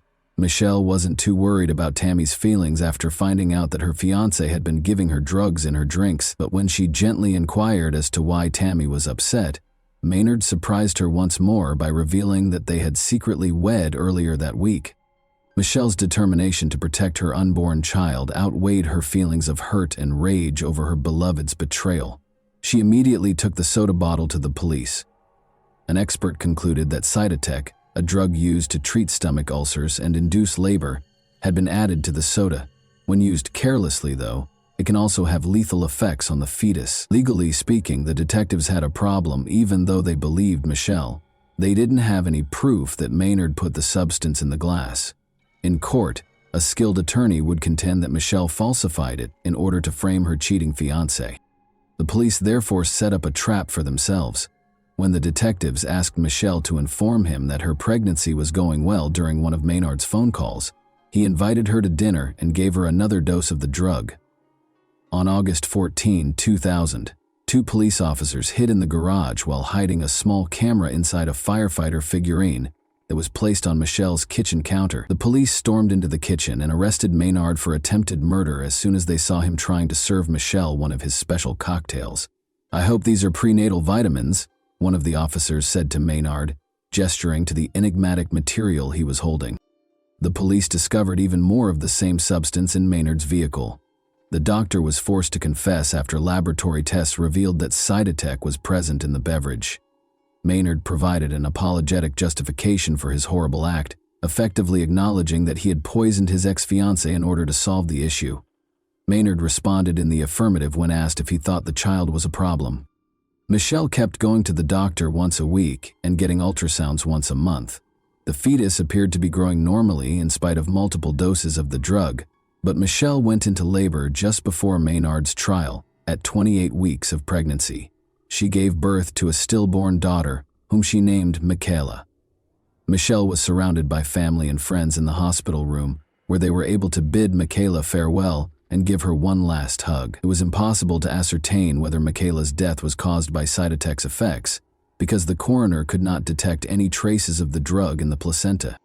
Prosecutors reached agreements with Tammy and Maynard to spare Michelle and her family from a torturous legal process. Tammy was given a 5-year probationary period and 100 hours of community service after acknowledging her guilt about getting the medication with a prescription while working as a nurse. Maynard received a 5-year prison sentence. In the United States, the two spouses would never again be able to work in the medical industry. Maynard startled the people in the courtroom during the trial by declaring that the child's death was the result of a higher power's intervention. In addition to displaying no remorse during the sentencing, and without pleading with Michelle for forgiveness, Maynard asserted that their daughter's death was the will of a higher power, and that the experience would make him stronger. His statement shocked even Judge Barbara Gorman. Judge Gorman said to Maynard, "I must say it was one of the strangest statements I have ever heard. You are a disgrace to your profession, in my opinion. All of this is the consequence of what you did. You must accept responsibility for what transpired."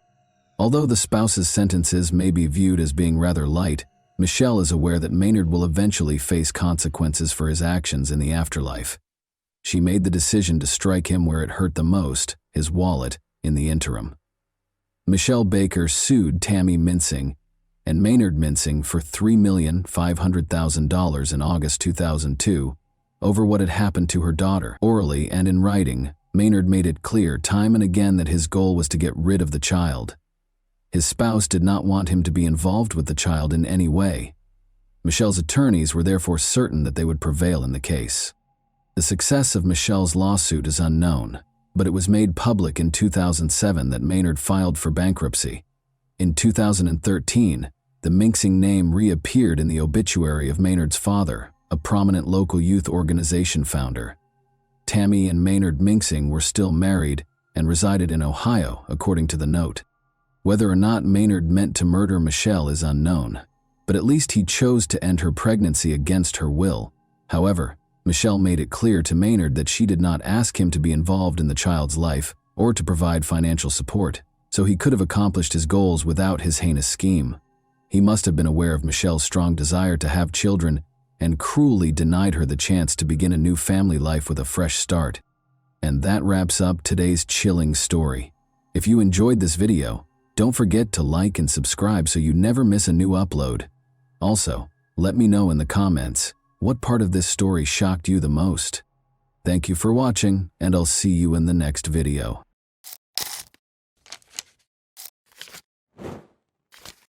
Hey guys, welcome to my channel, and today we're going to take a look at another horrible case with you.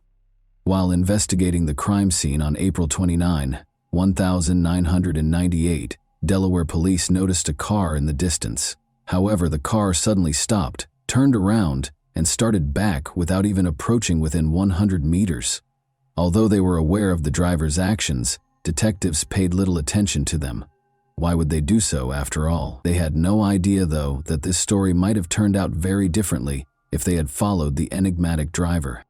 When Debbie was 21 and Nino Pitts was 24, they first met. At a party, Nino asked their mutual friend Bill Sharp if he knew of any attractive girls he could introduce to his mother. This led to their introduction. Debbie was introduced to Nino by Bill, who said she was a wonderful girl. After dating for a while, Debbie and Nino were married in 1973. For 25 years, their lives were just like those of millions of other couples in the modern world. Both of their twins, Michael and Melissa, had grown up and were enrolled in college. The couple was getting ready to celebrate their 25th wedding anniversary in a low-key way when all of a sudden, things changed.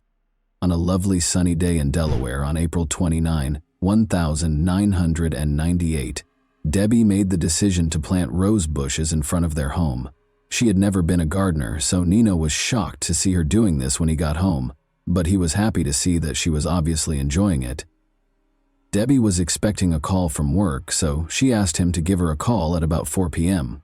With a nod, Nino entered. When Debbie had a gut feeling that it had been over 4 hours, she kept caring for the flowers. She assumed Nino had just forgotten her request, so she didn't give it much thought. The woman rose and entered the house, but she was struck in the head and fell to the ground before she could reach the kitchen. Debbie was in shock and couldn't comprehend what was going on. She could hardly see because her glasses had fallen, but she could make out a stranger's silhouette standing over her. "Where did you keep your money?" he demanded. Debbie became aware that the house had been broken into. As the man searched through her possessions, she lay on the ground. She still felt that Nino ought to have saved her already, but she was worried that he might suffer harm if he did. In the meantime, the intruder threw her face down on the concrete floor, tied her wrists and ankles, and dragged her downstairs to the basement. She was violated by the man. Debbie was shocked by what was happening and writhed in agony. She had been caring for her roses in her cherished garden only 20 minutes prior, and now she was facing this humiliation on her own house's floor. The attacker pulled up his sweatpants and walked away when it was all over. The brute reappeared and pulled Debbie back up the stairs, this time from the basement, just when Debbie thought the horror was over. He kept a knife to her throat, covered her with a blanket, and carried her to a car parked near the front door, placing her in the trunk. Debbie didn't even realize she had just been abducted, because she was in such a state of shock. However, the man started the car, so she didn't have time for that. Debbie was trying to break free already. She wanted to break the bonds so she could begin kicking, biting, screaming, or doing anything else to get away or draw attention when the criminal opened the trunk again. But when he opened the trunk, her plan fell through. Debbie was horrified to see that no one was willing to assist her and that she was already in the garage. She was brought back inside the house by the kidnapper. It took him only one look to realize that Debbie had attempted to loosen the ropes after she was flung onto the room's bed. Furious, he violated her once more and punished her harshly. She sobbed and pleaded for forgiveness, but the more she pleaded, the more vicious he became. He chuckled and obviously enjoyed her suffering. Debbie saw that he probably had some illegal substances in his system. He bound her hands and feet to satiate his desire, then tied the ropes around her ankles and wrists to render her immobile. The attacker left her, closing her eyes and mouth. She thought she was saved when she heard 2 loud shots shortly after, assuming it was the police rescuing her. Debbie's absence was immediately noticed at work. As a hospice nurse, her dependability and timeliness were always undeniable. Therefore, a co-worker went to her home at 6:30 p.m. when she was unreachable. When Debbie's co-worker noticed the Pitts family's neighbor, she introduced herself and inquired as to whether he had seen her. "She had been planting roses in the garden," he retorted, adding that the house's side door was always open if she wasn't answering. The woman came inside. There was silence. She summoned Debbie. Her glasses were on the floor, and her possessions, including her wedding ring, were on the kitchen table. The woman kept phoning Nino and Debbie. She discovered Nino in the bedroom, but Debbie was nowhere to be seen. He had been shot in the head, and it was clear that he was no longer able to be helped. Only the following day did Debbie see the kidnapper. He described how he saw the headlights pointed at his windows and assumed the police had found him. Concerned that the neighbors might have heard or seen something, he fired 2 shots from the window. Then he loudly turned up the TV or the radio. Debbie was horrified to learn that Anthony Pitts, Nino, had been shot in his own house when the news program began. The police suspected her of killing her husband and made her a fugitive. She hadn't even considered the possibility that Nino had suffered any harm until that point. She felt that everything had happened so fast. She had gone inside, she had been attacked by a stranger, and her husband had no idea where she was. Debbie found it hard to believe that Nino had been hurt by her kidnapper. The woman was shaken when the man abruptly apologized for having to kill her husband and just walked out of the room. She had just learned something that was really hard for her to understand. She understood that she would be her attacker's next victim because he was not only a thief and a violator but also a murderer. She also realized that she couldn't grieve for her husband because doing so would only make him angry. All Debbie could think about was her kids. They were adults, of course, but they had to cope with 2 horrific shocks: the death of their father and the disappearance of their mother, who was suspected of killing him. Detectives spoke with friends and family in the interim, but they were unable to determine Nino's killer. The two had a great relationship according to everyone's testimony. The neighbors never heard any screams and they never got into a fight. Furthermore, Debbie couldn't see anything without her glasses, so she would never leave the house without them. The fact that their primary suspect was fighting for her life only 5 miles away was unthinkable to the police. In a follow-up interview, the neighbor recalled seeing a car parked directly in front of the family's home, despite the fact that he had not heard any screams. A man had driven off after placing a blanket in the trunk. In fact, tire marks were discovered by detectives on the lawn directly outside the house, which was extremely unusual for such a wealthy neighborhood. The police determined they were dealing with a kidnapping after finding Debbie's glasses on the kitchen floor, which prevented her from seeing anything. 52 hours later, the kidnapper showed a new side of himself. He untied his victim and addressed her normally. He had hardly spoken to her more than a few words at a time before, so this was very unusual. The man acknowledged that he was thinking of letting her go, but was worried that she would tell the police about his house. Debbie took these words to heart. She had to persuade him to actually let her go if he was thinking about it. Since she could hardly see without her glasses, she assured him that she would not tell anyone about him. She addressed him respectfully as Sir. He'd brought her in the trunk, so she didn't know where the house was either. But as soon as the hope for Debbie began to grow, it was dashed when he said he couldn't let her go. Then, as though he were thinking out loud, he said that he would only be sentenced to 10 years in prison if he removed all illegal substances from the house. Debbie became aware that the person she was interacting with was not very smart. Could he have been so gullible as to believe that assault, kidnapping, and murder only resulted in 10 years? She made the decision to use her cunning to help him see her as a person rather than a victim. She spoke to him calmly, and this strategy worked.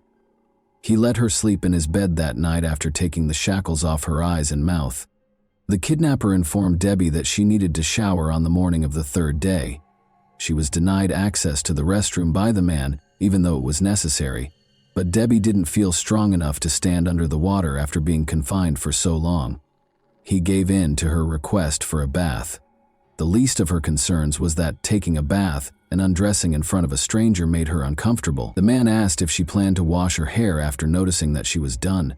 She responded that she couldn't do it right now because her wrists and hands were so painful and swollen that she couldn't even lift them. He therefore gave her hair a wash himself. Debbie felt uncomfortable allowing her husband's killer to touch her hair because it felt like another act of violence. However, she controlled her emotions. The man raped her once more after forcing her to put on his clothes after the bath. The kidnapper didn't realize that Debbie needed to eat until the 4th day. She asked him to buy a newspaper when he went out to eat. Ironically, he did as he was told. They read the newspaper and ate together. Although she didn't express it, it stated that the police had no suspects and that Debbie had previously been brought up by her family, which deeply distressed her. The kidnapper, however, seemed extremely happy and even proud of himself. Since no one suspected him and no one knew where she was, he thought he had committed the ideal crime. The kidnapper told Debbie he was going to work on April 24, the 5th day she was held captive. Even though he came back within 20 minutes, presumably to see how she was doing, he had stated this several times previously. Still, Debbie made the decision that today was the day. She had to do something if she was going to get away.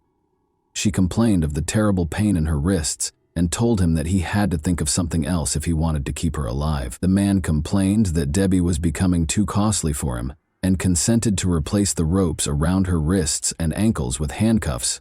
They cost $5 each, he said when asked what he meant. Stated differently, he only gave her one meal, spent $10 on handcuffs, and most likely wouldn't spend much more. She had to leave immediately.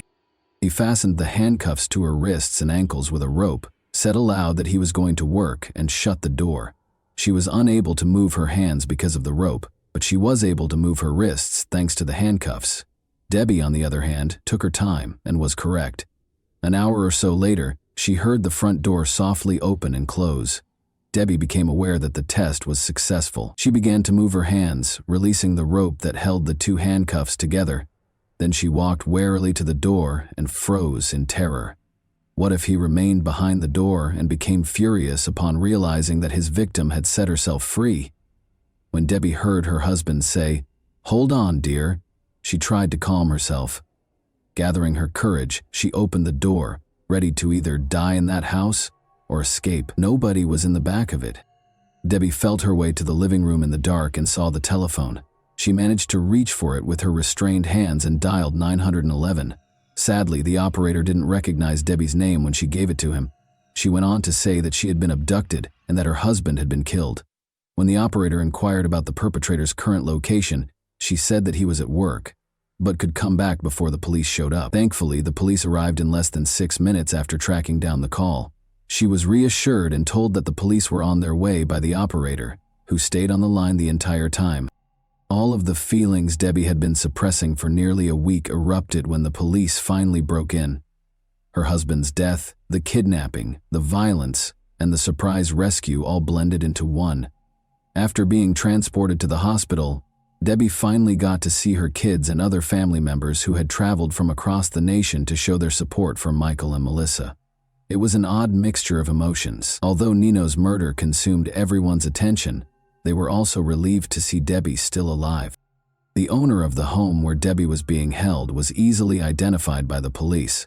Donald Flagg was a factory worker who spent his free time robbing and attacking women. Donald gave in without protest and admitted to everything. Additionally, he provided clarification on a few points that the police were unaware of. He was just strolling past the Pitts family's home that day when he noticed Debbie caring for the roses. He went inside and waited in the kitchen, his eyes fixed on her. Because of the nearby construction and the lawnmowers in operation, Debbie was unable to hear the shot. He became acutely aware that he had not taken anything from the house after the attacker abducted Debbie. He went back to the victim's home, missing a great chance to make money. But the police officers at the crime scene had already surrounded it. Investigators had no reason to pursue the driver when they noticed a car stop suddenly and turn around. They didn't know it was their suspect until much later. The man's attorney persuaded him to enter an insanity plea in spite of his confession. Debbie was forced to testify in court as a result. Luckily, she was well prepared by her psychologist. In order to get used to the attacker's face and avoid displaying too many emotions, he asked Debbie to call him by name and look at his picture more frequently. This performed flawlessly in court. Not only did she maintain her composure, but she even turned to face her tormentor, making him turn away. Donald Flagg was convicted in spite of the lawyer's best efforts. He was given 8 consecutive life sentences, plus an extra 166 years in prison by the judge. Additionally, he will spend 10 years in solitary confinement from April 20 to April 24, the same period that Debbie was held captive. Even Debbie is relieved that he won't hurt anyone else. She later expressed regret for not going to violence victim groups. She had to speak up, but her family didn't want to talk to her about what had happened because they found it too painful. Helping other assault victims helped Debbie find healing. She gave lectures, wrote a book about her experience that was required reading at some American universities, and even assisted the Delaware Rescue Service in changing its operations to find the caller much more quickly. Debbie even mustered the courage to confront Donald in prison and ask him the question that had been bothering her for so long. Was he going to murder her? Yes, he replied. He didn't intend to let her die. Bill Sharp, the same Bill who had first introduced her to Nino, got in touch with her after learning of Debbie's fate. During Debbie's challenging trial process, they had a face-to-face meeting and spoke. More specifically, Bill listened to Debbie and let her speak. He started going to therapy sessions with her, and the psychologist saw them together and realized right away that his help was actually helping her get better. Bill, who became Debbie's husband in September 2000, was a true comfort and support system. And that wraps up today's chilling story. If you enjoyed this video, don't forget to like and subscribe so you never miss a new upload. Also, let me know in the comments what part of this story shocked you the most. Thank you for watching, and I'll see you in the next video.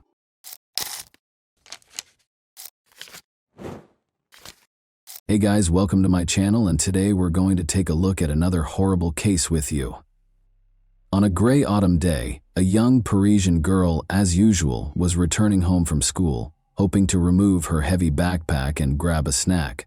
However, as she approached her apartment building, she encountered a young girl who initiated a conversation with her. It took little effort for the girl to persuade the young girl to accompany her to her apartment. The schoolgirl probably didn't notice anything unusual about this because, after all, she was a petite girl, not an unfamiliar man whose mind could be filled with a variety of ideas. Furthermore, they were neighbors and lived in the same building. The girl followed her new acquaintance into the apartment, but as soon as she entered, the door slammed shut, and a nightmare began that is difficult to describe in words. Lola Davy, 12, disappeared and was never seen again. The date was Friday, October 14, 2022. Johan and Delphine Davy waited for their daughter Lola to return from school. The girl was aware that on Fridays the family would travel to their family cottage in Bethune, which was 3 hours away from Paris. As a result, she understood that she should not linger. Lola was an extremely obedient child who never went anywhere without permission. The school was only 200 meters from her house, so she should have arrived at any moment. So, when the clock went past 4 p.m., when their daughter didn't arrive, the parents knew something had happened. Johan and Delphine Davy lived and worked in this building. It meant that Johan could check the surveillance cameras to see if his daughter had entered the building. To his surprise, the girl had arrived 45 minutes earlier, and she was not alone. She entered with a girl who the man did not recognize. The girl made a hand gesture, as if inviting Lola to accompany her. According to the video, the girl lacked confidence and the young woman appeared uneasy. The parents handed over the photo of the unknown girl to the police. Delphine also shared her photo on Facebook, stating that her daughter was missing. She described how the girl was dressed and said she was last seen with an unfamiliar young girl. The woman urged anyone with information to contact police or the Davy family. Thousands of concerned citizens shared the post. People took to the streets to assist in the search for the girl. The search lasted several hours until 11:20 p.m., when a homeless man entered the inner courtyard of Lola's family home. Maybe he was looking for somewhere to sleep or something similar. Regardless, his focus was drawn to a large plastic suitcase. What he discovered inside the suitcase caused him to rush to find a police officer. Inside, the police found Lola's lifeless body. An autopsy revealed that the cause of death was asphyxia. In addition, she had a deep wound on her throat and bruises and cuts all over her body. The perpetrator bound Lola's hands and feet before placing her in the suitcase, leaving a strange final mark on her soles. The numbers 1 and 0 in red ink. The last person to see her alive was the girl who appeared alongside her on the surveillance cameras. But who was she? It didn't take long for the cops to find her, and when they did, their hair stood on end as they heard the chilling story of Lola's murder. The investigators decided to review the footage that the girl's father had begun watching an hour and a half after Lola returned home with the stranger. The same girl left the house. She changed into different clothes and carried a suitcase and 2 smaller wheeled bags. It was the same kind of suitcase that they later discovered Lola in. It became clear that the mysterious stranger was somehow involved in Lola's situation. The police decided to question potential witnesses to see if they knew where the girl went after she left the building. It turns out she had unsuccessfully asked passersby for assistance with the bags because they were heavy and she was struggling to handle them herself. Despite their usual friendliness and helpfulness, the French people did not help the girl. Perhaps it was because she appeared and acted strangely. Her makeup had smudged and she muttered something to herself. She eventually stopped by a cafe and purchased a croissant. Meanwhile, the suitcase stood in the middle of the street, and pedestrians were curious what was inside because, according to some witnesses, it smelled of chlorine and had some red stains. However, it was clear that no one could have predicted that there was a person's body inside. One witness, who proved to be a valuable resource for the police, also saw the girl enter the cafe. She approached him, asking if he could give her a ride. The girl offered him a reward for his assistance and explained that she needed to transport organs. In other words, she invited him to participate in an organ trafficking scheme. The man became scared and refused to give her a ride. However, he parked his car slightly behind her and watched what she did next. The girl appeared distraught and was speaking to herself. It seemed strange to him, so he kept watching. The car arrived at 6:30 p.m. The driver loaded the suitcase and bags into the trunk before driving away with the strange girl. It did not take long for the police to locate the car driver, Rashid N., a chauffeur for the VTC company. He confirmed that he knew the mysterious girl named Dabia bin Kayad, who was 24 years old, and that they had previously dated. Xavier called him and asked for assistance with her belongings. He arrived as requested and did not ask too many questions. Rashid drove Dabia to his home in Al Asu Bois, a Paris suburb. There, the girl requested permission to do laundry and took a shower. She borrowed his clothes while her own were being washed. Around 10 p.m., they went out to eat and returned when Dabia was ready to go home. Rashid, on the other hand, stated that he had only brought her there and had no plans to return at the time. Nevertheless, he requested another VTC vehicle for her. The arriving taxi driver noticed the passengers' heavy suitcases and rushed to assist, but Rashid rudely refused and instructed him not to touch the luggage, either now or later. The girl got into the car, mentioned an address, and they drove off. When they arrived, without getting out of the car, the girl called someone. The conversation was held in a slightly raised tone. Dabia asked for assistance, but it was refused. It was later discovered that she had called her sister, who lived in the same apartment building as Lola's family. Dabia requested that her sister come down, let her into the house, and assist her in carrying the suitcase and bags up to the apartment. However, the sister, clearly aware of what Dabia represented, stated, "I will not help you. I don't want to know what's in those bags, so don't bring them here." Unable to come up with a solution, Dabia dragged the suitcase and bags into the house's inner courtyard and threw them there. She then called a friend and asked to spend the night at his place. After getting rid of the suitcase, Dabia appeared to calm down completely, and she and her friend spent an entirely ordinary evening laughing and having fun, as if nothing had happened. Dabia was arrested just 2 days after being captured on camera with Lola. The police tried to learn everything they could about the girl. She moved to France from Algeria 6 years ago with her mother and 2 sisters. In 2018, 2 years after moving, the police heard Dabia's name, but as a victim of domestic violence. Her relatives and friends described her as deeply religious, and her ex-boyfriend even claimed that she was obsessed with the church. They did, however, explain that she changed after her father died while still in Algeria, and her mother died of cancer in 2020. Dabia was unable to cope with the loss and began talking to herself, becoming increasingly aggressive and unstable. However, it is known that she experienced fits of rage prior to her mother's death. She had a confrontation with the hospital administration in July 2019 when she was asked to pay for the medical treatment she received.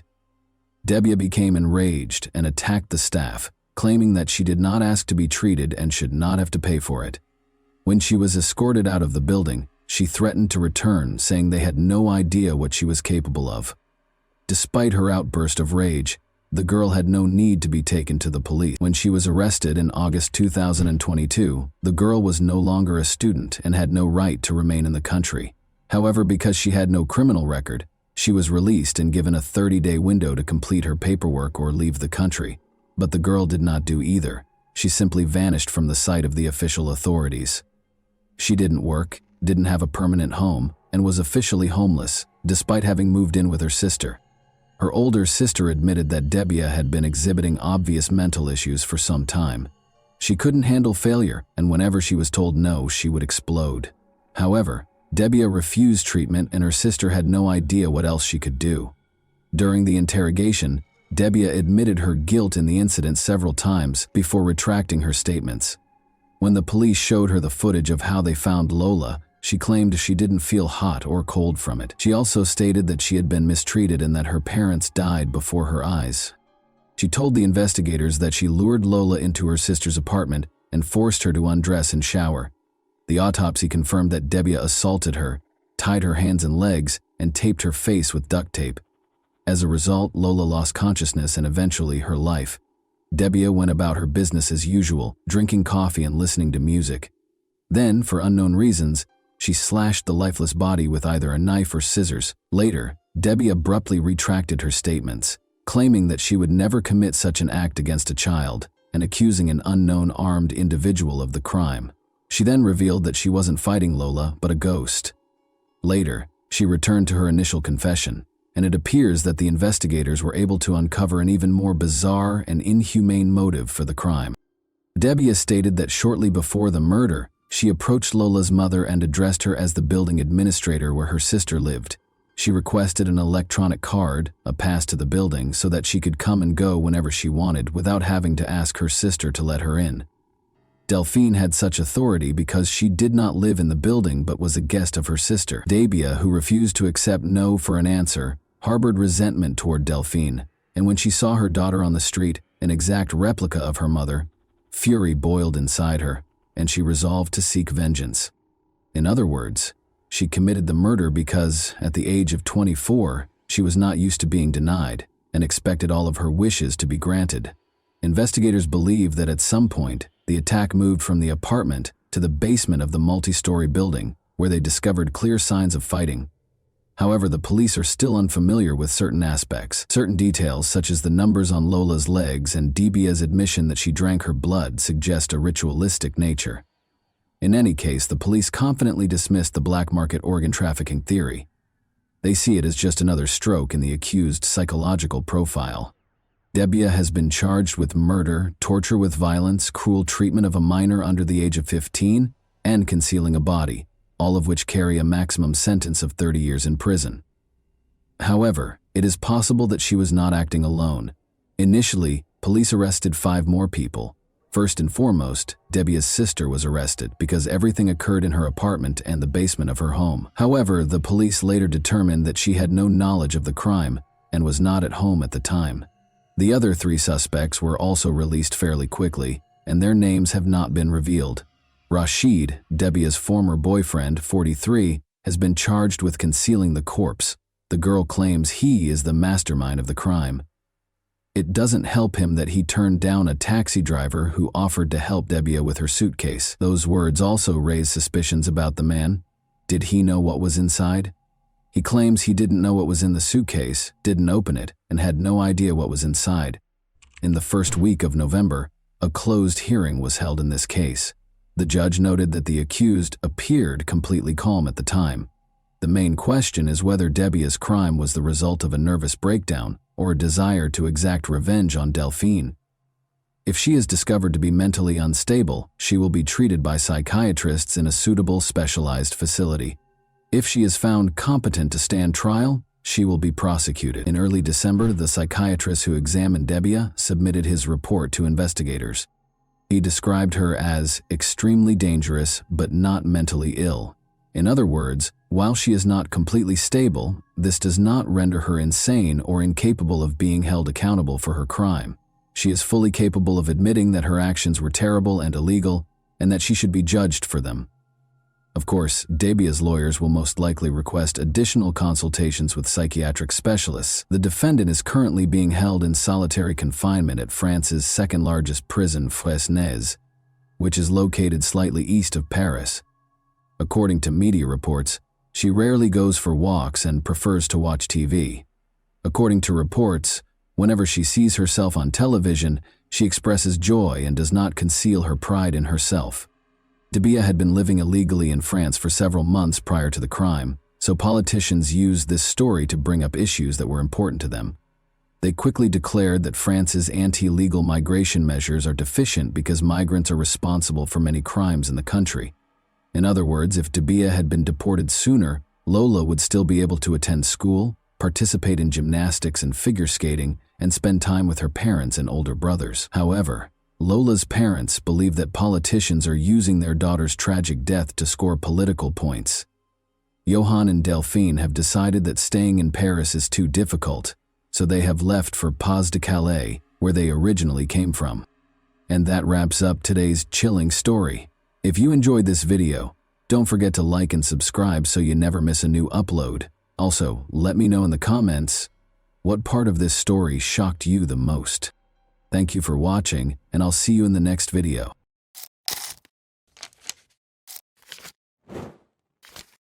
Hey guys, welcome to my channel, and today we're going to take a look at another horrible case with you. When a distressed man called the Las Vegas, Nevada Rescue Service on Saturday, April 5, 1997, to report his wife missing, the dispatcher took the call. The man, who was identified as Mark Hollinger, clarified that Ginger Rios was the name of his wife. They had recently moved into a new home the day before and had only been married for 5 months. When Ginger walked into a store and appeared to disappear, they were shopping for a new house. The police started looking into it. Even in a city with its share of sins, detectives had never heard of a disappearance so enigmatic. The unusualness of this case, where you believe you know exactly what happened, but you are wrong and have to start over, was beyond their wildest expectations. Ginger Rios was a 20-year-old Las Vegas resident and worker. Ginger and her younger sister Daniela were beloved daughters of her parents, George and Denise. The girls were surrounded by care and attention as they grew up. Ginger had always wanted to be a performer, and she was lucky to be born in Las Vegas because, by the time she was 20, she was a part of a popular group that played in casinos and hotels. Additionally, she met Mark Hollinger, a man who was 14 years her senior. Mark was very kind to Ginger. The young couple quickly made the decision to legalize their relationship after he helped her in every way. They were married in November 1996, when Ginger was just 20 and Mark was 34. Because Mark was a quiet introvert and Ginger was a happy extrovert, some people thought their union was unusual. However, they were already planning how to construct their family nest and were a perfect match. Ginger discovered a fantastic house with a buyout option that was for rent in the spring of 1997. Ginger could already picture converting the house's large basement into a dance studio. She dreamed of eventually buying the house because she liked it so much, but she and Mark needed a good credit history in order to make this dream a reality. Ginger wanted to purchase books that offered pertinent advice because they needed a clear plan for how they would handle their money. In the city, a store that carried the exact books Ginger was looking for was becoming well known. Spy Shop was an odd moniker for it. It resembled an adult candy store. Its bookshelves were stocked with lockpicks, police badges, concealed surveillance cameras, automobile alarms, image transmitting glasses, and even tools for removing store security tags from clothing. It was ideally situated in the heart of the city.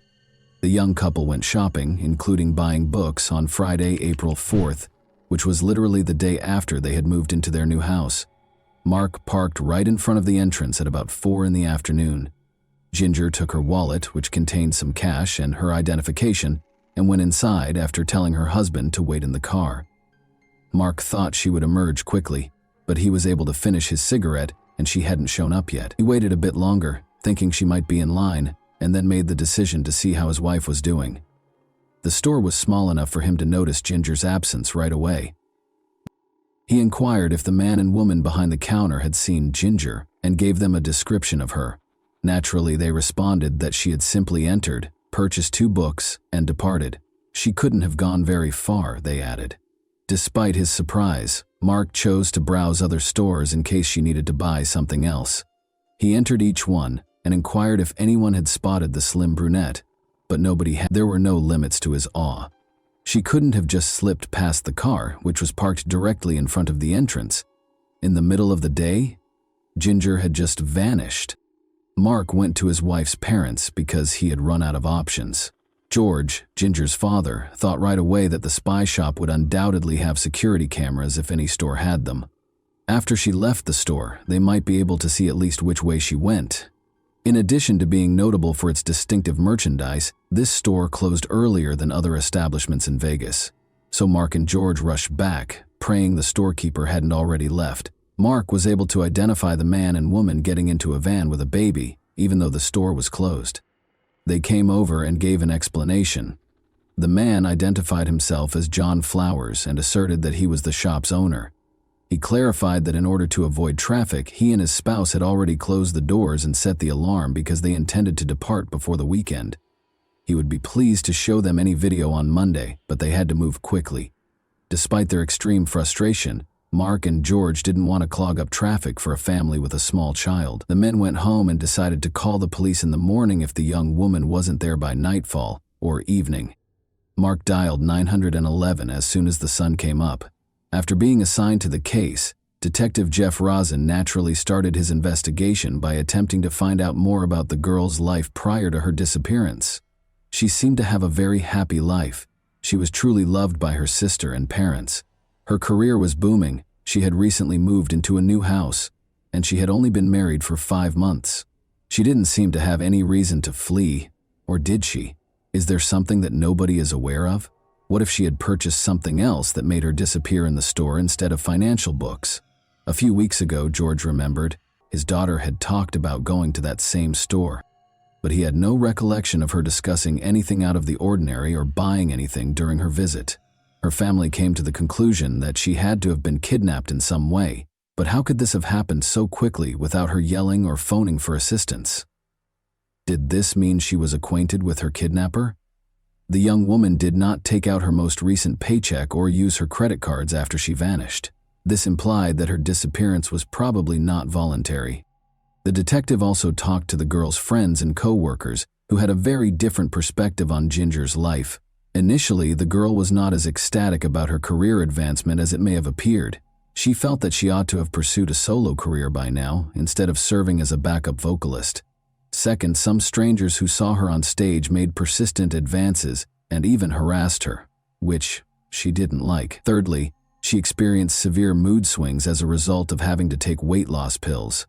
Lastly, she had been living in a hotel for a while in order to avoid going home because her marriage was not going well. Detective Rosen believed Mark was concealing something because he had heard enough, but Mark's tale had remained unchanged. Ginger's parents maintained that it was a waste of time and money to suspect Mark because he had no apparent reason to hurt his wife. However, there were no other leads in the investigation. Only Mark's story had been told. The girl's purchases were verified by the shop owner, of course, but could anyone be certain that Ginger didn't go back to the car before Mark did something to her? Mark fervently hoped his wife had just escaped. At least she was safe, even though it wounded his pride. He even made an effort to carry out his own investigation, interviewing people and looking for Ginger or any leads in the city with George. Mark was Ginger's husband, so on the one hand he loved her and undoubtedly spent every moment he had free looking for her. Detective Rosen, however, interpreted this as an effort to deflect attention away from himself. In fact, Mark's leads were insignificant compared to the police's subsequent lead, which was aimed directly at Mark. Patrol officers discovered what turned out to be Mark's burning car in the parking lot of a nearby shopping center. What did he say about this? He was unaware. He just left the car in the parking lot and took a cab home after work when the engine began to make odd noises. To put it another way, the police had to assume it was a coincidence because the probable crime scene, assuming Mark had actually done anything to Ginger, was on fire. Despite the fact that it would take some time, forensic specialists took the vehicle for examination. The detectives decided to restart the investigation from the location where she was last seen by someone other than her husband because they had spent too much time concentrating on Mark. Although John Flowers, the proprietor of Spy Shop, was not there at the time, one of his staff members gave the police permission to search the area.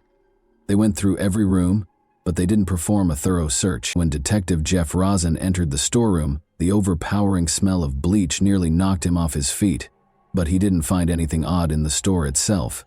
He saw a small reddish-brown stain on the wall that might have been blood. Just in case, they made the decision to take it for analysis.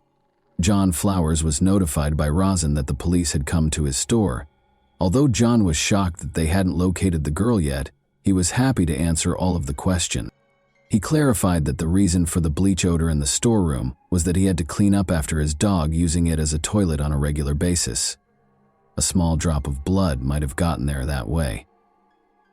He would have to visit the store to locate the security camera footage and the book purchase receipts, then turn them over to the police. When Rosine inquired about the books Ginger had purchased, the surprise was revealed. One book focused on contract killers and the other on establishing a new identity. However, why did Ginger purchase these? Did someone coerce her into purchasing these books and then murder her in one of the ways outlined in the second book? Or did she truly intend to vanish? Though it was too small to analyze, the tiny spot on the wall may have bled. But since everyone already knew Ginger had been in the store and gone, determining her subsequent whereabouts was far more important. Given Ginger's remarkable beauty and public appearances, there were, in fact, a number of potential leads. She could have been seen by a large number of people, including those with malicious intent. In addition, her father was a dealer at one of Vegas's most well-known casinos. Things can get messy when it comes to money. Weeks passed, and there was less and less chance that the girl would be found alive. When the response about Mark's car arrived, guess what? They discovered nothing at all, including no blood or indications of struggle. It was then that Rosine remembered John Flowers. He thought about watching the security camera footage to see if Ginger had been approached at the store's exit, but it was too late for him. "Where have you been all this time, guys?" John exclaimed, explaining that he had watched the video and witnessed Ginger walk into the store, select the books, pay with cash, and walk out. The video had been replaced with fresh footage from the security camera because no one had arrived to watch it. John was also unable to locate the book's receipt, even though he was positive it was somewhere. John appeared reluctant to continue working with the detective after this, in part because of the negative impact that the police, the media, and interested bystanders had on his business following Ginger's disappearance. Although it made sense, selling lockpicks and phony police badges in a store already stocked with law enforcement gear severely strained his small business. Rosine was aware of this, and John had nothing to encourage him to speak with them. The police had no fresh leads, and the case was put on hold. The truth was there, in fact, but it would take several more months for the detectives investigating Ginger's case to realize it. A team of hunters discovered a shallow grave in the Mojave Desert on May 5, almost 400 miles from Las Vegas. The body in the grave was identified by the medical examiner as that of a young, dark-haired girl between the ages of 15 and 18. The murderer had not taken her very distinctive jewelry, which included a pink ring with 3 different colored stones and another ring that resembled wire loops intertwined to form the letter Mem or W. Could the M represent Mark? Or was it a family heirloom because Ginger's mother's maiden name was Waterworth? However, she had no identification on her person. The local police released pictures of the jewelry in the hopes of garnering public support, but they would not find out for a very long time. Meanwhile, the detectives needed a body or a lead to solve the case. On August 16, 1997, Jeff Rosine was suddenly contacted by phone. The caller claimed to have a lead on the Ginger case and identified himself as an Arizona federal agent. Rosine was curious. What was the connection between Ginger and John Flowers' alleged sale of unlawful eavesdropping devices? The agent clarified. The agent went on. John had fled because he didn't want to be taken into custody, but Cheryl Subzone, his wife, had been taken into custody to be questioned. She abruptly began discussing Ginger Rios, who had vanished in Vegas a few months prior. While they were curious about the whereabouts of her husband, the agent went out of the room to call Rosine. Only now did Rosine realize that he had never asked the proprietor of the spy shop where Ginger was last seen a formal question. Nevertheless, Ginger's spouse had mentioned that a man and a woman were behind the counter. Rosine rushed to Arizona after requesting that the agents keep an eye on Cheryl. Rosine had no idea what would come out of Cheryl's interrogation. John Flowers turned to Cheryl and asked her to go buy film when Ginger came in to look at the books. When they worked together at the store, she frequently ran errands, so this wasn't out of the ordinary. After 10 minutes or so, Cheryl came back, and Mark entered. John informed Mark that his wife couldn't have gone very far because she had just left. After thanking them, Mark walked away. Cheryl's husband appeared to be a completely different person. His face was filled with fear. The man said, "I did something terrible. Whatever you do, don't go into the storage room." Cheryl didn't know what he meant, and she never thought her husband had hurt anyone. She asked him what was going on. She was disturbed by his actions, though. and after a little while she made the decision to look in the storage room. She discovered a young girl's lifeless body inside, with a pool of blood encircling her head, and there was blood on the carpet. The girl had suffered severe physical abuse. Before John sent Cheryl to get film, the same girl had come into the store. When Cheryl realized that John was right behind her, her disgust quickly gave way to fear.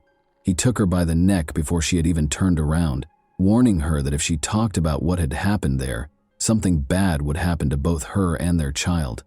Although Cheryl complied with his orders, she made the decision to speak the truth now that John was fugitive.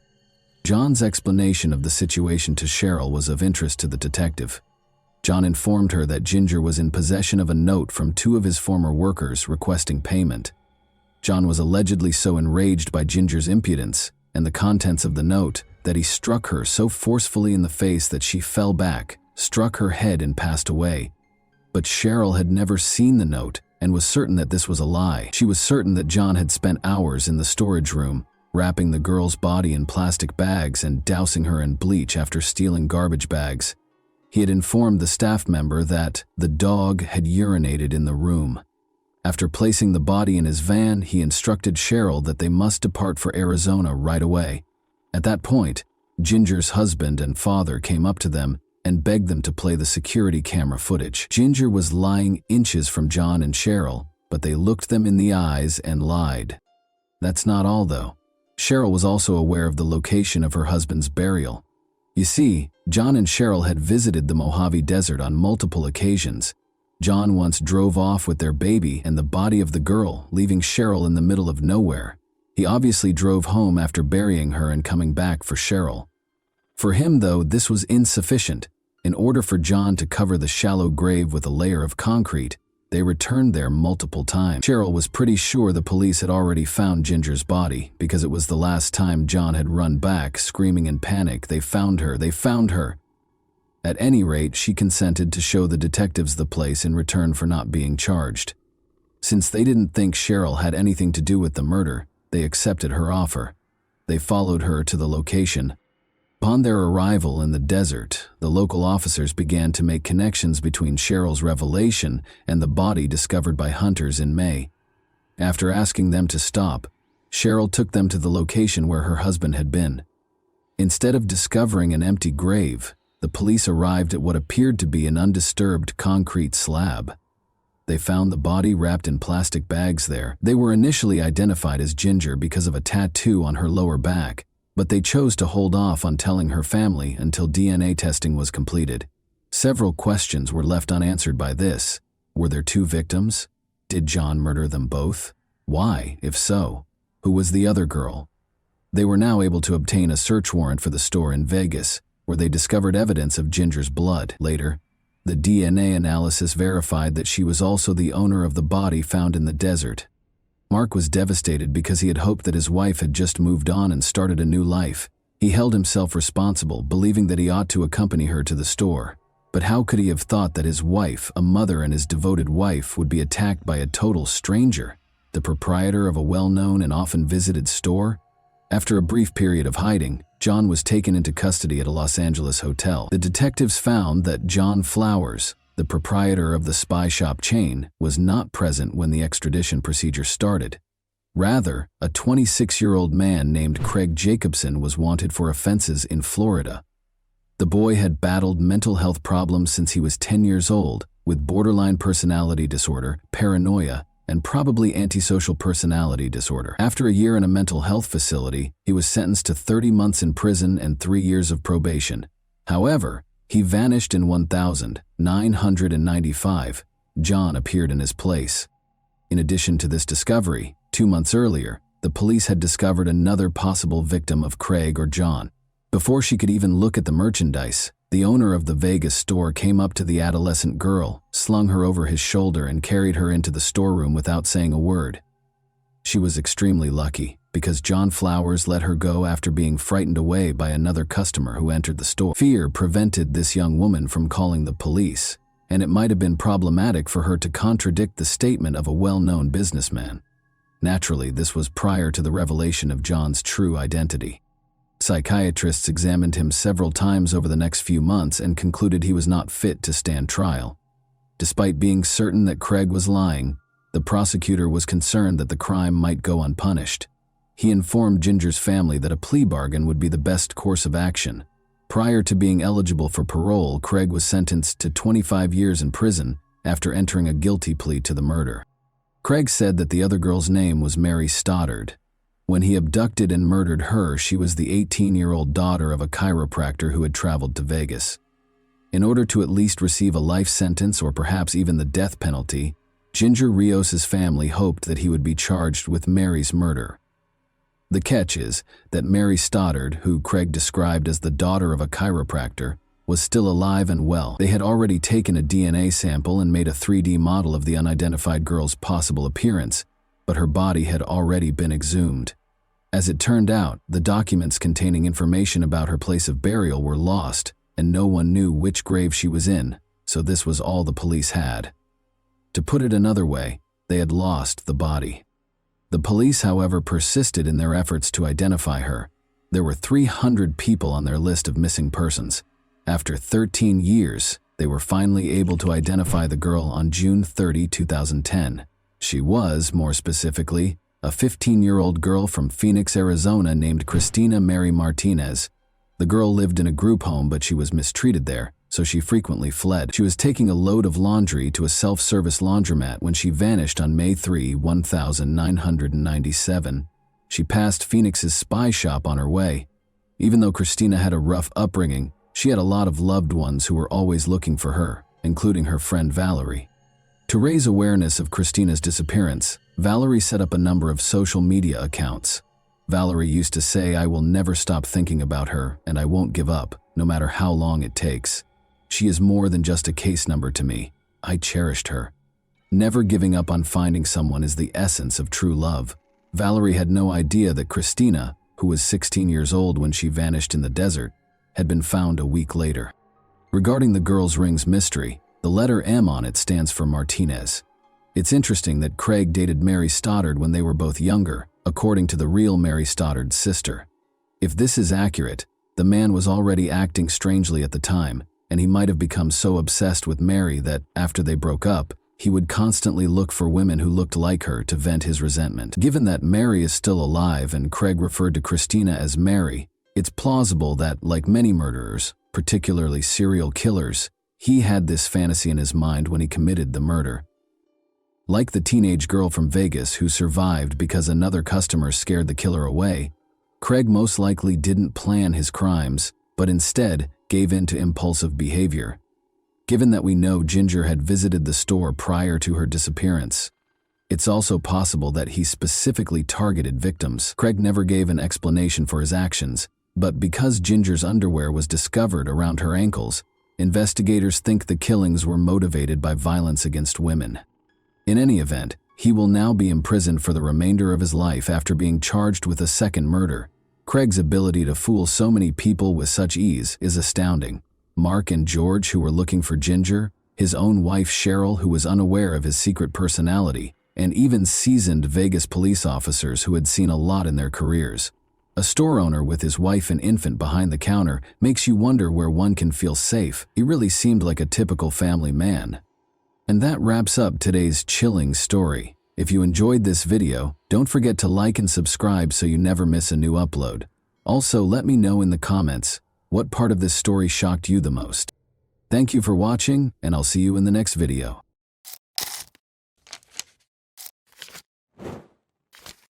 Hey guys, welcome to my channel, and today we're going to take a look at another horrible case with you. A woman who was determined to return home safely to her children risked her life to get out of a predator's grasp. She had no idea that her courage in assisting in the kidnapper's capture would reveal a much more sinister force and save the lives of innumerable others. By working with the police, she was able to expose the rapist's true identity as well as that of a serial killer. Her testimony's credibility was called into question, though, given the process used to retrieve her memories of the assault. Shackled in chains, the prisoner paced the field, moving across the ground with deliberate steps. He lost himself in recollections, his gaze never leaving the tall yellow grass. The simple clothes he used to wear, jeans, a shirt, and a cap, had become luxurious, and his once dark auburn beard had gone completely gray since his last visit. He was now with police officers, the very people he had avoided for almost 20 years. The prisoner had recently broken his lengthy silence by confessing to the disappearances of multiple young women in the 1990s and agreeing to help the police locate their bodies, which were buried in a field outside of Houston, Texas. Families in Texas and Oklahoma had been tormented for years by the loss of their daughters, who had disappeared in the middle of routine situations, like going for a morning run, getting washed, or coming home from a theater group party. There were no answers for a long time. Finally, the man who had caused their pain, a 56-year-old Texas prisoner who was charged with violence and kidnapping but not murder, spoke. At least 7 victims, including 4 girls who did not survive their interactions with him, were connected to him by the police.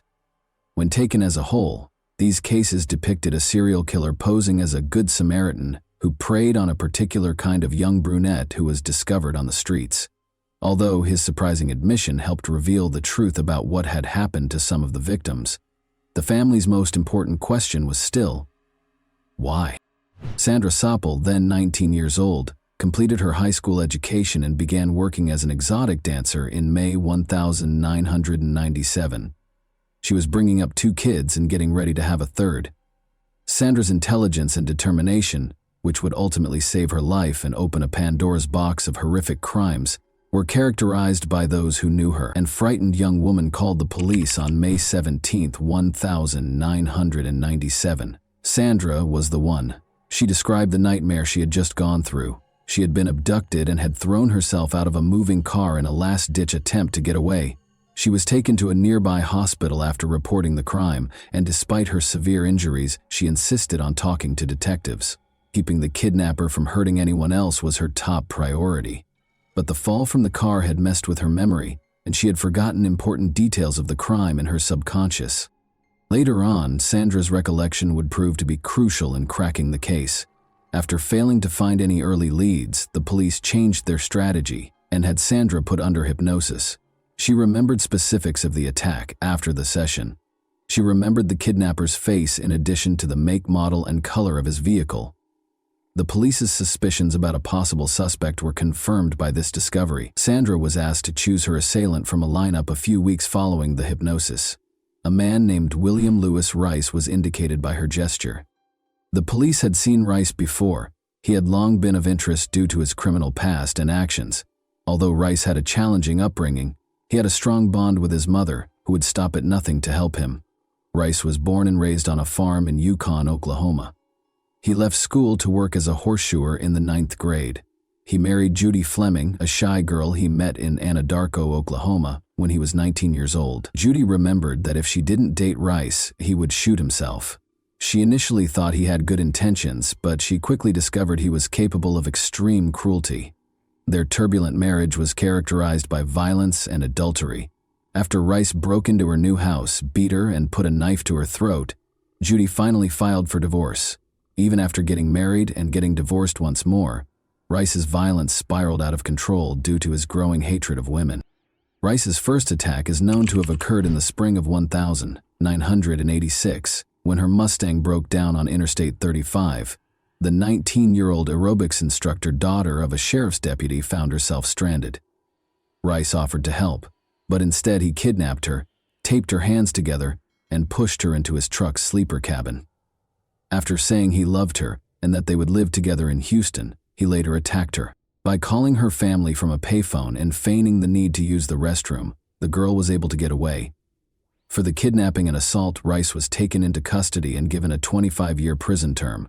However, because of prosecutorial misconduct, an appellate court lowered his sentence to 10 years in October 1996.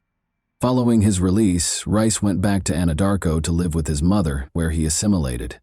His background was unknown to many locals, and he came across as modest and courteous.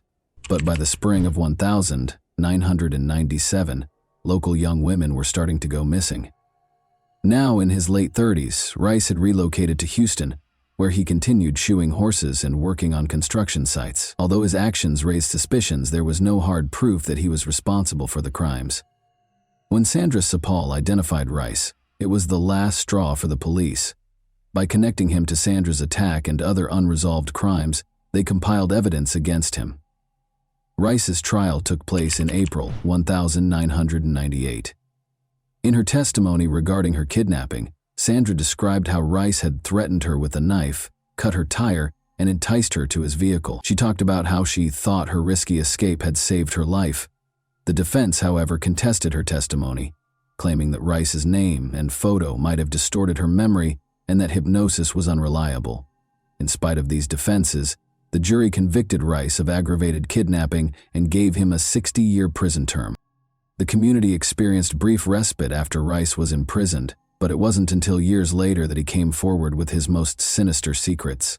Detectives were able to re-examine cold cases in the mid-2000s thanks to developments in DNA testing. In one instance, Tiffany Johnston, a 19-year-old recently married woman, was kidnapped in July 1997 from a car wash in Bethany, Oklahoma.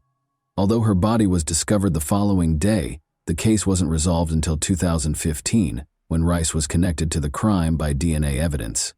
In order to avoid being executed, Rice consented to assist law enforcement, which helped them locate the remains of two additional victims, Kelly Cox and Jessica Kane, who were interred in the Texas killing fields. Although Rice's motivations were still unknown, his confessions gave his victims' families closure. Some saw his cooperation as a perverted form of pride, while others thought it was motivated by a wish to avoid the death penalty. In any case, his crimes left a path of destruction, and those he had harmed received some justice when he was ultimately sentenced to death. In addition to saving her own life, Sandra Sapal's courage and tenacity helped expose a serial killer who had been terrorizing communities for years. Her story serves as a testament to the tenacity of people who are not intimidated into silence, and her bravery made sure that Rice could no longer prey on innocent lives. And that wraps up today's chilling story. If you enjoyed this video, don't forget to like and subscribe so you never miss a new upload. Also, let me know in the comments what part of this story shocked you the most. Thank you for watching, and I'll see you in the next video.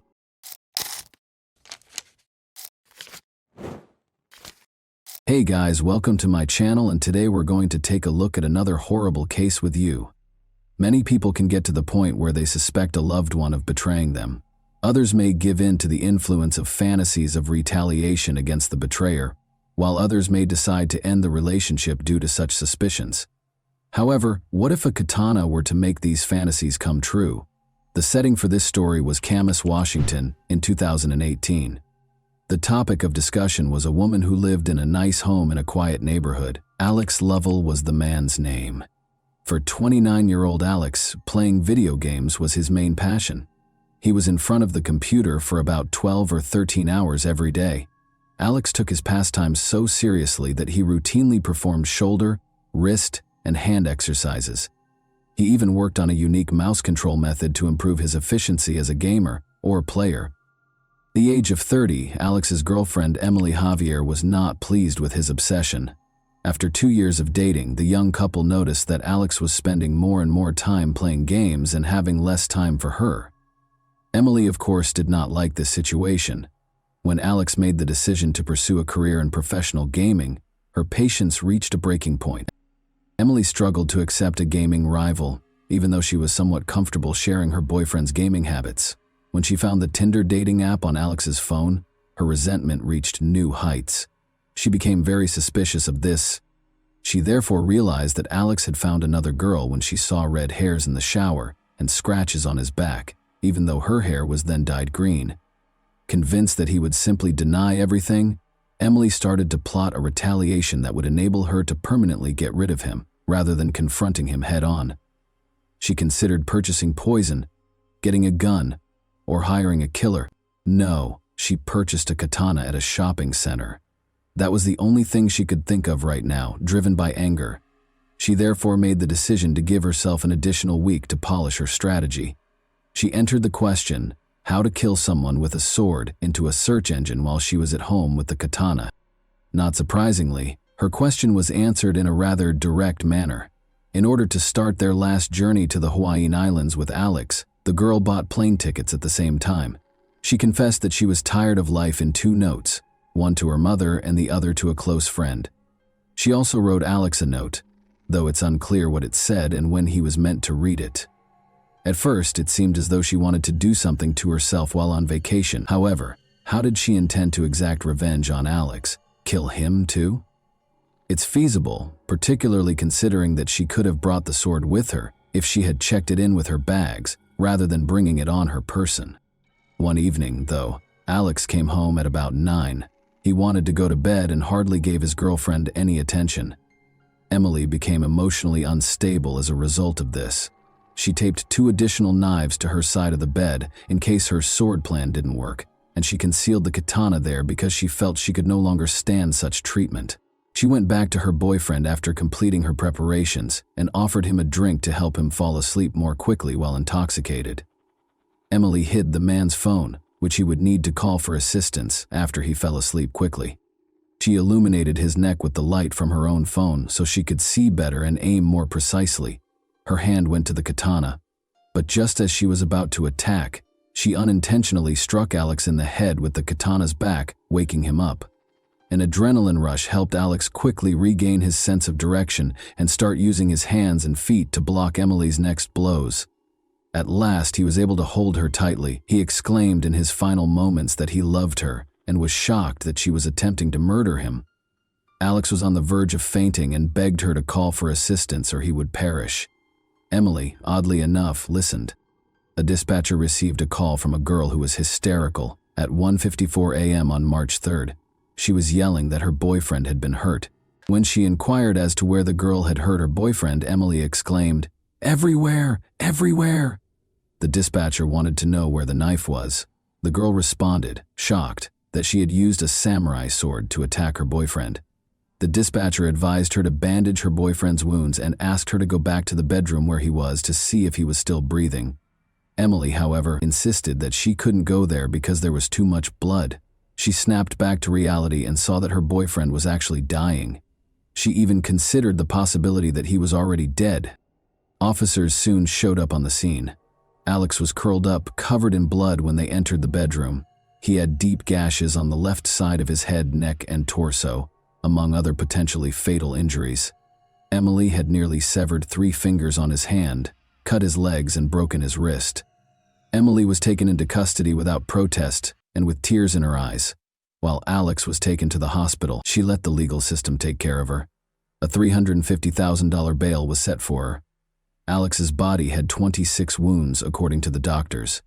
6 major surgeries were required for him. 45 of the 150 staples they applied to him were on his head alone. However, the medical staff miraculously succeeded in reattaching his fingers. He would undoubtedly need to see a physical therapist for a while, but the fact that he lived was more significant. Because of Emily's weapon choice, the ferocity with which she executed the attack, and Alex's incredible fortitude, this attack garnered a lot of attention in the US and made headlines in numerous media outlets. Even though he had a long recovery ahead of him, he maintained an exceptionally optimistic outlook. He amusingly posted a question on the internet a day after the attack, asking if anyone could split a picture of him and Emily together. Some of his remarks were repeated by the media, though it's unclear how he was able to take the attack so lightly. One example would be, "I'm really proud that I was beaten with a sword and by a girl, man. I must sacrifice it for her. I certainly took a lesson from this. There's no comparing the feeling of when I overpowered her," he continues. "I've participated in sports, taken first place in major competitions, and more. I've performed snowboard tricks. This is superior. I believed it was right to defeat someone who was determined to do me harm. I had spent my entire life anticipating this." Alex credits his love of kung fu movies and his habit of competing against other gamers with helping him win. He says he never cheated on Emily, but acknowledges that he likely spent too much time in front of the monitor. He remarked, "I hardly had time for one girl, much less another. He simply was too worn out to give her the affection she so richly deserved." Tinder was on his phone, he clarified, but he hadn't used it since it became apparent that he and Emily were seriously dating. Alex even acknowledged that the exhaustion from playing video games all day was the reason for his low libido. This might have persuaded Emily that he no longer wanted her, but he says that numerous times before, even when another girl merely liked his picture on social media, she had falsely accused him of cheating. All of this is denied by Emily. Regarding the red hairs, they might have come from his dog's fur or his own beard. Emily found it challenging to defend herself in court. Everyone could see that this was a carefully considered and planned crime. Emily told police that she wanted to kill him for cheating. That was my objective. She was convicted of attempting first-degree murder. Her sentence was lowered from a potential 20-year term to 19 years because of Alex's survival, her lack of prior convictions, and her own decision to call 911 for assistance. This result did not sit well with Alex's family. They felt that because she tried to kill their son, she should be punished more severely. Emily countered that because of her history of childhood trauma, which hindered her ability to form relationships, her sentence should be shortened. Although her psychologist acknowledged that she had PTSD, he said it had no bearing on the case. The judge ultimately decided that she should receive almost the maximum sentence because of the severity of the attack. She must also receive treatment for her aggression and mental health issues. She must pay $30,000 in reparations and is forbidden from getting in touch with Alex or his family. To help Alex recover, his gaming friends set up a crowdfunding page and raised thousands of dollars. He is presently recuperating and has largely resumed his regular activities. He says he hasn't spoken to Emily since the attack. When asked how he feels about her, he admits that she saved his life by calling 911, which is significant. But it's difficult to sum up his feelings for his ex-girlfriend in just 2 words. In any case, he thinks she needs significant assistance. "I didn't expect this, but something like this had to happen," he continues in his characteristically lighthearted tone. "She reached for the samurai sword because she obviously didn't want me to end up in the wrong hands." And that wraps up today's chilling story. If you enjoyed this video, don't forget to like and subscribe so you never miss a new upload.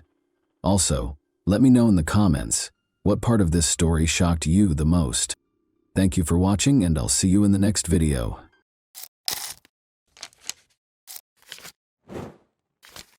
Hey guys, welcome to my channel, and today we're going to take a look at another horrible case with you.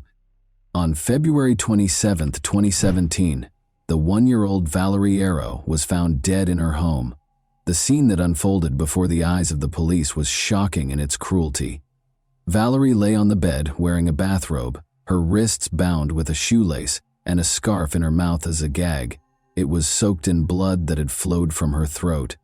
The room's floor was covered with the torn underwear of the girl, ripped in half. One obvious injury on her body was a strangulation mark on her neck. The police had even more to ponder after the autopsy. The toxicological analysis revealed that Valerie had been under the influence of multiple substances, and 2 scarves were discovered deep in her throat. They were so numerous that they might have killed her on their own.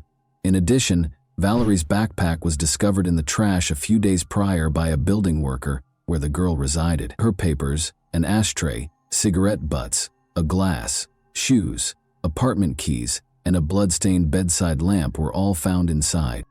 After compiling this data, the investigators came to the conclusion that the girl had committed suicide on her own volition. The matter was resolved. Naturally, Valerie's family was not pleased with this conclusion and made vain attempts to convince the police to look into the case as a murder. A girl named Law Martin's wallet and documents were discovered by hikers on the Fenway Trail 11 months later.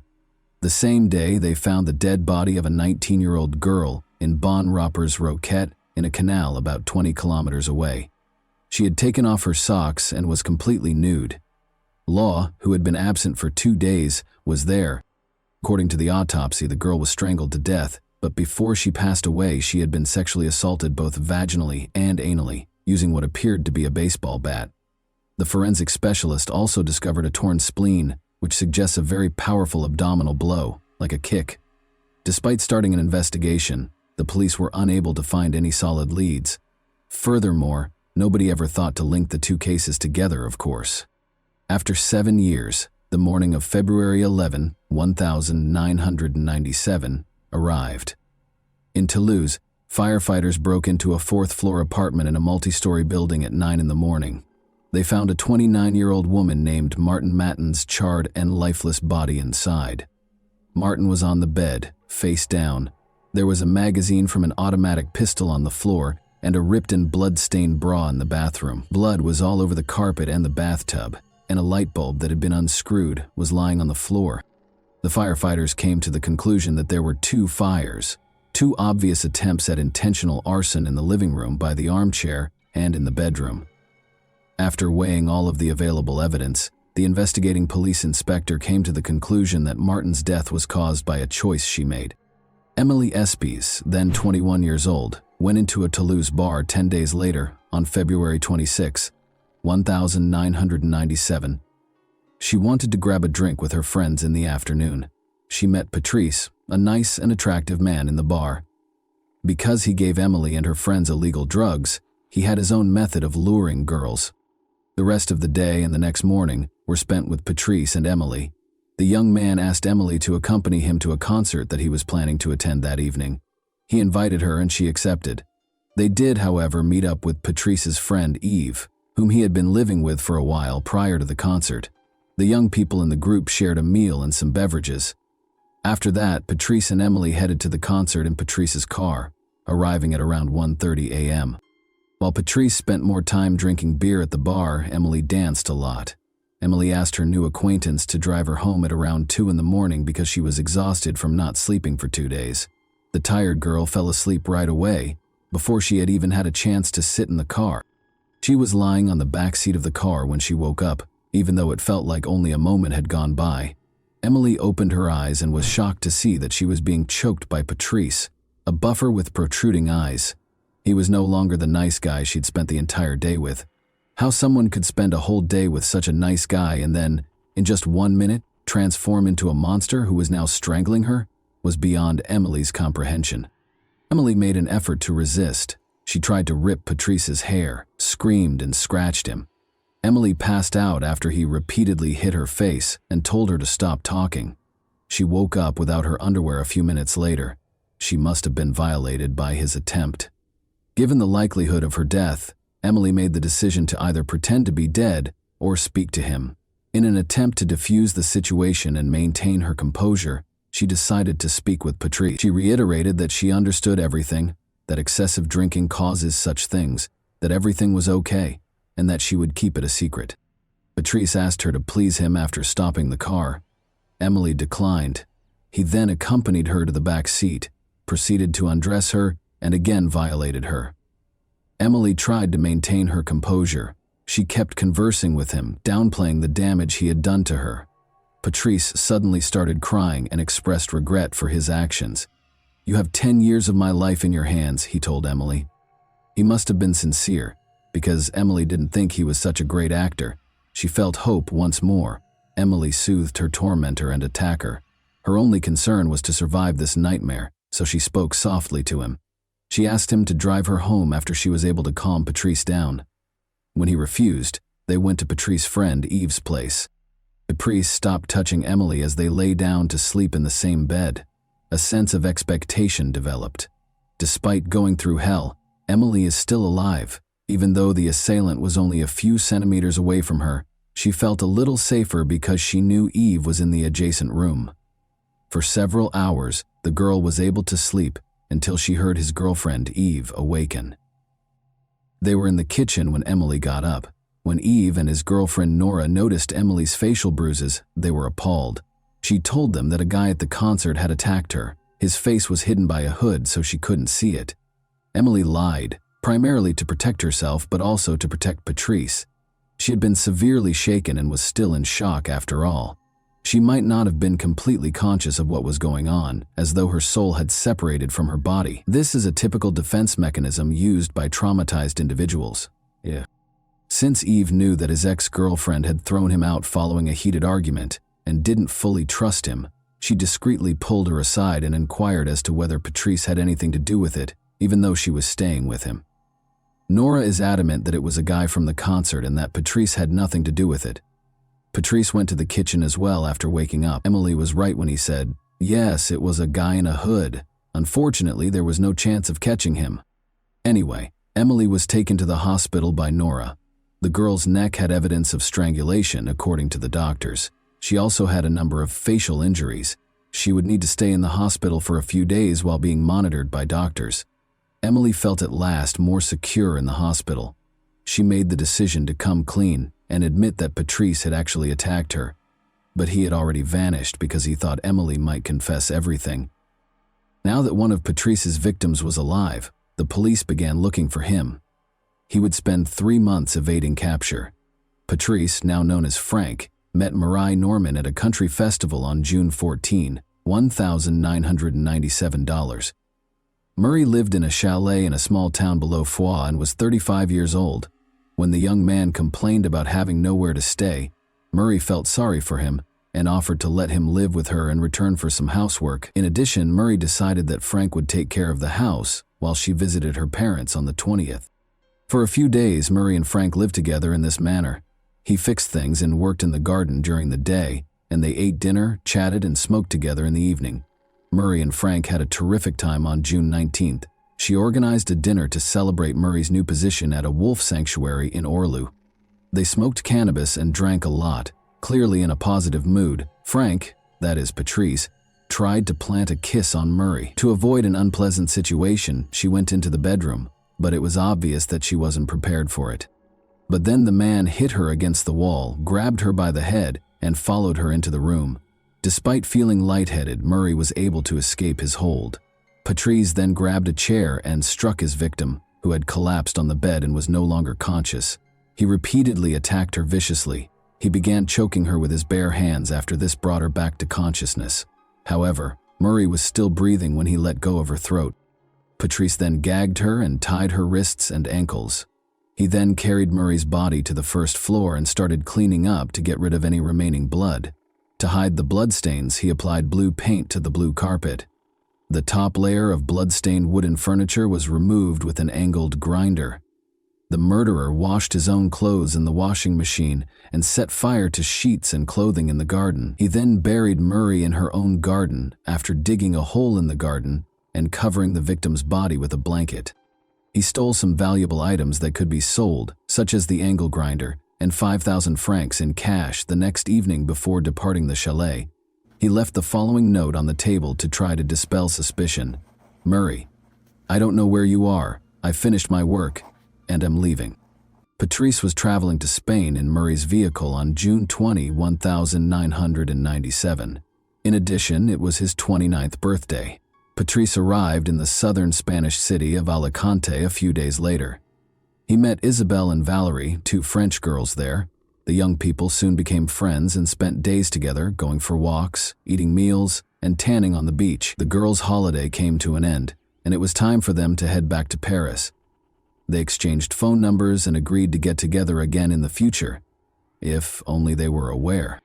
Patrice proceeded with his travels, stopping in Belgium and Germany before reaching Paris on September 1, 1997. He called Isabelle and Valerie, of course, and they decided to go out to dinner that same evening. Patrice told the girls that his car and all of his money had been stolen, but they were still glad to see their new friend again. He was very good at making himself look like a victim. Before leaving, he asked one of the girls if he could spend 2 days with them. Valerie was unable to take him because she was going on a business trip the following day, but Isabelle let him sleep on her sofa as long as it didn't last longer than 4 days. A loud explosion woke up the residents of the apartment building where Isabelle Chouchari, then 31 years old, lived on September 4, 1997. As it happened, the girl's apartment had been the scene of a fire before the explosion. Her body was discovered on the bed, partially burned. The fire started close to the restroom after the kitchen's gas burners were turned on. Isabelle's death was clearly not a coincidence. 3 glasses, a bottle of pink wine, and champagne were on the table, and the front door was left open. The killer's extreme cruelty was demonstrated by the wounds on the victim's body. Blood was dripping from her mouth, nose, and anus, and there was blood in the toilet. Isabelle's body, however, showed no signs of semen. Rather, a carrot that was stained with blood was discovered close to the mattress. It would be confirmed by the autopsy that the girl was tortured by the perpetrator. In addition, she had been badly beaten. Her face was primarily struck, but other parts of her body were also hit. The cause of death was asphyxia. Because of the testimony of Emily Espy, who survived Patrice Allegre's attack at the end of February, investigators were immediately alerted to the fact that Isabelle had provided shelter to a man named Patrice. This was because the police had been looking for a particular Patrice for a while. Then, Mireille Norman's relatives, who were expecting her as a guest, started to worry after she vanished. But her body wasn't discovered until 3 weeks later, when it was bound and buried in the garden. However, even though he gave a false name, many witnesses had seen his face and recognized him from the investigators' photos. So after the body was found, gendarmes' suspicions were strongly connected to Patrice. He was already being actively sought when he returned to Paris in early September. His search warrant made the rounds of France. The police reached out to his friends and family and offered a reward for helping to apprehend him. Patrice then got in touch with a friend and asked him if he could spend the night in Paris. At that point, the investigators saw a chance to capture him. They requested that this man give Patrice a call back and point him in the direction of a prime capture site in Châtenay-Malabry. At 5:10 p.m. on September 5, 1997, Patrice went inside the house where the police were already concealed. He didn't fight being arrested. He even appeared relieved to be arrested, as if he were sick of hiding, according to some witnesses. Unexpectedly, the public paid little attention to the serial killer's arrest. Since the investigators were initially unable to connect the various cases, it could be that the media failed to report that a serial killer was on the loose.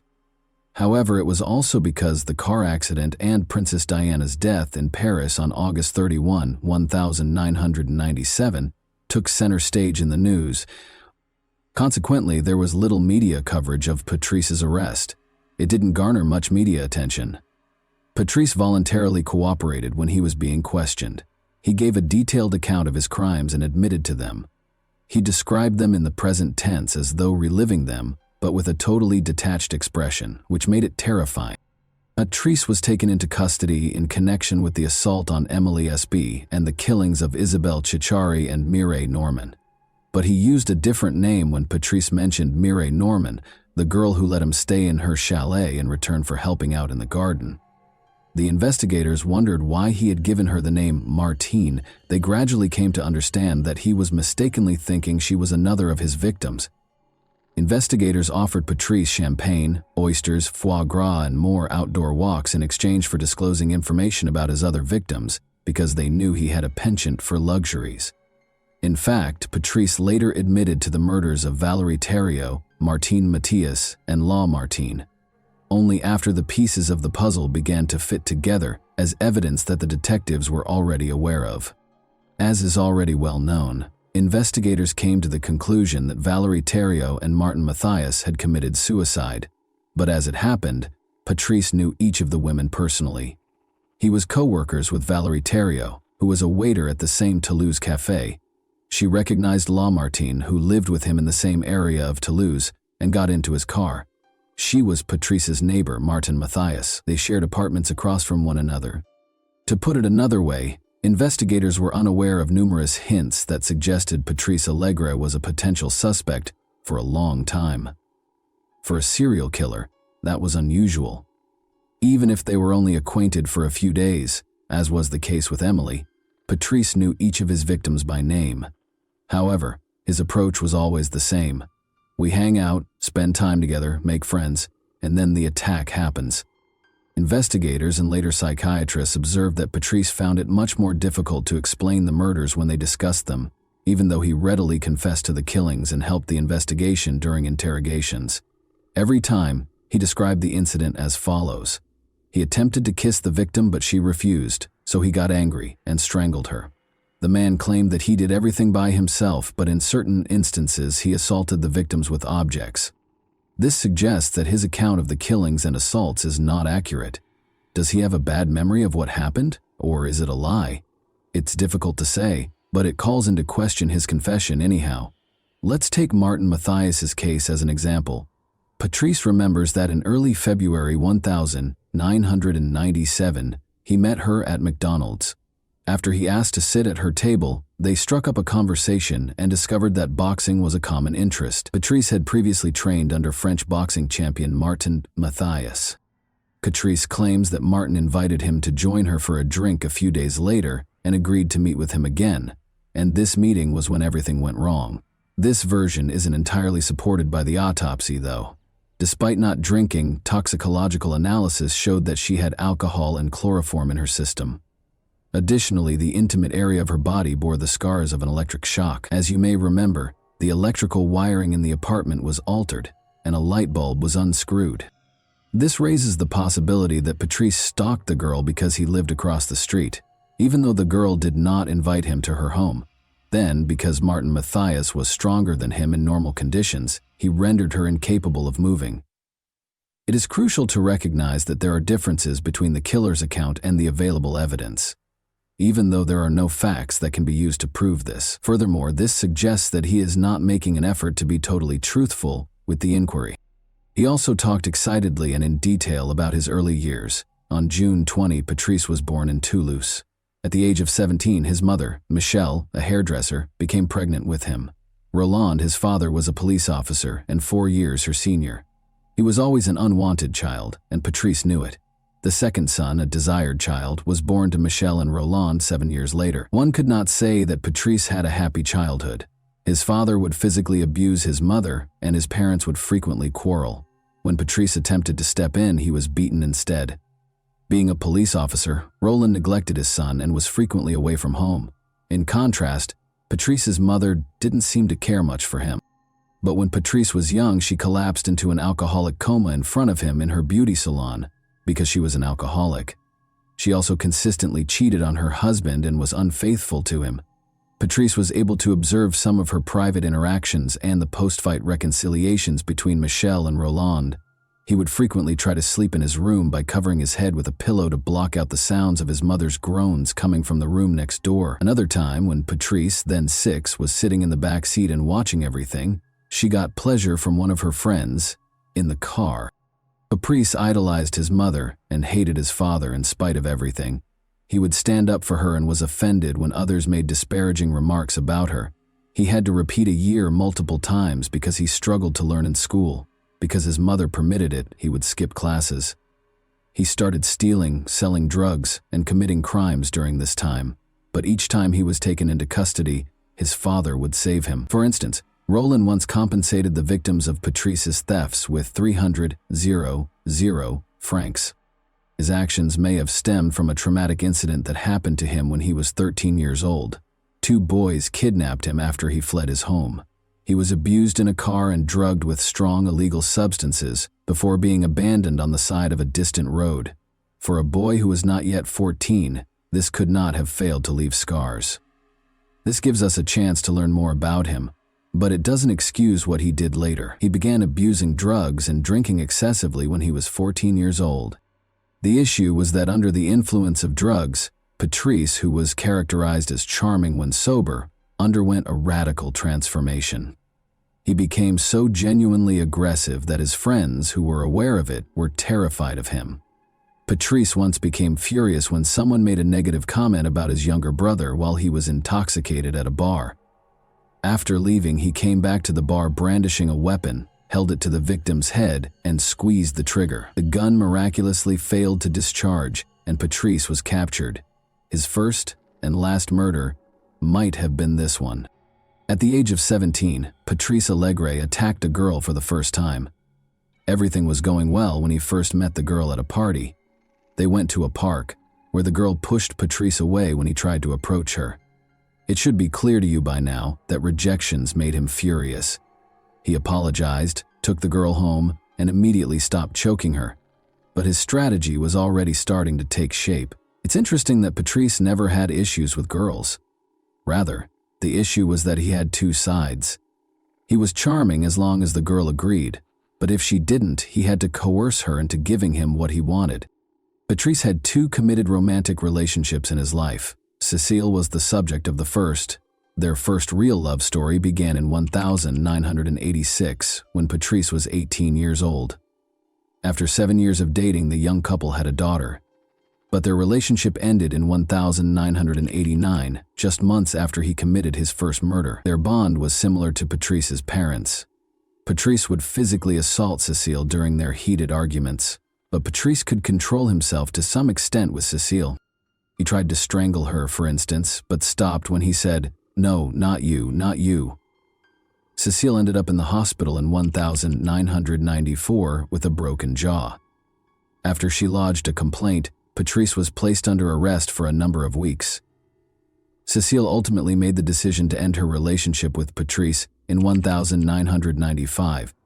He met Sylvie the following year, and the two would live together until February 1997, when Sylvie also left Patrice because of his violent behavior.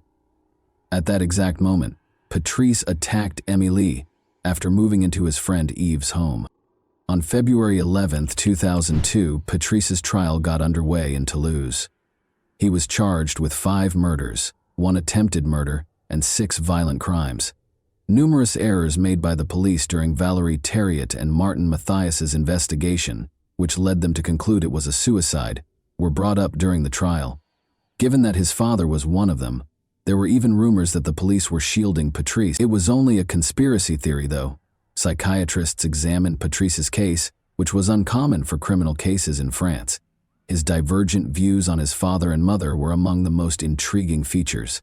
He vilified his father while exalting his mother. He even told his mother that they ought to murder his father when he was 13 years old. In spite of this, Patrice's father, Roland Allegre, showed up in court, took the witness stand, and looked his son in the eyes while declaring his love for him, in spite of everything he had done. He compared his crimes to those of his father, and Patrice's response was, "Well, I don't love you, I hate you. I should have killed you, as I told Mom, then I wouldn't have caused so much harm." But he never once put the blame for anything on his mother. Psychiatrists think that the trauma from his mother's private adventures had a big impact on him. As a child, he was terrified by his mother's groans, but as an adult, he developed into a powerful man who tormented women by stifling their groans, the very essence of these women. It's interesting to note that he never attacked while his victims were unconscious. Émilie, who was fortunate enough to wake up and speak to him, was the first victim to calm him down and persuade him not to kill her. Émilie regained her human face when she woke up, but it seemed as though he could render girls unconscious and do whatever he wanted with them. He himself stated, "I have a memory lapse. I remember choking her, then she came to and I apologized. It brought me to my senses. I'm ashamed of what I did. I don't know what to say." It's also intriguing why, despite the apparent attraction between the young people, girls abruptly turned him down. The psychologist believes that he unintentionally caused the women to reject him. As is typical of killers who have personally experienced violence as children, he desired control over the victim. It was his strange method of taking charge of the circumstance again. Given that he violated each and every one of his victims, it would appear that the motive is simple to determine. It's not that easy, though. He acknowledged that he did not enjoy the attacks, despite the fact that this explanation seems the most obvious. For someone who occasionally has normal relationships and at other times commits horrible murders, he is more than just a sexual maniac. According to a U.S. psychiatrist who examined him, it was far more important to have control over the situation. Essentially, rather than humiliation leading to violence, violence led to humiliation. He was never able to explain why he killed. He spoke enthusiastically with psychiatrists during the trial, hoping they would answer this question for him. Another crucial query was whether Patrice had any additional victims, particularly during the period between 1990 and 1997. That is quite possible, because some of his known victims were not properly investigated. Even though Patrice says he didn't kill anyone else, is he reliable? At first, he only admitted to 1 violent act and 2 murders. To find out if he might be accountable for any other unsolved crimes, the police assembled a team of experts. They were able to get a clue from Patrice regarding the unresolved murder case of Lynn Gabaldi by promising her champagne and oysters, along with another walk. After looking into 191 unresolved cases since 1984, they were able to locate 2 witnesses who had previously worked as prostitutes in Lynn Gabaldi's case: Crystal Berg, also known to the public as Patricia, and Florencia Caliafi, who was known to the media as Fanny. They all accused Patrice of killing Lynn, but in addition to him, they also accused Marc Barrage, the Toulouse prosecutor, of committing crimes. He allegedly hosted sadomasochistic parties where judges and politicians would have a good time. According to Fanny, the girls were abused, tortured, and occasionally killed because they did not voluntarily attend the parties. The orgies prostitutes were supplied by Lynn Gabaldi. Mark Barrage ordered Patrice to kill her because she threatened to tell the police everything. The name of Dominique Baudis was mentioned once. He was the former mayor of Toulouse and is said to have been with Barrage when Lynn was murdered. As the tension around his case increased, Patrice wrote a letter to a popular program claiming that Barrage and Baudis were in fact a part of a criminal organization. Fanny was interviewed by the same show 2 weeks later, during which she described the children she witnessed shackled in a torture chamber on the ground floor of a home close to Toulouse. However, Patrice withdrew his confession to the murder of Lynn Gabaldi only 15 days later. Later, it came to light that Patrice and Fanny had received generous compensation from the show's producers for their stories. It also turned out that Mark Barrage didn't even know Patrice, and Dominique Baudis couldn't have been at Lynn's murder because he was in Paris.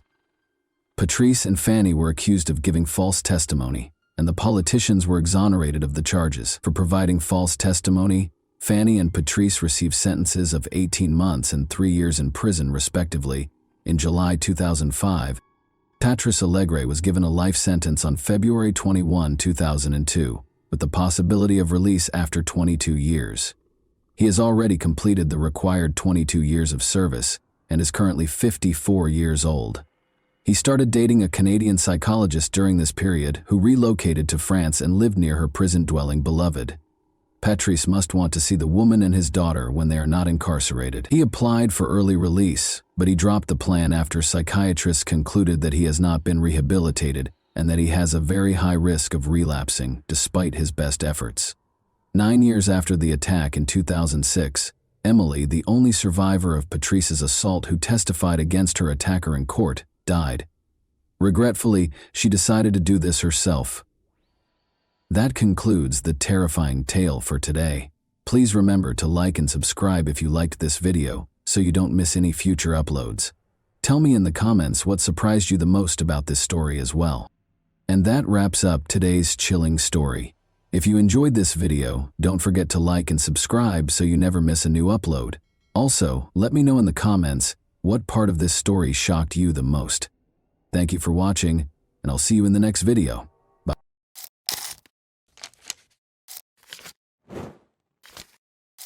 Hey guys, welcome to my channel, and today we're going to take a look at another horrible case with you. She was a virtuoso in her art and a master of tricks, never leaving any traces behind. Her lack of humanity was the only thing that made her successful. Nobody could have predicted that a quiet but intelligent girl would grow up to be one of the world's most skilled criminals, behind a long string of schemes that funded her transformation from a regular girl into a dangerous individual living in luxury. The vicious con artist, who had a taste for killing, was the epitome of evil and was always one step ahead of the police. Until they finally got a chance to confront her in person. Steve and Jane McGowan, who lived in Florida, received a letter from their sister Beverly, who was 34, on Thursday, July 19, 1990. She wrote that she was leaving them and starting a quest to discover who she was in this world. Beverly went on to say that she planned to leave right away, so she was selling her apartment and resigning from her job. The brother and sister were shocked by what they read in the letter. Beverly had put in a lot of effort and was happy with her new home and job. She worked 2 jobs to pay off the mortgage and had just bought the apartment of her dreams.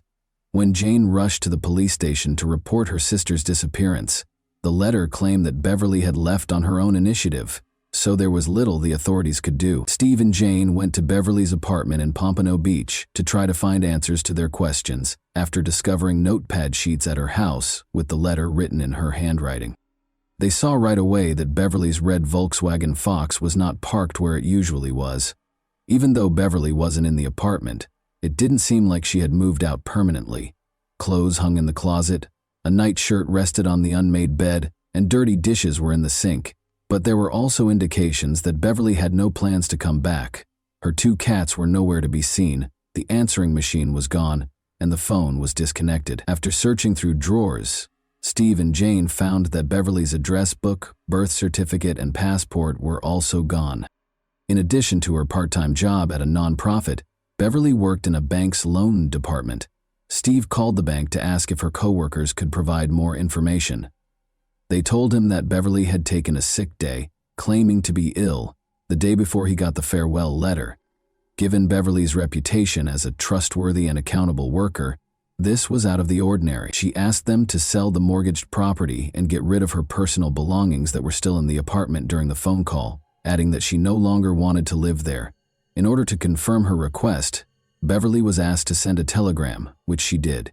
Steve and Jane had to accept that their sister had actually left without telling anyone why, despite the peculiar circumstances. Nevertheless, Steve closed Beverly's credit cards and persuaded the police to report her missing.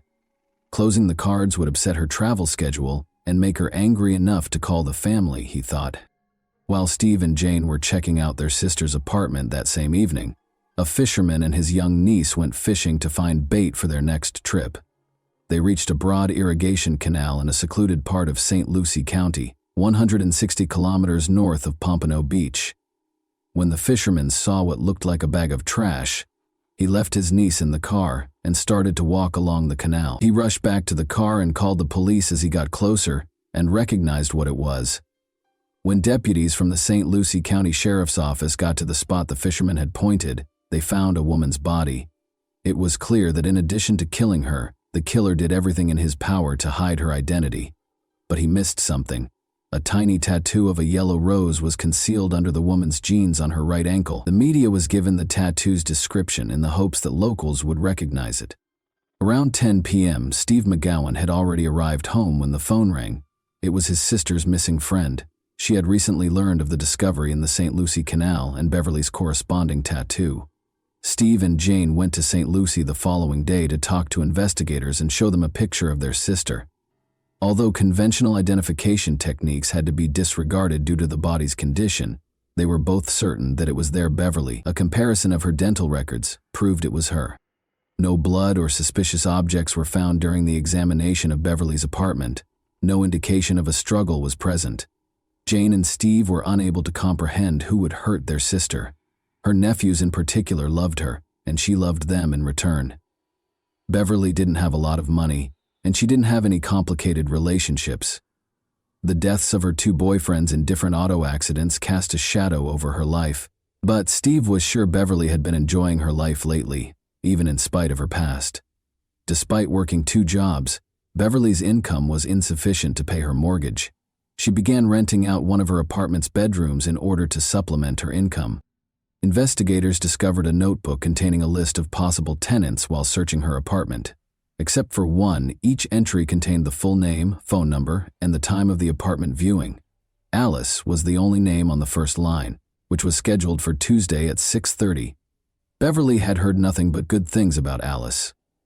She worked for the famous company IBM, was from London, drove a fancy car, and was immaculately dressed. Due to a temporary transfer to the company's Fort Lauderdale office, Alice had relocated to the area. She told her friend that Alice would be moving in on Friday, July 20th, and she had impressed Beverly enough that she decided to make her the new neighbor. By the way, Beverly said she was first introduced to numerology by Alice. Alice tried to forecast Beverly's future, but she required a number of numbers that were important to Beverly, including her date of birth, social security number, passport number, and even information from her driver's license. The odd thing is that Beverly gave her all these numbers. She shared Alice's future predictions with her friends because, all things considered, she was happy with them. Regretfully, she didn't give them her new neighbor's last name. The identity of Alice was still unknown. Furthermore, there was no proof that Alice had ever been to Beverly's apartment, let alone moved in. When the investigators contacted IBM, they were told that the company did not have any UK workers in the South Florida region. They didn't even have a Fort Lauderdale office. According to the results of the financial investigation, someone took $795 out of the $800 in Beverly's bank account on the day her body was discovered.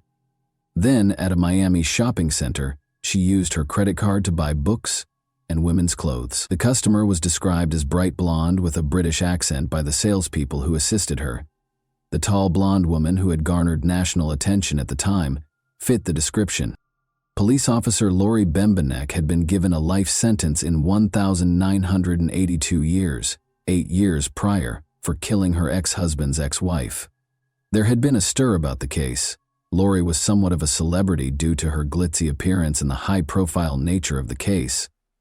Lori had freed herself from Wisconsin prison a few days prior to Beverly's murder. The Miami salesperson identified Lori Bembenek as the person who had used Beverly's credit card after seeing pictures of her, until it was revealed that Lori had actually fled to Canada and was not in Florida at the time of the crime. The police were baffled as to how the path of a modest bank employee could have intersected with that of a convicted killer. However, Beverly's card was used once more in Miami, this time at a travel agency, on Friday, July 20, one day after her body was found. Interestingly, the cardholder looked like a man disguised as a woman.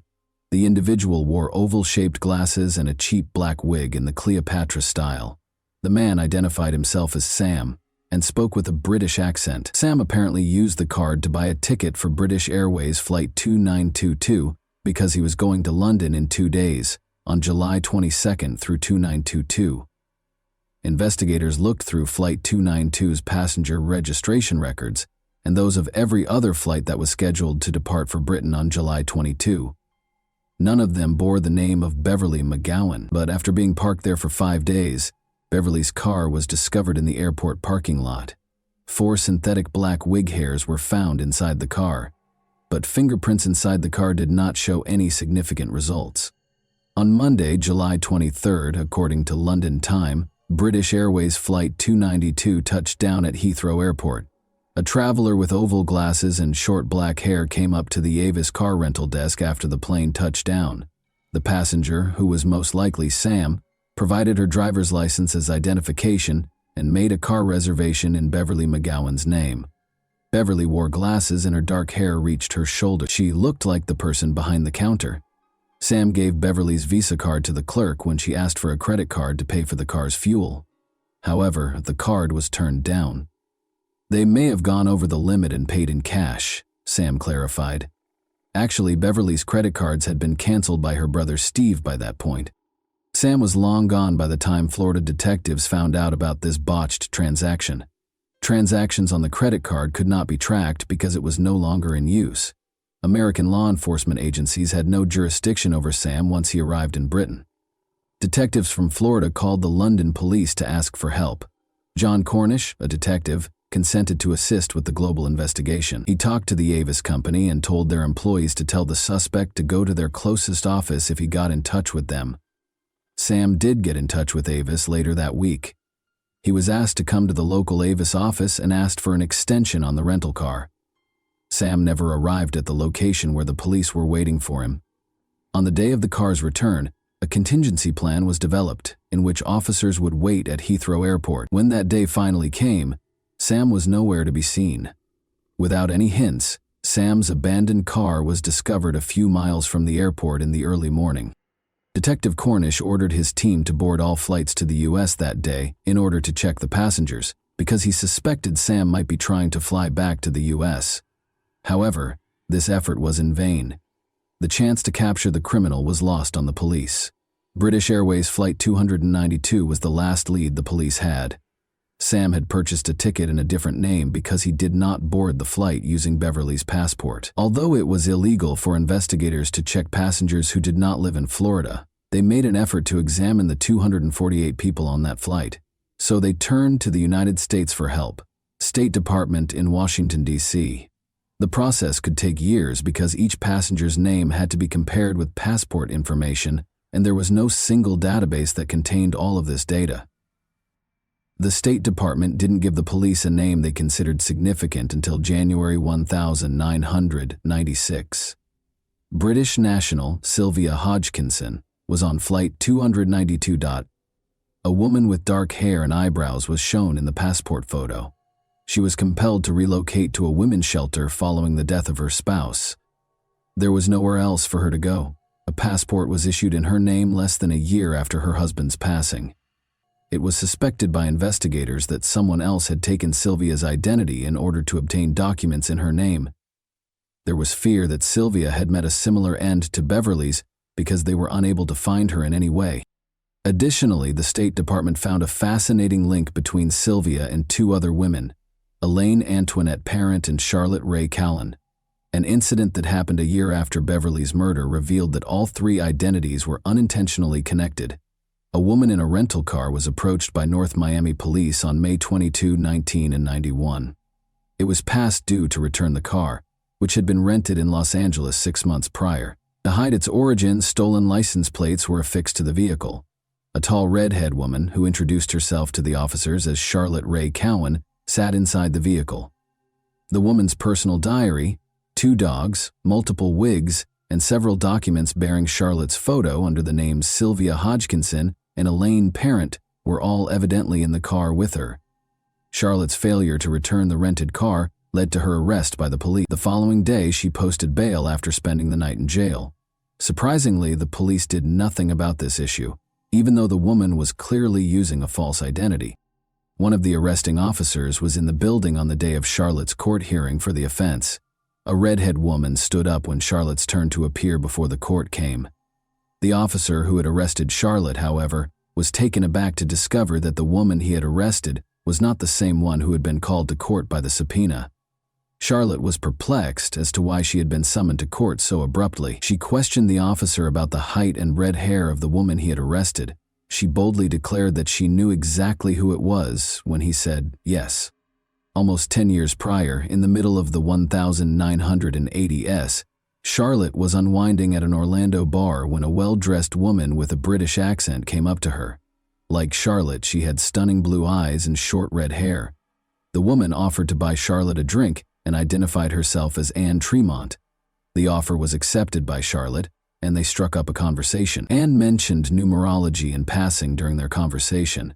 She began by requesting Charlotte's birth date, adding that she would be pleased to make a matching matrix for her.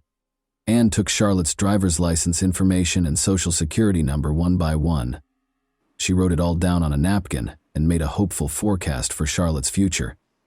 Anne and Charlotte began talking and became friends right away. Charlotte met Anne's brother a few days later. He was a tall, blonde man who shared his sister's grace.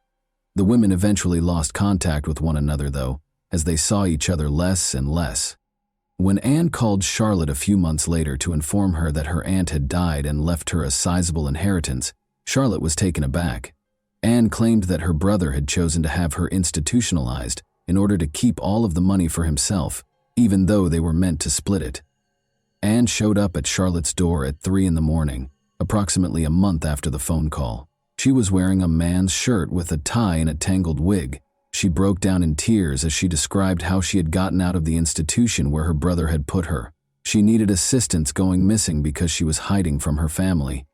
In order to establish a new identity for herself, Anne pleaded with Charlotte to let her take her birth certificate.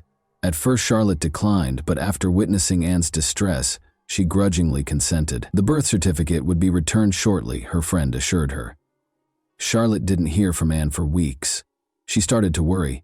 The birth certificate and a note from Anne expressing regret for the wait were finally sent to her. It wasn't until she was summoned to court in 1991 that Charlotte learned more about her friend. After hearing this intriguing tale, the investigators were curious to find out who the mysterious and elusive scammer was. Although not much was known about Elaine Parent's life, she was a real person like everyone else. On August 4, 1942, she was born in the Bronx, New York. Her parents were loving and reasonably well off, and she was their only child. She was a tall, slim beauty with dark hair and piercing blue eyes by the time she reached adulthood. She relocated to Florida at the age of 30, where she briefly worked at a real estate company before being arrested for shoplifting in Fort Lauderdale in 1976. They took her fingerprints and put them in the database. She then stole $40,000 worth of jewelry from an elderly acquaintance in 1985. Parent and Charlotte met at about the same time. The fingerprints of the parent and the woman who was arrested in 1991 for not returning a rented car were compared. They were identical. Elaine Parent was the woman posing as Charlotte Cowan. Naturally, it was assumed that Elaine Parent, the elusive suspect Sam, and the new neighbor Beverly McGowan's Alice were all the same person. They still had to establish a clear connection between Elaine and Beverly's murder, though.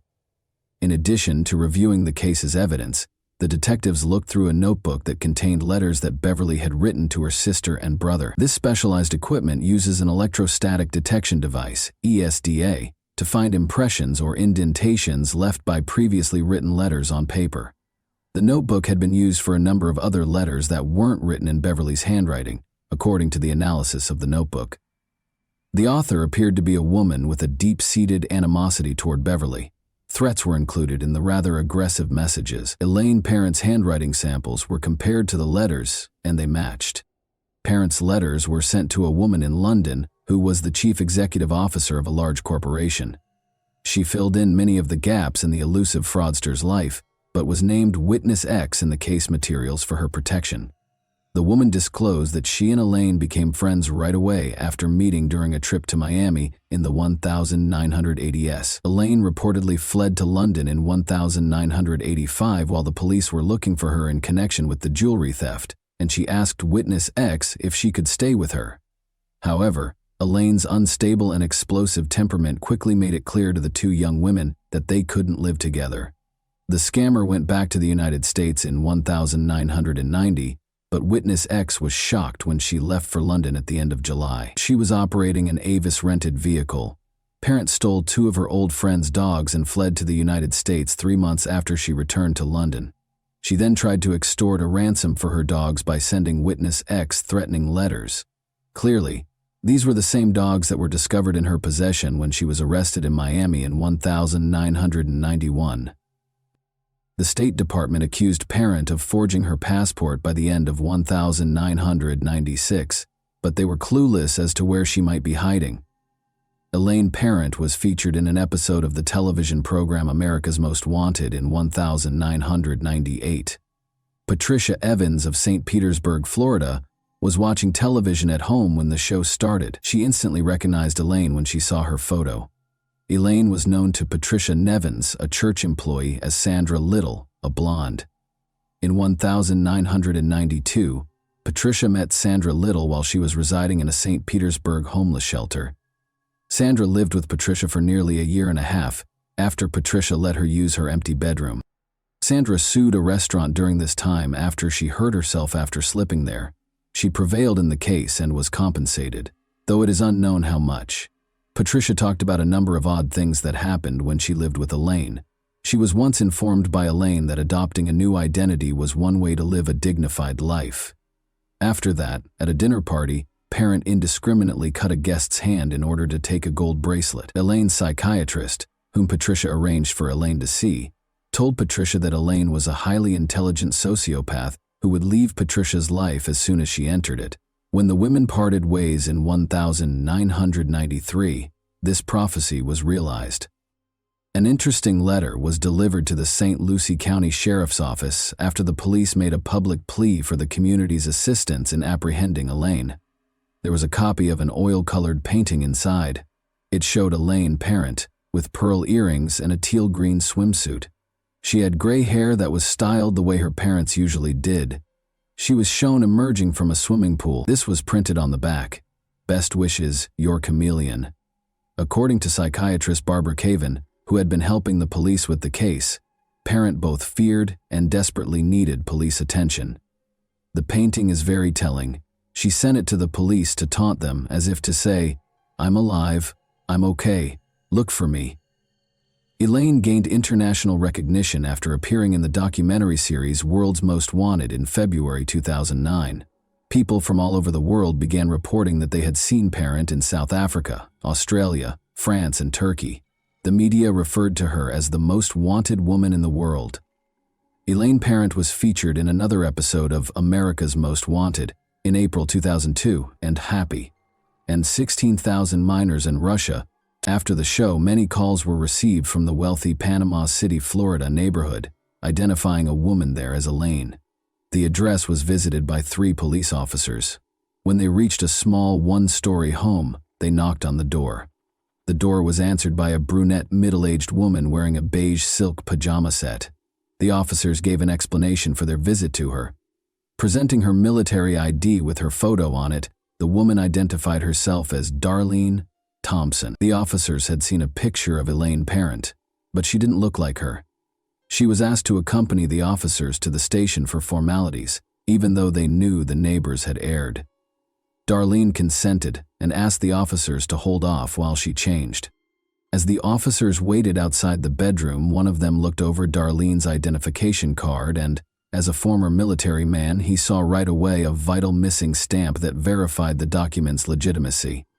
She replied that she was getting dressed when the officer knocked on the bedroom door to ask about this. She never emerged, despite the officers waiting for her to do so. When the officers hurried into the bedroom after hearing a gunshot, they discovered Darlene dead. The identity of Darlene and Elaine Parent was formally verified by subsequent fingerprint analysis. Elaine lived in a house that turned out to belong to another woman. She had rented a room to Elaine since August 2001. She is a nice woman who loves to cook, according to the homeowner. Elaine's Florida driver's license, which had her photo on it but the name of the woman she was staying with, was discovered during the house search. She had jotted down details about a man from the nearby town of Lynn Haven, including his credit cards and social security number, in a notebook. Elaine's closet was stocked with men's and women's clothes, as well as wigs. They also found a book on theatrical makeup and another on learning French. Elaine's laptop, which some of her acquaintances claimed she frequently used for work, was never located. When she was arrested more than a decade ago, she had her diary with her because Charlotte Cowan was also missing. The police discovered a flyer featuring a picture of Elaine and the name Antonia Racerman, which is another fascinating aspect of the portrait. It looked as though Elaine had made the flyer herself, and the local police chief later conjectured that she had done it to intimidate someone. The flyer said that she was wanted by the FBI for the murder of a government official at a hotel in Washington, D.C. Many questions remained after Elaine's death. According to the police, she used up to 20 different identities in countries such as the United States, the United Kingdom, Turkey, Israel, France, and South Africa. Although no other victims have been located, some believe she may have committed more murders. There are differing views on whether she worked alone or with an accomplice. Investigator Norma Pfeiffer told the media 3 years before she died, "The brutality of the McGowan murder makes me think that someone capable of this has either done it before or will do it again. She couldn't have run Beverly alone, according to some. And let's not forget about the handsome blonde man she passed off as her brother." According to psychologist Barbara Kerwin, Elaine is a virtuoso in her field, who can read people's souls and identify their weak points with ease. The reason behind her crimes is still entirely unknown, though. Why, given her high IQ, would someone like Elaine decide to commit crimes rather than excel in any other field, especially since her crimes brought her more fame than fortune? Kerwin, however, feels she is aware of the motivation behind Elaine's plots, her own inner demons. Barbara said, "I believe she impulsively stole the identities of others to fill her own emptiness." And that wraps up today's chilling story. If you enjoyed this video, don't forget to like and subscribe so you never miss a new upload. Also, let me know in the comments what part of this story shocked you the most. Thank you for watching, and I'll see you in the next video.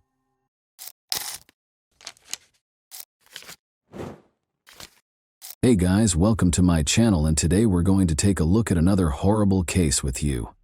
It was a very pleasant evening for the Solis family on Friday, April 20, 2012. Their 6-year-old sister, young Isabel, was present at a baseball game between Rebecca and Sergio's 2 sons. The family went home after the game, which lasted until 10 o'clock. Rebecca braided the girl's hair to save time before work the following morning, when she was scheduled to play baseball. After saying goodnight to his daughter, Sergio departed at 11 o'clock. Isabel frequently slept in her brother's room, even though she had her own bedroom. This night, however, she remained by herself. Becky and the boys soon fell asleep, and Sergio dozed off on the couch as he watched a baseball game that he had previously recorded. The man woke up at 5 and walked slowly to the bedroom. When he went to sleep beside his wife, the house was calm and quiet. Rebecca left for work at the medical center 2 hours later. The woman heard nothing and saw nothing out of the ordinary in the house. She left for work without visiting her daughter's room. Isabel wasn't in her bed when Sergio went to get her up for the game at about 8 in the morning. No one answered when he asked his sons if they had seen their sister. He called for Isabel and searched the house with the boys, but she didn't answer. Then, at the age of 14, Sergio Jr. saw that his sister's room had an open window and that the protective screen was on the ground in the yard. While Rebecca was hurrying home and the sons were desperately looking around the neighborhood for their younger sister, Sergio called his wife. Sergio dialed the emergency number. This was the call that ultimately led to a great deal of controversy and backlash against him. Sergio was remarkably composed throughout the call, despite the fact that people react differently when under stress or panic. In addition to his composure, many found it odd that he announced his daughter's kidnapping right away. The idea of telling his wife to come home even made him laugh. Sergio clarified that he was only attempting to maintain composure so that he could give the police all the information they required. It's interesting to note that Sergio Jr.'s neighbor also dialed 911. He was obviously upset and trembling, unlike his father, but he also said right away that his sister had been abducted and that they would not be able to locate her. Rebecca, who had also been in a state of panic and despair upon arriving at her house, was then given the phone. She was able to provide a detailed account of the attire her daughter was wearing prior to going missing. In fact, the girl's bedroom window had a protective screen on the ground in the yard when the officers arrived. It had a big hole in it, like it had been made with a tool. Soft toys that were always lying in the room beneath the girl's window were now strewn about. Isabel's shoe prints, which were found on the electrical box beneath the family's high fence and on the alley behind the house, were found on the floor next to blood. When he kidnapped the girl, the criminal most likely climbed over it. The police conducted extensive door-to-door searches, dismissing the possibility that the 6-year-old girl had escaped because they thought the case was one of kidnapping. Around 6:30 a.m., Alicia Stardevant, the Solis family's neighbor, reported being awakened by a noise. The girl's room is right across the fence from her bedroom. Alicia claimed to have heard the barking of the Solis family's dogs as well as her own. She heard men's voices outside of them, as if they were coming from her side of the fence rather than the Solis family's house. However, she ignored the fact that it was already becoming light outside and went back to sleep. The men didn't whisper or lower their voices, according to Alicia, and she didn't even consider the possibility that there was a small child present. Only locals were permitted to pass through the checkpoint that the police had set up around the Solis family's home.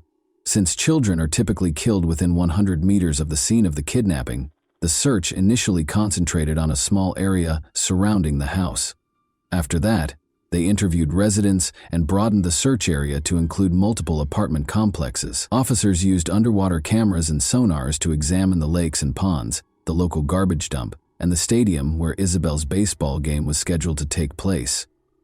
The Solis family's house was searched by forensic specialists and search dogs, and border guards handed out pictures of Isabel. There is a significant likelihood that children who disappear in Arizona wind up on the Mexican border. Furthermore, 16 criminals who had harmed women and children resided close to the family's residence in 2012.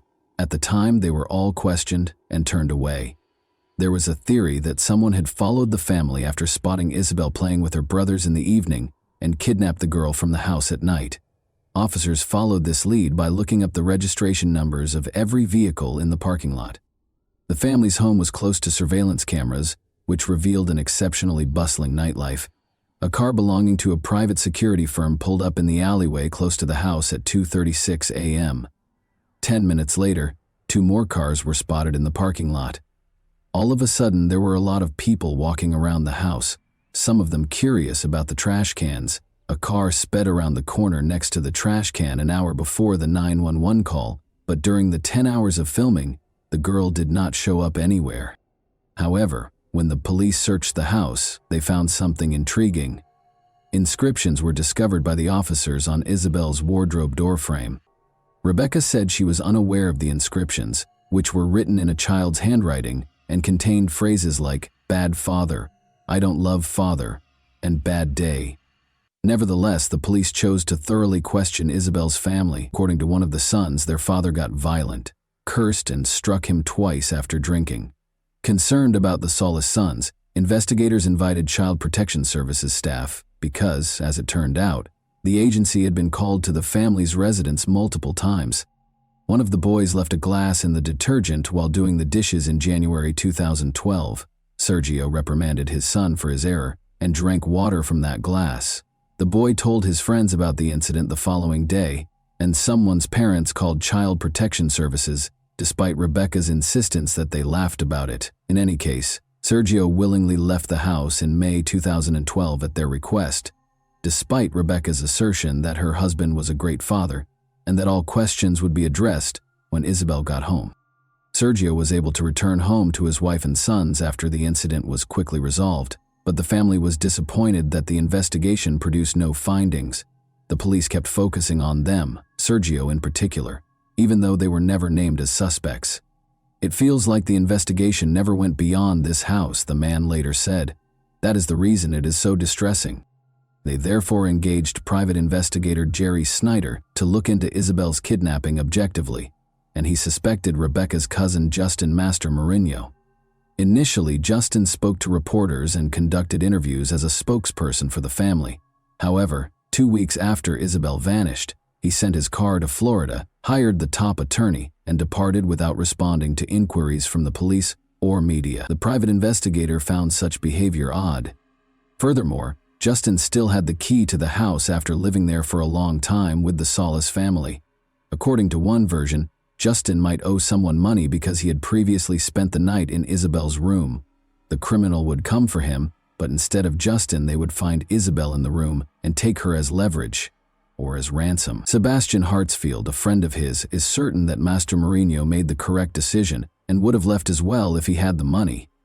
The problem is that Justin was fed up with the public's and media's invasive attention. Sebastian claimed that he and Justin spent the night of the kidnapping together. He reluctantly acknowledges that he and Justin smoked and drank all evening because it was April 20, National Cannabis Day. Sebastian is certain that his friend is innocent, even though there was a 6-hour lapse while they were sleeping, and he is unsure of Justin's whereabouts. The police chief stated that the investigator the family had hired had no evidence, but the police were certain of Justin's innocence when they finally questioned him. It is noteworthy that Sergio's daughter was abducted for ransom and that he was also suspected of owing money to criminals. Isabel was at the age when family members most frequently kidnap children. Sergio kissed her goodnight at 11 o'clock, the last person to see her after she was abducted from the house where only her family members were present. He failed the polygraph exam. Furthermore, the dog's nighttime barking serves as an indirect indication that a family member was involved. How could an outsider be aware of the girl's room location, the fact that she wouldn't be sleeping in her brother's bedroom, and the fact that her room would be dog-free? Her bedroom was usually where at least one of them slept. How could the kidnapper have known exactly how to get past the street security cameras? However, aside from suspicion, neither Justin nor Sergio were connected to the crime. Isabel was where? Rewind to the morning of July 23, 2012, when 3 distress calls were received by the rescue service. A young girl called to report that she had been kidnapped. "He's coming," she said, mentioning Isabel's name and identifying the district in which she was located. Before the call ended, the officers searched the designated district but were unable to locate anyone. 2 sisters, ages 9 and 11, lived in the apartment complex where they traced the call. The sisters had just chosen to pull a practical joke. Despite the commotion, the calls were promptly released. However, the city had to pay $4,700 in officers' wages for the search in the district the girls had designated because of their joke. The police made multiple attempts to raise awareness of the case after this incident, such as posting a picture of Isabel's potential appearance years later.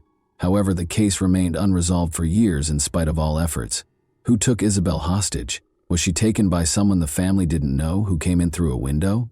Did Justin think about kidnapping Isabel in order to demand a ransom because he was in debt, but the kidnapping didn't work out? Are there relatives hiding what happened to her?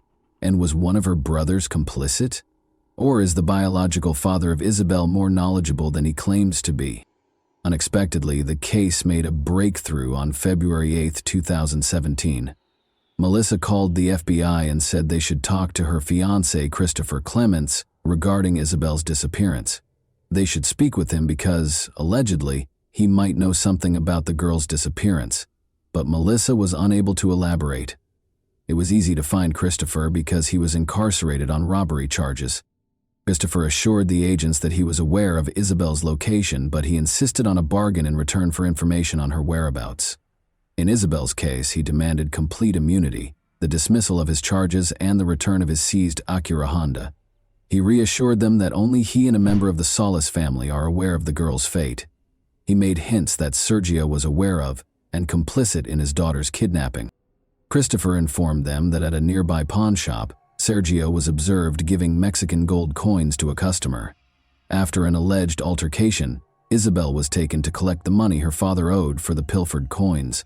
Regardless of how much the agents probed him, Christopher stayed away from specifics and spoke in general terms. The man refused to back down, a deal in exchange for information. He achieved his goal. After negotiating, the prosecutor's office dropped the robbery charges and gave the car back. On March 3, 2017, the police and FBI discovered Isabel's remains after the man gave them the location.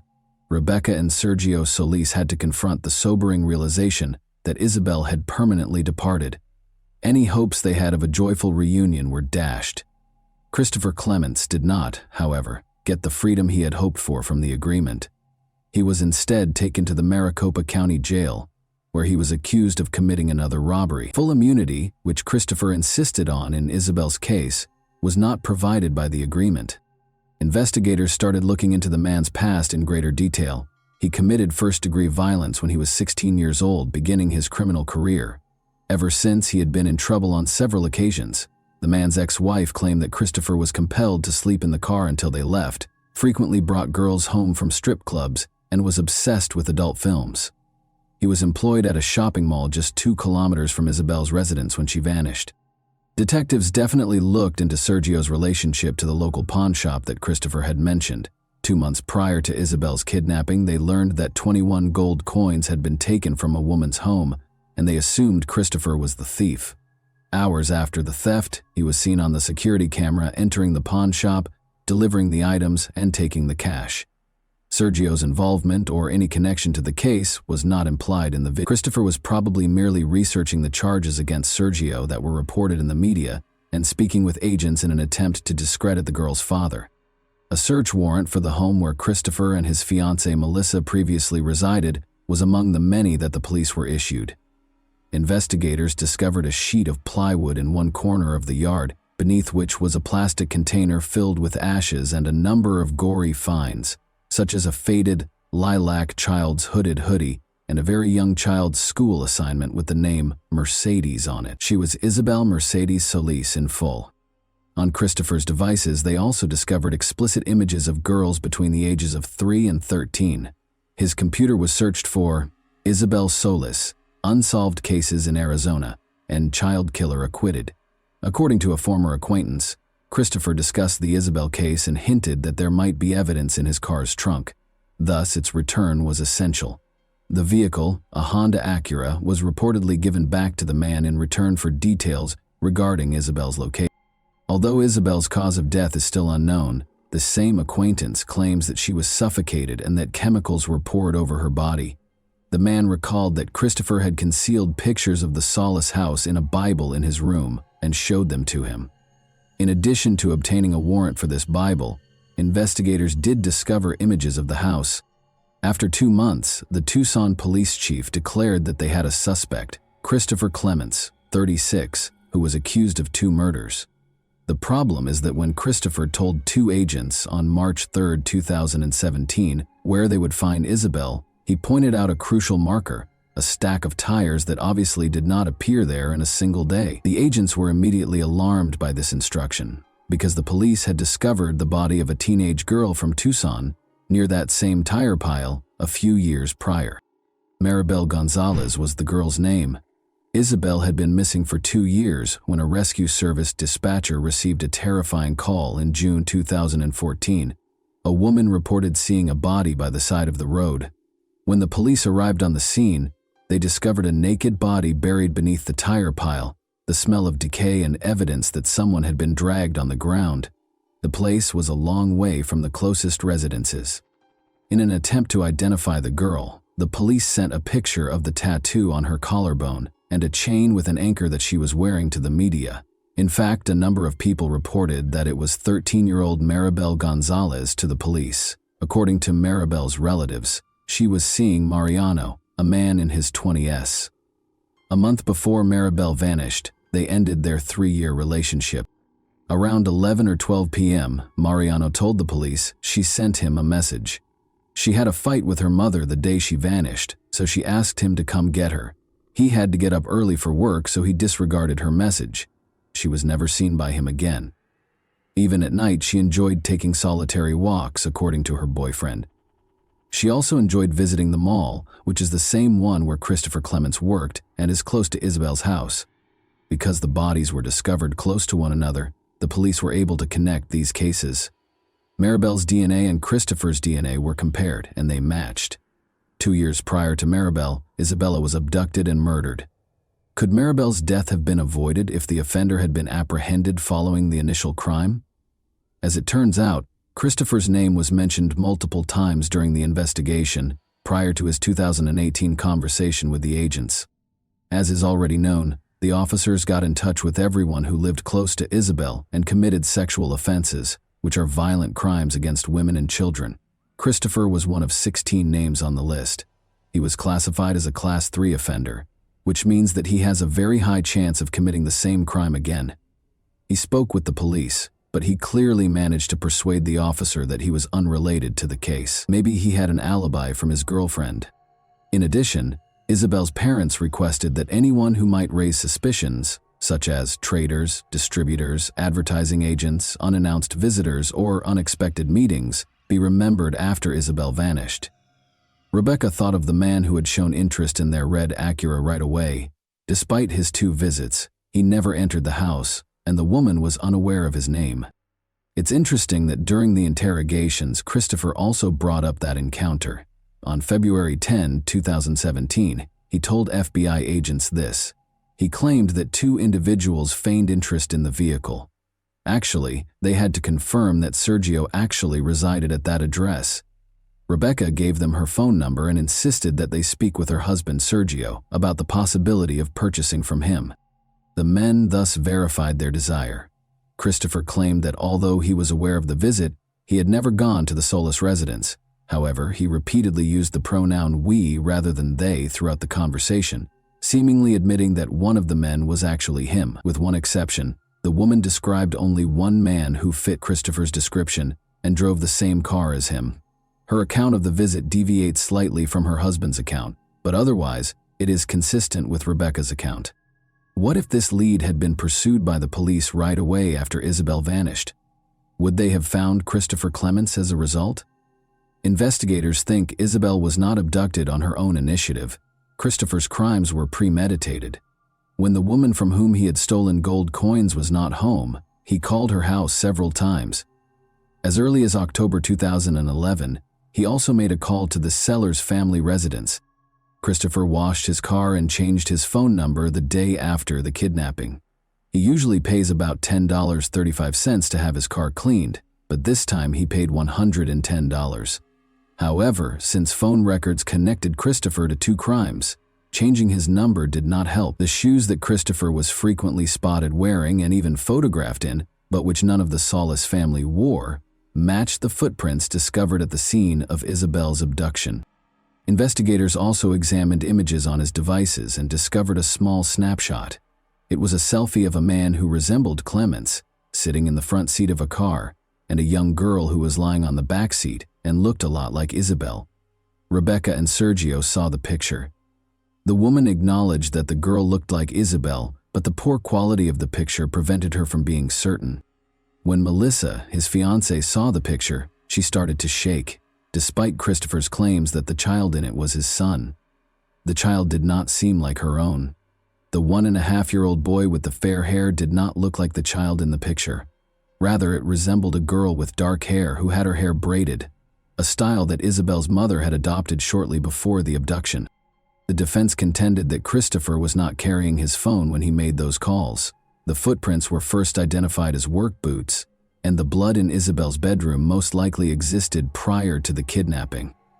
In order to prevent the prosecutor from presenting evidence for both crimes at once, Christopher's attorneys were successful in their efforts to have the Isabel case and the Maribel case tried separately. But since he had already been convicted of Maribel Gonzalez's murder, this did him little good. He is still awaiting trial for Isabel's abduction. And that wraps up today's chilling story. If you enjoyed this video, don't forget to like and subscribe so you never miss a new upload. Also, let me know in the comments what part of this story shocked you the most. Thank you for watching, and I'll see you in the next video.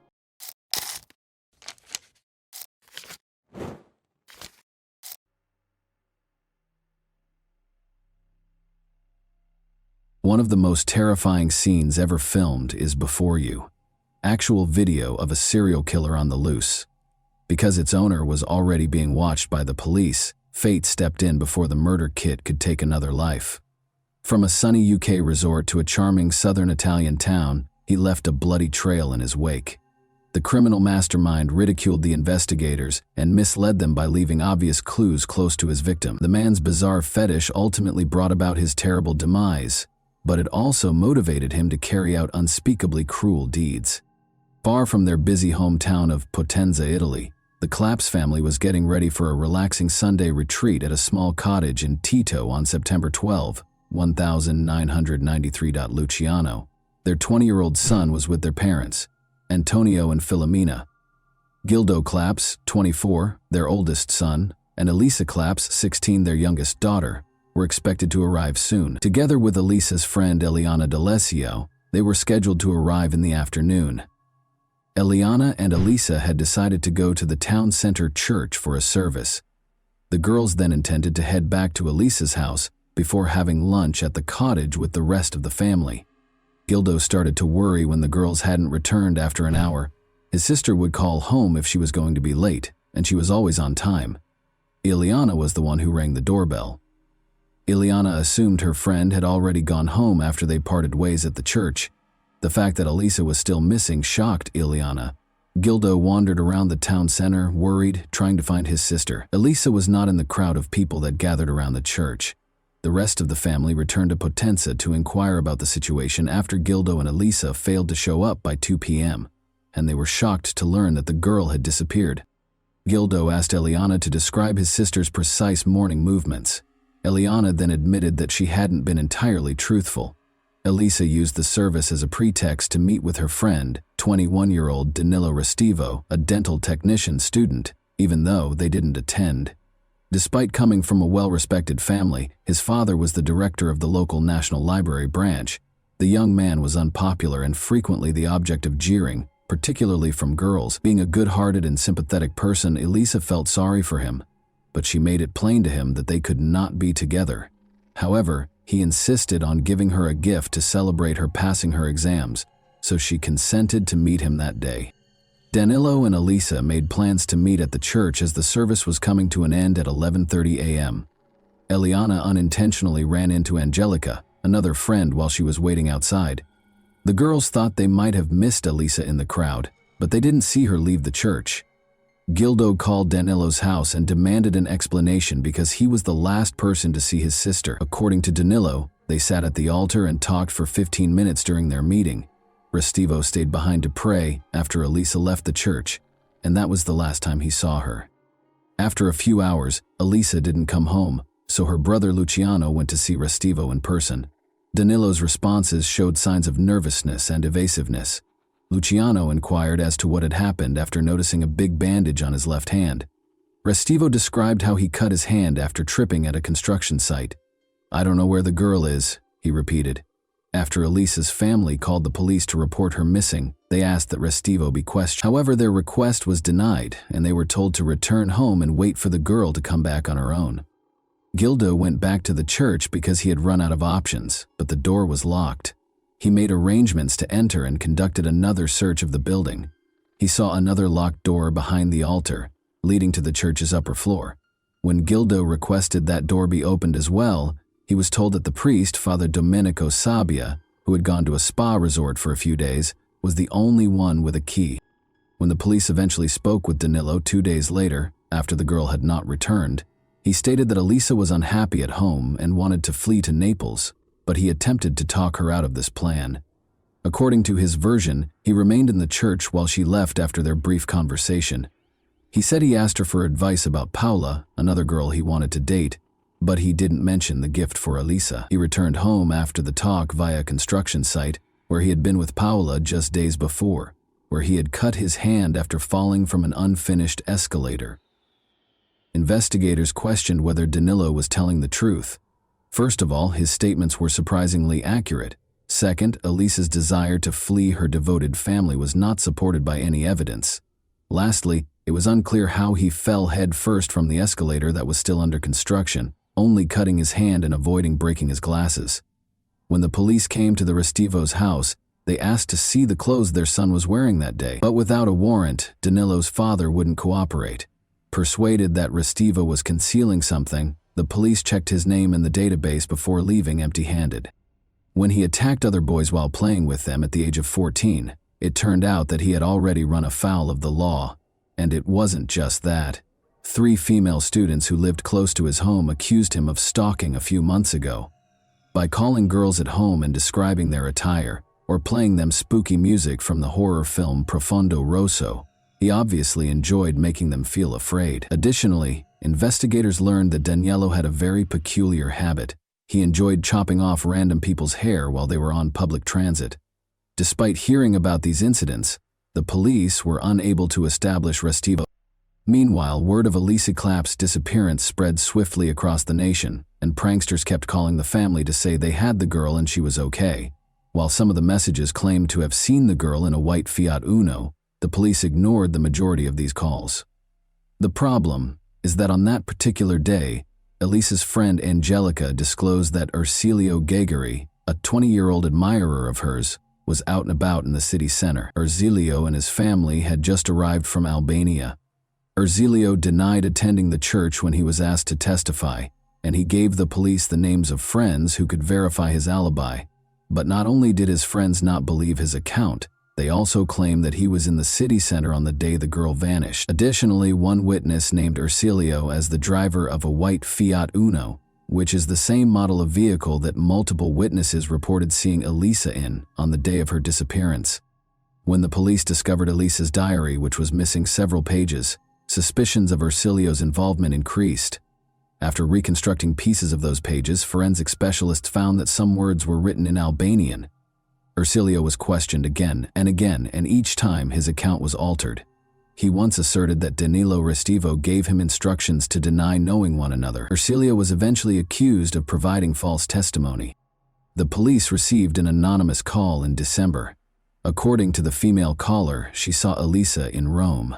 Elisa had reportedly been assaulted and coerced into a white Fiat Uno. "Please help her and help me," the voice said toward the end of the call. The recorded call was analyzed and the results were shocking. Eliana was the caller.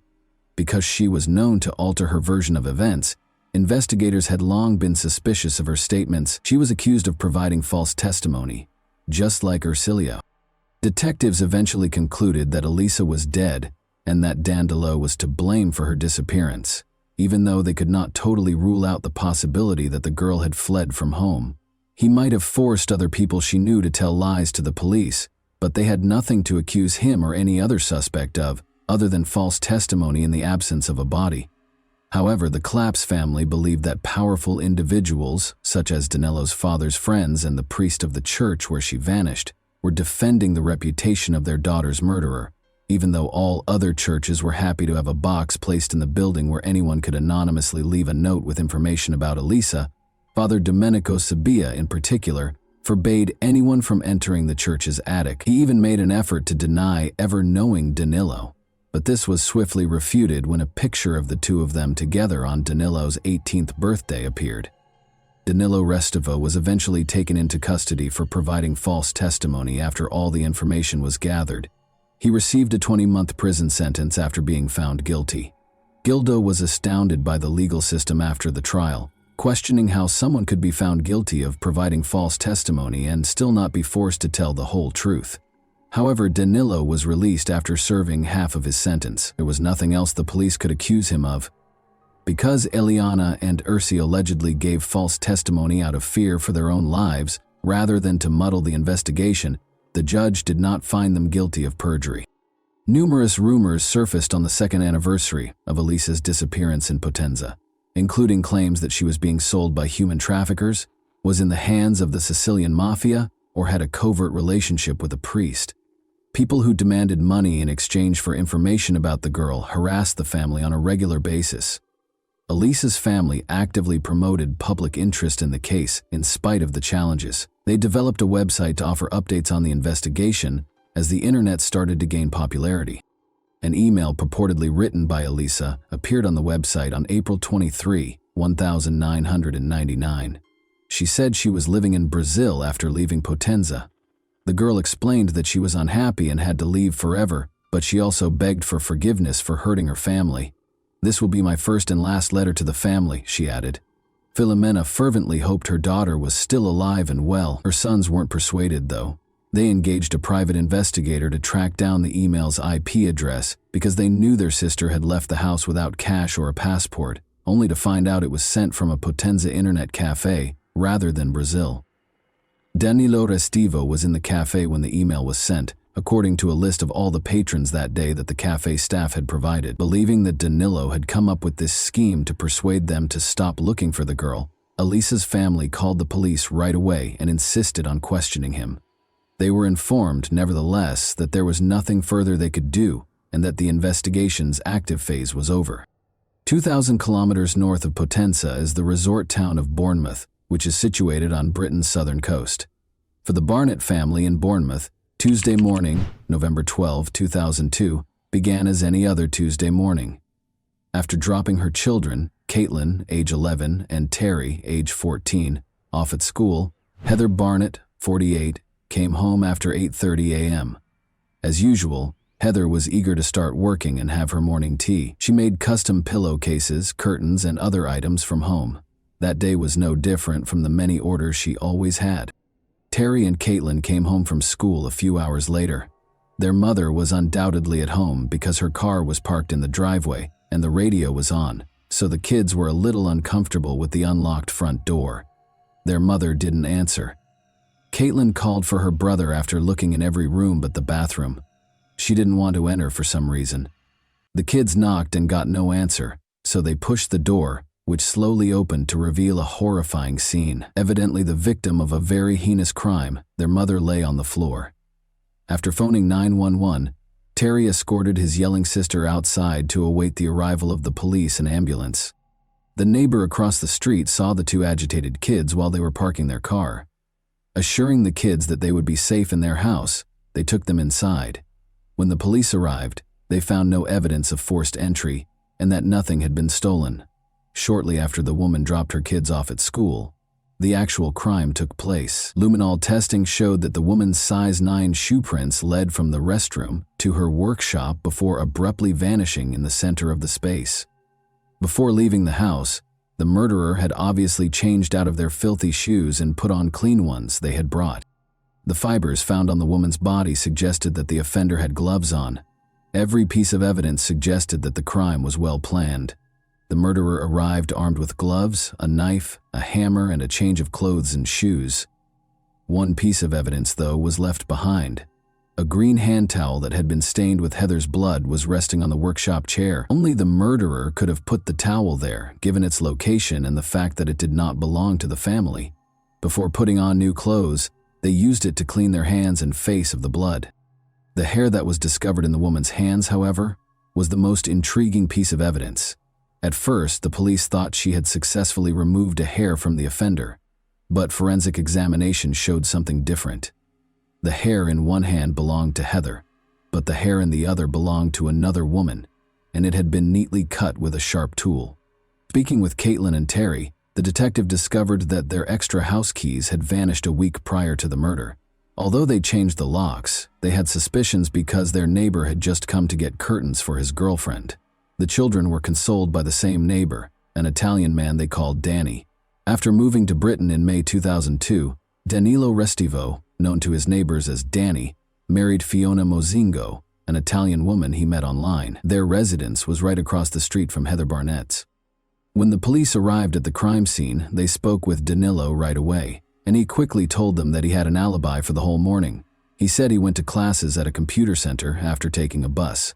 His statements were fully supported by the police when they looked through his bus ticket and the center's registration log. However, Danilo grudgingly led the detective to the bathroom, where his sneakers were soaking in a bucket of bleach, when an officer came to his house 5 days later to take DNA samples and asked to see the shoes he had on the day of the crime. "I'm cleaning them," he explained.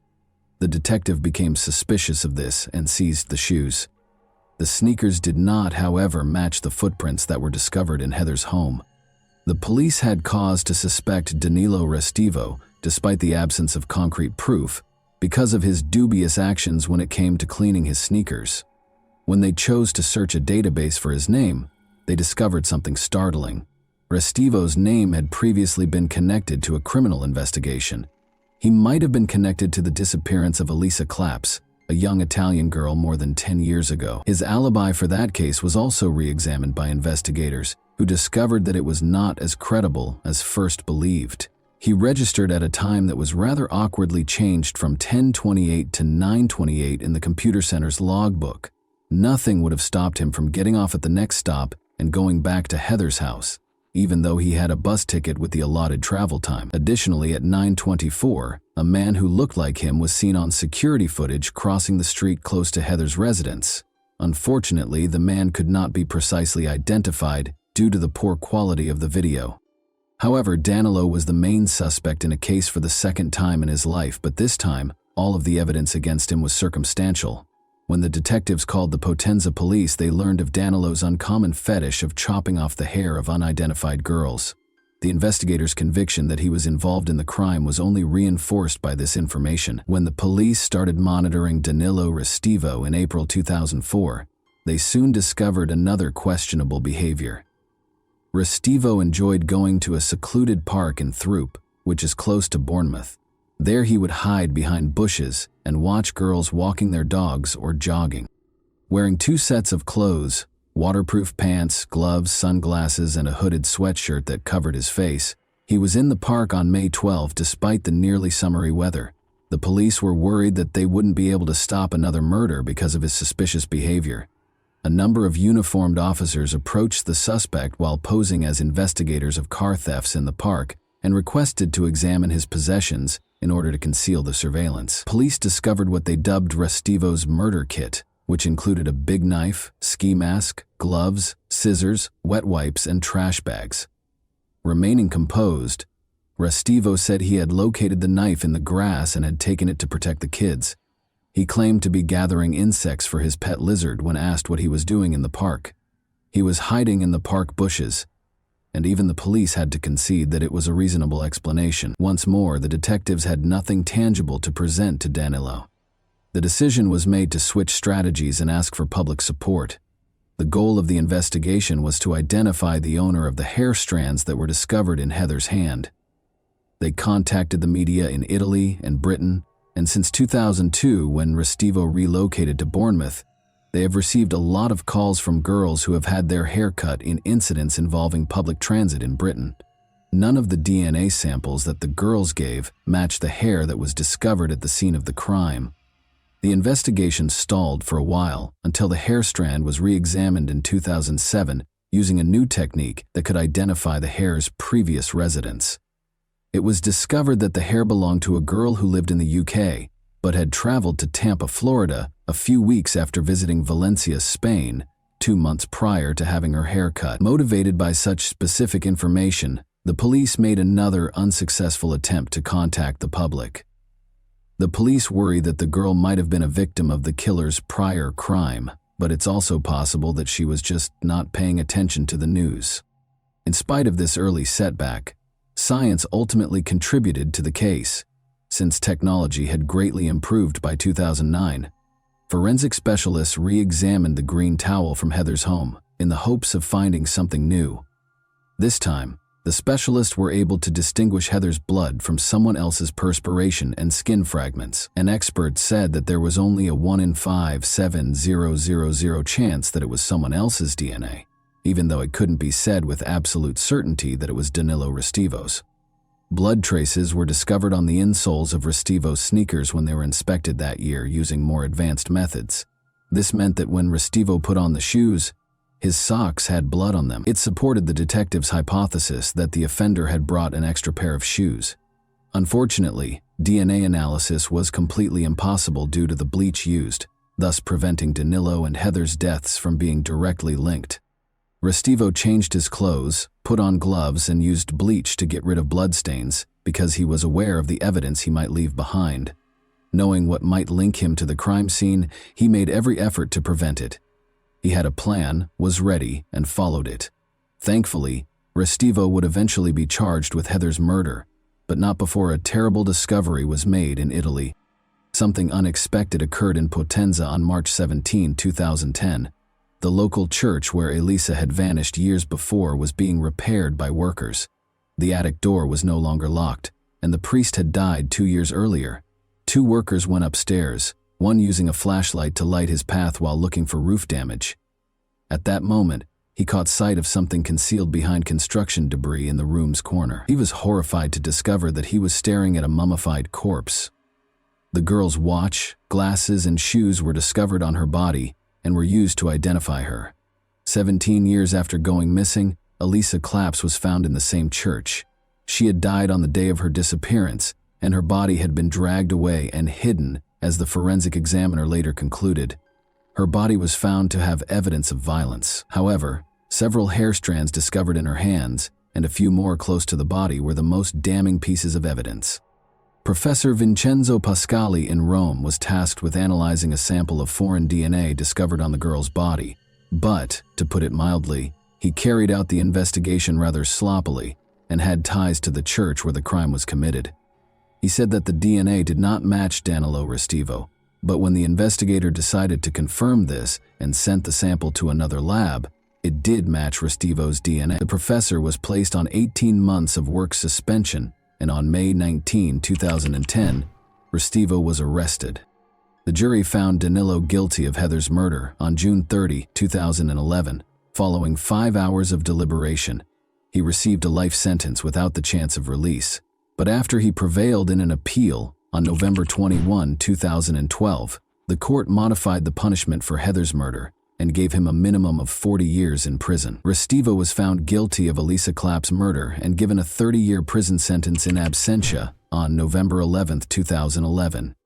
Investigators believe it is crucial to look into Danilo Restivo's relationship to other unsolved crimes in both Italy and Britain because of his obvious propensity for murder. It is thought that he was most likely involved in the death of a 27-year-old North Korean student studying English in Bournemouth. 2 months prior to Heather's murder, on July 12, 2002, the girl, who went by the name Jung-uk Shin, Loki, was making her way home on foot following an evening spent with friends. She was fatally injured by an unidentified attacker just 3 blocks from Restivo's residence.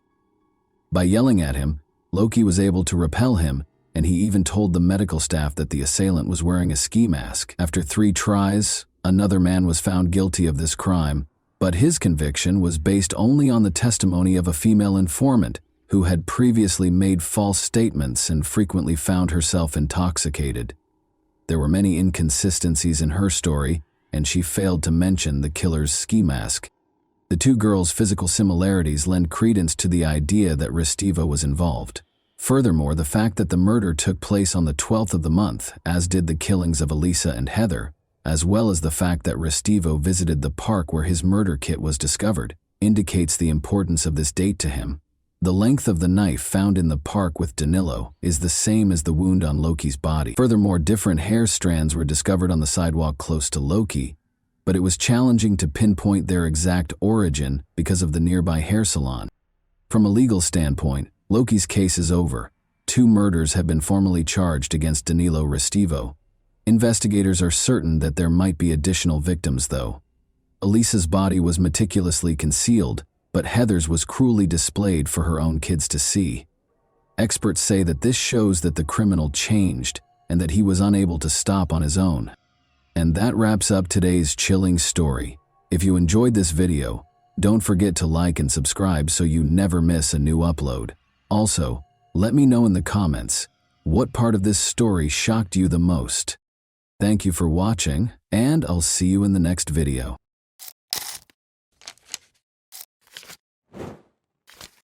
Hey guys, welcome to my channel, and today we're going to take a look at another horrible case with you. Born on May 23, 1973, in a small Tennessee town, Matthew Winkler came from a family where religion was very important. His life was centered around church activities from a young age, and his parents, who were devout Christians, gave him a solid moral foundation grounded in Christian principles.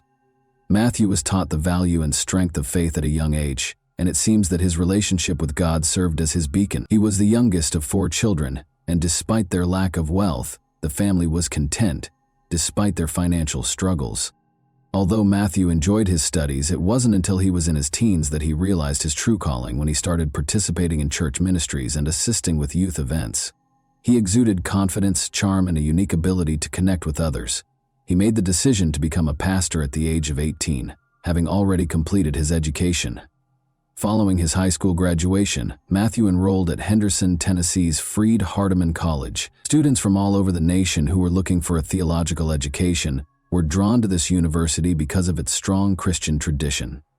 Despite his concentration on his studies, Matthew remembered to engage in extracurricular activities. He served as the soccer team's captain.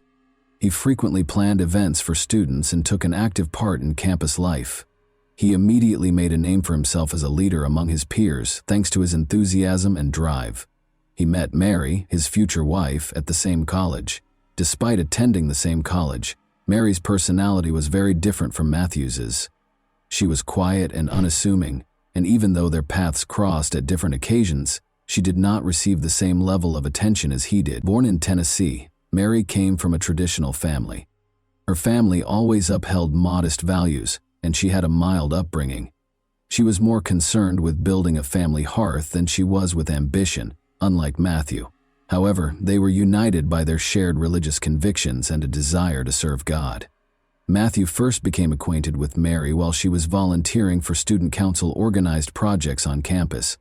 Her kindness and gentleness of heart impressed him. Mary wasn't looking for attention. She was not overlooked. He started their friendship, which swiftly developed into a more committed partnership for someone with Matthew's charm. Surprisingly, Matthew's vivacious personality was ideally matched by Mary's serene and prudent disposition. They were soon inseparable. The couple started assisting the underprivileged, volunteering at community events, and working together on church projects. In addition to being his wife, Matthew viewed Mary as a ministry partner who shared his philosophy of life. Mary, however, believed she had found a man who shared her beliefs and was supportive. After graduating from college, they got married and relocated to Selmer, where Matthew accepted a position as a pastor at the nearby Church of Christ. There was more to the Church of Christ in Selmer than just worship. It served as the town's most significant hub for activity. It was situated on a hill with a lovely garden all around, and the congregation always congregated there. The entire town seemed to have assembled for prayer. Matthew immediately won over the locals with his innate charm and talent for communication. He planned a lot of charity concerts, youth classes, and events to aid the underprivileged. Everyone was talking about him, and he rose to prominence in the community. Mary actively assisted him in this ministry in spite of her modesty. She was present when Matthew took care of the house, assisted with event planning, and delivered significant announcements to the congregation. She stayed in the background, unlike her husband, but everyone could always see how much she loved and cared for her family. The Winklers seemed to be the ideal family. Patricia, Mary, Alice, and Brianna are the 3 daughters that Matthew and Mary raised. You could frequently hear the children's laughter reverberating throughout the house because they were energetic and full of fun.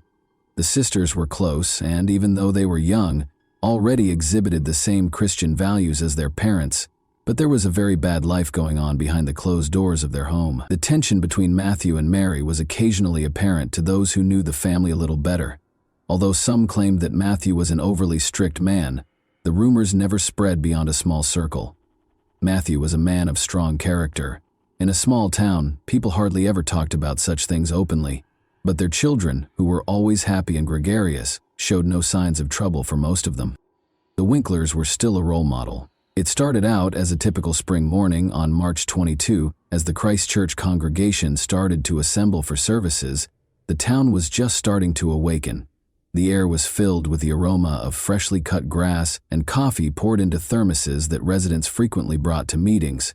But soon after, the unsettling news that Pastor Matthew had failed to arrive at church broke the stillness of that morning. He never skipped Sunday services, so this was out of the ordinary.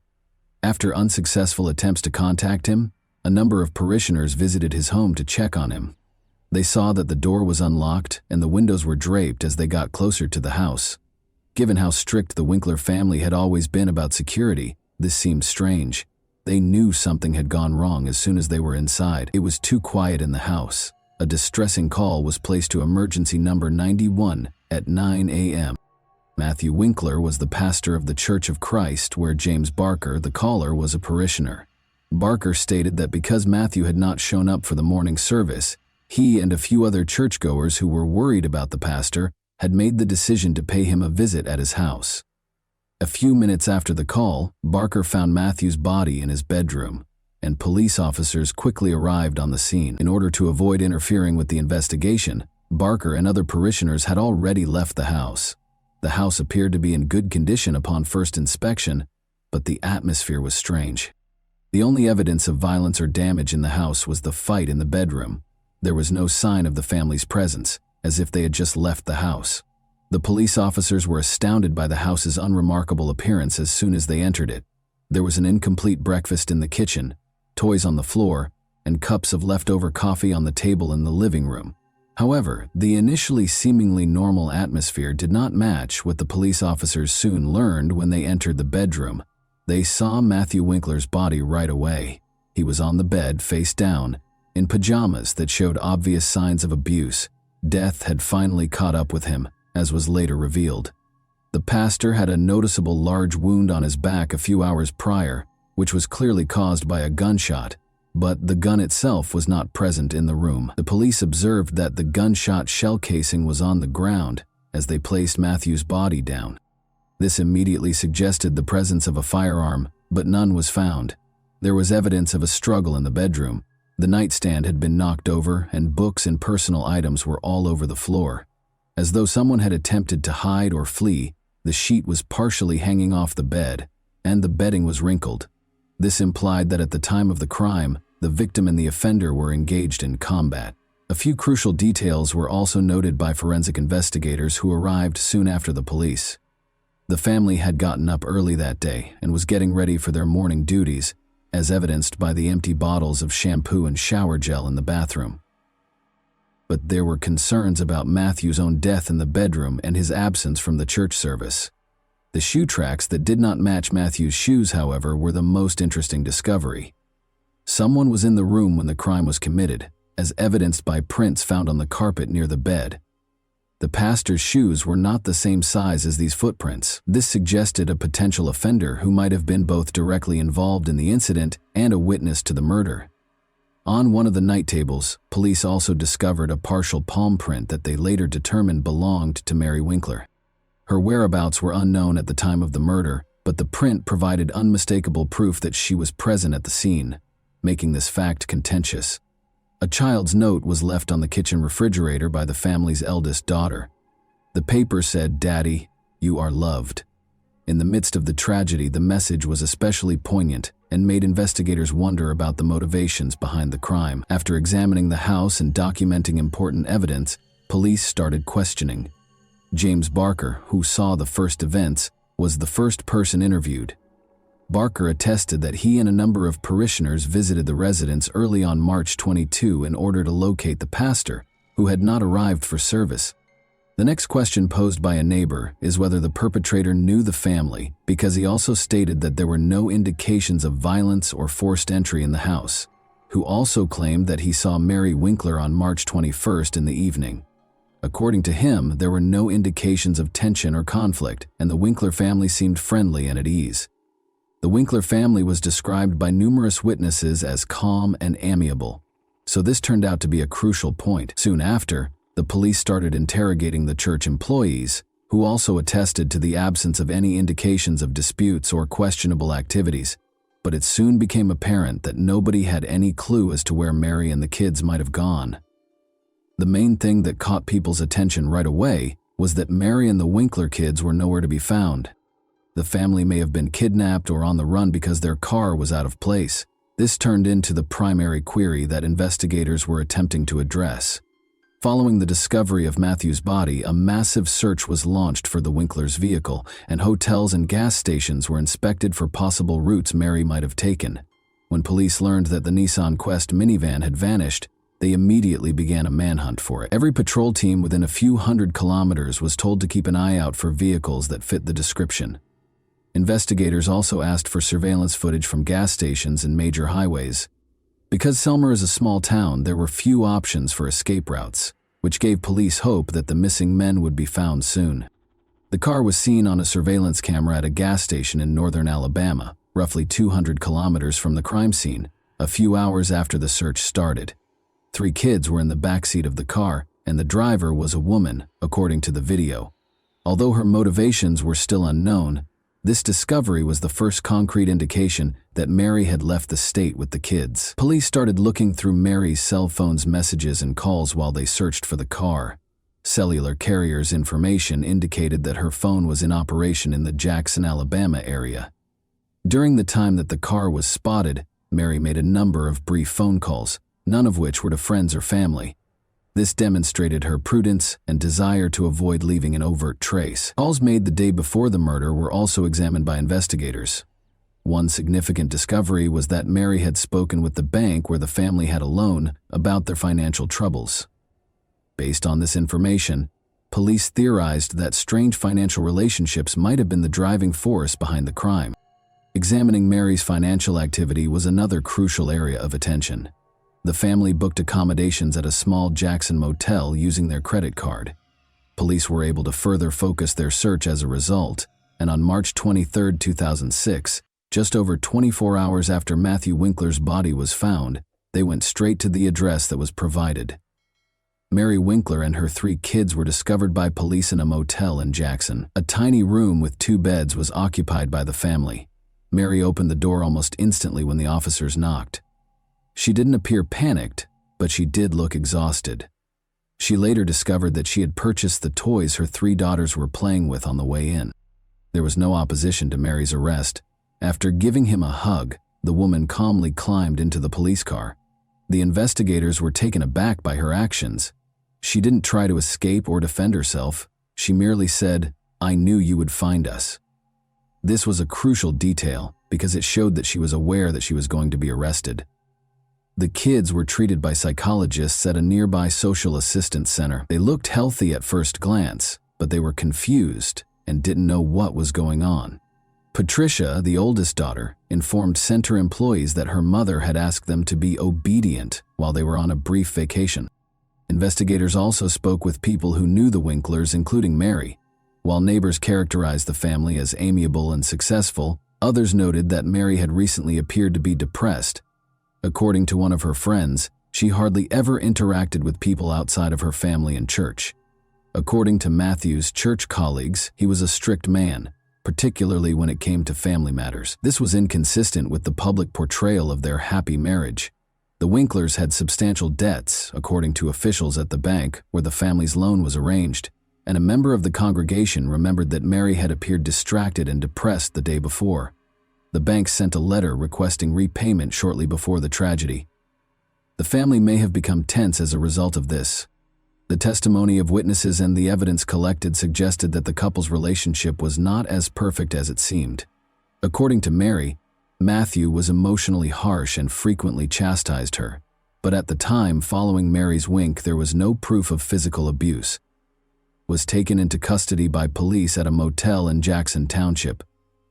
Investigators sought to ascertain her involvement in her husband's murder, and she consented to an interview. Despite appearing exhausted and depressed, the woman maintained her composure.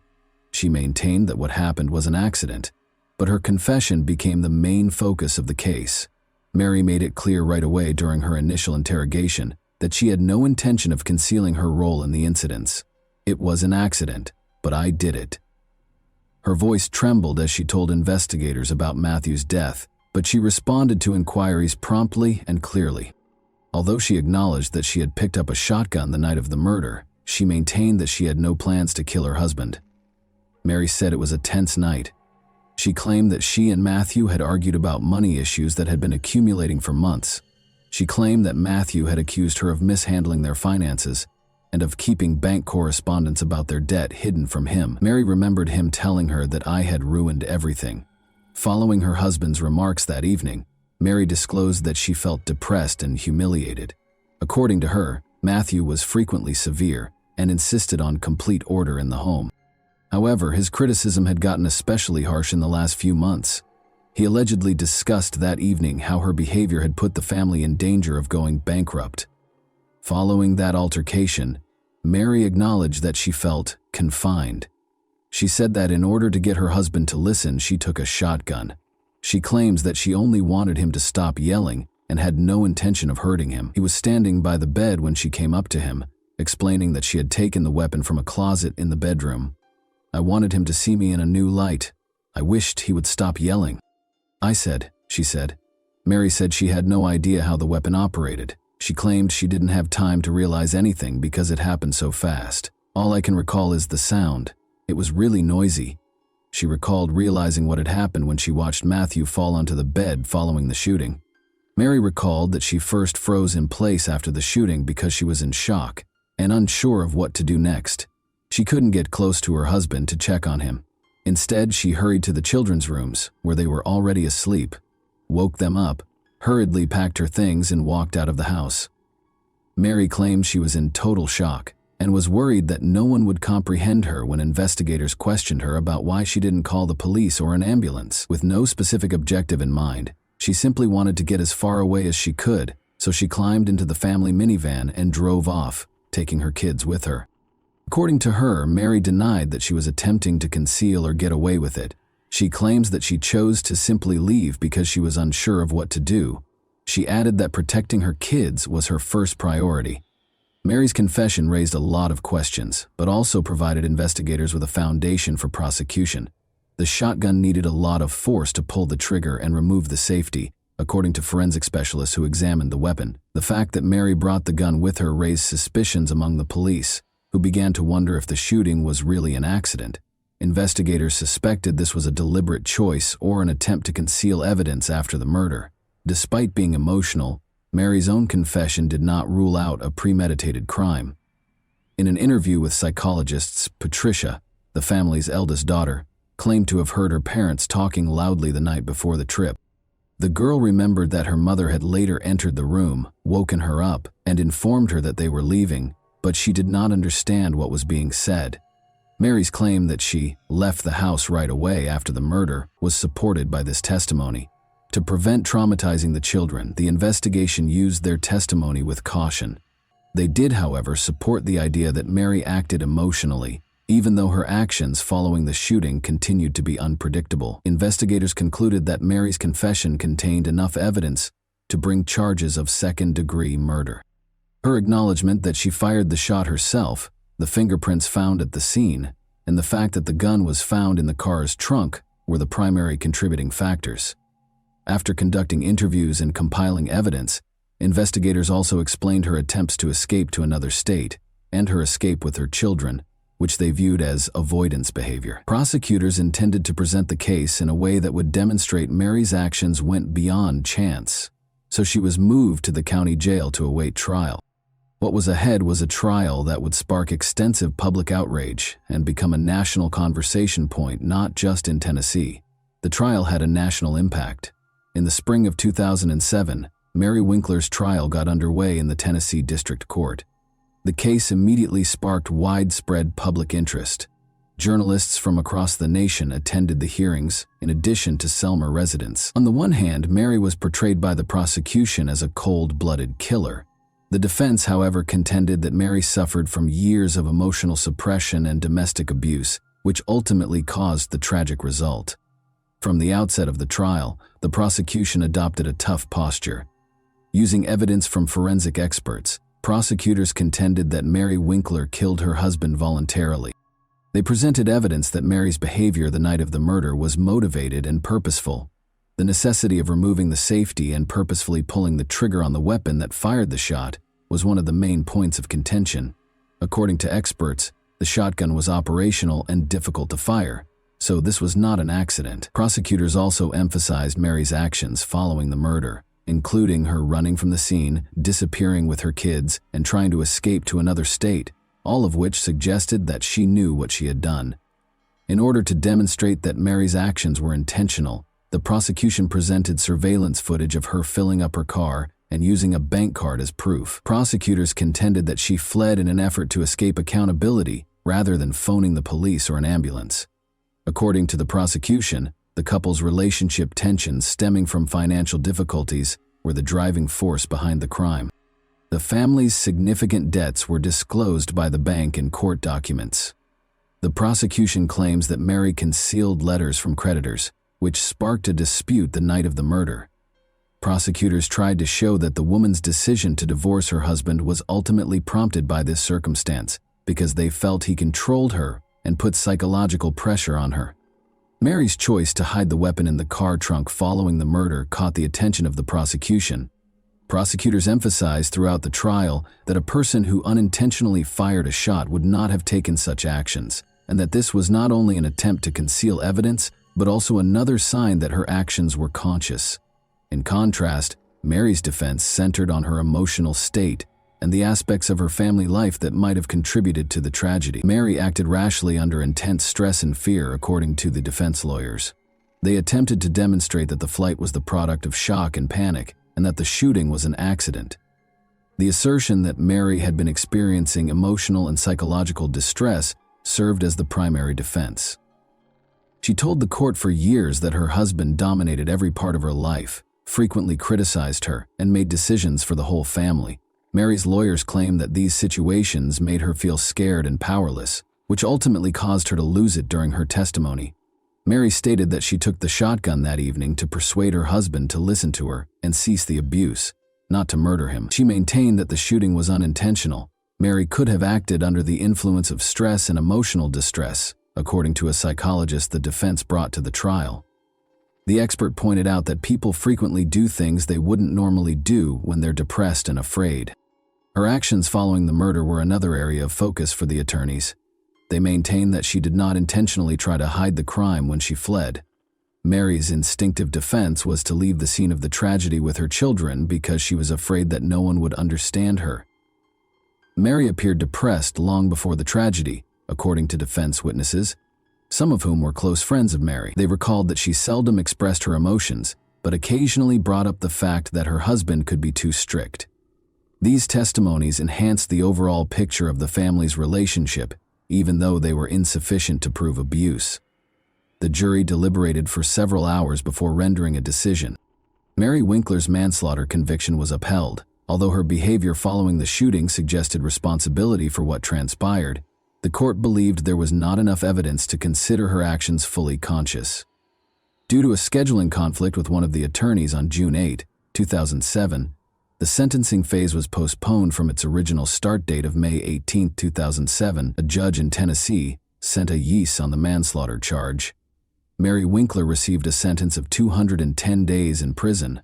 According to her record, she had already completed 5 months of that time, and the judge permitted her to spend up to 60 days in a Tennessee mental health facility. And that wraps up today's chilling story. If you enjoyed this video, don't forget to like and subscribe so you never miss a new upload. Also, let me know in the comments what part of this story shocked you the most. Thank you for watching, and I'll see you in the next video.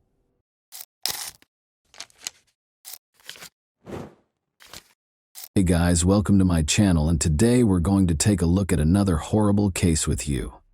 The discovery of the victim's body is usually the first piece of information we receive after a murder. From that point forward, the police begin their investigation to determine what happened and who committed the crime. But not this time.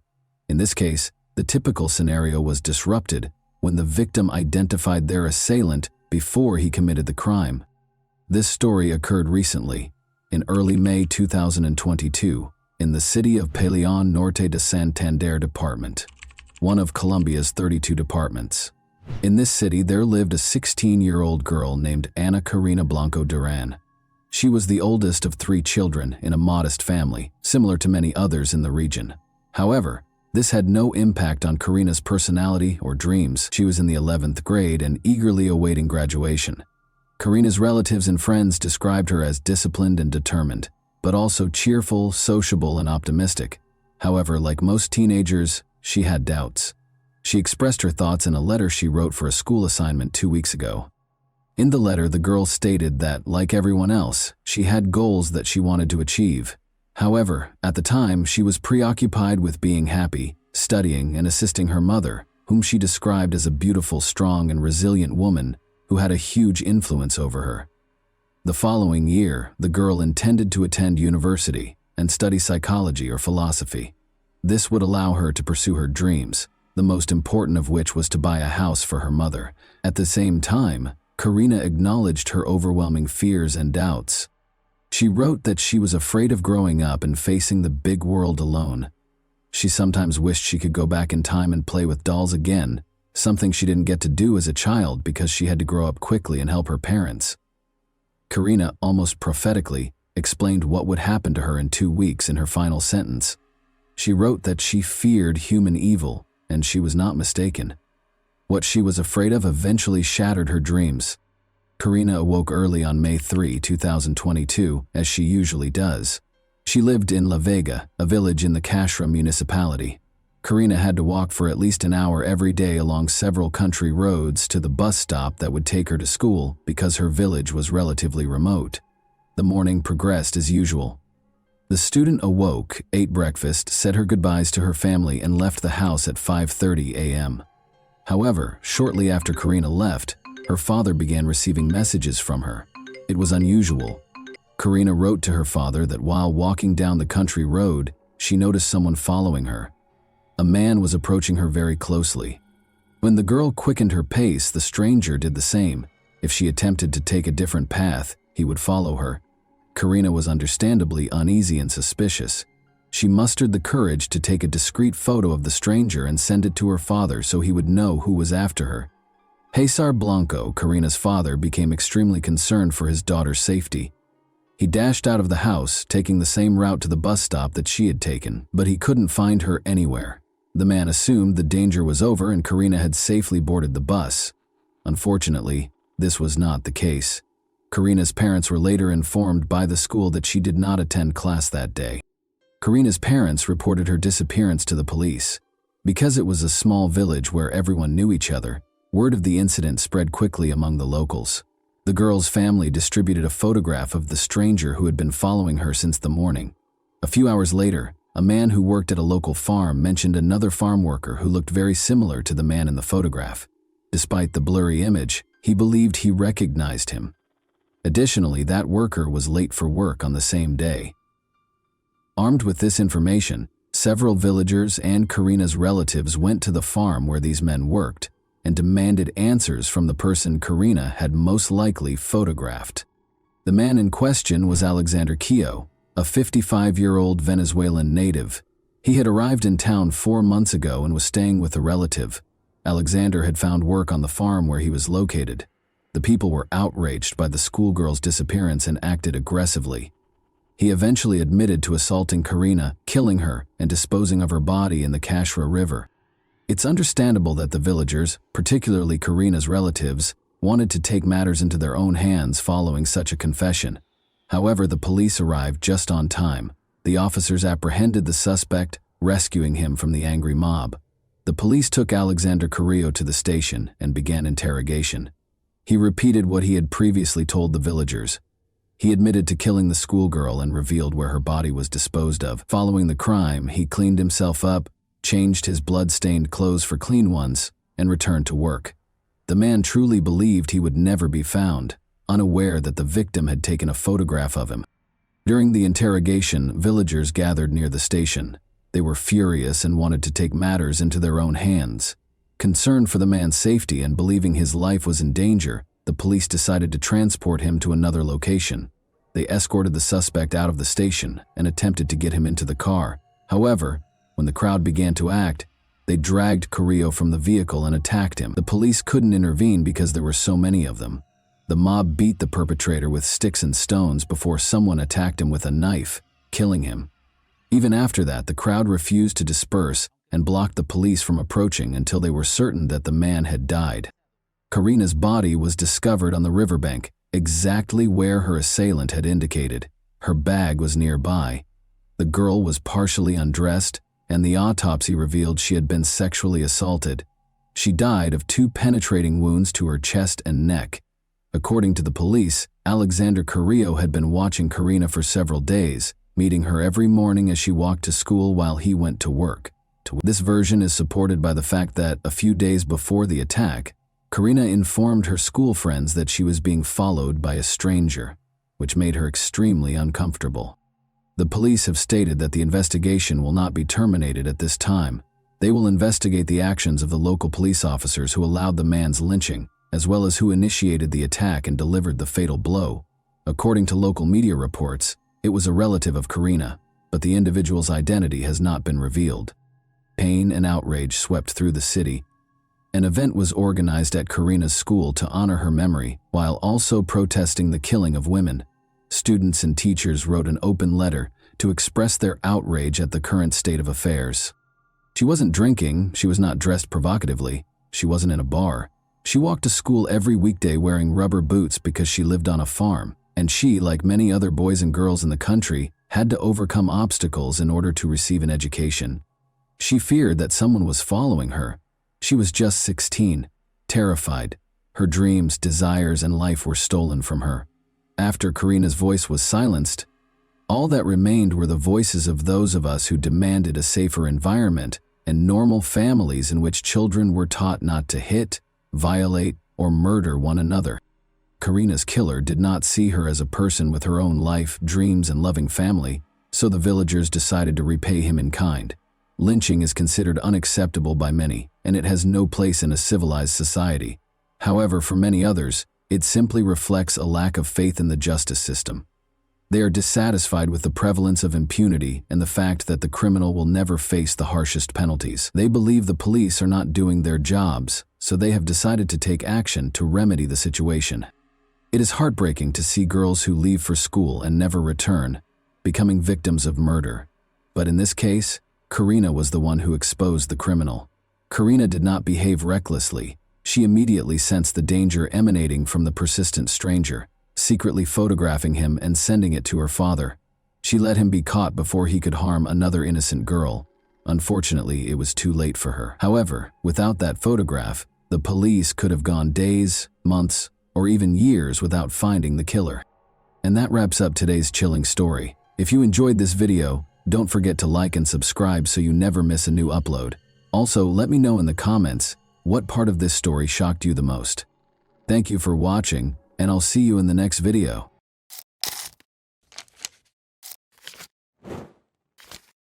Hey guys, welcome to my channel, and today we're going to take a look at another horrible case with you.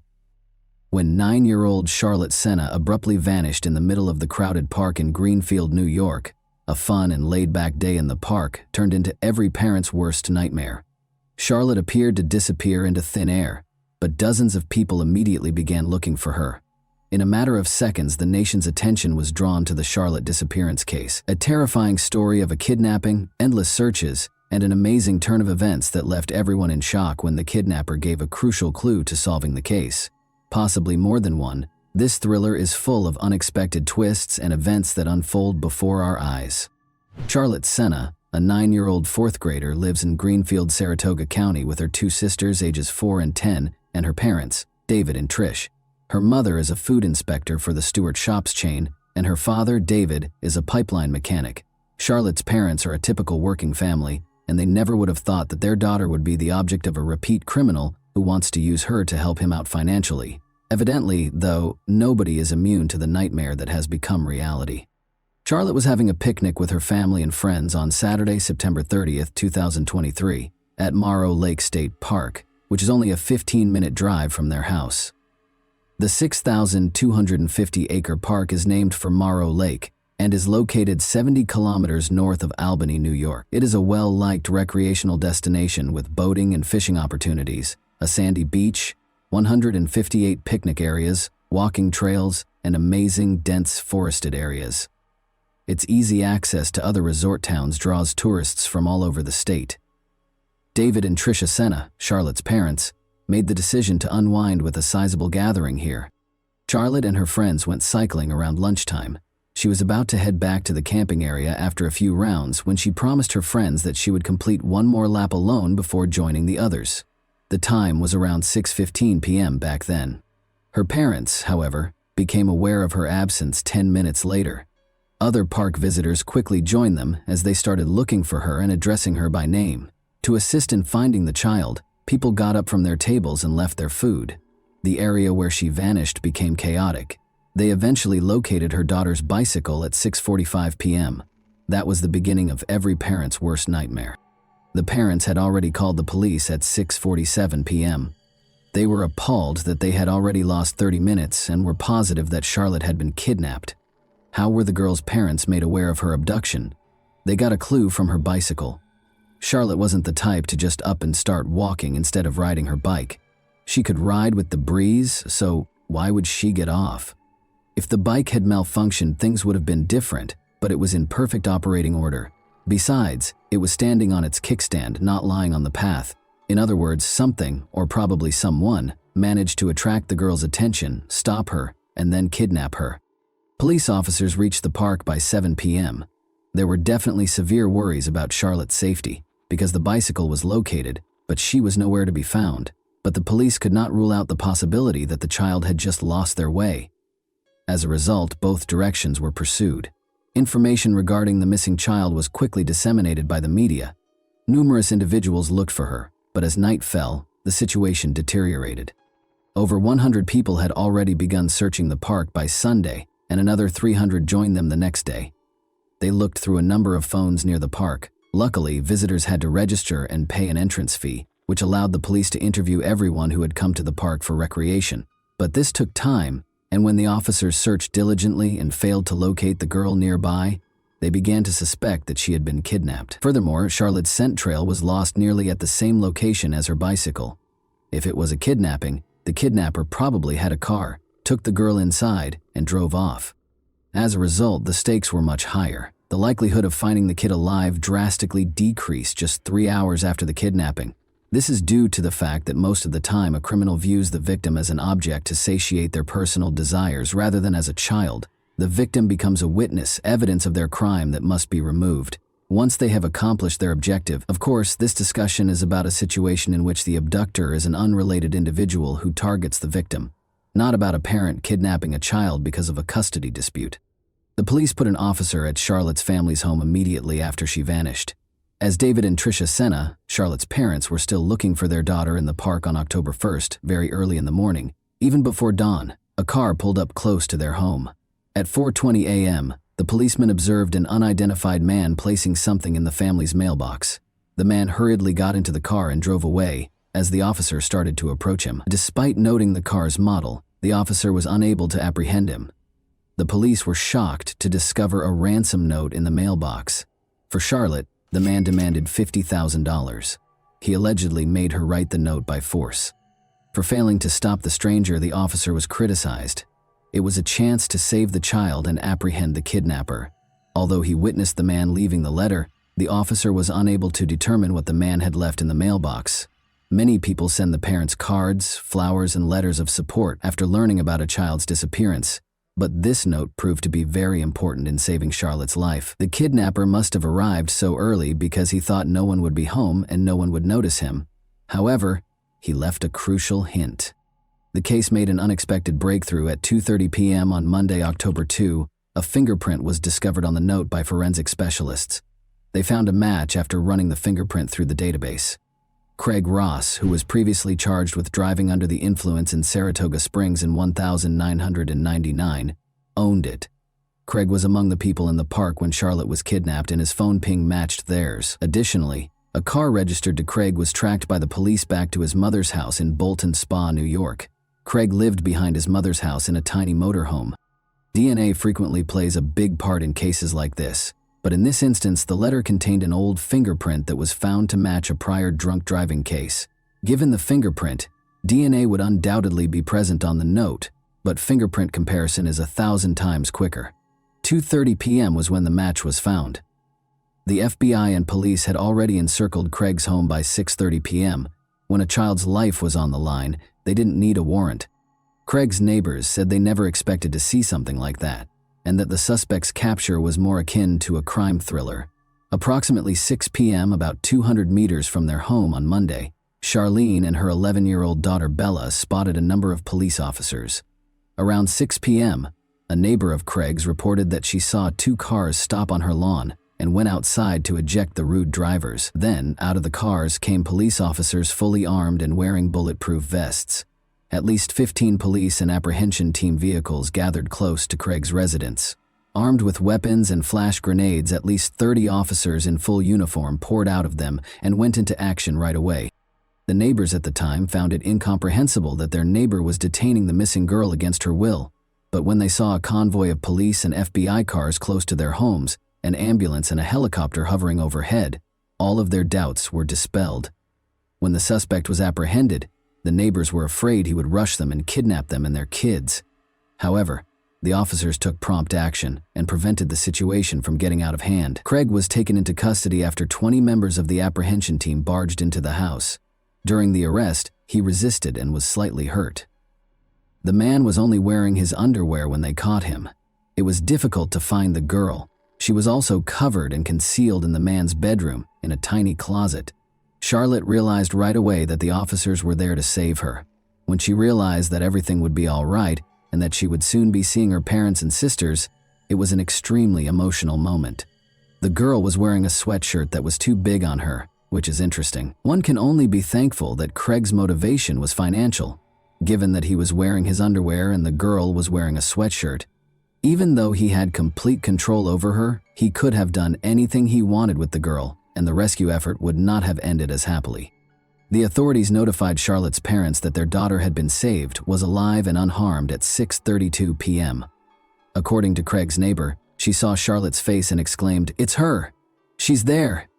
as she watched Charlotte being loaded into the ambulance. The woman acknowledged that until her mother showed up and reassured her daughter that Charlotte was safe, she longed to embrace and hold her. Over the course of these few days, the girl became like family to everyone who had been worried about her. Everyone, including the police officers, prayed for her and hoped she would return home safely.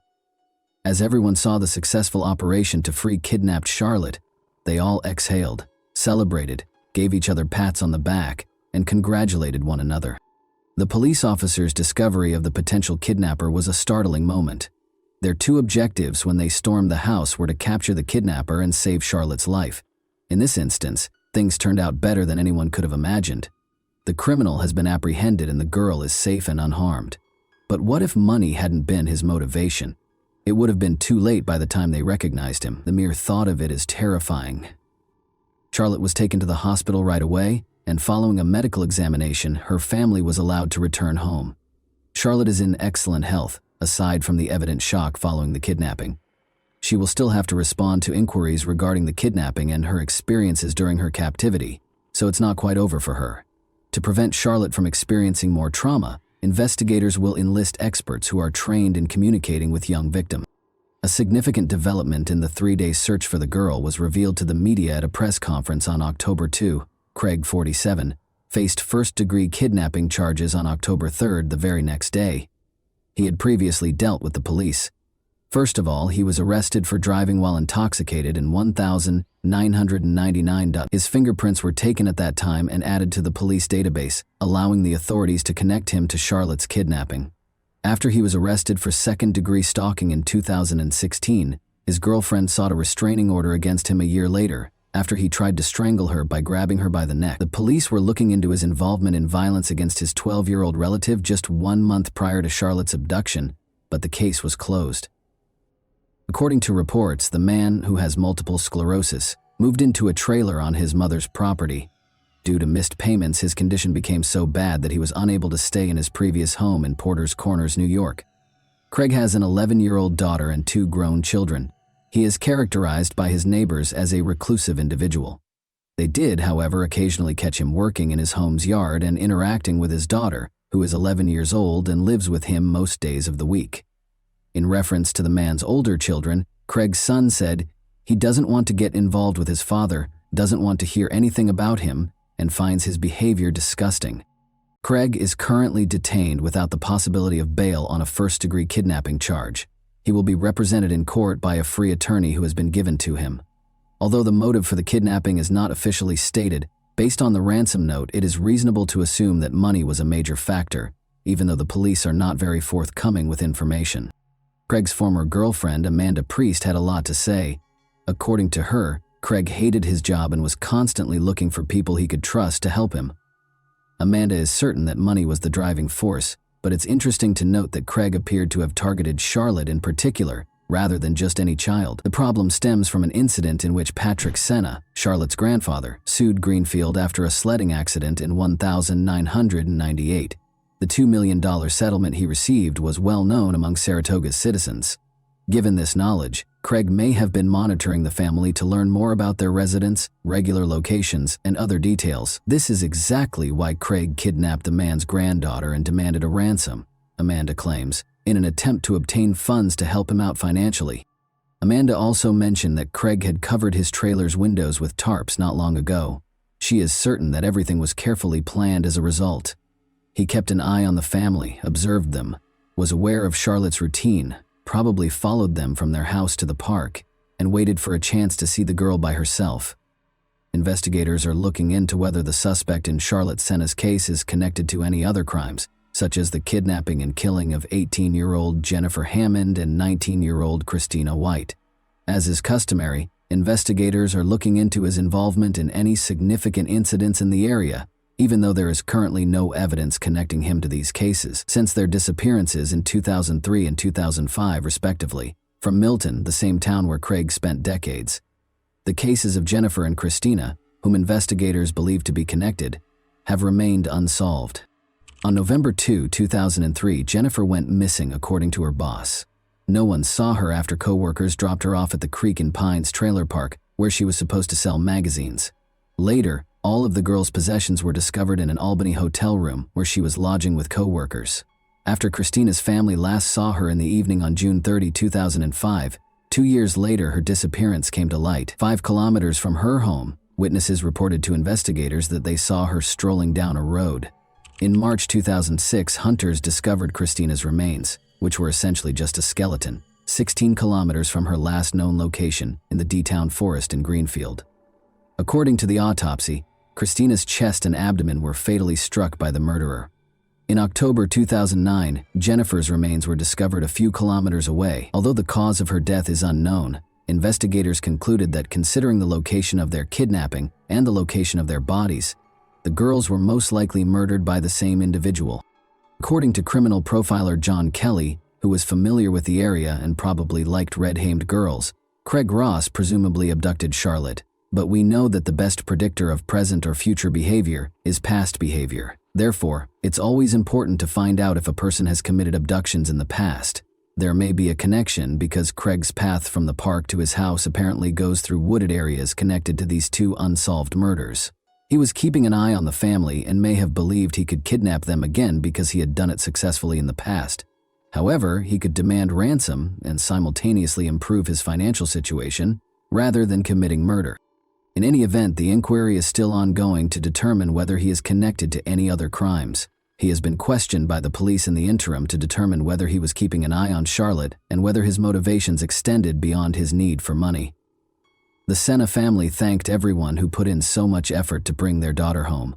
Naturally, they expressed their relief at Charlotte's return home and recognize how lucky they are that things turned out this way. They are aware that not all kidnapped children make it back home safely.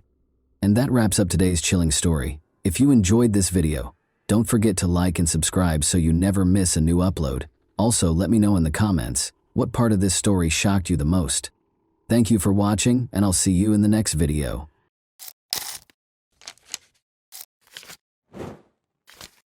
Hey guys, welcome to my channel, and today we're going to take a look at another horrible case with you. The community was rocked in 2010 when several women's bodies were found along Gilgo Beach. While some victims were found that year, others were found in 2011, all of whom had evidence of ruthless murder.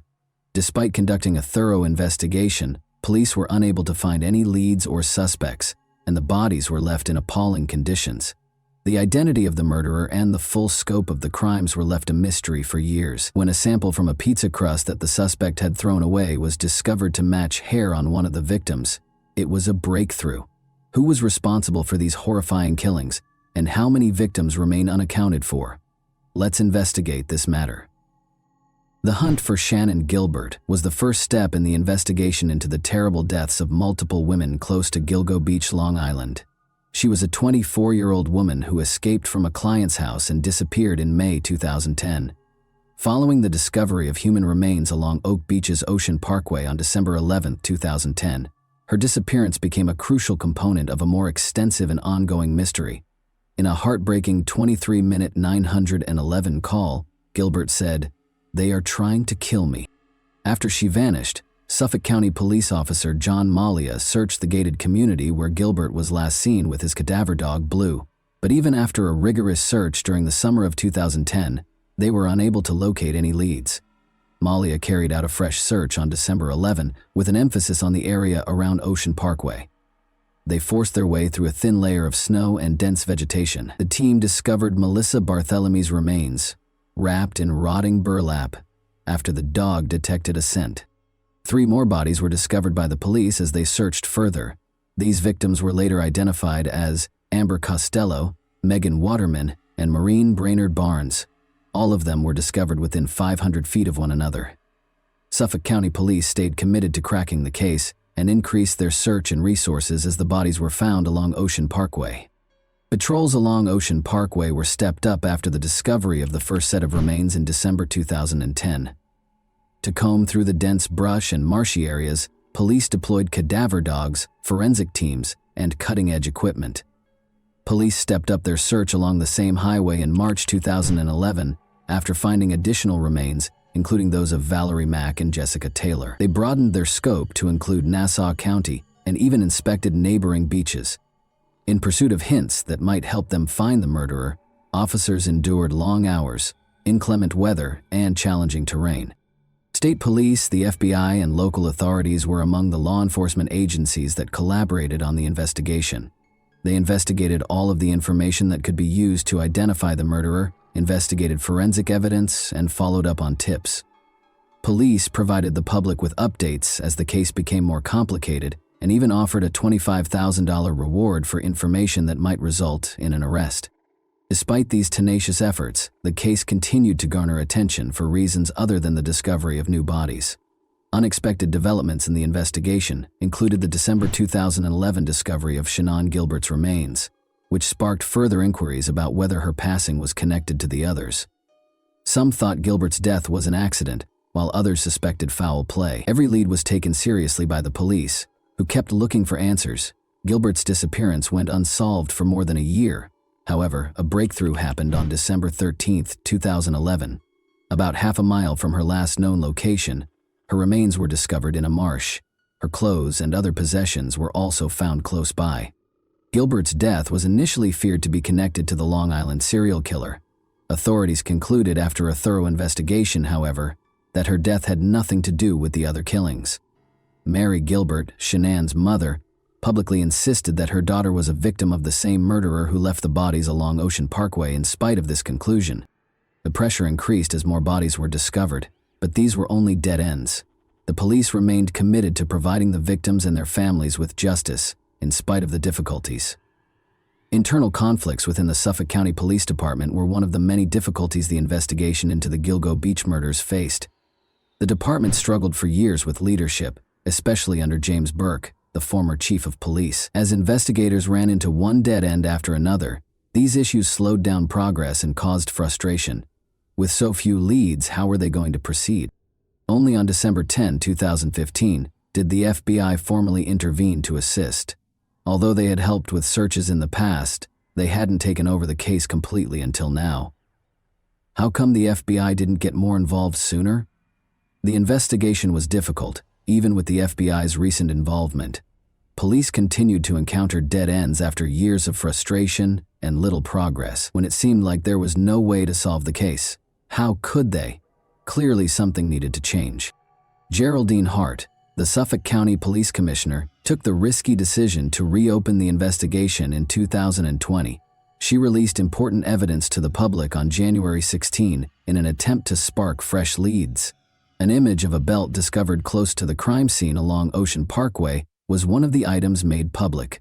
Initials, either HM or WHF, were stamped on the belt, but none of the victims were identified by them. To whom did it belong?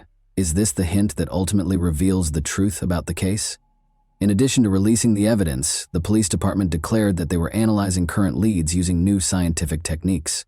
They started the website gilgonews.com to keep the public informed, allowing anyone with information to come forward. Would the same mysteries that had plagued the investigation for years continue to stall it?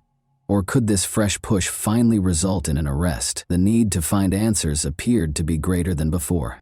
Researchers used genetic genealogy, a novel tool, in June 2019. Everyone was curious as to whether this novel approach would ultimately solve the case. The investigation had been at a standstill for years, with few leads and innumerable unsolved questions. However, genetic genealogy provided a novel strategy that proved effective. Authorities recognized Jane Doe number 6 as Valerie Mack in May 2020. Her remains had been found in fragments for years, but using this new technique, they were able to match her DNA to her family and finally give her a name. The identification of Jane Doe number 7 as Karen Vergata in August 2023 marked yet another breakthrough. Her identity had been a mystery for almost 30 years, but the case advanced further because of genetic genealogy. These developments provided fresh impetus for the inquiry. The puzzle was gradually beginning to fit together, but there was still a long way to go. The bodies of the Gilgo Beach murder victims, found in 2010, were quickly linked to a horrific series of killings that had plagued Long Island for many years. However, how did investigators make the breakthrough when they were confronted with so many dead ends and unclear leads? Melissa Bartholomew was the first casualty. In July 2009, Melissa, a 24-year-old Bronx resident, disappeared. Before going missing for weeks, she had tried to call an ex-boyfriend and made a deposit into her bank account. Someone using Melissa's phone made threatening calls to Amanda, her 15-year-old sister. The caller made fun of Amanda and even disclosed Melissa's death. Police were unable to identify the caller even after tracking the calls to multiple locations, such as Madison Square Garden and Massapequa. In December 2010, Melissa's body, the first of the Gilgo Four to be found, was discovered close to Marines. It was Maureen Brainerd Barnes who was the second victim. After telling a friend she was heading to New York City, 25-year-old Maureen from Connecticut was last seen on July 9, 2007. She became a mother of 2 and used sex work to help support her family, but she later went back to it after experiencing financial difficulties. Maureen never came back after setting up a meeting with a client. In December 2010, more than 3 years later, her remains were discovered.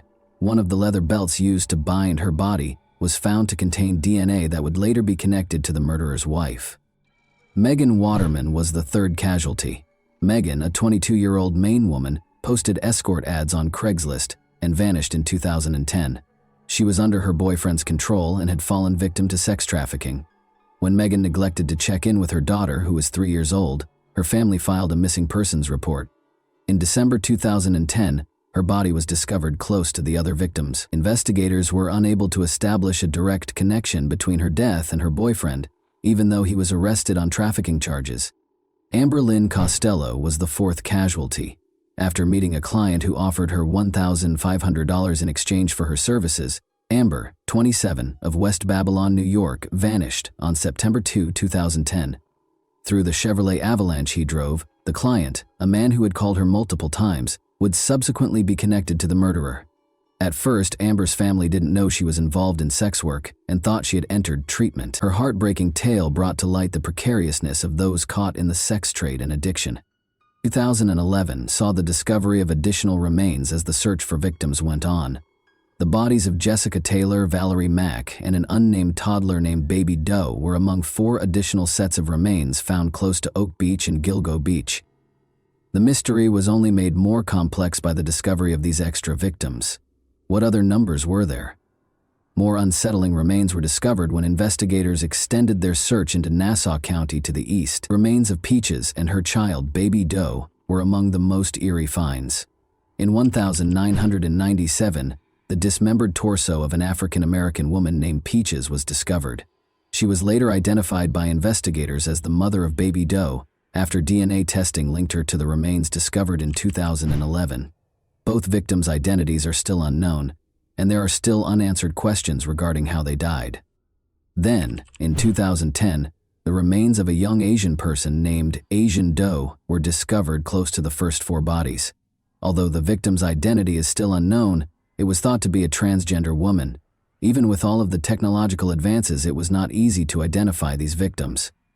The case appeared unsolvable due to the lack of leads and persistent dead ends. How could detectives, who were already having a hard time identifying so many victims, ever hope to catch the murderer?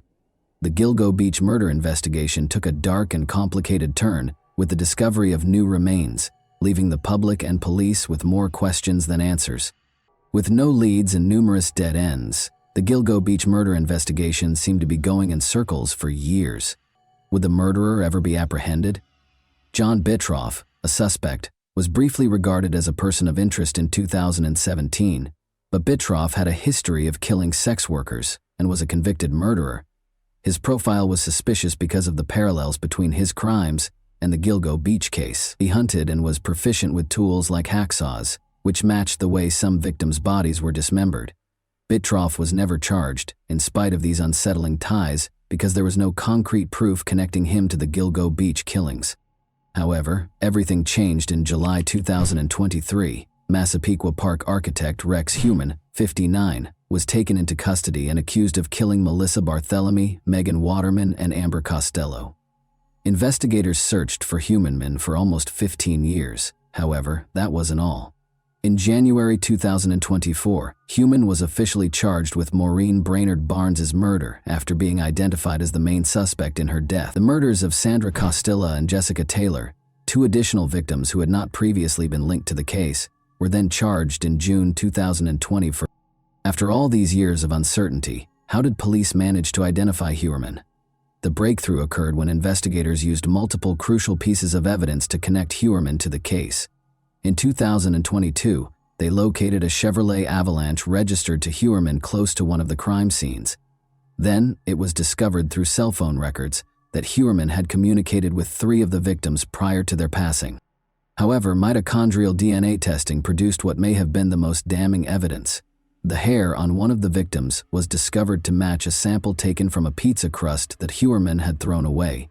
The fact that Heuermann's wife's hair also matched samples taken from multiple victims only served to heighten the unease. Crucially, though, she and their kids were out of state at the time of the killings.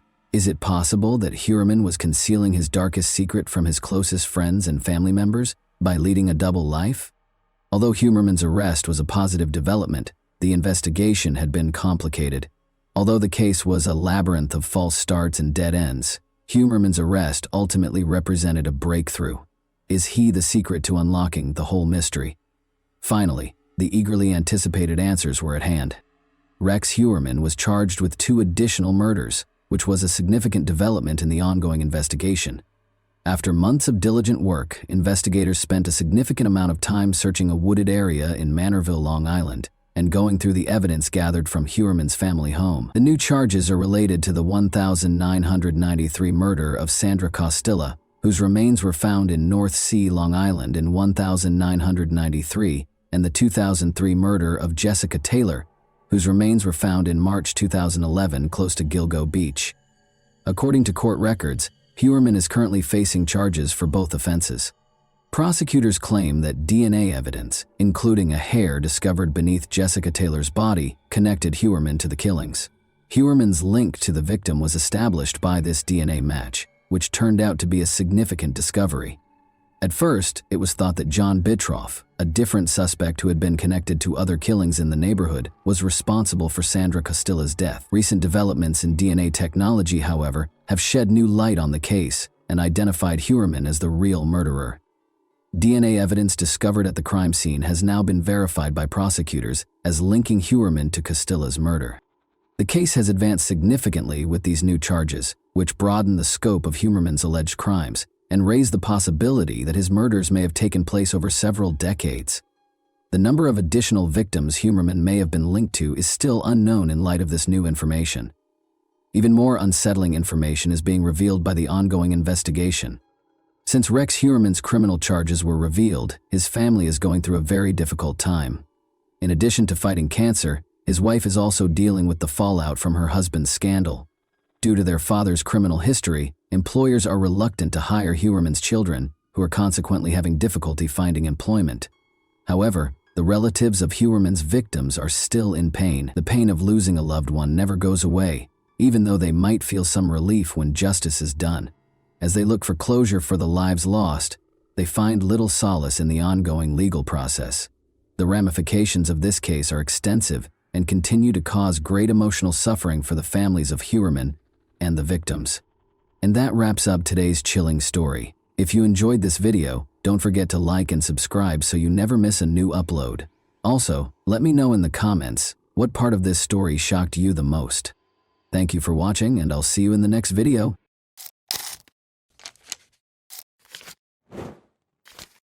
Hey guys, welcome to my channel, and today we're going to take a look at another horrible case with you. This apparently calm woman was 23-year-old Omaima Aray Nelson, who had recently learned of the death of her 56-year-old husband, William Edwin Nelson, also called Bill. She didn't seem to be able to take it all in. But everyone was in for something much darker than they had anticipated.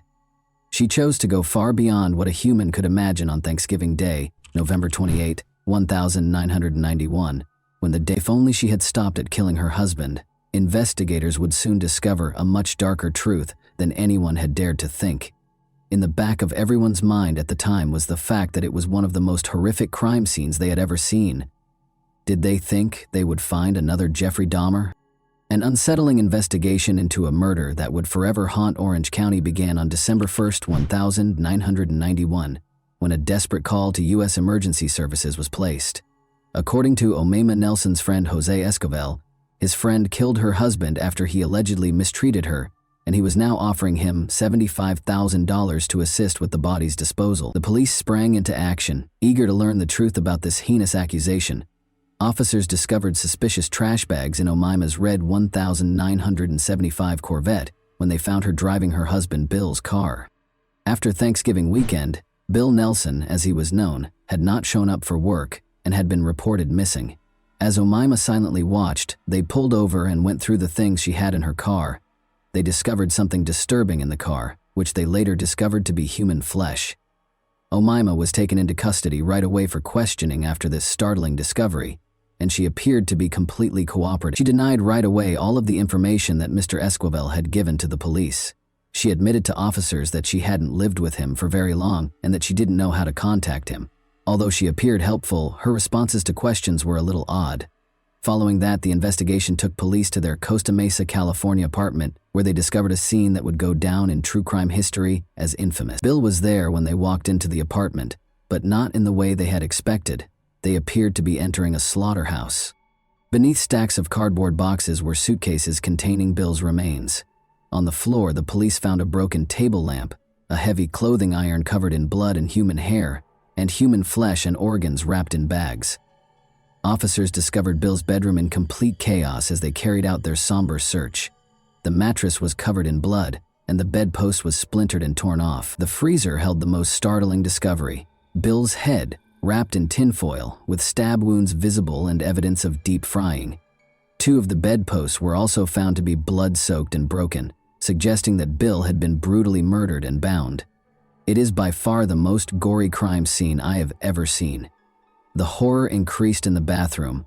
Skinned and carved, Bill's torso and chest hung over the bathtub, allowing the blood to seep into it like it was in a butcher shop. They had castrated his body. Police entered the kitchen and discovered pans and pots with what looked to be stew left on the stove. Bill Nelson's hands, soaked in the mixture and covered in bruises, were among the turkey meat and vegetables. He had apparently been bound tightly prior to his murder. Bits of his hips, a grim take on Thanksgiving leftovers, were mingled with cranberry sauce in the trash can. Unfathomable horror was depicted in this horrific scene as investigators sought to understand how such a tragedy could occur within what was supposed to be a loving marriage. The case's terrifying details would later be compared to fictional horror stories. The condition of Bill's dismembered body prevented the police from determining the cause of death right away. Although the officers were positive it was Bill, they dug deep into Omaima's past to be absolutely certain and to solve the mystery of this heartbreaking murder. They were about to make one of the most unsettling discoveries of their professional lives. In 1968, Omaima Aray Nelson was born in a small, destitute farming village in southern Egypt, close to the Sudanese border. She was one of 16 children born into a traditional Arabic family, and her early years were difficult and traumatic. From an early age, she experienced physical and sexual abuse at the hands of her violent and irascible father. At the age of 7, she was subjected to the horrifying custom of female circumcision, which further exacerbated the wounds from her early years. She was in excruciating pain all the time after this procedure, which turned intimacy into a terrifying experience. As she grew older, her mother made the painful choice to leave her father and relocate to Cairo, the city of the dead, an Egyptian city notorious for its houses erected around cemeteries. Umayma had to deal with more difficulties in this depressing setting. In addition to impairing her capacity to build close relationships, the suffering she went through left her feeling extremely vulnerable and afraid. Notwithstanding all of the difficulties, Umayma developed into a young woman of remarkable beauty and vitality. By 1986, when Umayma turned 18, her life had taken yet another unexpected turn. Roger Stainbrook, an American oil worker on contract in Egypt, was introduced to her. She fell in love with him because she was drawn to him in the prospect of starting over. Despite her initial reluctance, her mother ultimately agreed to the cross-cultural relationship, perhaps out of concern that no Egyptian man would take her in. Umayma accompanied him to Texas, USA, in search of freedom and better prospects. There, however, she would only face yet another difficult chapter. Their marriage ended soon after the fissures in their relationship became apparent. Umayma, still a teenager, was left stranded and alone in a foreign city, with no one to turn to and only a rudimentary understanding of English. Umayma took on odd jobs like waitressing and nannying because she was desperate to make ends meet. But these weren't enough. At one point, she attacked 2 security guards who caught her stealing in a department store, and she even ended up getting briefly arrested for robbing a pharmacy. She also worked as a model part-time before realizing that her beauty could help her survive. She played a dangerous game to survive by luring men in and captivating them with her attractive appearance, only to rob them when they were most exposed. Umayma would place men in precarious situations, restrain them, use force, and take their belongings. She used this strategy to rob several men, but no one reported her because the officers thought it would embarrass them. She lived off of these items until meeting 56-year-old Bill in October 1991, who seemed like a kind and giving man.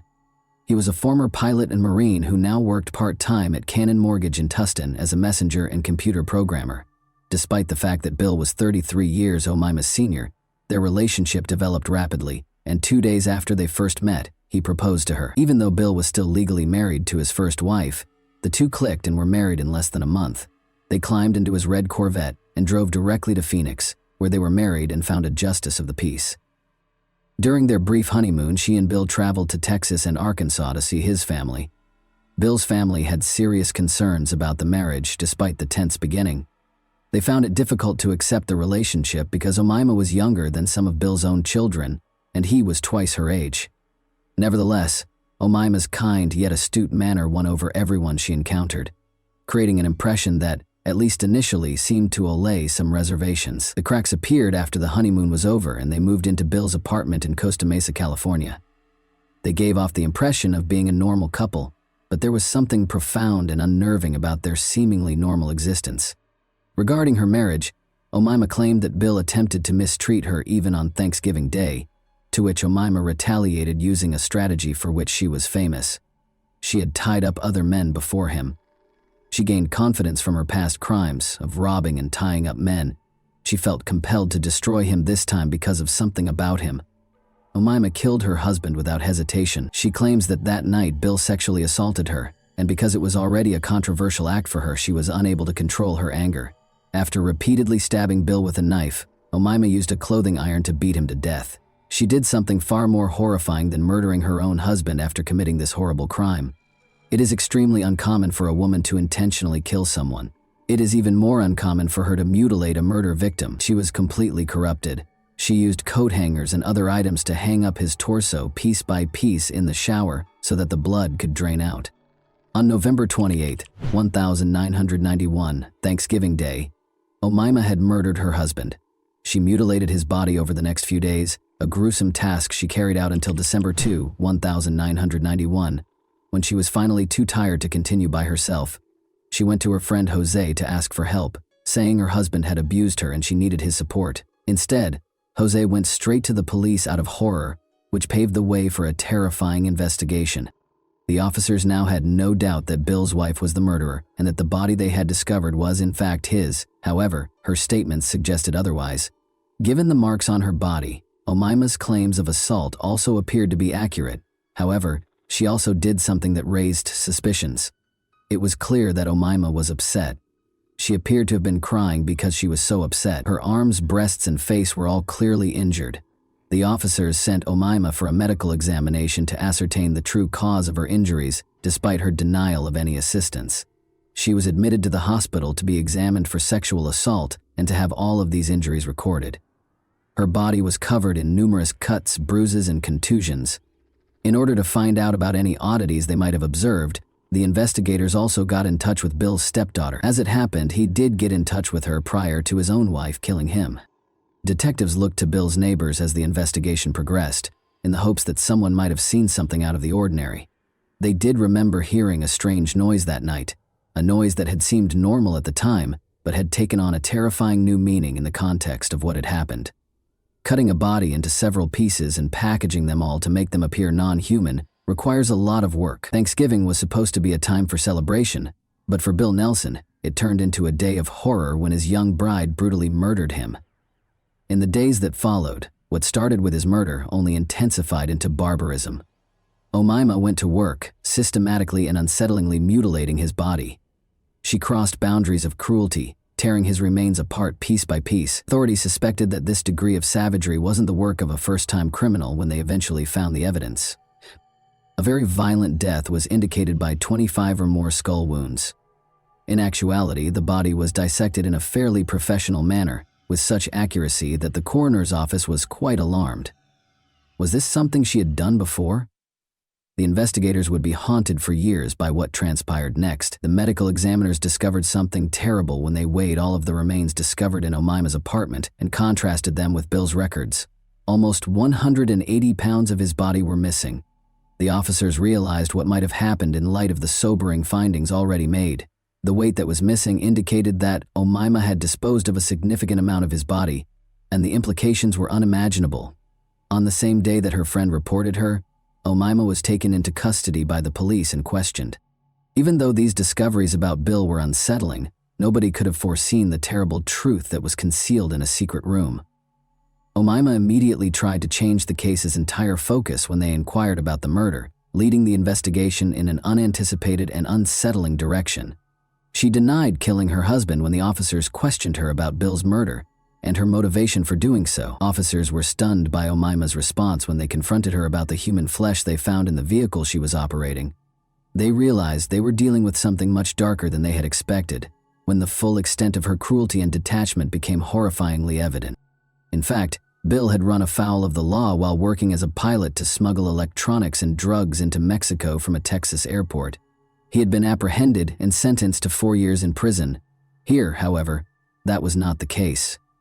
Omaima revealed the possible motivation behind her murder of her husband when the officers called her in for a second round of interrogation. She claimed that after they were married, Bill began to act violently, abusing her both physically and sexually during their brief marriage. She denied killing him, though. Omaima eventually confessed to killing her husband after being pressed further, but she left them with yet another unsolved mystery. The officers were starting to realize that Omaima was mentally ill, perhaps as a result of her traumatic past. Then she made a statement that confirmed the suspicion even more. The officers could tell from her demand that Omaima either had real mental health problems or was feigning them in order to get her sentence lowered. The fact that this was not the first time she had done this further confirmed their suspicion that she was merely making up her psychotic condition to get out of paying the penalty.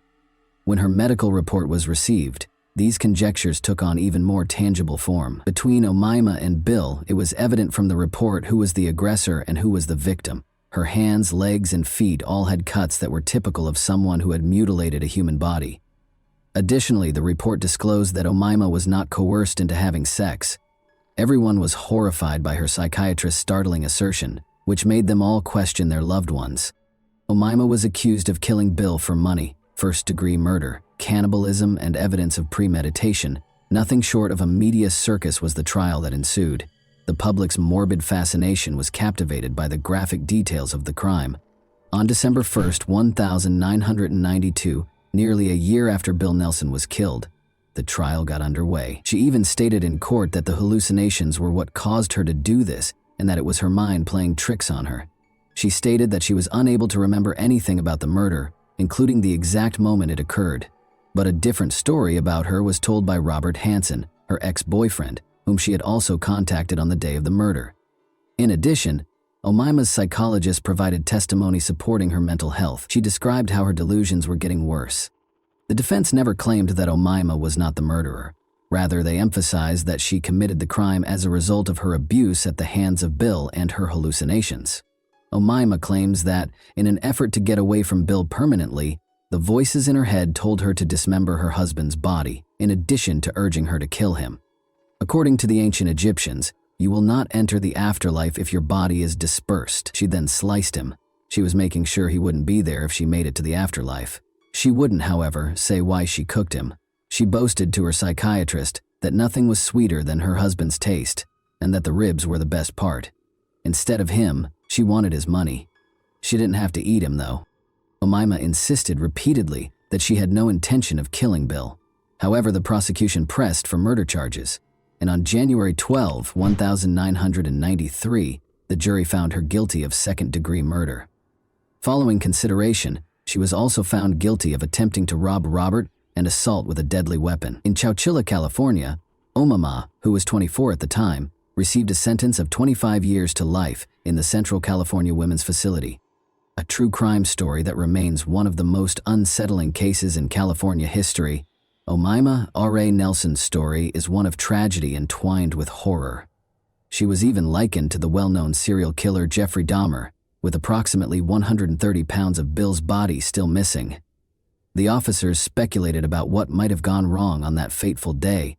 Even though Omaima never admitted to the main details of the story, they hypothesized that he and Omaima engaged in a voluntary bondage session. She most likely wanted money or access to his wealth, which is why she tied him to the headboard.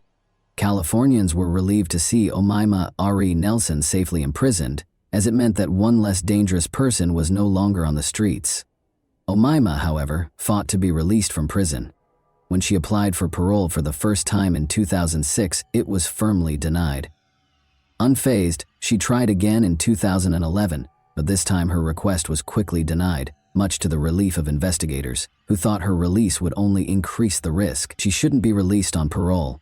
She poses a serious threat to society because, since her incarceration, she has been engaging in the same behaviors that she did before. At the time of Mr. Nelson's passing, she married a man she knew.